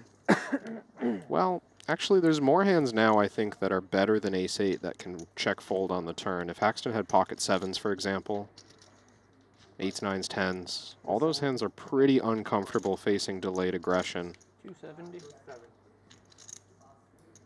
2/3 pot and the quick fold, sending more chips over to the tournament chip leader. Lithuania. Barely overtaking Patrick Antonius. Small lead. There's a big pot going on here with one card to go. There's an all-in. It's Kong Fam versus Tobias Schweck. Whoa, that's a very big pot. Kong Fam has a boat on 3-3 deuce ace with pocket twos up against 7-3 of Schweck, and Schweck does not boat up. Oh my. That's a huge pot. Schweck is gone. He just lost 1.7 million in chips to the flop boat. 3-3 deuce flop with a flush draw. Schweck check raises and gets called. Kong Fam can't believe his eyes as he's flopped the full house already. Ace on the turn, and Schweck goes for the double check raise. They get all in on the turn. Kong Fam, overwhelming chip leader with that pickup. And that one hurts even more for Schweck because he probably thinks he's always good. Yeah, when he gets it in on 2-3-3 ace, he has 3-7. Kind of a dream turn card on the ace. You get it in against a lot of top pair. It's going to be a rough one for Schweck because we're down to 18 players.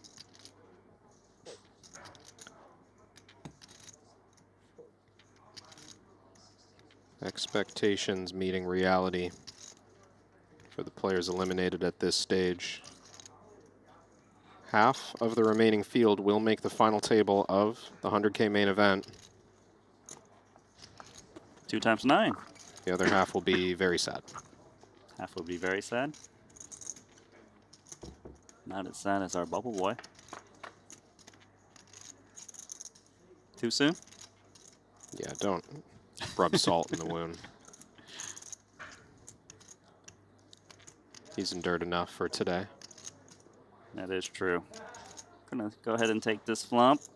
Dickerson was the pre-flop raiser, checks it over on 7-4-4. I think Dvoris could bet for value or could check behind and try to bluff catch. Reasonable hand strength on this board.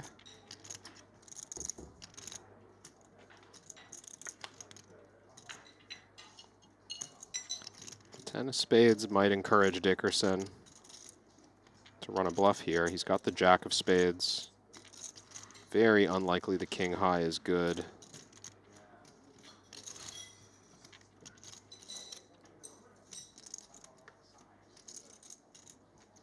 But can he get a better hand to fold? I think he'd get some weak ace highs to fold turn. And then, of course, potential to bluff river on a spade is a pretty nice feature of this hand, but he decides to check.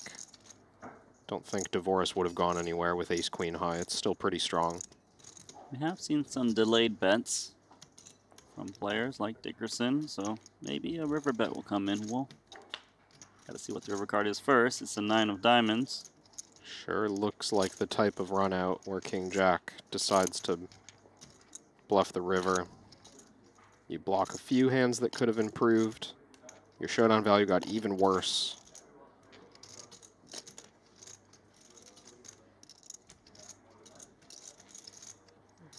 And he can still represent a rivered 9. Maybe a pocket pair like 6s that played cautiously to this point. It's weird because 6s wouldn't want to bet too big. I think he's going to get looked up for this price. Yeah, this is too cheap to get ace-queen to fold, I think. Dvoris is just too good in the defensive lines. Ace-queen high a lot better than a weak ace high or king-queen high. He knows that he has to call here. And if you don't have to be right too often, why not make the call? Oh yeah, just flick it in. Just a math problem, right? Yeah, you don't need to be right every time. You don't even need to be right a quarter of the time. Thank you. Good luck, guys. Good luck. I will not see you Dickerson. later, unfortunately. You have other engagement? I will spaz out. Ah, you might get lucky though. Maybe. Dickerson just say, sorry guys, I won't see you later. I'm going to be gone before we play again. He likes to spaz out on outer tables. Is that He's what it is? just going to go to the outer table and lose? Come on, don't. He's like, Don't write yourself out. You had a chance to get my chips. There's 18 players left in the main, Jules. You gotta love the guy. Yeah, I'm sure he's just trolling them. But he's hilarious. He's great action at the table. 3 tables of 6. Dickerson moving for rebalancing.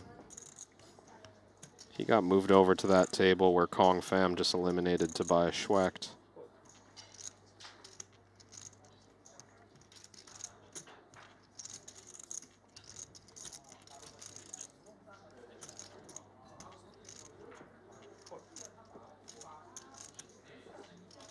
How much? 1.375 to start. 1.375. Yeah.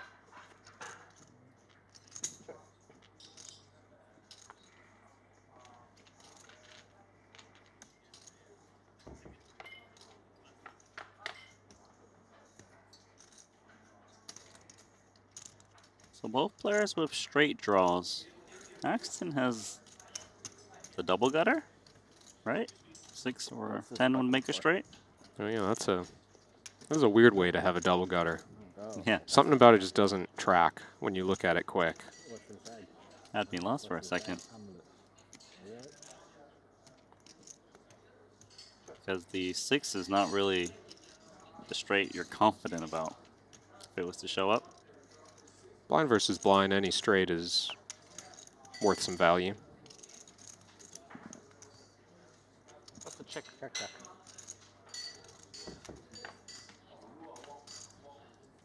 That Triton ace. Welcome sight if you're Alex Kulev. So it's only the ace of spades that's a Triton ace, right? Ace of clubs doesn't do it? Biggest card in the deck. Biggest card? What, it's just slightly larger? Spades are slightly larger, yeah, than the other suits. The You're- superior suit. You ever play Big 2? I have. It's a good game. Is the spade the largest in that game too? Oh, good question. No, I don't know. I think it is. There's something different about the suits in that game than how you rank them in North America, though, right? It's Like a the little bit clubs funny. and diamonds are flipped or something? I think clubs is first. Are clubs number 1? No, like backwards. Oh, clubs I see. is worse. Yeah.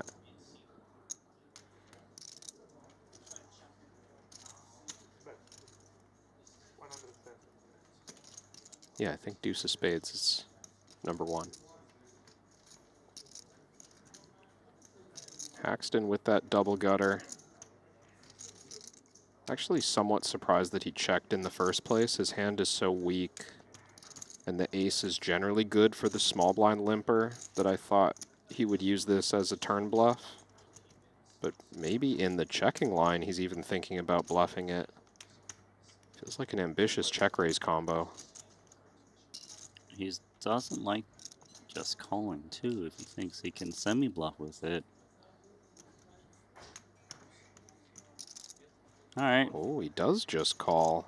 He's like, well, I got this far, and I guess I don't want to accidentally inflate it. I guess you beat a few bluffs. 10 high, maybe 6x. He's just hoping to hit the hand in the straight versus straight. If you knew the 10 of spades was coming, then why not play it this way? What sorcery is that? The dark arts. The Prince of Darkness, Isaac Haxton, coined by Jungle Man. I mean, if we check here on the end, which I think would be the typical thing to do, ranges are still very wide. Kulev is certainly... Wow, did he so fast? How did he check this hand? Because he thinks he's gotten trapped. How did Kulev just check back a straight? Show him the 6. Open-ender. Make Haxton feel bad. It's an open-ender. It's not an open-ender, it's a double gutter. You can ship him the pot. You see? He's just Quite a funeral for the hand, but I'm still quite shocked, Randy, that Alex didn't try to get value. Let's call it a double gutter. See, they're confused so too. short like that. Even Funat is sad for me, just imagine.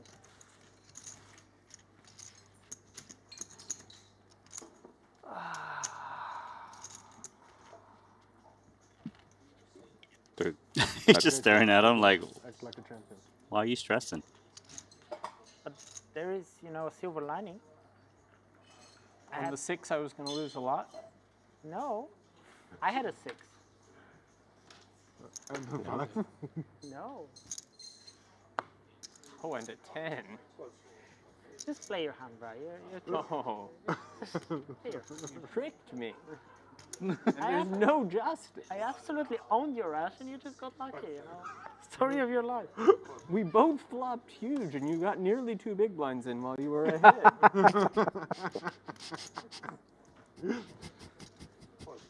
It wasn't even full 2 big blind. Only one. Accent's funny. Yeah. For 120, I might have had to raise. That would have been a very sad outcome for him. That's true. 180 could have gone so much worse. You see a lot of raises from these offsuit kings from the small, and it's not going to work against ace-jack suited. No, I think small 3-bet's coming. And why small 3-bet instead of jam? You see players like Dominicos really extending game tree pre-flop, and ace-jack suited, just a very strong value hand. It's ahead of some of Kulev's inducing hands. It doesn't mind if Kulev just flats. Sounds like he went for the jam. But you wouldn't mind a 3-bet small oh, no, as well? he said Oh, 420. No. Yeah, he went for the small size. Like the preferred route? I like that with the strong suited ace. Much like the big pocket pairs. You're trying to get a 4-bet bluff to come your way.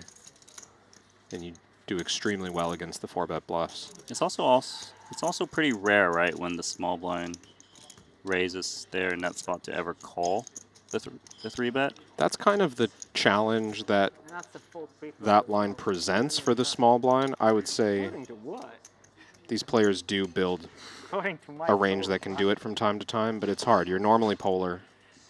The natural raising hands can't take the heat, like the king-5 offsuit. We're on opposing camps. I'm with the cool kids.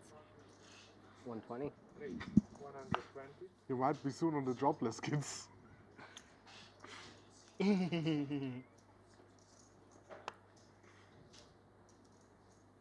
It looks more like a dumpling than a egg white with a bonnet, don't you think?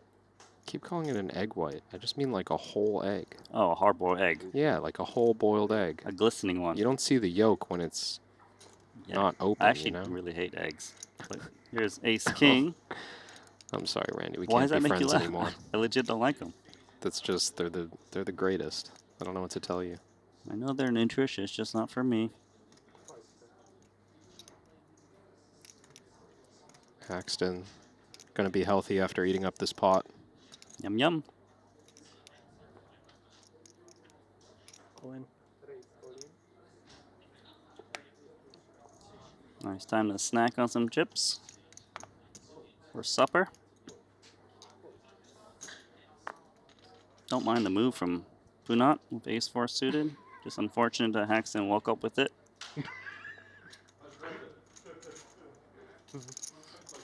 Probably has pocket fours, bro. Who, me? Is that not a good play there? You won the hand, buddy.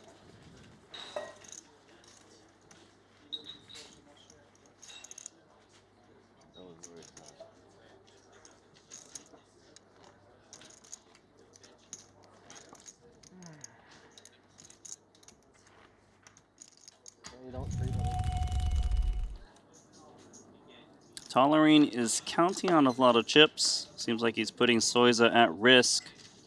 Sixes versus king-queen. Soiza's got the king-queen. Tolerine with the sixes. No, we could counterfeit like that. Wow. Just like that. Tens and eights of a king kicker beats tens and eights of a six kicker.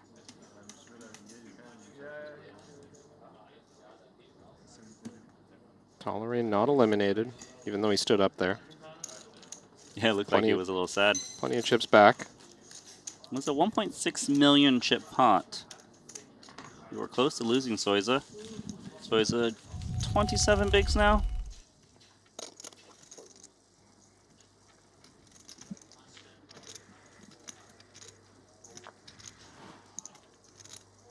Bye-bye. Players hate folding their big blind. I mean, you get It's the so best sad. price. You know, it's like being at a discount store where you get 50% off. Huh? Did you have jam? No, I would not have jammed. I should never even open. Thanks. Hmm? Thanks.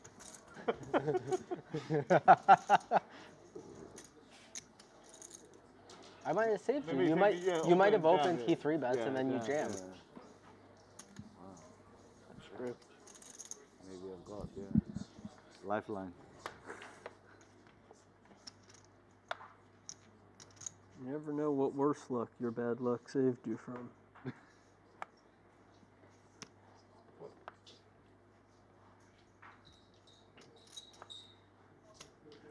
120. You have 1.2 something back, right? No black chips. Yeah, no black chips. Very sad time, no black chips anymore.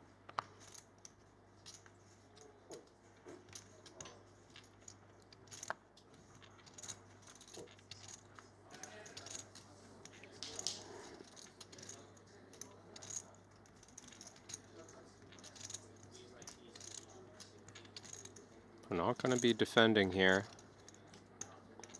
Any suited hand. But the one that is connected by a thread is worthy of a call. 60K more.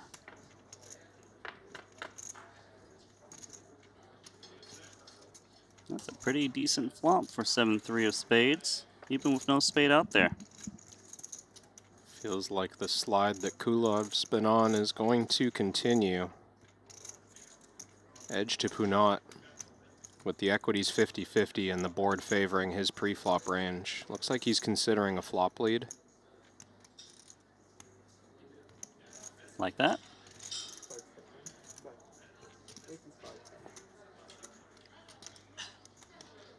Ace-jack high is worth consideration. It's weird, because you do have the best hand sometimes. But then if you're not, you know you need to pair the ace or the jack, and some of those outs does bring another diamond. Gonna make the call and see what happens.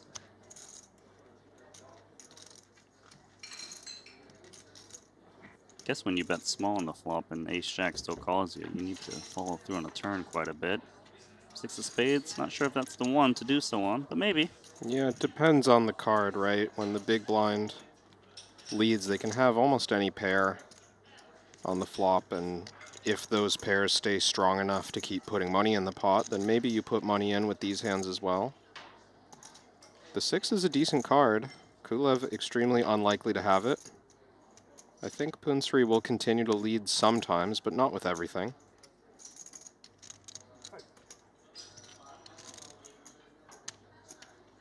Yeah, leading's more attractive if you think overcards always calls your 85K bet on the flop. And then you can kind of try and shake those hands out, and look like that's what he's going to try to do here. 180, and look at that. Very well played from Punat. You fucking around? You fucking around? No? Someone always asks that when someone leads on the flop.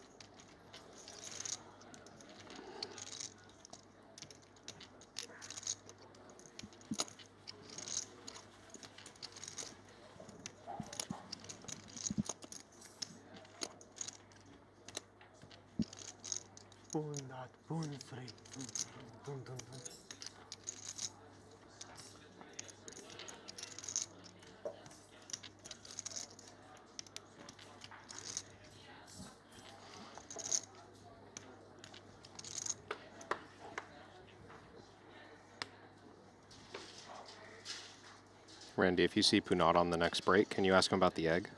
He's not going to know what you're talking about because it's a dumpling. Okay, ask him about the dumpling then. See what he says. It's a cloud.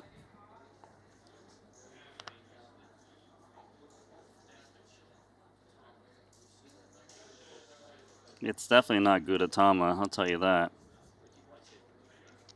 Do you think it's Gudetama? Do you know who that is? I don't know who that is.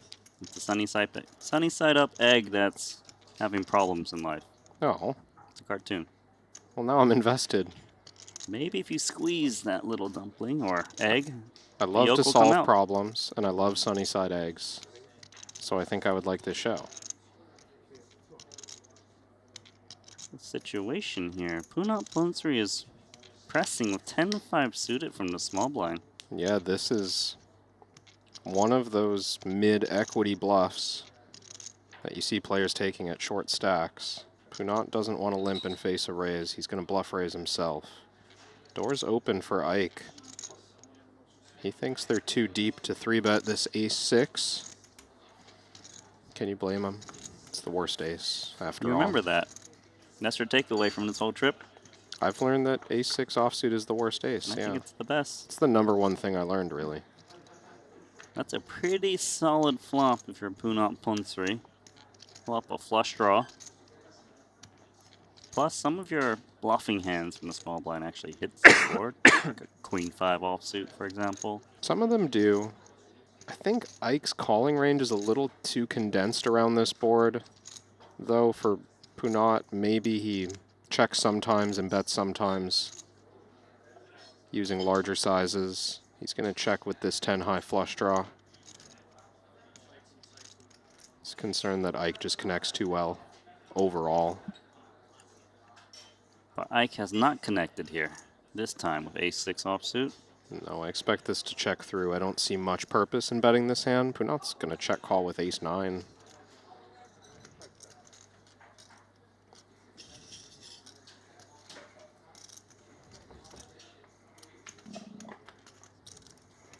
Ooh. Well, Haxton's very happy. He's made top pair. This could be trouble. Doesn't Punat need a stab here, right? He has a lot of ace-X. And Ike doesn't have many. Only the weakest ones are calling pre. A lot of them are 3-betting or 3-bet jamming. This might be a green light for Pun-3 to bluff his 10 high flush draw. Wouldn't mind a sizable one if you were to bet this turn. 320. Yeah, I think this makes it a little bit easier to play, because if Haxton was on that little pair, maybe you can just fold out right away rather than bet small and play a guessing game. Yeah, you don't want to bet small here as Punat. If you're opening the action, you're saying you have an ace or better. Especially for this size. 3/4 pot. Guess we just play some defense of ace-6. Very strong hand in Ike's situation. He's thrilled to call, looking for a blank river, of course. There's not that many blank rivers. I guess there's a decent amount, but still, plenty of cards that look a little dangerous. Let's see which one we get. Pun-3 needs the diamond to make a flush.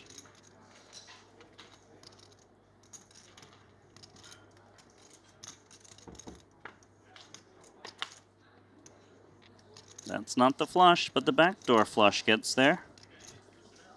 Some straights get there, 10-9, King-10, although I'm not convinced that's in Punat's range to raise from the small blind. I don't know if Pun-3's going to follow this through. Blocker-wise, you kind of hate your hand. You don't block the hearts. But just contextually, wide range situation, Ike probably doesn't have the ace. If he didn't river something, you feel like he's just going to fold. That's a very disciplined shutdown from Punat. Yeah, you're not sure if high. Haxton has like 8 or 7x of hearts that's never folding. Yeah, but there's just so many weak hands that you could convince yourself to bluff against here. I think this is a nice give up from Punat, but it takes a lot of discipline to just wave the white flag with 10 high out of position. Knowing you're going to lose no matter what happens on the river once you check. Ike, thinking about value, doesn't really believe that a better hand is going to check all that often, but I think he'll end up just checking back. It is pretty hard to get called by worse. There's an outside chance you're up against something like aces, or maybe ace-king.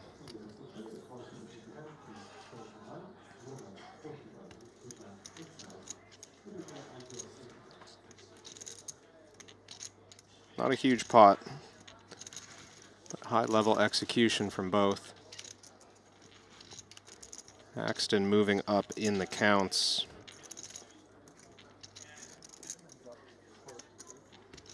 It's not short stack, you know. Top pair of strong hands. Lines up. 40K, 80K. I've given up on betting, to be honest. I'm just calling to the river and seeing if I win. It's working out so far, isn't it? It is.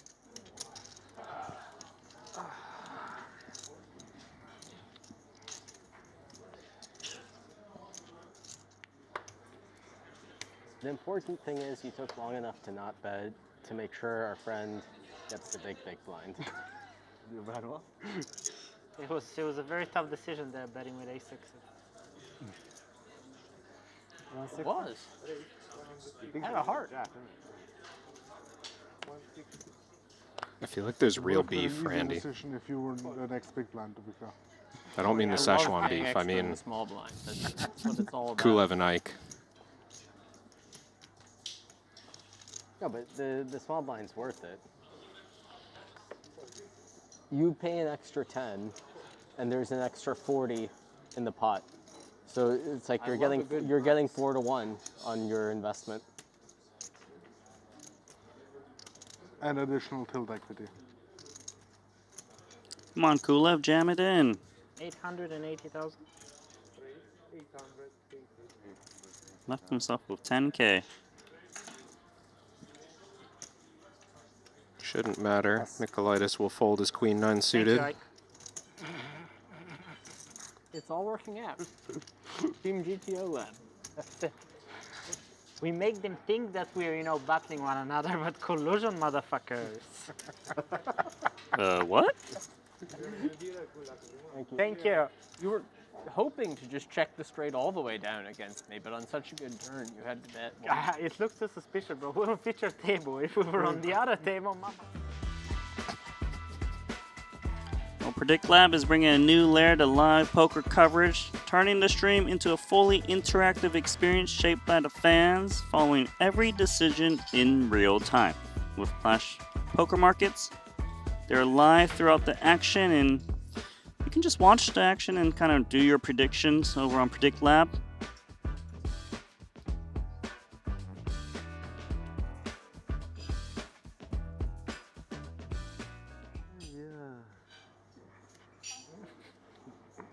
If right now you see any two suited cards, it's Mamma Mia.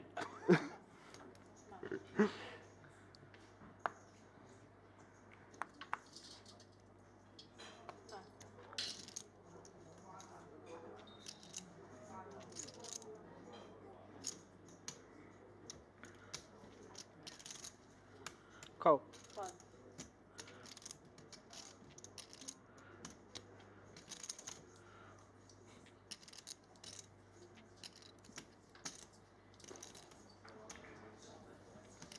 I think Nikolaitis is biding his time before he moves in against Kulev's limp. Yes. I fold all in. You got Get him back. 1-1. Hmm? 1-1. No, it's not 1-1. It's 2-1 to you, but I'll make it 2-2 soon.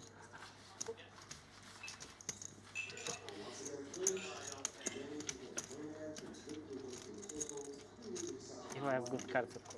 If I don't have good cards, then I need to have bad hands. You have 800 behind you? I think I can do it with bad cards as well. You've I seen me need do it. I have I need to have 815 bad behind, For you too. Doesn't matter what you have then. not including the big blind.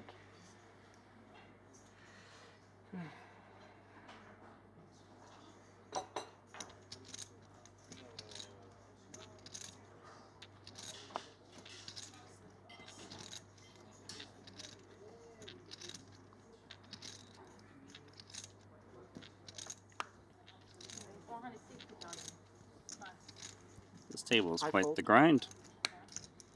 Go get them, Tiger. Me? Go get him, Tiger. Oh, it's talking to you. Got Frosted over Flakes.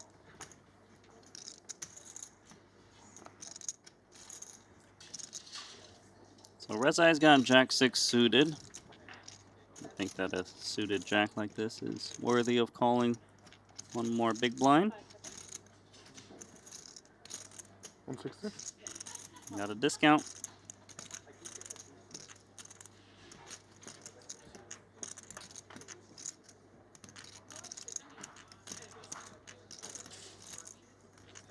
Very fun one here, as Rezai's picked up the gut shot with the 6, so a 3 Give both players a straight. Of course, the 2 overs are live to the board against ace-8. Rezai not leading on the 3 to a wheel flop. Yes, they are low cards, which the big blind could hit, but Dvoris, under the gun, has a lot of ace-high in his range. Also has a lot of pairs that were never folding. Also imagine that Rezai doesn't like that he's quite shallow, so it hates to potentially get jammed on occasionally if he was to lead. I still think a different low board, non-wheel, he's happy to lead the gutter. As long as there's no wheel potential, I guess. Yeah. Dvoris undecided on betting.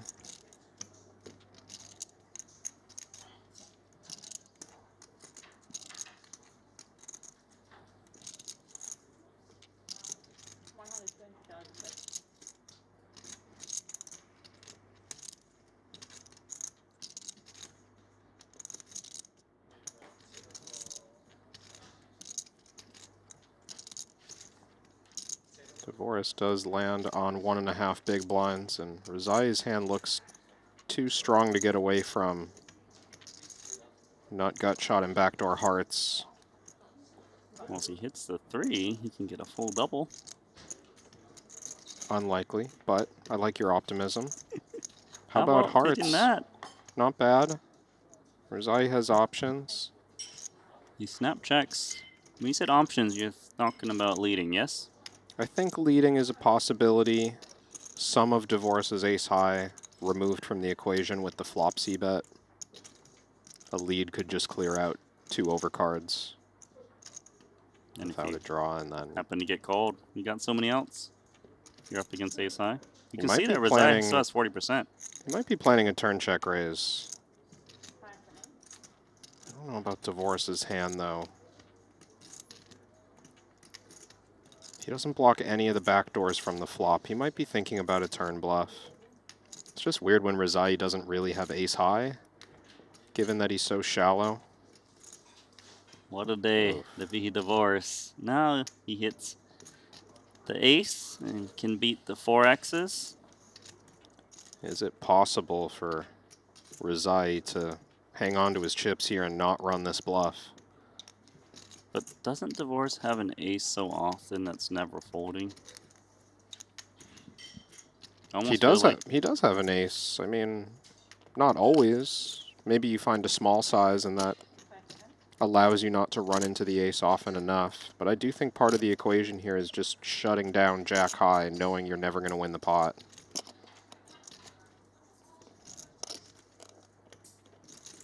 Guess he's wondering how often he's up against another high that's the card big hand. size. And that's like most of his chips. Well, I don't know that I'd go with the aces never folding line here, because this is a big enough bet. It's very clear that Daniel's saying he can beat ace-8. So Rezai is saying he has a 3 or a 5 as played. Yep. Not an easy spot for Dvoris.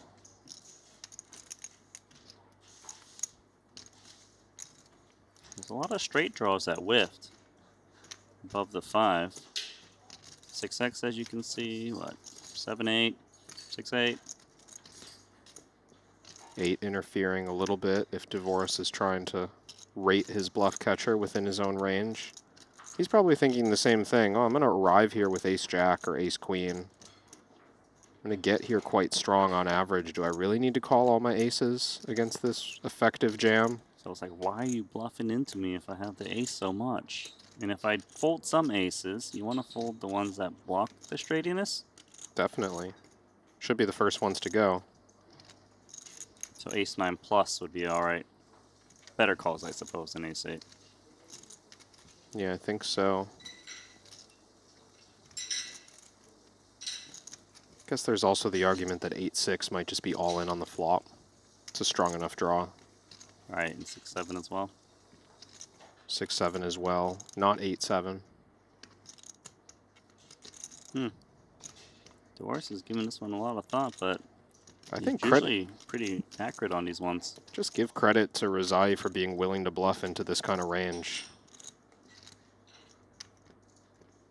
It's easy to think this is not your spot But Divorce's reaction here makes it clear the big blind can absolutely play this spot aggressively. He finds the Tosses it call. in. He sees that he's up against an unpaired hand. Reza is down to one small blind. That small blind's going in next hand. That's right, because he played that hand from the big blind. Gonna be forced in.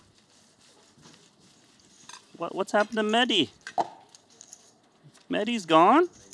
We didn't even get to see the hand. What happened? Well, I can tell you, Randy, it folded around to Shawi in the small blind. He went all in for 500K. Just about 6 big blinds, and Wang Ye made the call with King 7. Mehdi's Jack 6 could not improve post-flop. Wang Ye is collecting more chips.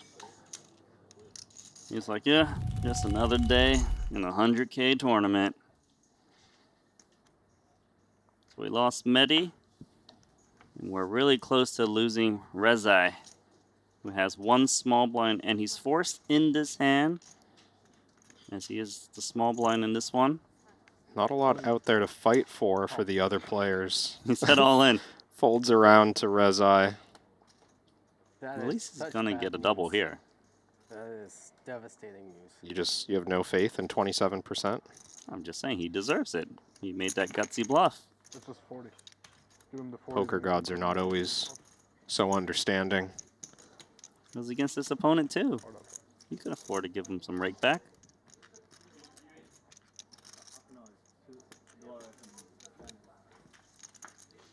Okay, let's see.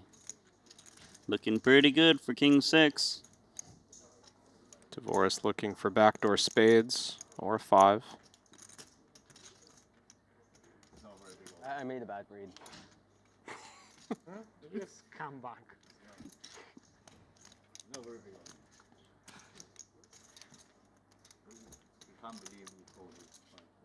Oh, wow. I did not see that coming. Rezai Oh, no. effectively eliminated last hand, but that one stings. 3 outed on the river for the last of it. That doesn't make any sense. I said he was guaranteed to double there when he was dominating the 6-5. Yeah, you're right. It didn't make any sense that you said he was guaranteed to double. And he's only guaranteed 214,000 for 17th place, so Rezai with the bold play out. There are 16 live stacks, but we're playing after this hand. It's a redraw. 17. Well, these two are going out together, side by side. But you know, one of them actually gets more money. Yeah. Because they busted, I think, at the same time. Maybe there's a chance they actually chop up the difference. We'll figure that out later. I'm just tilted that I don't get to play the button, so. You really want to give me When 2 will it million? end? So I'm fucking all in. Oh, and you're gonna lose chips? You're going to get called. Uh-huh. We don't know that he's going to lose chips. Devastating news. Again? Again. Have you not learned your lesson, Randy? What do you mean? He can't do it twice in a row with the 5? It was a 5 last time, wasn't it? The 5 again. He has the 5. I'll give you my patch. Card, it may as well be the 5. I'll give him a double patch. But I have bad news. It's going to need to be a black one. I folded a 5 as well. Yeah, but the heart is he makes a flush. Sometimes. Well, not if you lose this Ambra, I don't know. It doesn't count. I folded Queen 5 of spades. That is devastating. I folded Jack 5 of hearts. Well, there's no 5s left in the deck for divorce. Good news for Poonsri, Right, you win the if they're telling the truth. Wait, but it was the 5 of clubs last time, right? No. That I had in my hand. You had the 5 of clubs in your hand. Oh, that's a great board to chop on, though. Good That's chop like it. the best flop you can see. It's not bad. I think you need a Jack or 10 of diamonds to maximize your chances.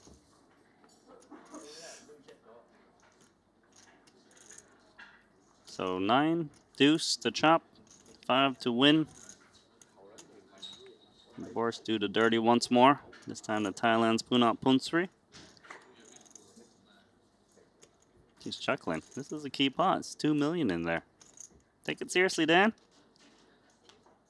Oh, chop it up. Wow. It's a serious chop to keep Divorce near the top of the leaderboard. I told you Punat was safe. Punat, you basically won the hand, right? It's a drop pot, you know. You're both winners. Actually, I must say he lost money in that hand. Huh? Was that? Bro. He lost He money in did. that hand. Big blind ante. Ante. You only get Okay, like half of your ante. Well executed, actually, from Divorce. He doesn't get to play his button, yeah? Yeah, so I'm still mad. What's that supposed to mean? Even the dealer. The dealer's Because needling. last time, you know, you remember when you were like 5? Remember that? You're like 5. But that's because you kicked me under the table. Yeah. Oh. Never be nice to Daniel, please. Bottom dealing with the RFID cards is hard. Is it because Also they're hard not with a flexible? cut card on the bottom. In case you didn't realize. Sounds like players are headed into the 2-table redraw. That is right, Kevin. And with 2 tables, that means we have 16 players remaining. We almost had 15 in case Daniel Divorce did the dirty once more against Punat Punsri. But we're going to have to settle with 16 players. Wang Ye, current chip leader. Why don't we just take that 15-minute break and break down the final 2-table redraw? Sounds good to you? Yeah. Let's do that. See you soon. CoinPoker and Triton are teaming up to give anyone a chance to win a $25,000 seat to the next Triton SHRS Series in Jeju. All you have to do is sign up to CoinPoker using code Triton, play the qualifiers, and the winner is gonna win an all expenses paid trip and a $25,000 buy-in for the next Triton SHRS Series. Hopefully, I see you in September.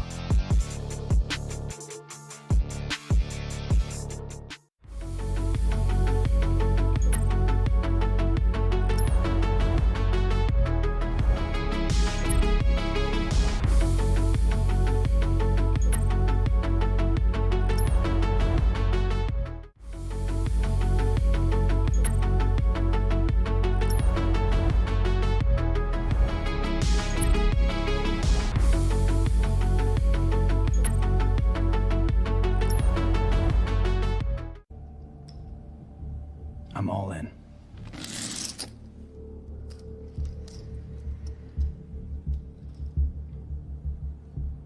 Call.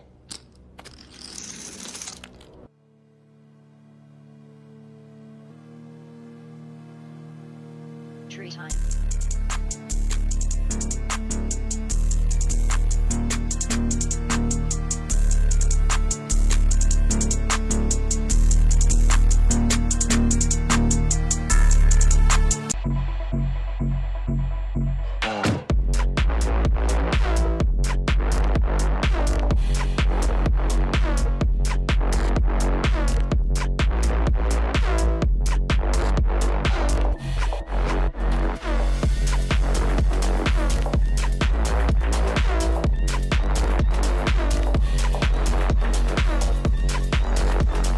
Five years ago, we changed Hold'em. Now it is PLO's turn. Study any spot, any flop, turn, or river. We've got them all. Set your own custom sizings, all solved in seconds. Practice against GTO with instant feedback, powered by GTO Wizard AI. Early bird pricing is live. Try it free at gtowizard.com.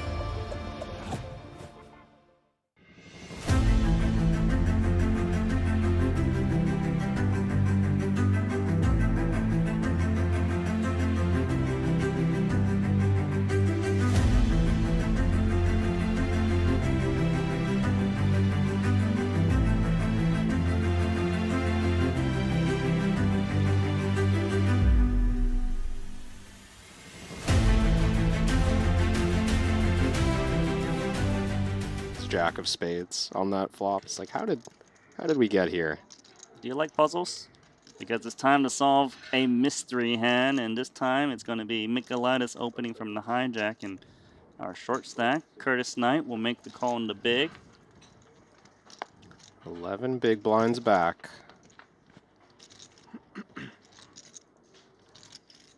Okay, I gotta admit, Randy, it's hard to see where the drama comes from when you flop top pair second kicker with 11 big blinds. But I'm, you know, I trust in the team. Something good's coming here. You trust them. Curtis Knight probably already opened a champagne bottle, given he has a pair of jacks and a king kicker off of this stack. But the goes, check, check. Flop check is the first part of the puzzle. That's the dangerous card. Queen of clubs is not pretty if you're Knight. Maybe your hand is still strong enough to lead for value. When you're playing this short, what's the worst that can happen? Kind of important to get value from pocket nines. 9-8 suited. Maybe a hand like ace-10 is going to keep checking and realize a lot of equity. Going to play it passively. Does Michaelitis want to bet? Curtis Knight does lose to Queen X now. Maybe a King Queen, Ace Queen. It's going to be some give-ups that Michaelitis had on the flop that decide this is a strong enough card for his range to fire in the delayed line, and that's what he's setting up here. 175. Curtis Knight now has a bluff catcher. Maybe this is Jack 10 once in a while, but Jack 10 probably checks river. Guess we just call and see what happens. Yeah, hand is way too strong to fold. Not strong enough to move all in. Start with a check call, figure out the river. Okay, we've got a couple pieces to the puzzle. Need the last piece to figure out what's going on. What is that river card? Gonna be the 6 of diamonds, so I would say this card changes absolutely nothing. So get your bets in if you think 7-9 suited is the mystery hand. It's gonna be pretty hard to show up 7-9 suited for Michaelitis. Looks like a queen or nothing situation likely, right? Something that improved on the queen, I agree. That's most of the value. It could be queen 8 suited, for example, 2 pair. Could be 10-9 suited, given how short they're playing. Michaelitis with the jam, Curtis Knight put to the test with a bluff catcher. Allowed to ask for a count or no? Oh, you're allowed. Of course you are. Yeah. It's a good move. That's why you see players announcing bets like 1 million or 500,000 these days. Little things. Curtis Knight just bought himself some free time by asking for that count. Yeah, it takes a while to count down that stack with Michaelitis. So while he's thinking about it, Jack, of course, is a good card. Just by having showdown value, beating bluffs, maybe removing pocket jacks as a potential trap hand that checks back the flop and then goes for this line. I think that's a credible one. But otherwise, like you said, Randy, this is mostly a queen when it's value. Where do the bluffs come from? Just pure air? Ace 4 of hearts? It has to be something super random, right? Just like a high-low nothing hand that decided to check back flop and then activate. It could be ace-king. Ace-king makes sense as well. I don't know, there's a great deal of bluffing options for Michaelitis, and he's such an aggressive player. Just because he's checked the flop doesn't mean he's not going to run a lot of bluffs.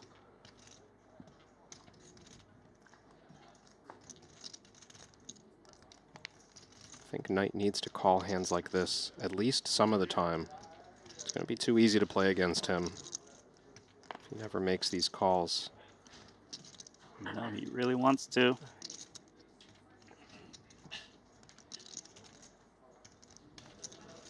Is he on defense? He certainly doesn't look like he's playing this like a free roll. Curtis taking a lot of care for his tournament life. Wants to spin the second life that he got on the money bubble into something meaningful here in the main event. He would love to have a big stack. But he also would love to not have no stack. Does he have it?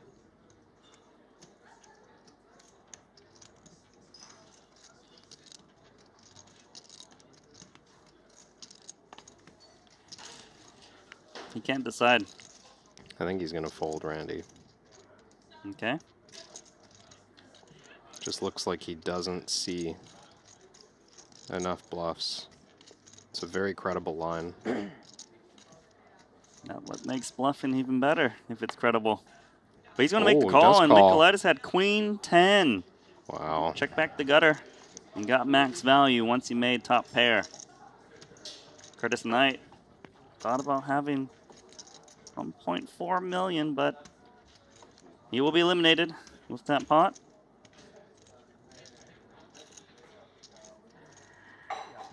Have something going on, and it's Leon Sturm with ace-king suited and Maher Noida in Wow. their ace-5 off. There's a lot of chips in this one. Maher 4-bet jammed the button against Leon Sturm's 3-bet out of the small blind. He flops a wheel draw. You might get lucky. You can make a wheel with the 4. A 5 would do it, not the 8 of spades. Leon could have the stack he had once upon a time if he can hold here, which would be 2.76 million. Wow, Leon Sturm is back. Ace-king suited. Holds against the... Randy, if you see Punat on the next break, can you ask him about the egg? He's not going to know what you're talking about because it's a dumpling. Okay, ask him about the dumpling then. See what he says. It's a cloud.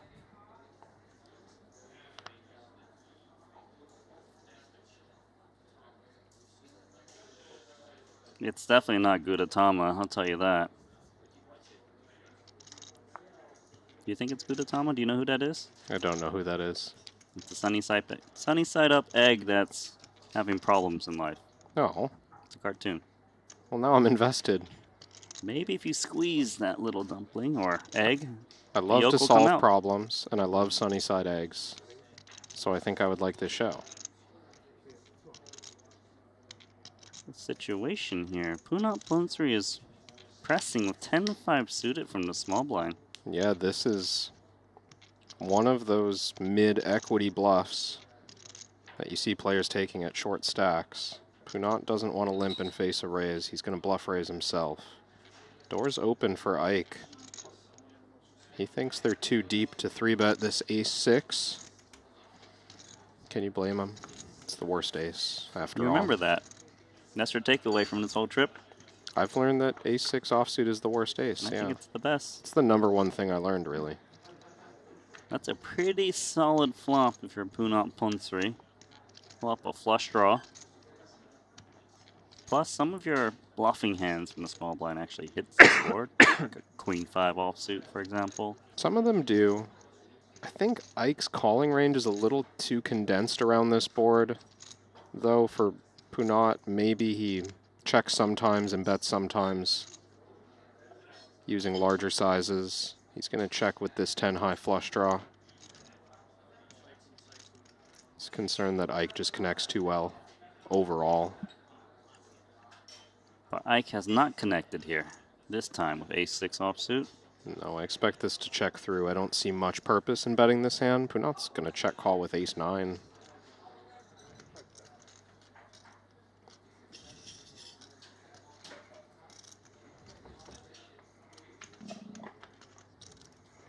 Ooh. Well, Haxton's very happy. He's made top pair. This could be trouble. Doesn't Punat need to stab here, right? He has a lot of ace-X. And Ike doesn't have many. Only the weakest ones are calling pre. A lot of them are 3-betting or 3-bet jamming. This might be a green light for Punsri to bluff his 10 high flush draw. Wouldn't mind a sizable one if you were to bet this turn. 320. Yeah, I think this makes it a little bit easier to play, because if Haxton was on that little pair, maybe you can just fold out right away rather than bet small and play a guessing game. Yeah, you don't want to bet small here as Punat. If you're opening the action, you're saying you have an ace or better. Especially for this size. 3/4 pot. Guess we just play some defense with ace-6. Very strong hand in Ike's situation. He's thrilled to call, looking for a blank river, of course. There's not that many blank rivers.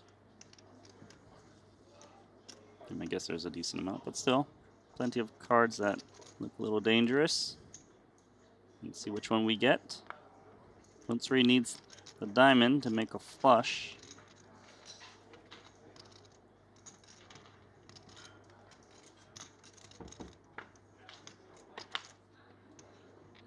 That's not the flush, but the backdoor flush gets there. Some straights get there. 10-9, King 10, although I'm not convinced that's in Punat's range to raise from the small blind. I don't know if Punsri's going to follow this through. Blocker-wise, you kind of hate your hand. You don't block the hearts. But just contextually, wide range situation, Ike probably doesn't have the ace. If he didn't river something, you feel like he's just going to fold. That's a very disciplined shutdown from Punat. Yeah, you're not sure if high. Haxton has like 8 or 7x of hearts that's never folding. Yeah, but there's just so many weak hands that you could convince yourself to bluff against here. I think this is a nice give up from Punat, but it takes a lot of discipline to just wave the white flag with 10 high out of position. Knowing you're going to lose no matter what happens on the river once you check. Ike, thinking about value, doesn't really believe that a better hand is going to check all that often, but I think he'll end up just checking back. It is pretty hard to get called by worse. There's an outside chance you're up against something like aces, or maybe ace-king.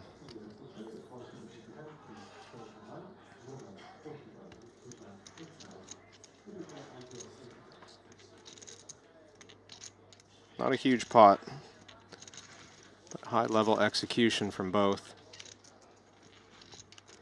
Axton moving up in the counts.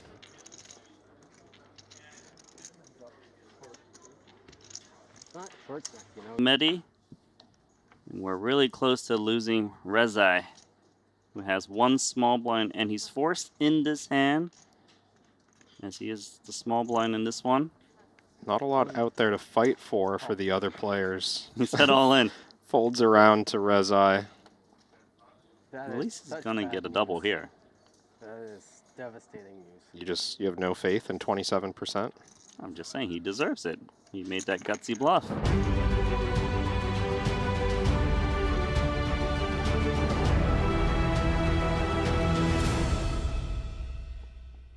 And welcome back to the Triton Poker Super High Roller Series here in Montenegro. My name is Randy Liu, also known as Nanonoko, and alongside me is the great coach, Kevin Rabachow, and we're down to the final 2 tables, 16 players remaining in the $100,000 main event. And of course, we got to talk about table draws. We got 2 tables remaining. I'm going to pull up the feature table, the blue one, and I want you to tell me what you see here. I mean, the first thing I'm seeing at our feature table is that Kong Pham has an overwhelming lead on the players surrounding him. You can see there, I'll try and zoom in for you so you get the full picture. Kong Pham basically $1.7 million, $1.5 million ahead of the next closest competitor, right? Haxton, Soiza, Tang, Sturm, all in pretty much ICM jail at this table. It's a really unfortunate draw for those players who have to deal with Kong Pham's aggression. Yeah, when I look at that table, I see a bunch of killers, right? And you have Kong Pham, who plays in his own style. He's very splashy, but he's got the overwhelming chip lead on that table. We'll see if he can do some damage there. Now, I do want to take a look at the other table, of course, because we have 8 other contestants.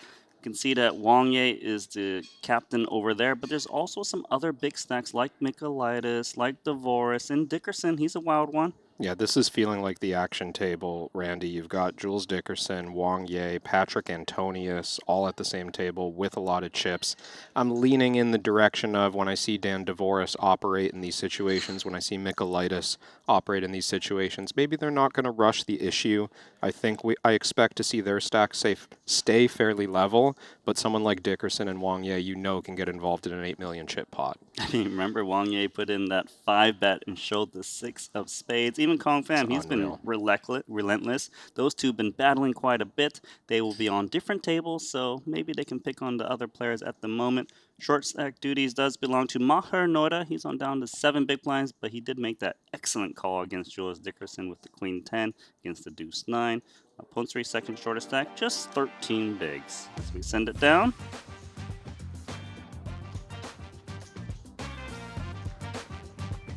Who are you rooting for here, Randy? Who's your dark horse?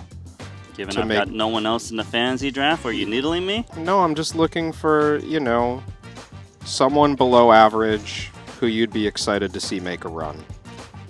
Well, below average, honestly, I like Danny Tang. I think he's just a really great character. He's animated, he's lively, and he just plays some good poker. That's a good pick. I like that.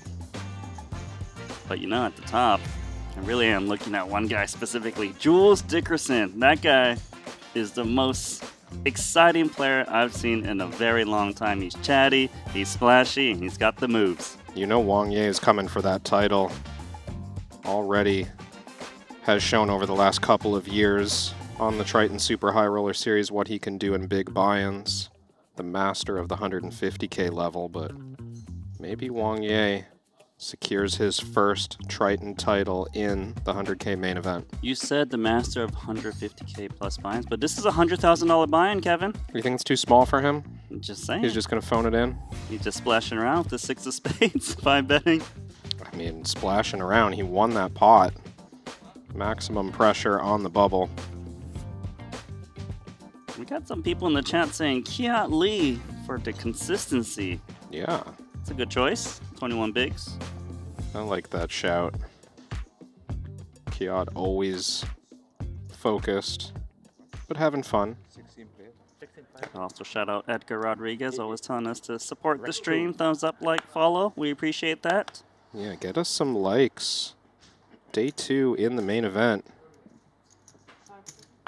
Playing down to a final table tonight.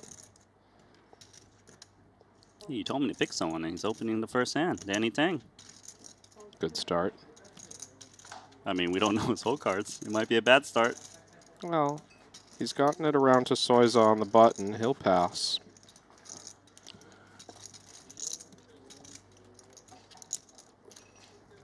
Game plan to play down to a final table here today. And that final table is 9 players. Kong Fam, flatting from the small blind. Chip we leader. don't see too often. You can see him expand his range because of that chip lead. Oh, we got whole cards actually. King Queen versus Queen Jack. With the mid-hand population, a rare treat. Very similar type hand actually. Danny's in a weird spot where he doesn't want to get a lot of action, but he's supposed to bet on an ace-king type board. Yeah, bet size reflecting how much action Danny's hoping for here. He gets a call from a hand with 8% to win. Make that 5%. You could chop it with 10. 5% was the clean win for the full pot. Danny's hand not guaranteed to be good here. I would expect him to check behind on the turn. Maybe a small street of value could be available, but there's so many suited aces that you lose to. Maybe ace-10 offsuit even. I guess both players are just very happy to check down as played. I'd be interested maybe in a little value on the end for Danny. I think he could have considered it. Fairly clear when Kong Fam checks the river that he doesn't have an ace, or at least he's unlikely to have an ace. But this is that stage of the tournament, 7 spots away from the final table. You don't want to put your chips in on a whim.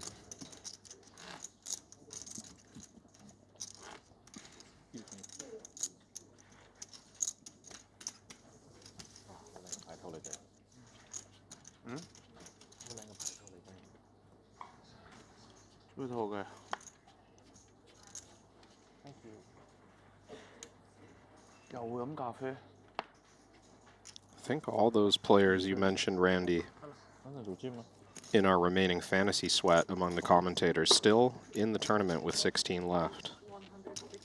Got a Captain Tolerine, got a Haxton.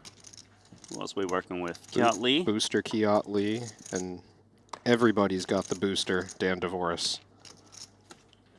Oh, and here's my guy, Ike Haxton, with the jacks. That guy's got carrot juice. Drink half the cup in one go. Kulev's not involved in the pot. I know, but I wanted the carrot juice myself. You jealous? I didn't know that was on the table. Oh, but Danny Tang. Queen's in the big blind. it's his moment. It is his moment. Very strong action ahead of him. Kind of uncomfortable to get in any worse than this, but I think Queens will feel all right. Just 4-bet jam? I think he leaves money back. These are very strong ranges. Leon in +1, Ike in the hijack. Oh, he does just jam. Now what does Haxton do? Is he just forced in because he's up against ace-king so much? Yeah, I mean, I call is what he says, and there's the ladies. He knows that was a possibility, but there's also ace-king that he's ahead of. This is a massive pot, Randy. You know how well big it above is? chip lead. Mhm. 5.6 million. Dwarfing the current chip lead of 4.3. Danny Tang, 82% to secure it. Yep, it's 20 big blinds more than the current chip leader. Queens is looking so good for Hong Kong's Danny Tang. 2 jacks to fade. Haxton, can he cast a spell? Find a jack? Ooh, sweaty. Diamond as well. Not quite the jack of diamonds. Can you get one more pull at it, Haxton? Another diamond paint. Diamond paint? Nope. Black number. You're still in, Haxton. Yeah, the screen is before he antes. Ah, okay. Players will do their own checks. Dealer counting it down. But dealer according went to our count, Ike has 25K back. So literally a chip and a chair, and that's one white chip. That is a chip and a chair. You might have 5 blue chips. 2.69. What a crazy swing out of the gates. Final 2 tables, Danny Tang. You got more action. Oh, Jack's over here. Noira all in on the short stack. He started with just 400K. Patrick made the move. Queen 9. Needs to spike a queen to take out the jacks. Jacks didn't do so well on the other table, but looking good here. There's also a king on the turn on the other table. Not that it's related. So Maher Noida up to 990,000. Patrick loses a little bit, about 5 blinds.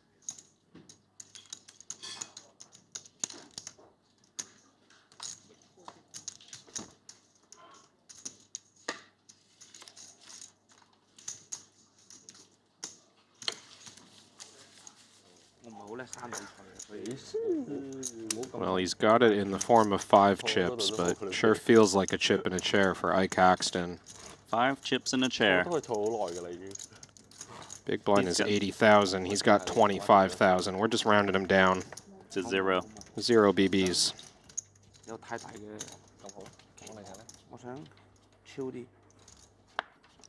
Doesn't feel good.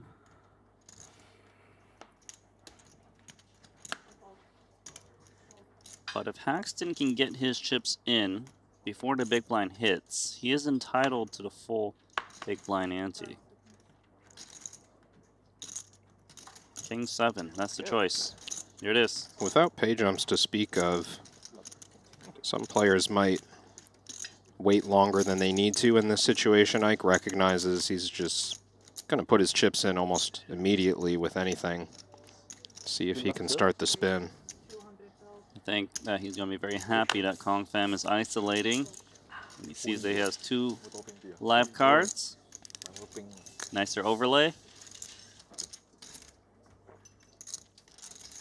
2.5x. This is the opening into Tolerine. He's got the San Francisco 49ers. I'm a bad hitter. Apparently it's a bad team, so he's out. You're in the running. Not bad. Could be much worse. It's not bad for King 7. 25K can turn into 180. Let's start with the first step towards the dream. And that's pairing the king or the 7. Not like that. 其實我想講，可以啊，即係我哋會揾到，我覺得對住我，對住我啦，我覺得可以揾到啲抌啊。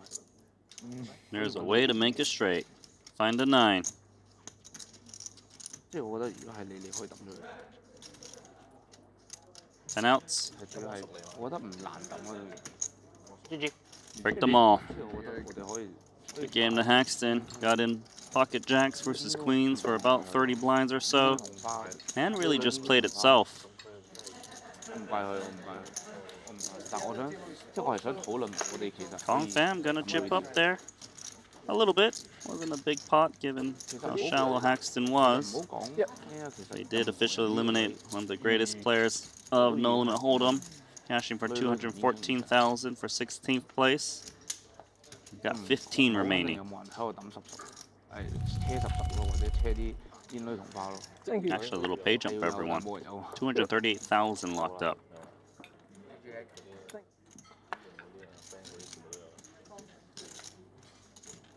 之後就會撞落鋪好撚大嘅，之後就好撚後悔。好後衞㗎，不停喺度。 Maybe suited ace for Kong Fam. Danny Tang. He can make some plays there, given he's got a nice chip lead. I'm really curious to see how Kong Fam responds if ace-3 suited. Yeah, me as well, Randy. Interesting that Danny just jumped straight into action with this chip lead by 3-betting the number 2 stack, especially with Kong Fam's reputation as a fighter, dangerous player. Danny, I thought maybe would just flat the button to not allow this to get out of hand. Yeah, it's dangerous to do it against this guy. This guy already 4-bet folded when Wang Ye showed the 6 of spades, and immediately he makes it 885K. Yeah, it's like, who's chip leader now? He's not scared, is he? Like, he brought a knife to a gunfight, and you're like, all right, aren't you supposed to be scared of me? But here he is, throwing the dagger back at Danny Tang. Well played, Kong Fam. He is relentless. Yeah. I think today you had like 5 4-bet pots or 6 4-bet pots or something like this. Huh? You had many 4-bet pots today. Yeah. He's never had it. Maybe more, I don't know. Lost track.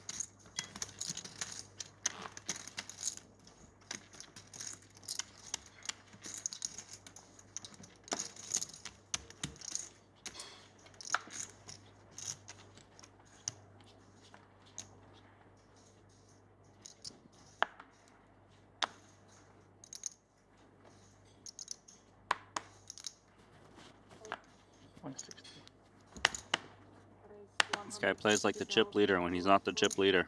Kong Fam.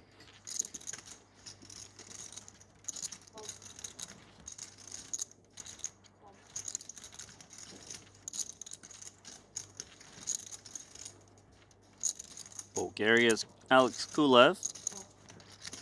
He's been grinding this kind of stack, maintaining it quite well. He just flopped the flush. But Kong Fam does have a higher flush draw with the Queen of Hearts. Kulev likely to find a way back into this tournament with just 10 big blinds. Does he want to fast play and charge for equity? His flush is quite low, making it more vulnerable. Kong Fam drawing to the better flush. It looks like a small check raise is coming. He wants to build that pot. He check raised almost min. It almost looks suspicious. Yeah, but you've got a big heart in your hand, and you're effectively chip leading.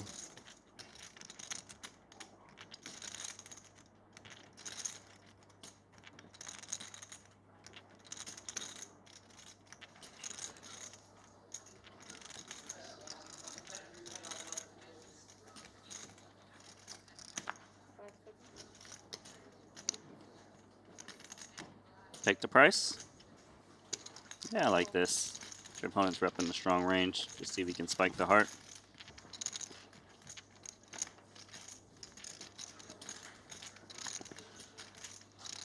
I don't wonder how you're supposed to size with the flop flush now.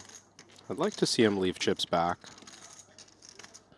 You're trying to get value from a hand like this. You can see Kong Fam has 16%. With only 7 hearts to draw to. I think that Kulev can afford to leave some money, but still charge enough that it would be a slight mistake for Kong Fam to call. Maybe we bet 300K. Right, don't bet like 80K and give him the right price to call. No, no, not that small. If Kulev leaves 4 or 5 big blinds behind with a bluff here and then moves on in the tournament, that's still worth a fair bit. I guess he's wondering, does he ever have a bluff? And I guess that's why he's jamming, because if he was bluffing, he's probably jamming this card. I think it's just a bit of a greedy jam. I understand the idea. Maybe Ace of Hearts never folds. This hand, no trouble. We'll have to settle for that pot. 1.5 million. I mean, Kong Fam got the right price on the flop to peel 110,000 more. Didn't hit and steps aside. I think he played it just fine.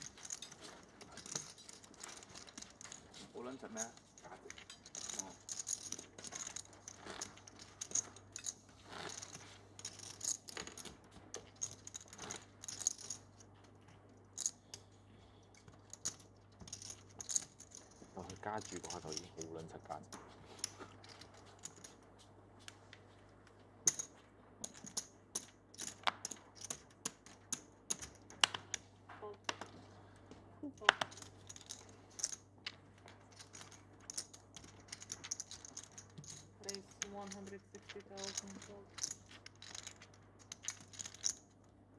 Fold.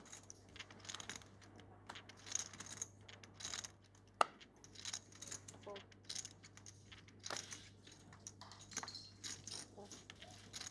Boring. Am I allowed to say that? It's a raise and take. Yeah, get them riled up. Why not? Imagine if I can do live commentary and they're forced to listen to it while they're playing. Just be needling annoying everyone. Did you know that you are going to double up here only in pre-flop when you're dominating someone? Guaranteed. 5 shows up, you're eliminated. Massive tilt. Gotta be careful, you're gonna get Kong Fam 6-bet bluffing. Throwing the cards up here to the desk. Are you not entertained? It kicks me into a black hole. I think you're mixing up your Yeah, you're talking about ancient Greek You're movies. talking about Braveheart, right? Stop. Close? I thought you were talking about 400 for a second. Oh, jeez. Help me, chap. Maybe he fights with ace-6 in a very aggressive way. Very possible to just take a jam. Ace-6 offsuit, chip leader, under 20 bigs. I like this play a lot. I think I would have liked to see Kulev even just open fold the button with that hand. Got a very aggressive player with the stack in the big blind. You're short enough that you're not going to realize that much equity.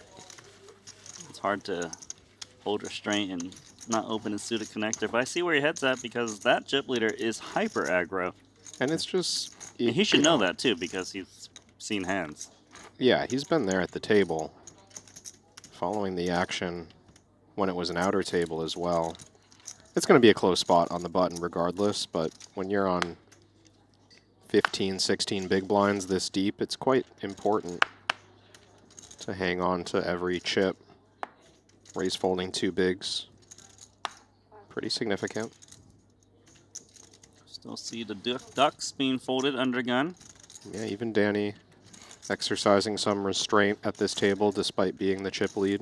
It's because of Kong Fan, I'm telling you. I think it matters. Leon doesn't seem concerned with pocket fours in the hijack. Yeah, this is another fringy one. It's an all right open. Kiat Lee in the big blind this hand. He's on 15 bigs. Kong Fam in the small blind. Yeah, I might have folded this one too. Leon's a pretty scary player himself. Remember when he bluffed off against Danny Tang? Just total air. Sending it in on the bubble.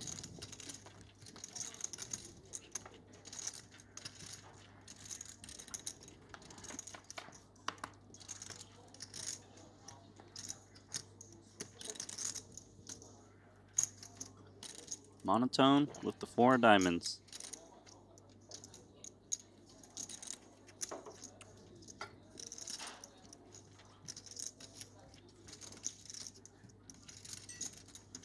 Looks like he'll bet.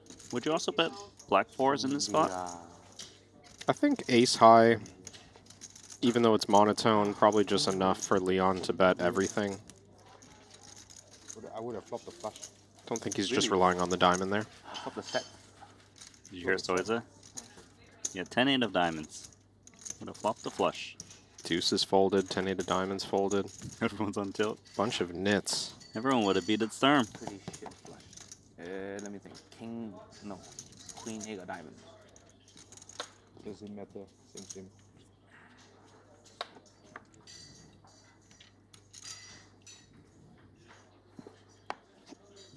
Højre. Højre. Gave mig højde. Hvordan gave? Hvordan gave på det? More playability.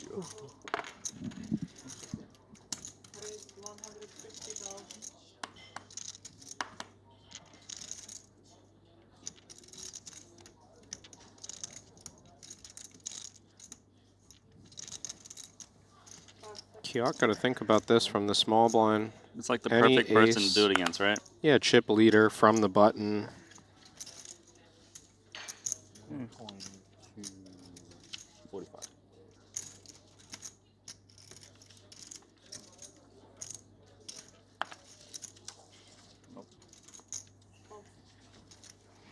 No choice there but to fold. Kong Fam sends a couple of big blinds over to Kiat Lee.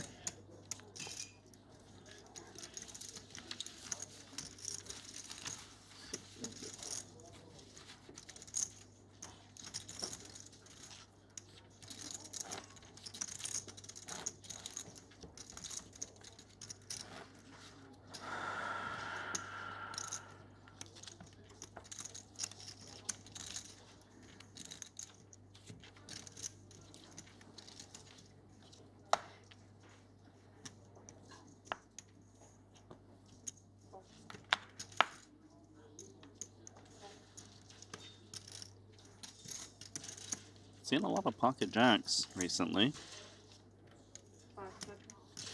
Paxton lost all of his chips with pocket jacks, and Maher doubled. What is the fate of Michael Soiza?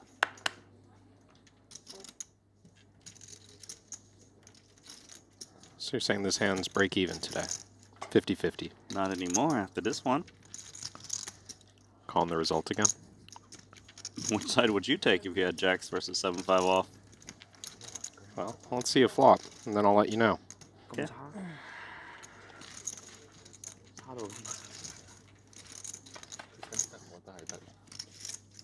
Yeah, I like the jacks. Yeah, you like the jacks? I think they might just win. You're not going to talk about the running 5 or running 7, since you like to talk about all of the possibilities? Well, we're not going to rabbit cam, and I think Soiza's going to c-bet. So, felt unnecessary to bring all that up. Unless you're expecting Tolerine to check raise the flop, covered with no draw.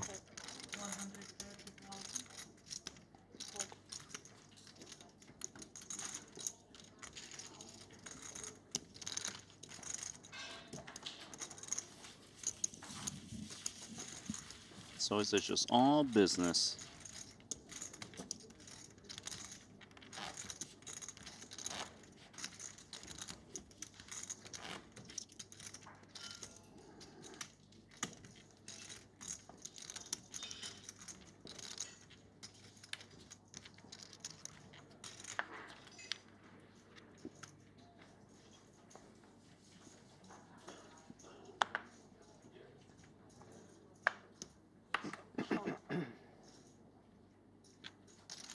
Kulev folds the offsuit ace under the gun. 160. Felt like a close one. So is it going to open? All of these offsuit high cards, offsuit aces, starting to be the preferred hands to open, but certainly not preferred to pocket tens. How do you feel about this in this spot? 30 big blinds effective. It's a +1 open. Looks like he's reaching for call. You like this? Yeah, it's either call or 3-bet non-all-in, I think. Maybe you could jam and get called by worse. I don't know. It feels very fringy between any option. It's not the highest pressure spot, as I mentioned before. 15 left, 9 at the final table. Big pay jumps not really coming until final 6. So he just calls here, and Soiza actually likes this flop. He's got the nut flush draw with ace high out there. To 9 players?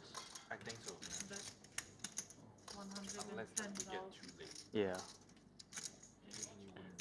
Seems like a relatively clear check call for Sturm. Yeah, his game plan is to keep the pot as small as possible and try to hit that flush. 10 would be nice too.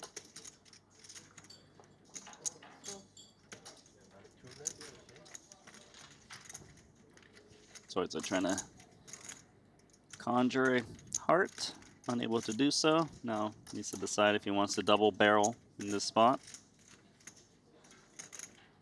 Doesn't feel mandatory.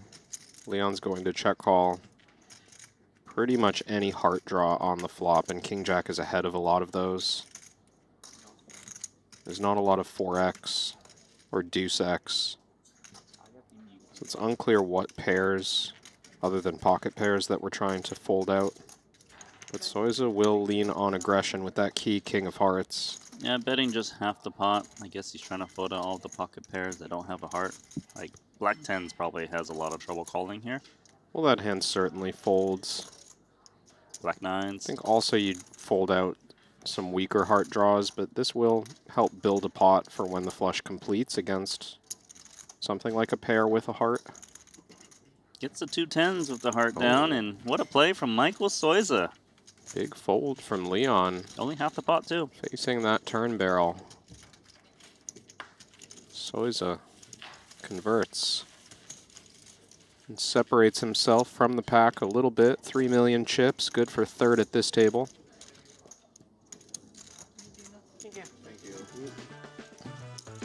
Seems like we are taking a dealer change, and I will take a moment to let you know about the Triton Fantasy Leaderboards. On the Triton Poker Plus app, you can get in on the action, build your team, and compete for rewards. Leaderboard's underway. If you're in on the main event, top 3 are going to get ambassador signed merchandise. And we're running that one more time for event number 12, the 150K 10th anniversary special, so look out for another opportunity once that event is underway.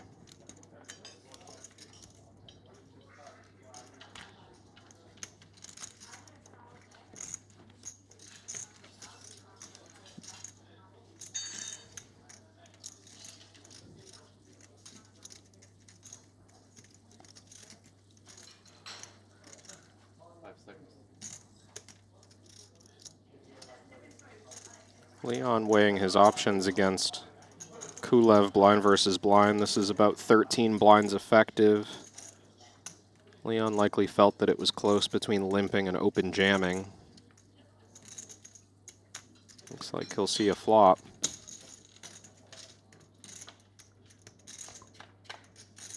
Oh, dominated in diamonds. Leon flopping a gutter. The king should favor him in the small blind.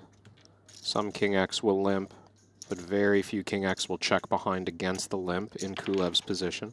You want to start with check. Doesn't necessarily mean he doesn't have a king sometimes. Yeah, and the gutter certainly wasn't planning to check fold.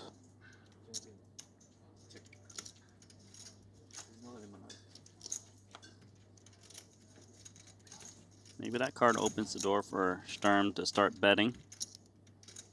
Gut Yeah. shot is still live. There's just a lot of high card hands that whiffed. Do you think Kulev is quite likely to just have 2 cards between the king and the 3? That's the vast majority of his range. Seems like a pretty good spot to bluff at. A lot of the hands that include a 3 or a deuce would bluff raise in the big blind against limp. So Leon feels pretty safe.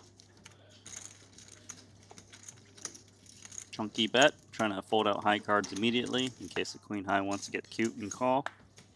Hey, queen high might still call, but 10 high is going to hit the muck.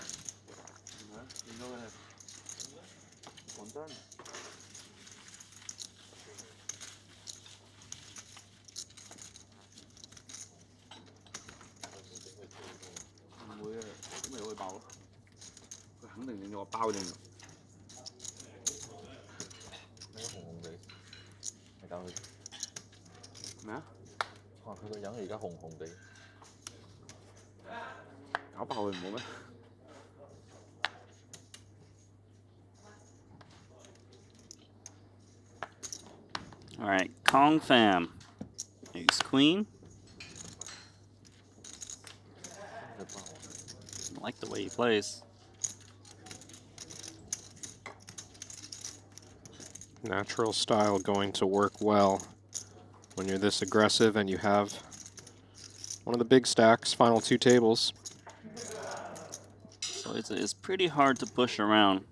Did a lot with this guy back in the day. Queen 10 will make the defense. You played a lot with Soiza? I have. Get to that in a second, but top pair for Soiza is quite nice. I don't want to wait for the story. Tell me now. You don't think this hand's going to be interesting? Yeah, Soiza flops best.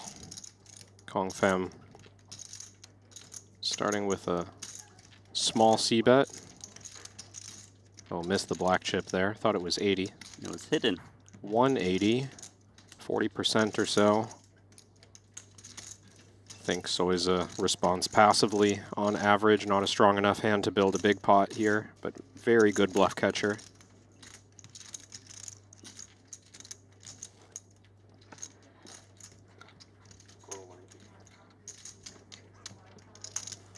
Okay, pot. And about 10 big blinds total, 800K.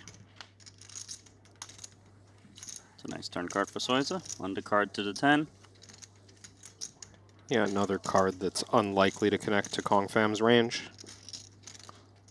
Would think that he rarely double barrels Ace Queen has played. No, it has some showdown value. Unnatural bluff choice. That's quite pesky for Soiza.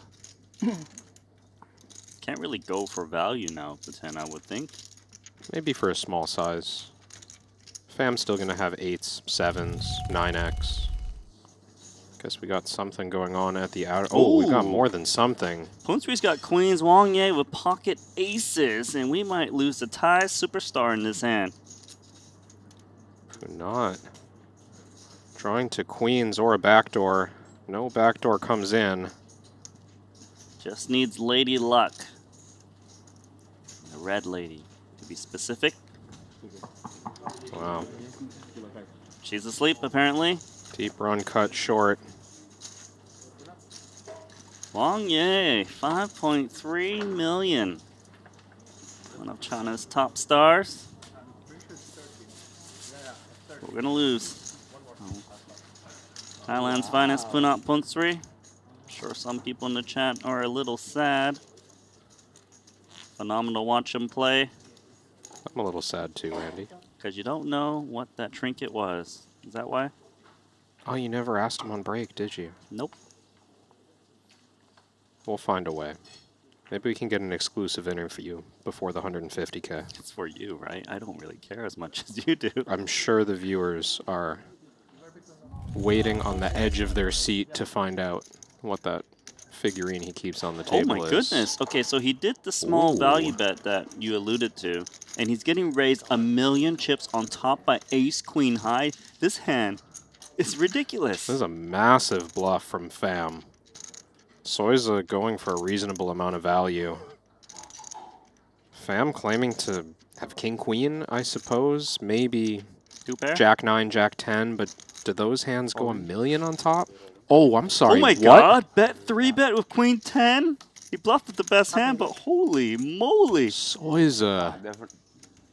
佢又做咗呢個動作啦，又係雞嘅。 What a play. I told you he was tough to play against. 係啊屌啊 I tell you. Bet 3-bet, 180K on the river, which was the same bet size on the flop that went in. 180 to 1.2 to 2.6 all in. He had queen 10. The board was 10-9 deuce 6 jack. Yes, he had the best hand, but he figured there's more merit to jamming and fold out some thin value raises. I don't think Soiza believed that king queen would check the turn. And if he thinks that king queen doesn't check the turn, then maybe there's just no hands that call. What a play. Huge find from Soiza, a hand that feels just like a pretty natural fold facing that raise. Do you believe me now that he's tough to play against? I don't think I ever argued that. Kong Pham, an average stack now. He was chip lead. He just sent 1.2 million chips over on the river alone to Soiza. To be fair, his play was quite strong. A lot of players would just fold the queen 10 there. I agree. I'm actually kind of surprised it didn't work. Maybe some history. Because he's tough to play against. Why won't you just listen to me? Alright. I used to play with this guy a lot, I was saying, right? Yeah, you didn't tell your 10Ks, Soiza story. Before Triton in 2018, I used to grind out in Asia, play some tournaments. He was at every single one. He busted him. Did you This cash is the Invitational? pre-APT, early APT? You did not? Before APT. APT wasn't a And thing. Wang Ye also did not. Did open cash? So probably push. Did Ramin cash? Ramin lasts longer with Punan, right? You have Ramin count? Oh, Yeah, Wang Ye. Ben Tollerine moving in for 11 blinds and Kulev with ace-jack. Very hard to get away from this. I think Kulev is likely going in, going to be behind. How does ace-jack fare against the 11 big blind jam from +1? But we're 7-handed. Owen? He's going to make the move. He thinks there's worse aces. He thinks there's pocket pairs. But this time it's going to be Big Slick versus Ajax.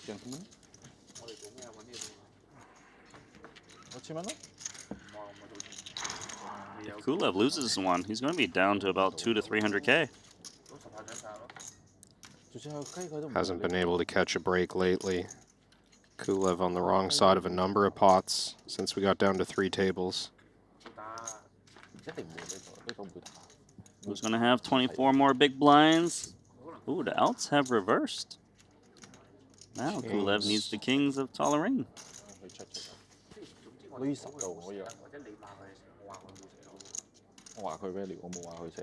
Broadway needed for Kulev. Or the 9 to make it straight.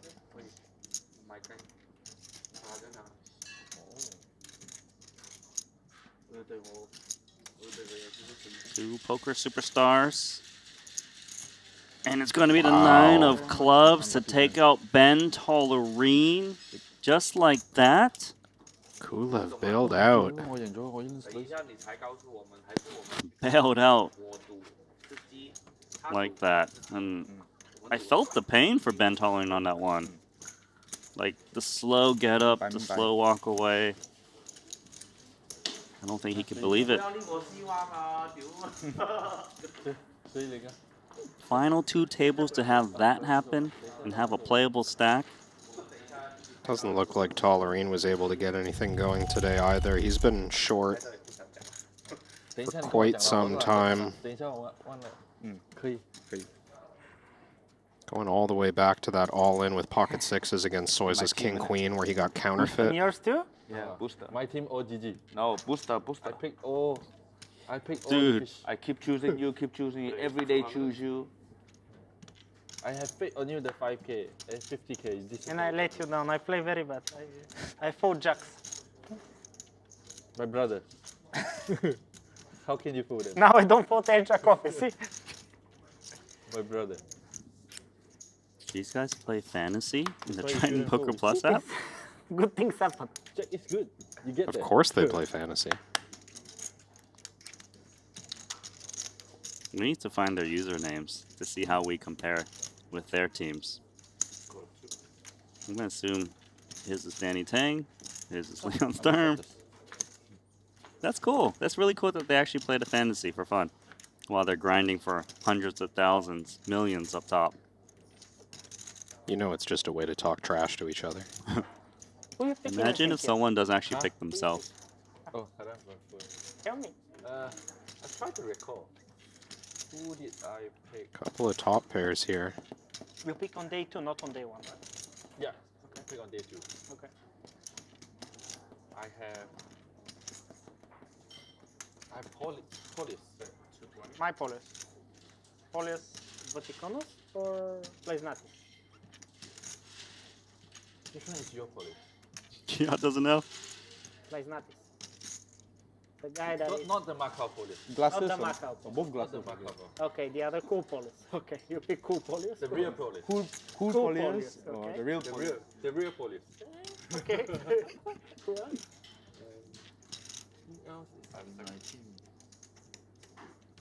Real Polius.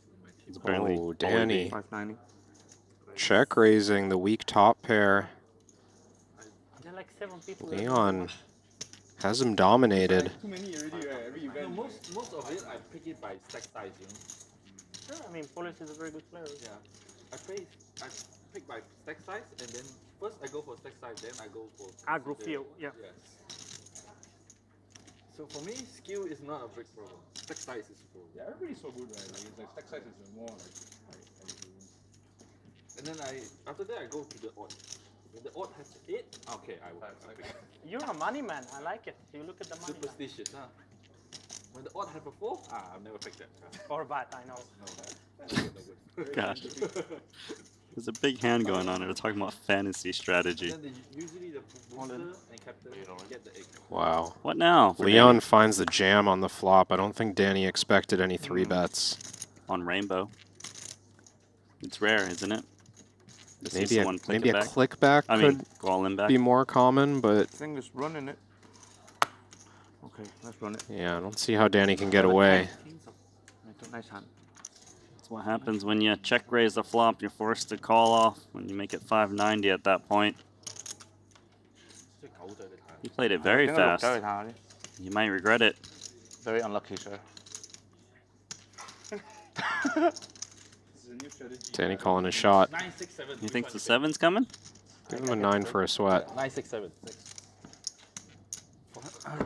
Ooh. You pick 6. You heard it? Now only the 7. 4 for a chop. See that? Subtight. Yeah. 10 for a chop. Subtight. Full double to Leon Sturm. He's been on a roller coaster. Really well found by Leon. Danny going thin there. Sturm recognizing the opportunity to maximize on the flop. I think if that reached the turn, it would have been a lot harder to find the full double. So Danny not hanging on to the chip lead for very long. Unable to use it to his advantage. How much? 2,060,000. Sturm should be up to top 3 in the chip counts, maybe even second overall.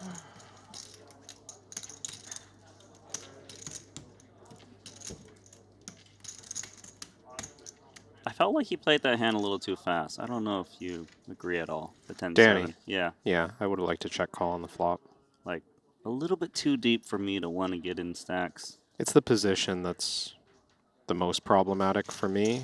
He opened under the gun off of a mid-stack. It's a very strong starting range. There's just not that many weaker pairs that you can cooler. I don't have enough chips, I think. I'm not sure. Check call, check call. Check fold. Did no one hear Leon Stern just now? Leon's still figuring out if he has the right stack. Like, he doesn't think he has enough chips in that pot. I probably like my 7. He just got ignored. I like my 10 more than a lot of the 10s when I get to the river, so I don't know if I'll still fold. I'm not sure if I'll still fold. They'll sort it out if there's an issue. Let's see. We'll never know. Kulev continuing his run perhaps after finding that 9 on the river to double through Tolerine, or eliminate Tolerine rather.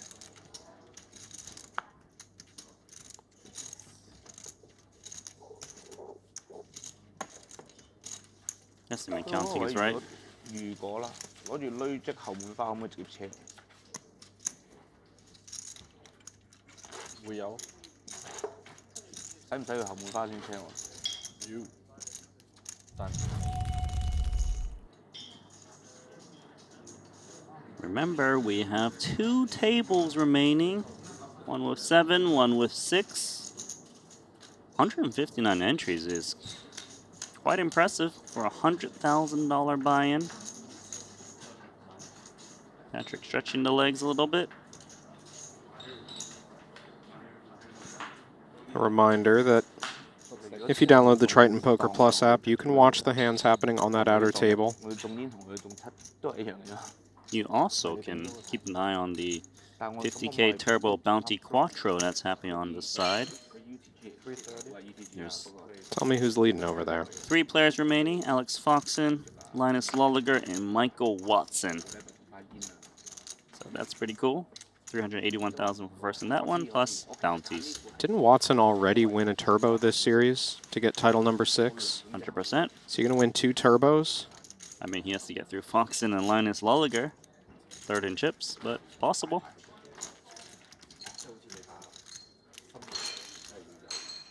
Trying to think if there's a way to fit turbo into his name like we did with Turbinger. Michael Watt Turbosen. Hey, hey, hey, look at this. Maher Noida, ace-5 suited. Blind versus Jules Dickerson.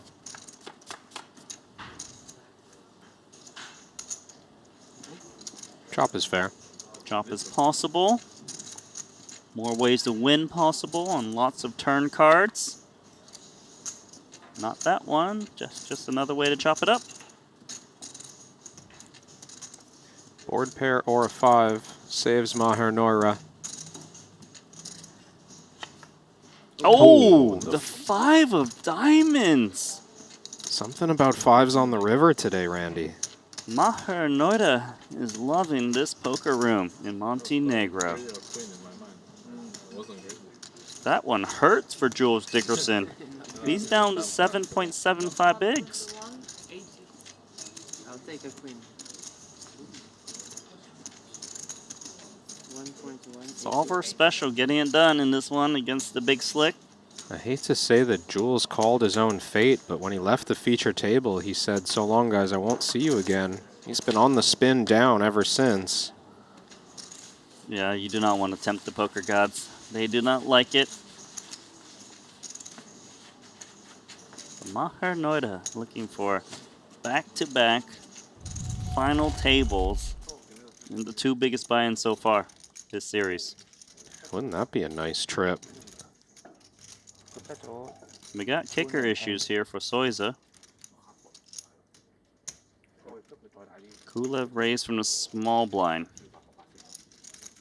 Little thin value raise pre-flop from Kulev. Kicker still playing.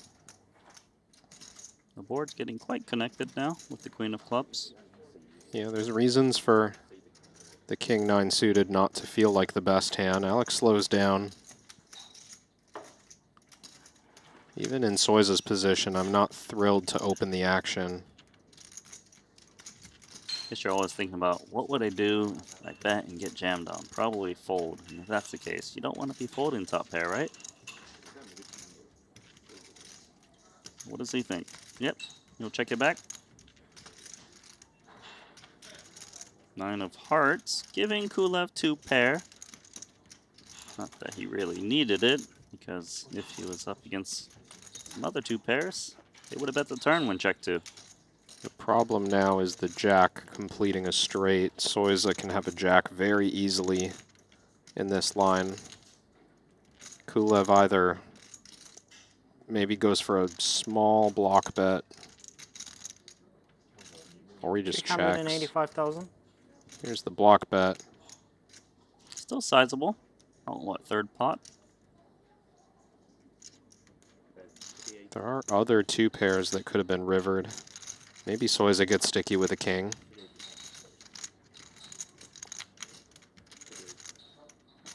For Kulev to have a bluff in this line, though, it's hard to find without reaching for a pair. He raised pre-flop into a covering stack. Very strong move to begin with. Now there's all these Broadway cards out there. If he had an ace with no pair, he probably bluffs the turn. Right, if he had like a king or a queen 1 pair, he's not going to bluff it. Feels way too strong to bluff. I think it's possible for Soiza to sniff this out and get away.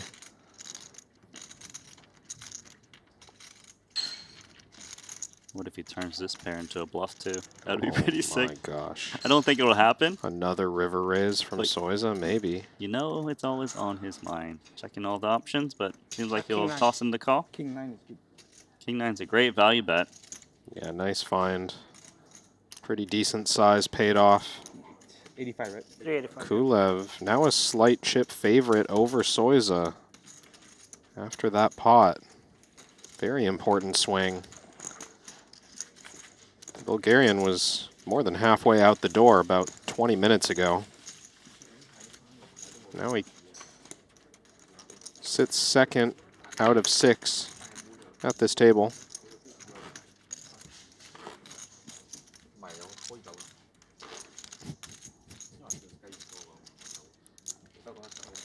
Alpar in the chat saying, I will never complain about brutal rivers anymore after watching Triton events.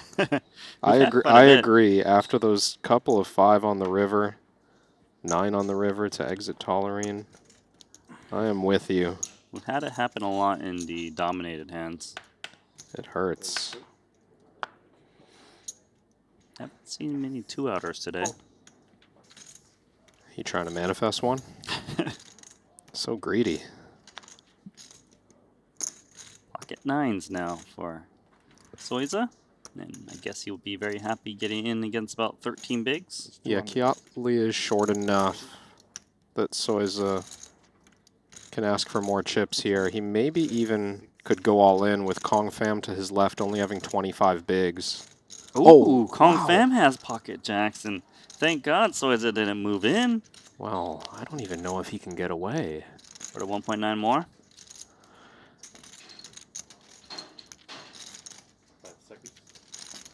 Jacks is too strong to not go in, I would assume.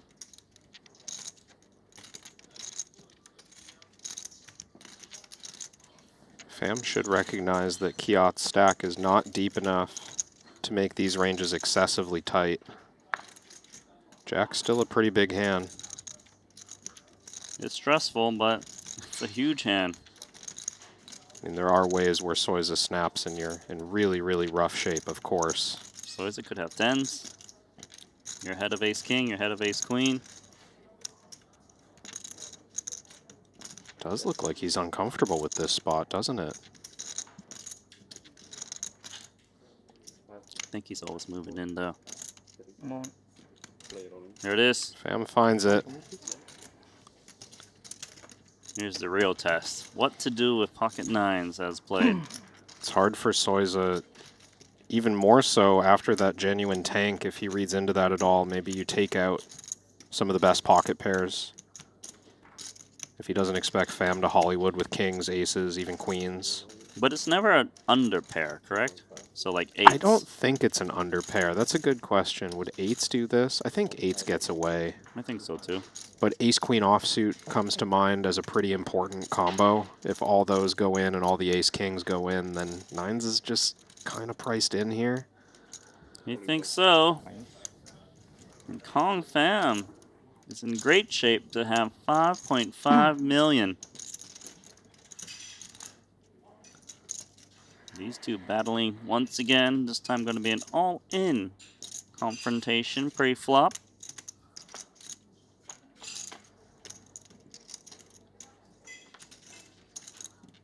Pretty safe on that board for Kong Fam. Oh, backdoor straight. Nines and sixes for Soiza. Upside down nines. Could do it. Ooh. 5 on the river doesn't hurt this time. Yeah, you're so down. Okay. Patrick Antonius versus Jules Dickerson, and Jules needs a king, or his run in this 100K main is over. Just 3 outs. And that's the end of Jules Dickerson. Very disappointing. It was so fun to watch, made all of the moves. But that big pot against Maher not too long ago took most of his chips. Really unfortunate spin down after the incredible spin up today. Dickerson making another deep run here at Triton.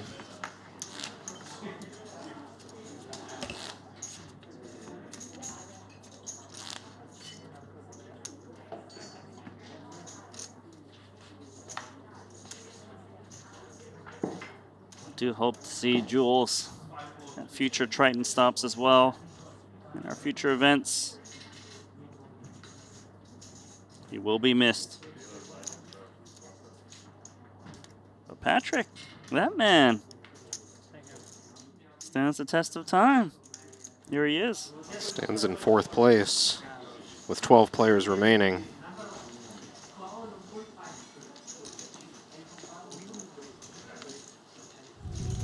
Now Patrick on pace to be the 2nd player to win an Invitational and a main event title. The only other player to do that was Bryn Kenny. Wow. A rare club. Opportunity for Patrick to add to an already stacked Hall of Fame resume. So we got 12 players remaining. Actually a lot of big stacks are still there. Just 2 players that are hanging on the short stack. Michael Soiza, Kiat Lee, both from Malaysia. Yeah, fairly large average, 33 big blinds. My brother, I want to play my big blind.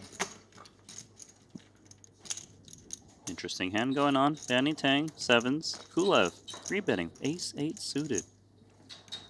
That's the Elis Parsonen 3-betting hand. Oh yeah, ace-8 of clubs. How much I was owing? Tough for the 7s to play aggressively in these positions. It's quite early. Nice timing. Thank you. No. Oh, this is weird. He goes, huh? And then nice timing and calls? Sure looked like Danny was saying I'm about to fold when he called there. Oh, 7 in the window. Top set. It's some really weird speech play. Usually when they say that stuff, they're folding pre. Yeah. Or maybe they're trapping aces. Danny messing with the meta. He's crafty.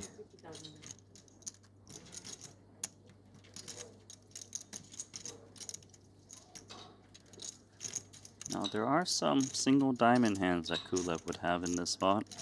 Given he's the 3-better, he's got more offsuit variety.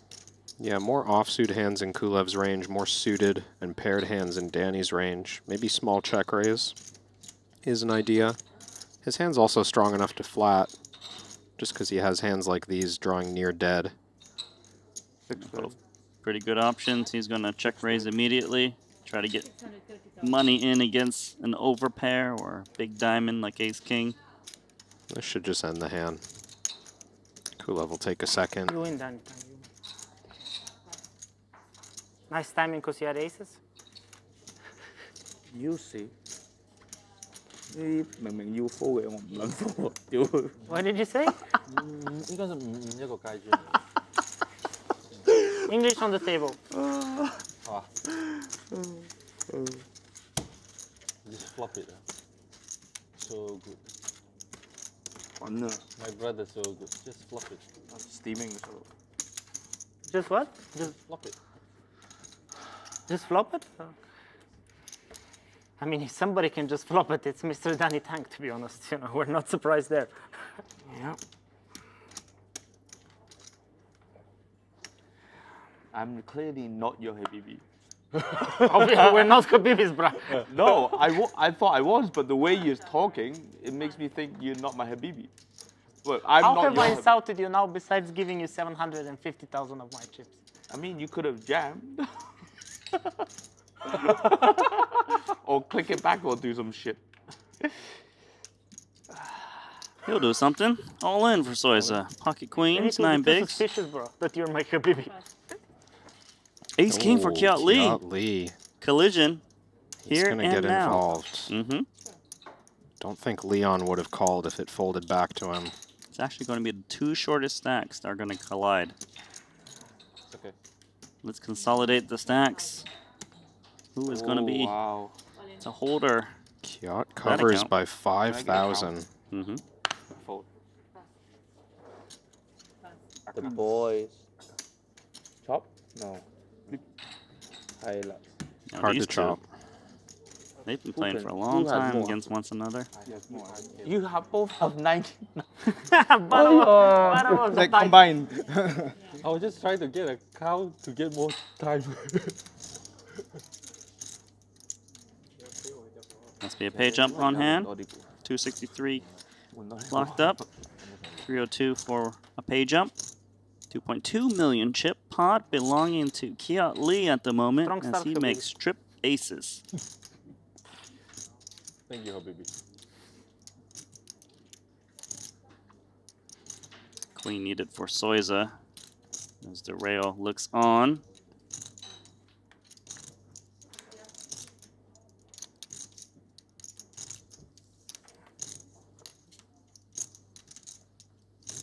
Soiza is close to being out of this tournament. He is covered. And officially now, graceful in exit. Always love this guy. Finish That's part of the game. Finish your Soiza story. Send him off proper.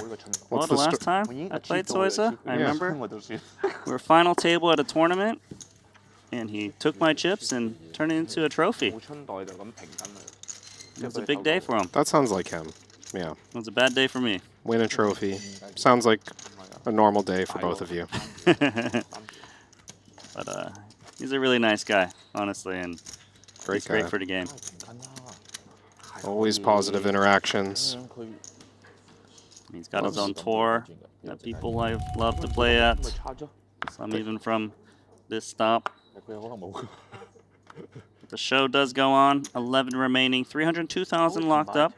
The next pay jump is actually when we reach the final table. It'll be 5-5 or 6-5 change. 6-5 change like that. What do you mean 6-5 change? Because like, if 6-5 they play long, they will maybe move 1 to here to make it. Oh, okay, yeah. And then 2-5-5. Yep.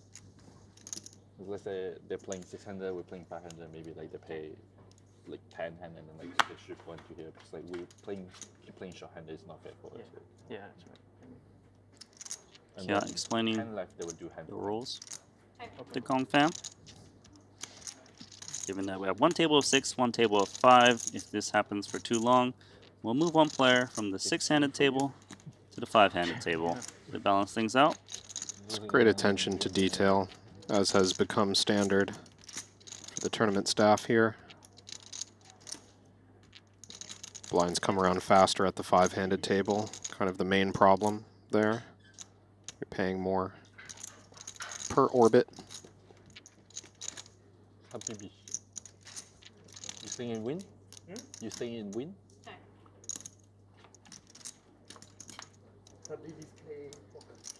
Check down blind versus blind. Out of bat. Danny's pair of sixes is somehow the best hand. Leon not going to bluff at it. Ultimate, right? Never played ultimate in my life. We're talking UTH or Ultimate Frisbee? Definitely not Ultimate Frisbee. Still searching for the small sliver of the community that overlaps between poker and Ultimate Frisbee. Michaelitis is big all pot. In with trip threes.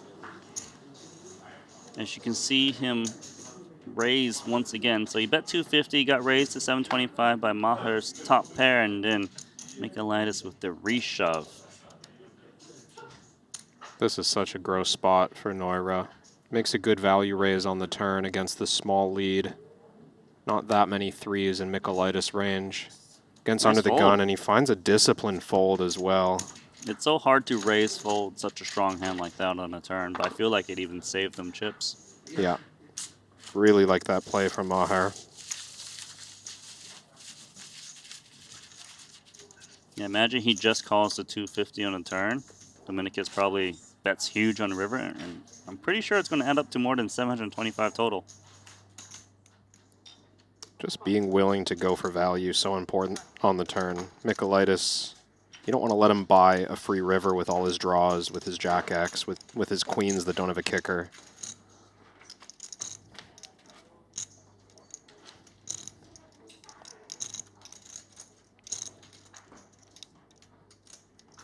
Danny Tang flatted the button with ace-8 suited in his hand.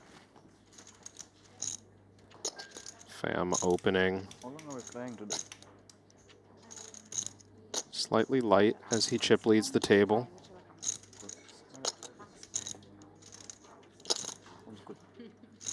Danny might be thinking about bluffing at this flop. Pretty strong texture for his button calling range, a lot of broadways. Wasser? That'll win it for him on the flop. Nice find. Leon. Is Ultimate Frisbee the one that you throw it into the chain? Thank you, Habibi. That's disc golf. 比你個閪啊 Closely related, but completely different. No. So Ultimate Frisbee is like tag football? For my button.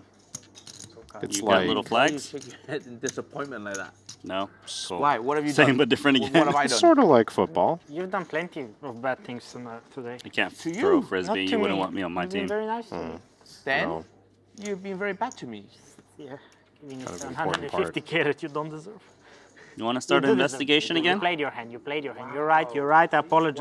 Wow. I was out of line. I apologize. Very out of line. Okay, so Danny Tang with the mystery hand this time in the cutoff. Raises. Little chit chat between him and Kulev. As things get heated, Kulev will head to a flop. Kong Fam going to join them. The pot is simmering at the moment.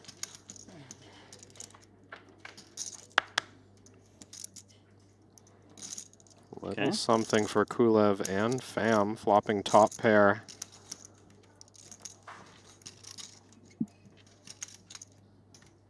Kulev's Kulev, what? small blind flat range connects pretty well, but I don't think he'll play any leads when he's covered by both players involved. Checked over to Danny Tang. I'm gonna turn up the temperature a notch.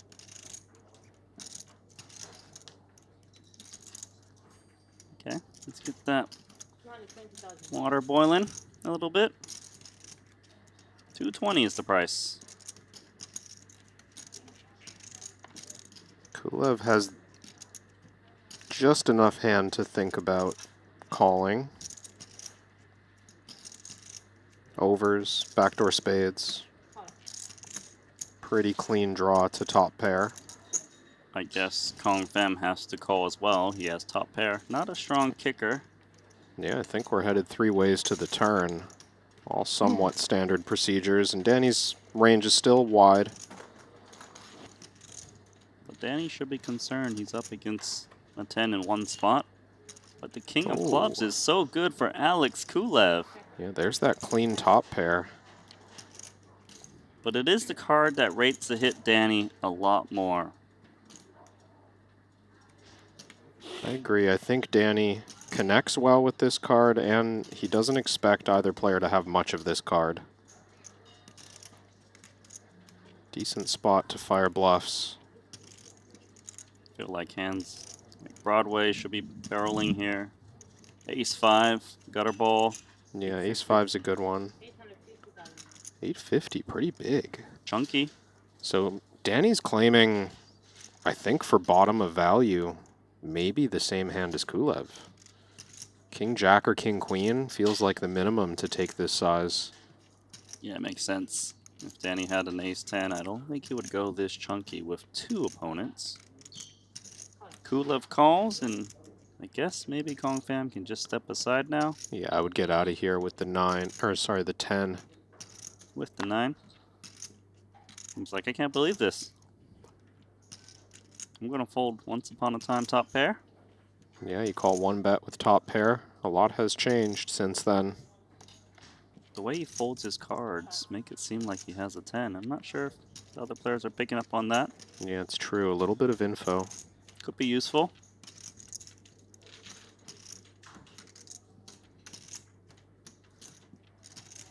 So it's a 3 million chip pot. The red card brings the front door flush, as you can see, and it still looks pretty good for Kulev, to be honest, with King of Spades too. I think the money's going in. For now, Kulev is likely to keep playing defense, I would think. So, 0.5 SPR remaining. Yeah, Kulev is going to make a flush on this card relatively often. His small blind calling range has ace-high flushes, king-high flushes, maybe queen-jack of spades gets here as well. He's actually going to lead, it seems. Oh, is he trying to use that for a block bet opportunity? Oh, this is interesting. We thought about it. Kind of seems like he might come in like 10%-ish pot. Maybe. 275,000. Yeah, 275,000. Yeah, this is This is definitely always an willing to play. idea. He's trying to back up those stronger hands he can have. Maybe he's got pocket tens once in a blue moon, but overall just good flushes. Thinks his range is protected, and he's trying to see showdown for cheap with this hand. Maybe get a crying call from King-Jack, or even Ace-Queen high. But this is such a weird bet if you had a flush, a strong one, because you do... kind of feels like you missed some value out of It feels ace like king the or nut whatever. flush would just lead shove or check, doesn't it? Uh-huh. I mean, it doesn't really give the sense of extreme strength. Danny all in. It was going to be gross either way, whether Kulev had checked or made this 10% block. Yeah, but sometimes if you check, Danny just checks it back. But when you lead small, you do invite these plays from time to time. I don't know what Danny's got. I don't think the lead has changed much, but Kulev just knows he's cooked pretty often. Danny can river a flush. Can Danny ever value raise worse than a flush against this line? But there's no time. Oh, he's got no time. He folds, and it's Oh. ace-queen of the ace of spades. Holy. Danny Huge bluff Tang. for Danny. Perfect combo, ace of spades. Gets Kulev out of there for 1.2 more. 你成日都要認，唔係喎，你其實成日認住我有喎，因為你今次覺得我偷你兩識喎，你個人。 Danny played that hand so good. 幫你偷。 Kulev left on crumbs. He lost the max. 雞仲要痛咯。 He lost the max. What can I say? 打呢個都預咗。 Quick find from Danny, too. How quick did he jam river there? And then Kulev, under the time pressure, couldn't find the call on the end. Danny Tank. How good do you run? He didn't run good there. He played good. 10 seconds. He deserved it.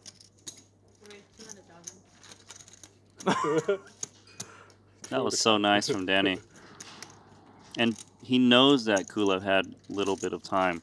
So jamming earlier actually gives him less time to kind of figure things out. Yeah, you think he played fast there on purpose, knowing the matchup with Kulev. We talked about that dynamic not long ago, Randy. Imagine if Danny took like 1 minute to jam, which most players often do. Yeah. He's got that minute to think about what to do against a jam. Kulev maybe a little steamed, folds the ace-10 there. He needs a second to finish processing that last pot. That could be the play of the tournament. I mean, it's, for now, put Danny into the overall chip lead. Non-showdown, massive pickup. 2.1 million chips earned on a bluff. That's called a very nice red line. That was sick. He's evolved so much as a player since the first time we've seen him in Montenegro back in 2018. He's so confident in his plays, and he's just so good. There's a reason why he won the POY before.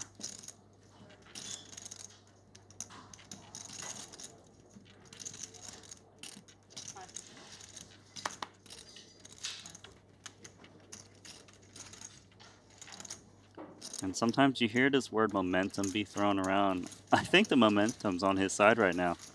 Danny Tang, that is. That's a momentum pot, that's for sure.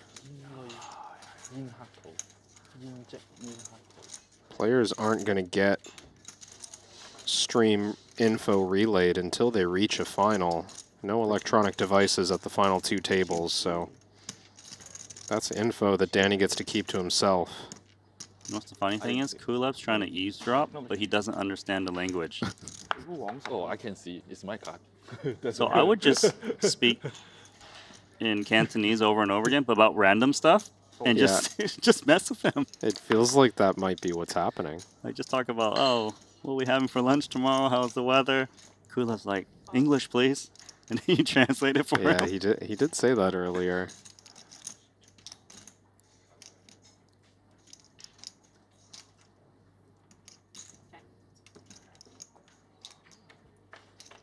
Dangerous to let Danny get in your head like that. He likes to play those mind games. Yeah, he does. He's quite good at it. This time he's going to lose some chips, it seems. At least at the moment. He's behind against top pair of Kiat Lee.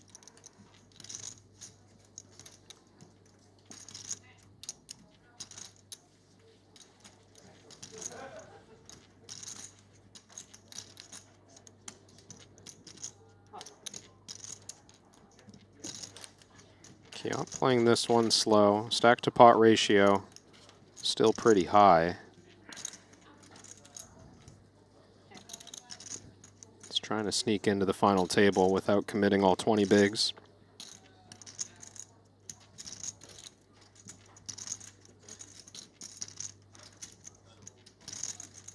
So Danny picks up a flush draw that won't win him the pot. It might embolden him to fire once more.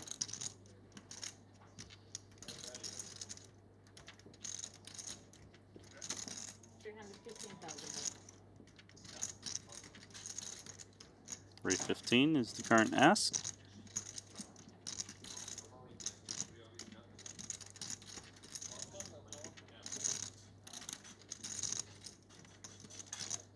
Kiat shouldn't be going anywhere. Got a good hand. Strong pair with a strong spade. With a good kicker.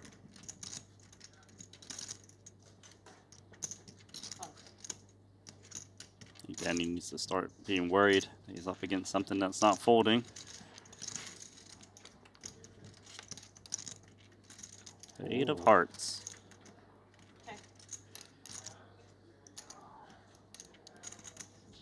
Does look like a natural bluff to follow through in Danny's spot, though. He can represent a lot of flushes. He can have rivered a number of straights. All those hands in his range pre-flop. You could river the 8 as well. just for a new top pair. Well, I'm thinking of a bet that's a little bit too big for an 8. All in? I think that's my favorite play here. If he makes another crazy bluff and gets it through once more, we'll lose it.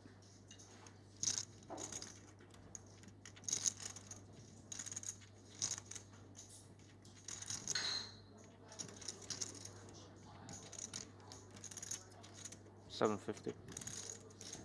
750. Okay. Doesn't ask for all of it. It's tough though for a queen 7.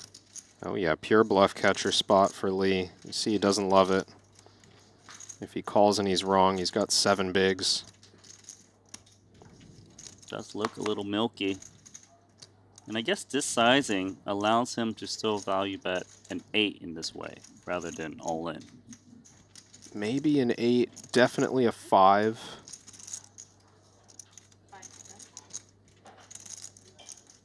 I wonder if like an ace-7 could value bet like this. Maybe. Kiat's got plenty of time in the bank. He can chew this one for a minute. He doesn't have the Kulev situation. He folds. And Danny Tang is just running over this table. Wow. Momentum is real. That's a really big hand to fold.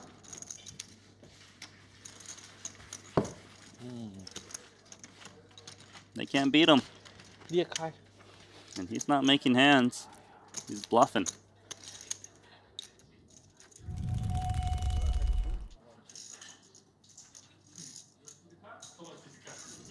Still 11 players remaining. Patrick's still eating dinner. Peek at the outer table where not much has changed about the chip counts. Wang Ye still leading. Michaelitis on a big stack. Looks like Clemens Reuter has chipped up nicely.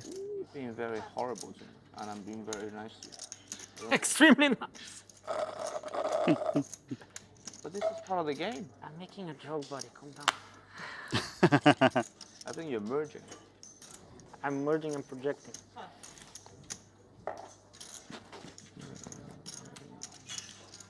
Sturm with ace-jack.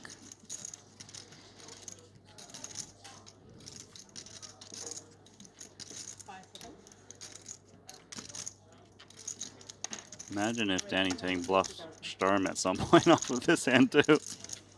Obviously we need to see a flop, which we should. I think Danny knows he can't win the tournament today. At some point, he'll take a hand off, but not yet.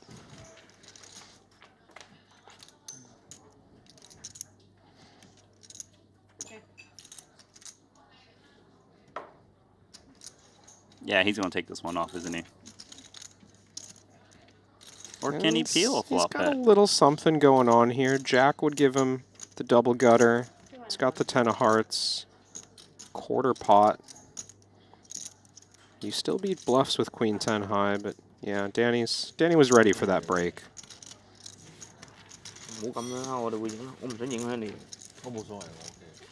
Take a moment to recover. It's hard winning every pot. I still want to ask you about that hand that he bluffed Kulev. How do you feel about the 275 lead from him? Because you got to remember, in that pot, when it went into the river, yeah, he had 0.5 SPR remaining. So he bet Yeah. 275 of 1.5 and then folded for the 1.2 more. I'm not big on it just because I don't think that Danny bets the turn with less than king-queen for value. So I don't see the upside of getting called by a weaker hand, which is what you're trying to accomplish with that block, right? At least some percentage of the time, even if it's low, you're hoping to get paid by worse. So Ace-Queen high was the only other hand that came to mind that might pay off a bet, but it's pretty far-fetched that Kulev can lose to Ace-Queen there. Understandably, Danny goes for the bluff, especially with the Triton Ace. I even wonder if Danny always jams if he just got checked to. I don't know the answer to that question. I think he does. I think he has to. But if he does Kulev still come to the same conclusion and fold? I don't know. Again, Kind of changes again, the hand, I think right? yes. I mean, I know what you're getting at, but a lot of players, and my suggestion to a lot of players is like a 10% lead is about as small a bet as you're ever going to see. Round it off to a check. Just like doesn't matter that much, you know. You fold so rarely to it. It doesn't move the needle that much on what you can raise against it. It doesn't move the needle that much about whether you should raise your hand versus bet it when check two. Just like, and I think a lot of these players have seen enough 10% pot in this time that they're like, yeah, okay, whatever. Yeah, right, as if you have something. He's got something this time. Both of them do, actually. Top pair and the nut flush draw versus the open-ended straight draw. I love your explanation, Coach Kevin. Rollback. 200k bet. Rollback for fun. There is rollback. There is rollback if we can get to the final table. 30 big blind average. 3 of diamonds. Nuts for Danny Tang. And this is the guy who's been bluffing every single hand. I guess technically they don't know that just yet. Yeah, they haven't seen the showdowns. Maybe he revealed a little info in conversation. Kong Fam's open-ender looking a lot weaker on the 3rd diamond. I mean, maybe Danny goes really cheap here because it's a flush completer. I think that's the only way he gets action from Fam. He's definitely going to put some chips out there. Wants to build the pot.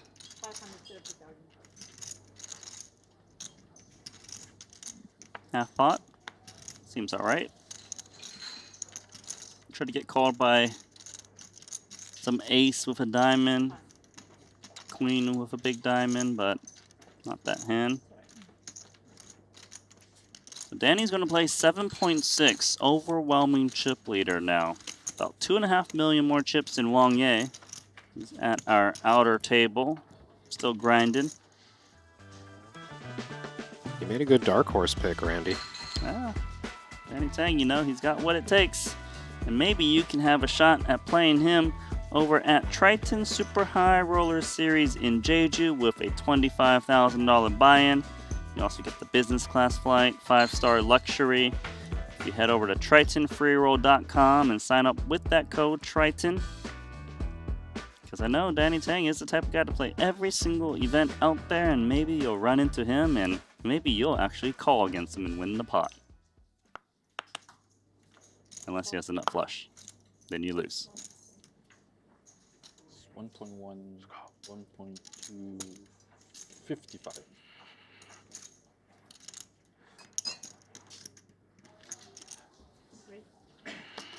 Nope. No deal. Redemption. Deal or no deal?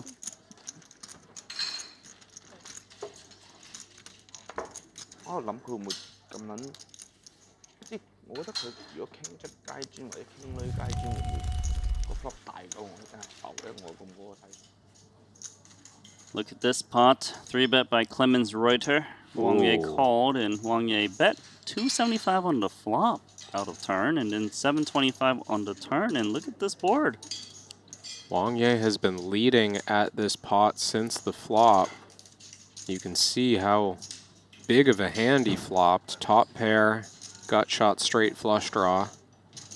Reuter was just calling in position with aces and now faces most of his stack on the 4-liner river. It's so hard for Wang Ye to be bluffing at this point after calling a 3-bet pre. He doesn't block ace-high clubs. That must be why Reuter's still holding on to this hand. Maybe he's up against ace-5 of clubs. Ace-queen of clubs. What if Wang Ye is just making one of those no equity bluffs with some random hand? Oh, for 3 streets on this board, out of position, I don't know. That's a big ask. Reuter finds the fold, but not without a lot of damage done beforehand. Yeah, he lost 600 pre, he lost about 1 million post-flop, so that's 1.6 million gone like that. Reuter was in really good shape before that pot, but now he's 9th in chips, I think. Wang Ye heard that Danny Tang was winning a lot of pots, so he decided to catch up. Wang Ye on 7 million. About 4 or 5 blinds behind Danny Tang.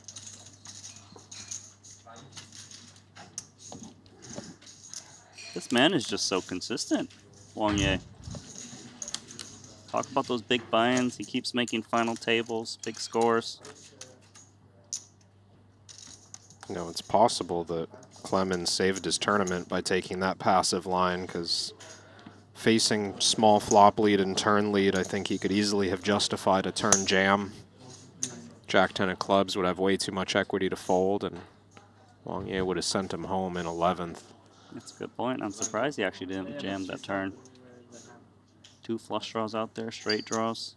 Yeah, it looks like a pretty attractive option when you're covered and playing against the chip leader.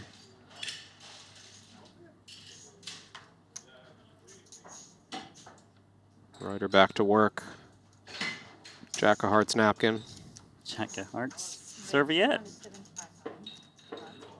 What are we in France? I think that's what they call them in other parts of the world as well. Maybe even Australia. I'm not sure. We hear it in Canada a lot. Maybe it's a, what do you call it? It's a non-American thing. the British Commonwealth? That's the word I was looking for. Right. Yeah.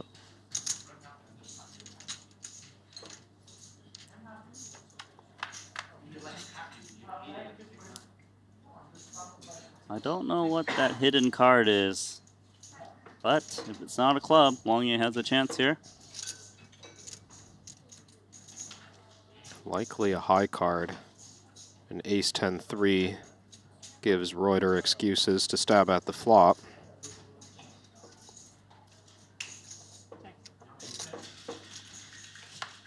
Check back makes me think showdown value. So, Jack 10 offsuit? Could be Jack 10, pocket jacks. Not sure if King Jack or Queen Jack decides to check back. Ace Jack probably bets, right? I would certainly think so. Wang Ye, he's got the gutter ball, he's got the club draw. He just has heart, man. It's not a big bet. Not exactly convincing to be stronger than a 10. Maybe a weak ace. He also buys himself a cheap price to see a river card with plenty of outs. If he doesn't get raised. We've seen a lot of racing, but it's been at our feature table, actually. Post flop. Oh, here's the raise. You and Clemens Reuter talking the same game? Yeah, I can't just rule it out because of the flop check back. These guys are too good for that. What do you think he has to actually raise, given we see the Jack of Hearts and 1 mystery card? Could be 9 of Hearts. Just like a total trash hand on the flop that turned to gutter. And just realizes the 150 is too weak from Wang Ye? Could be Queen or King as well. Again, just like a marginal hand on the flop. But we don't think it's like the 10. No. That should call, right? No, I think that would just call. So probably a bluff here. I'm leaning bluff, maybe ace jack, maybe pocket jacks with the jack of clubs or something.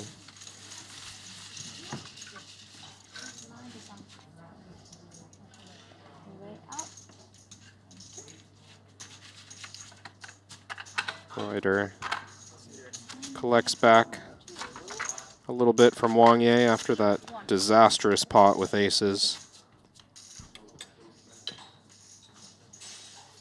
Did he just get eliminated? Rebalancing. Oh.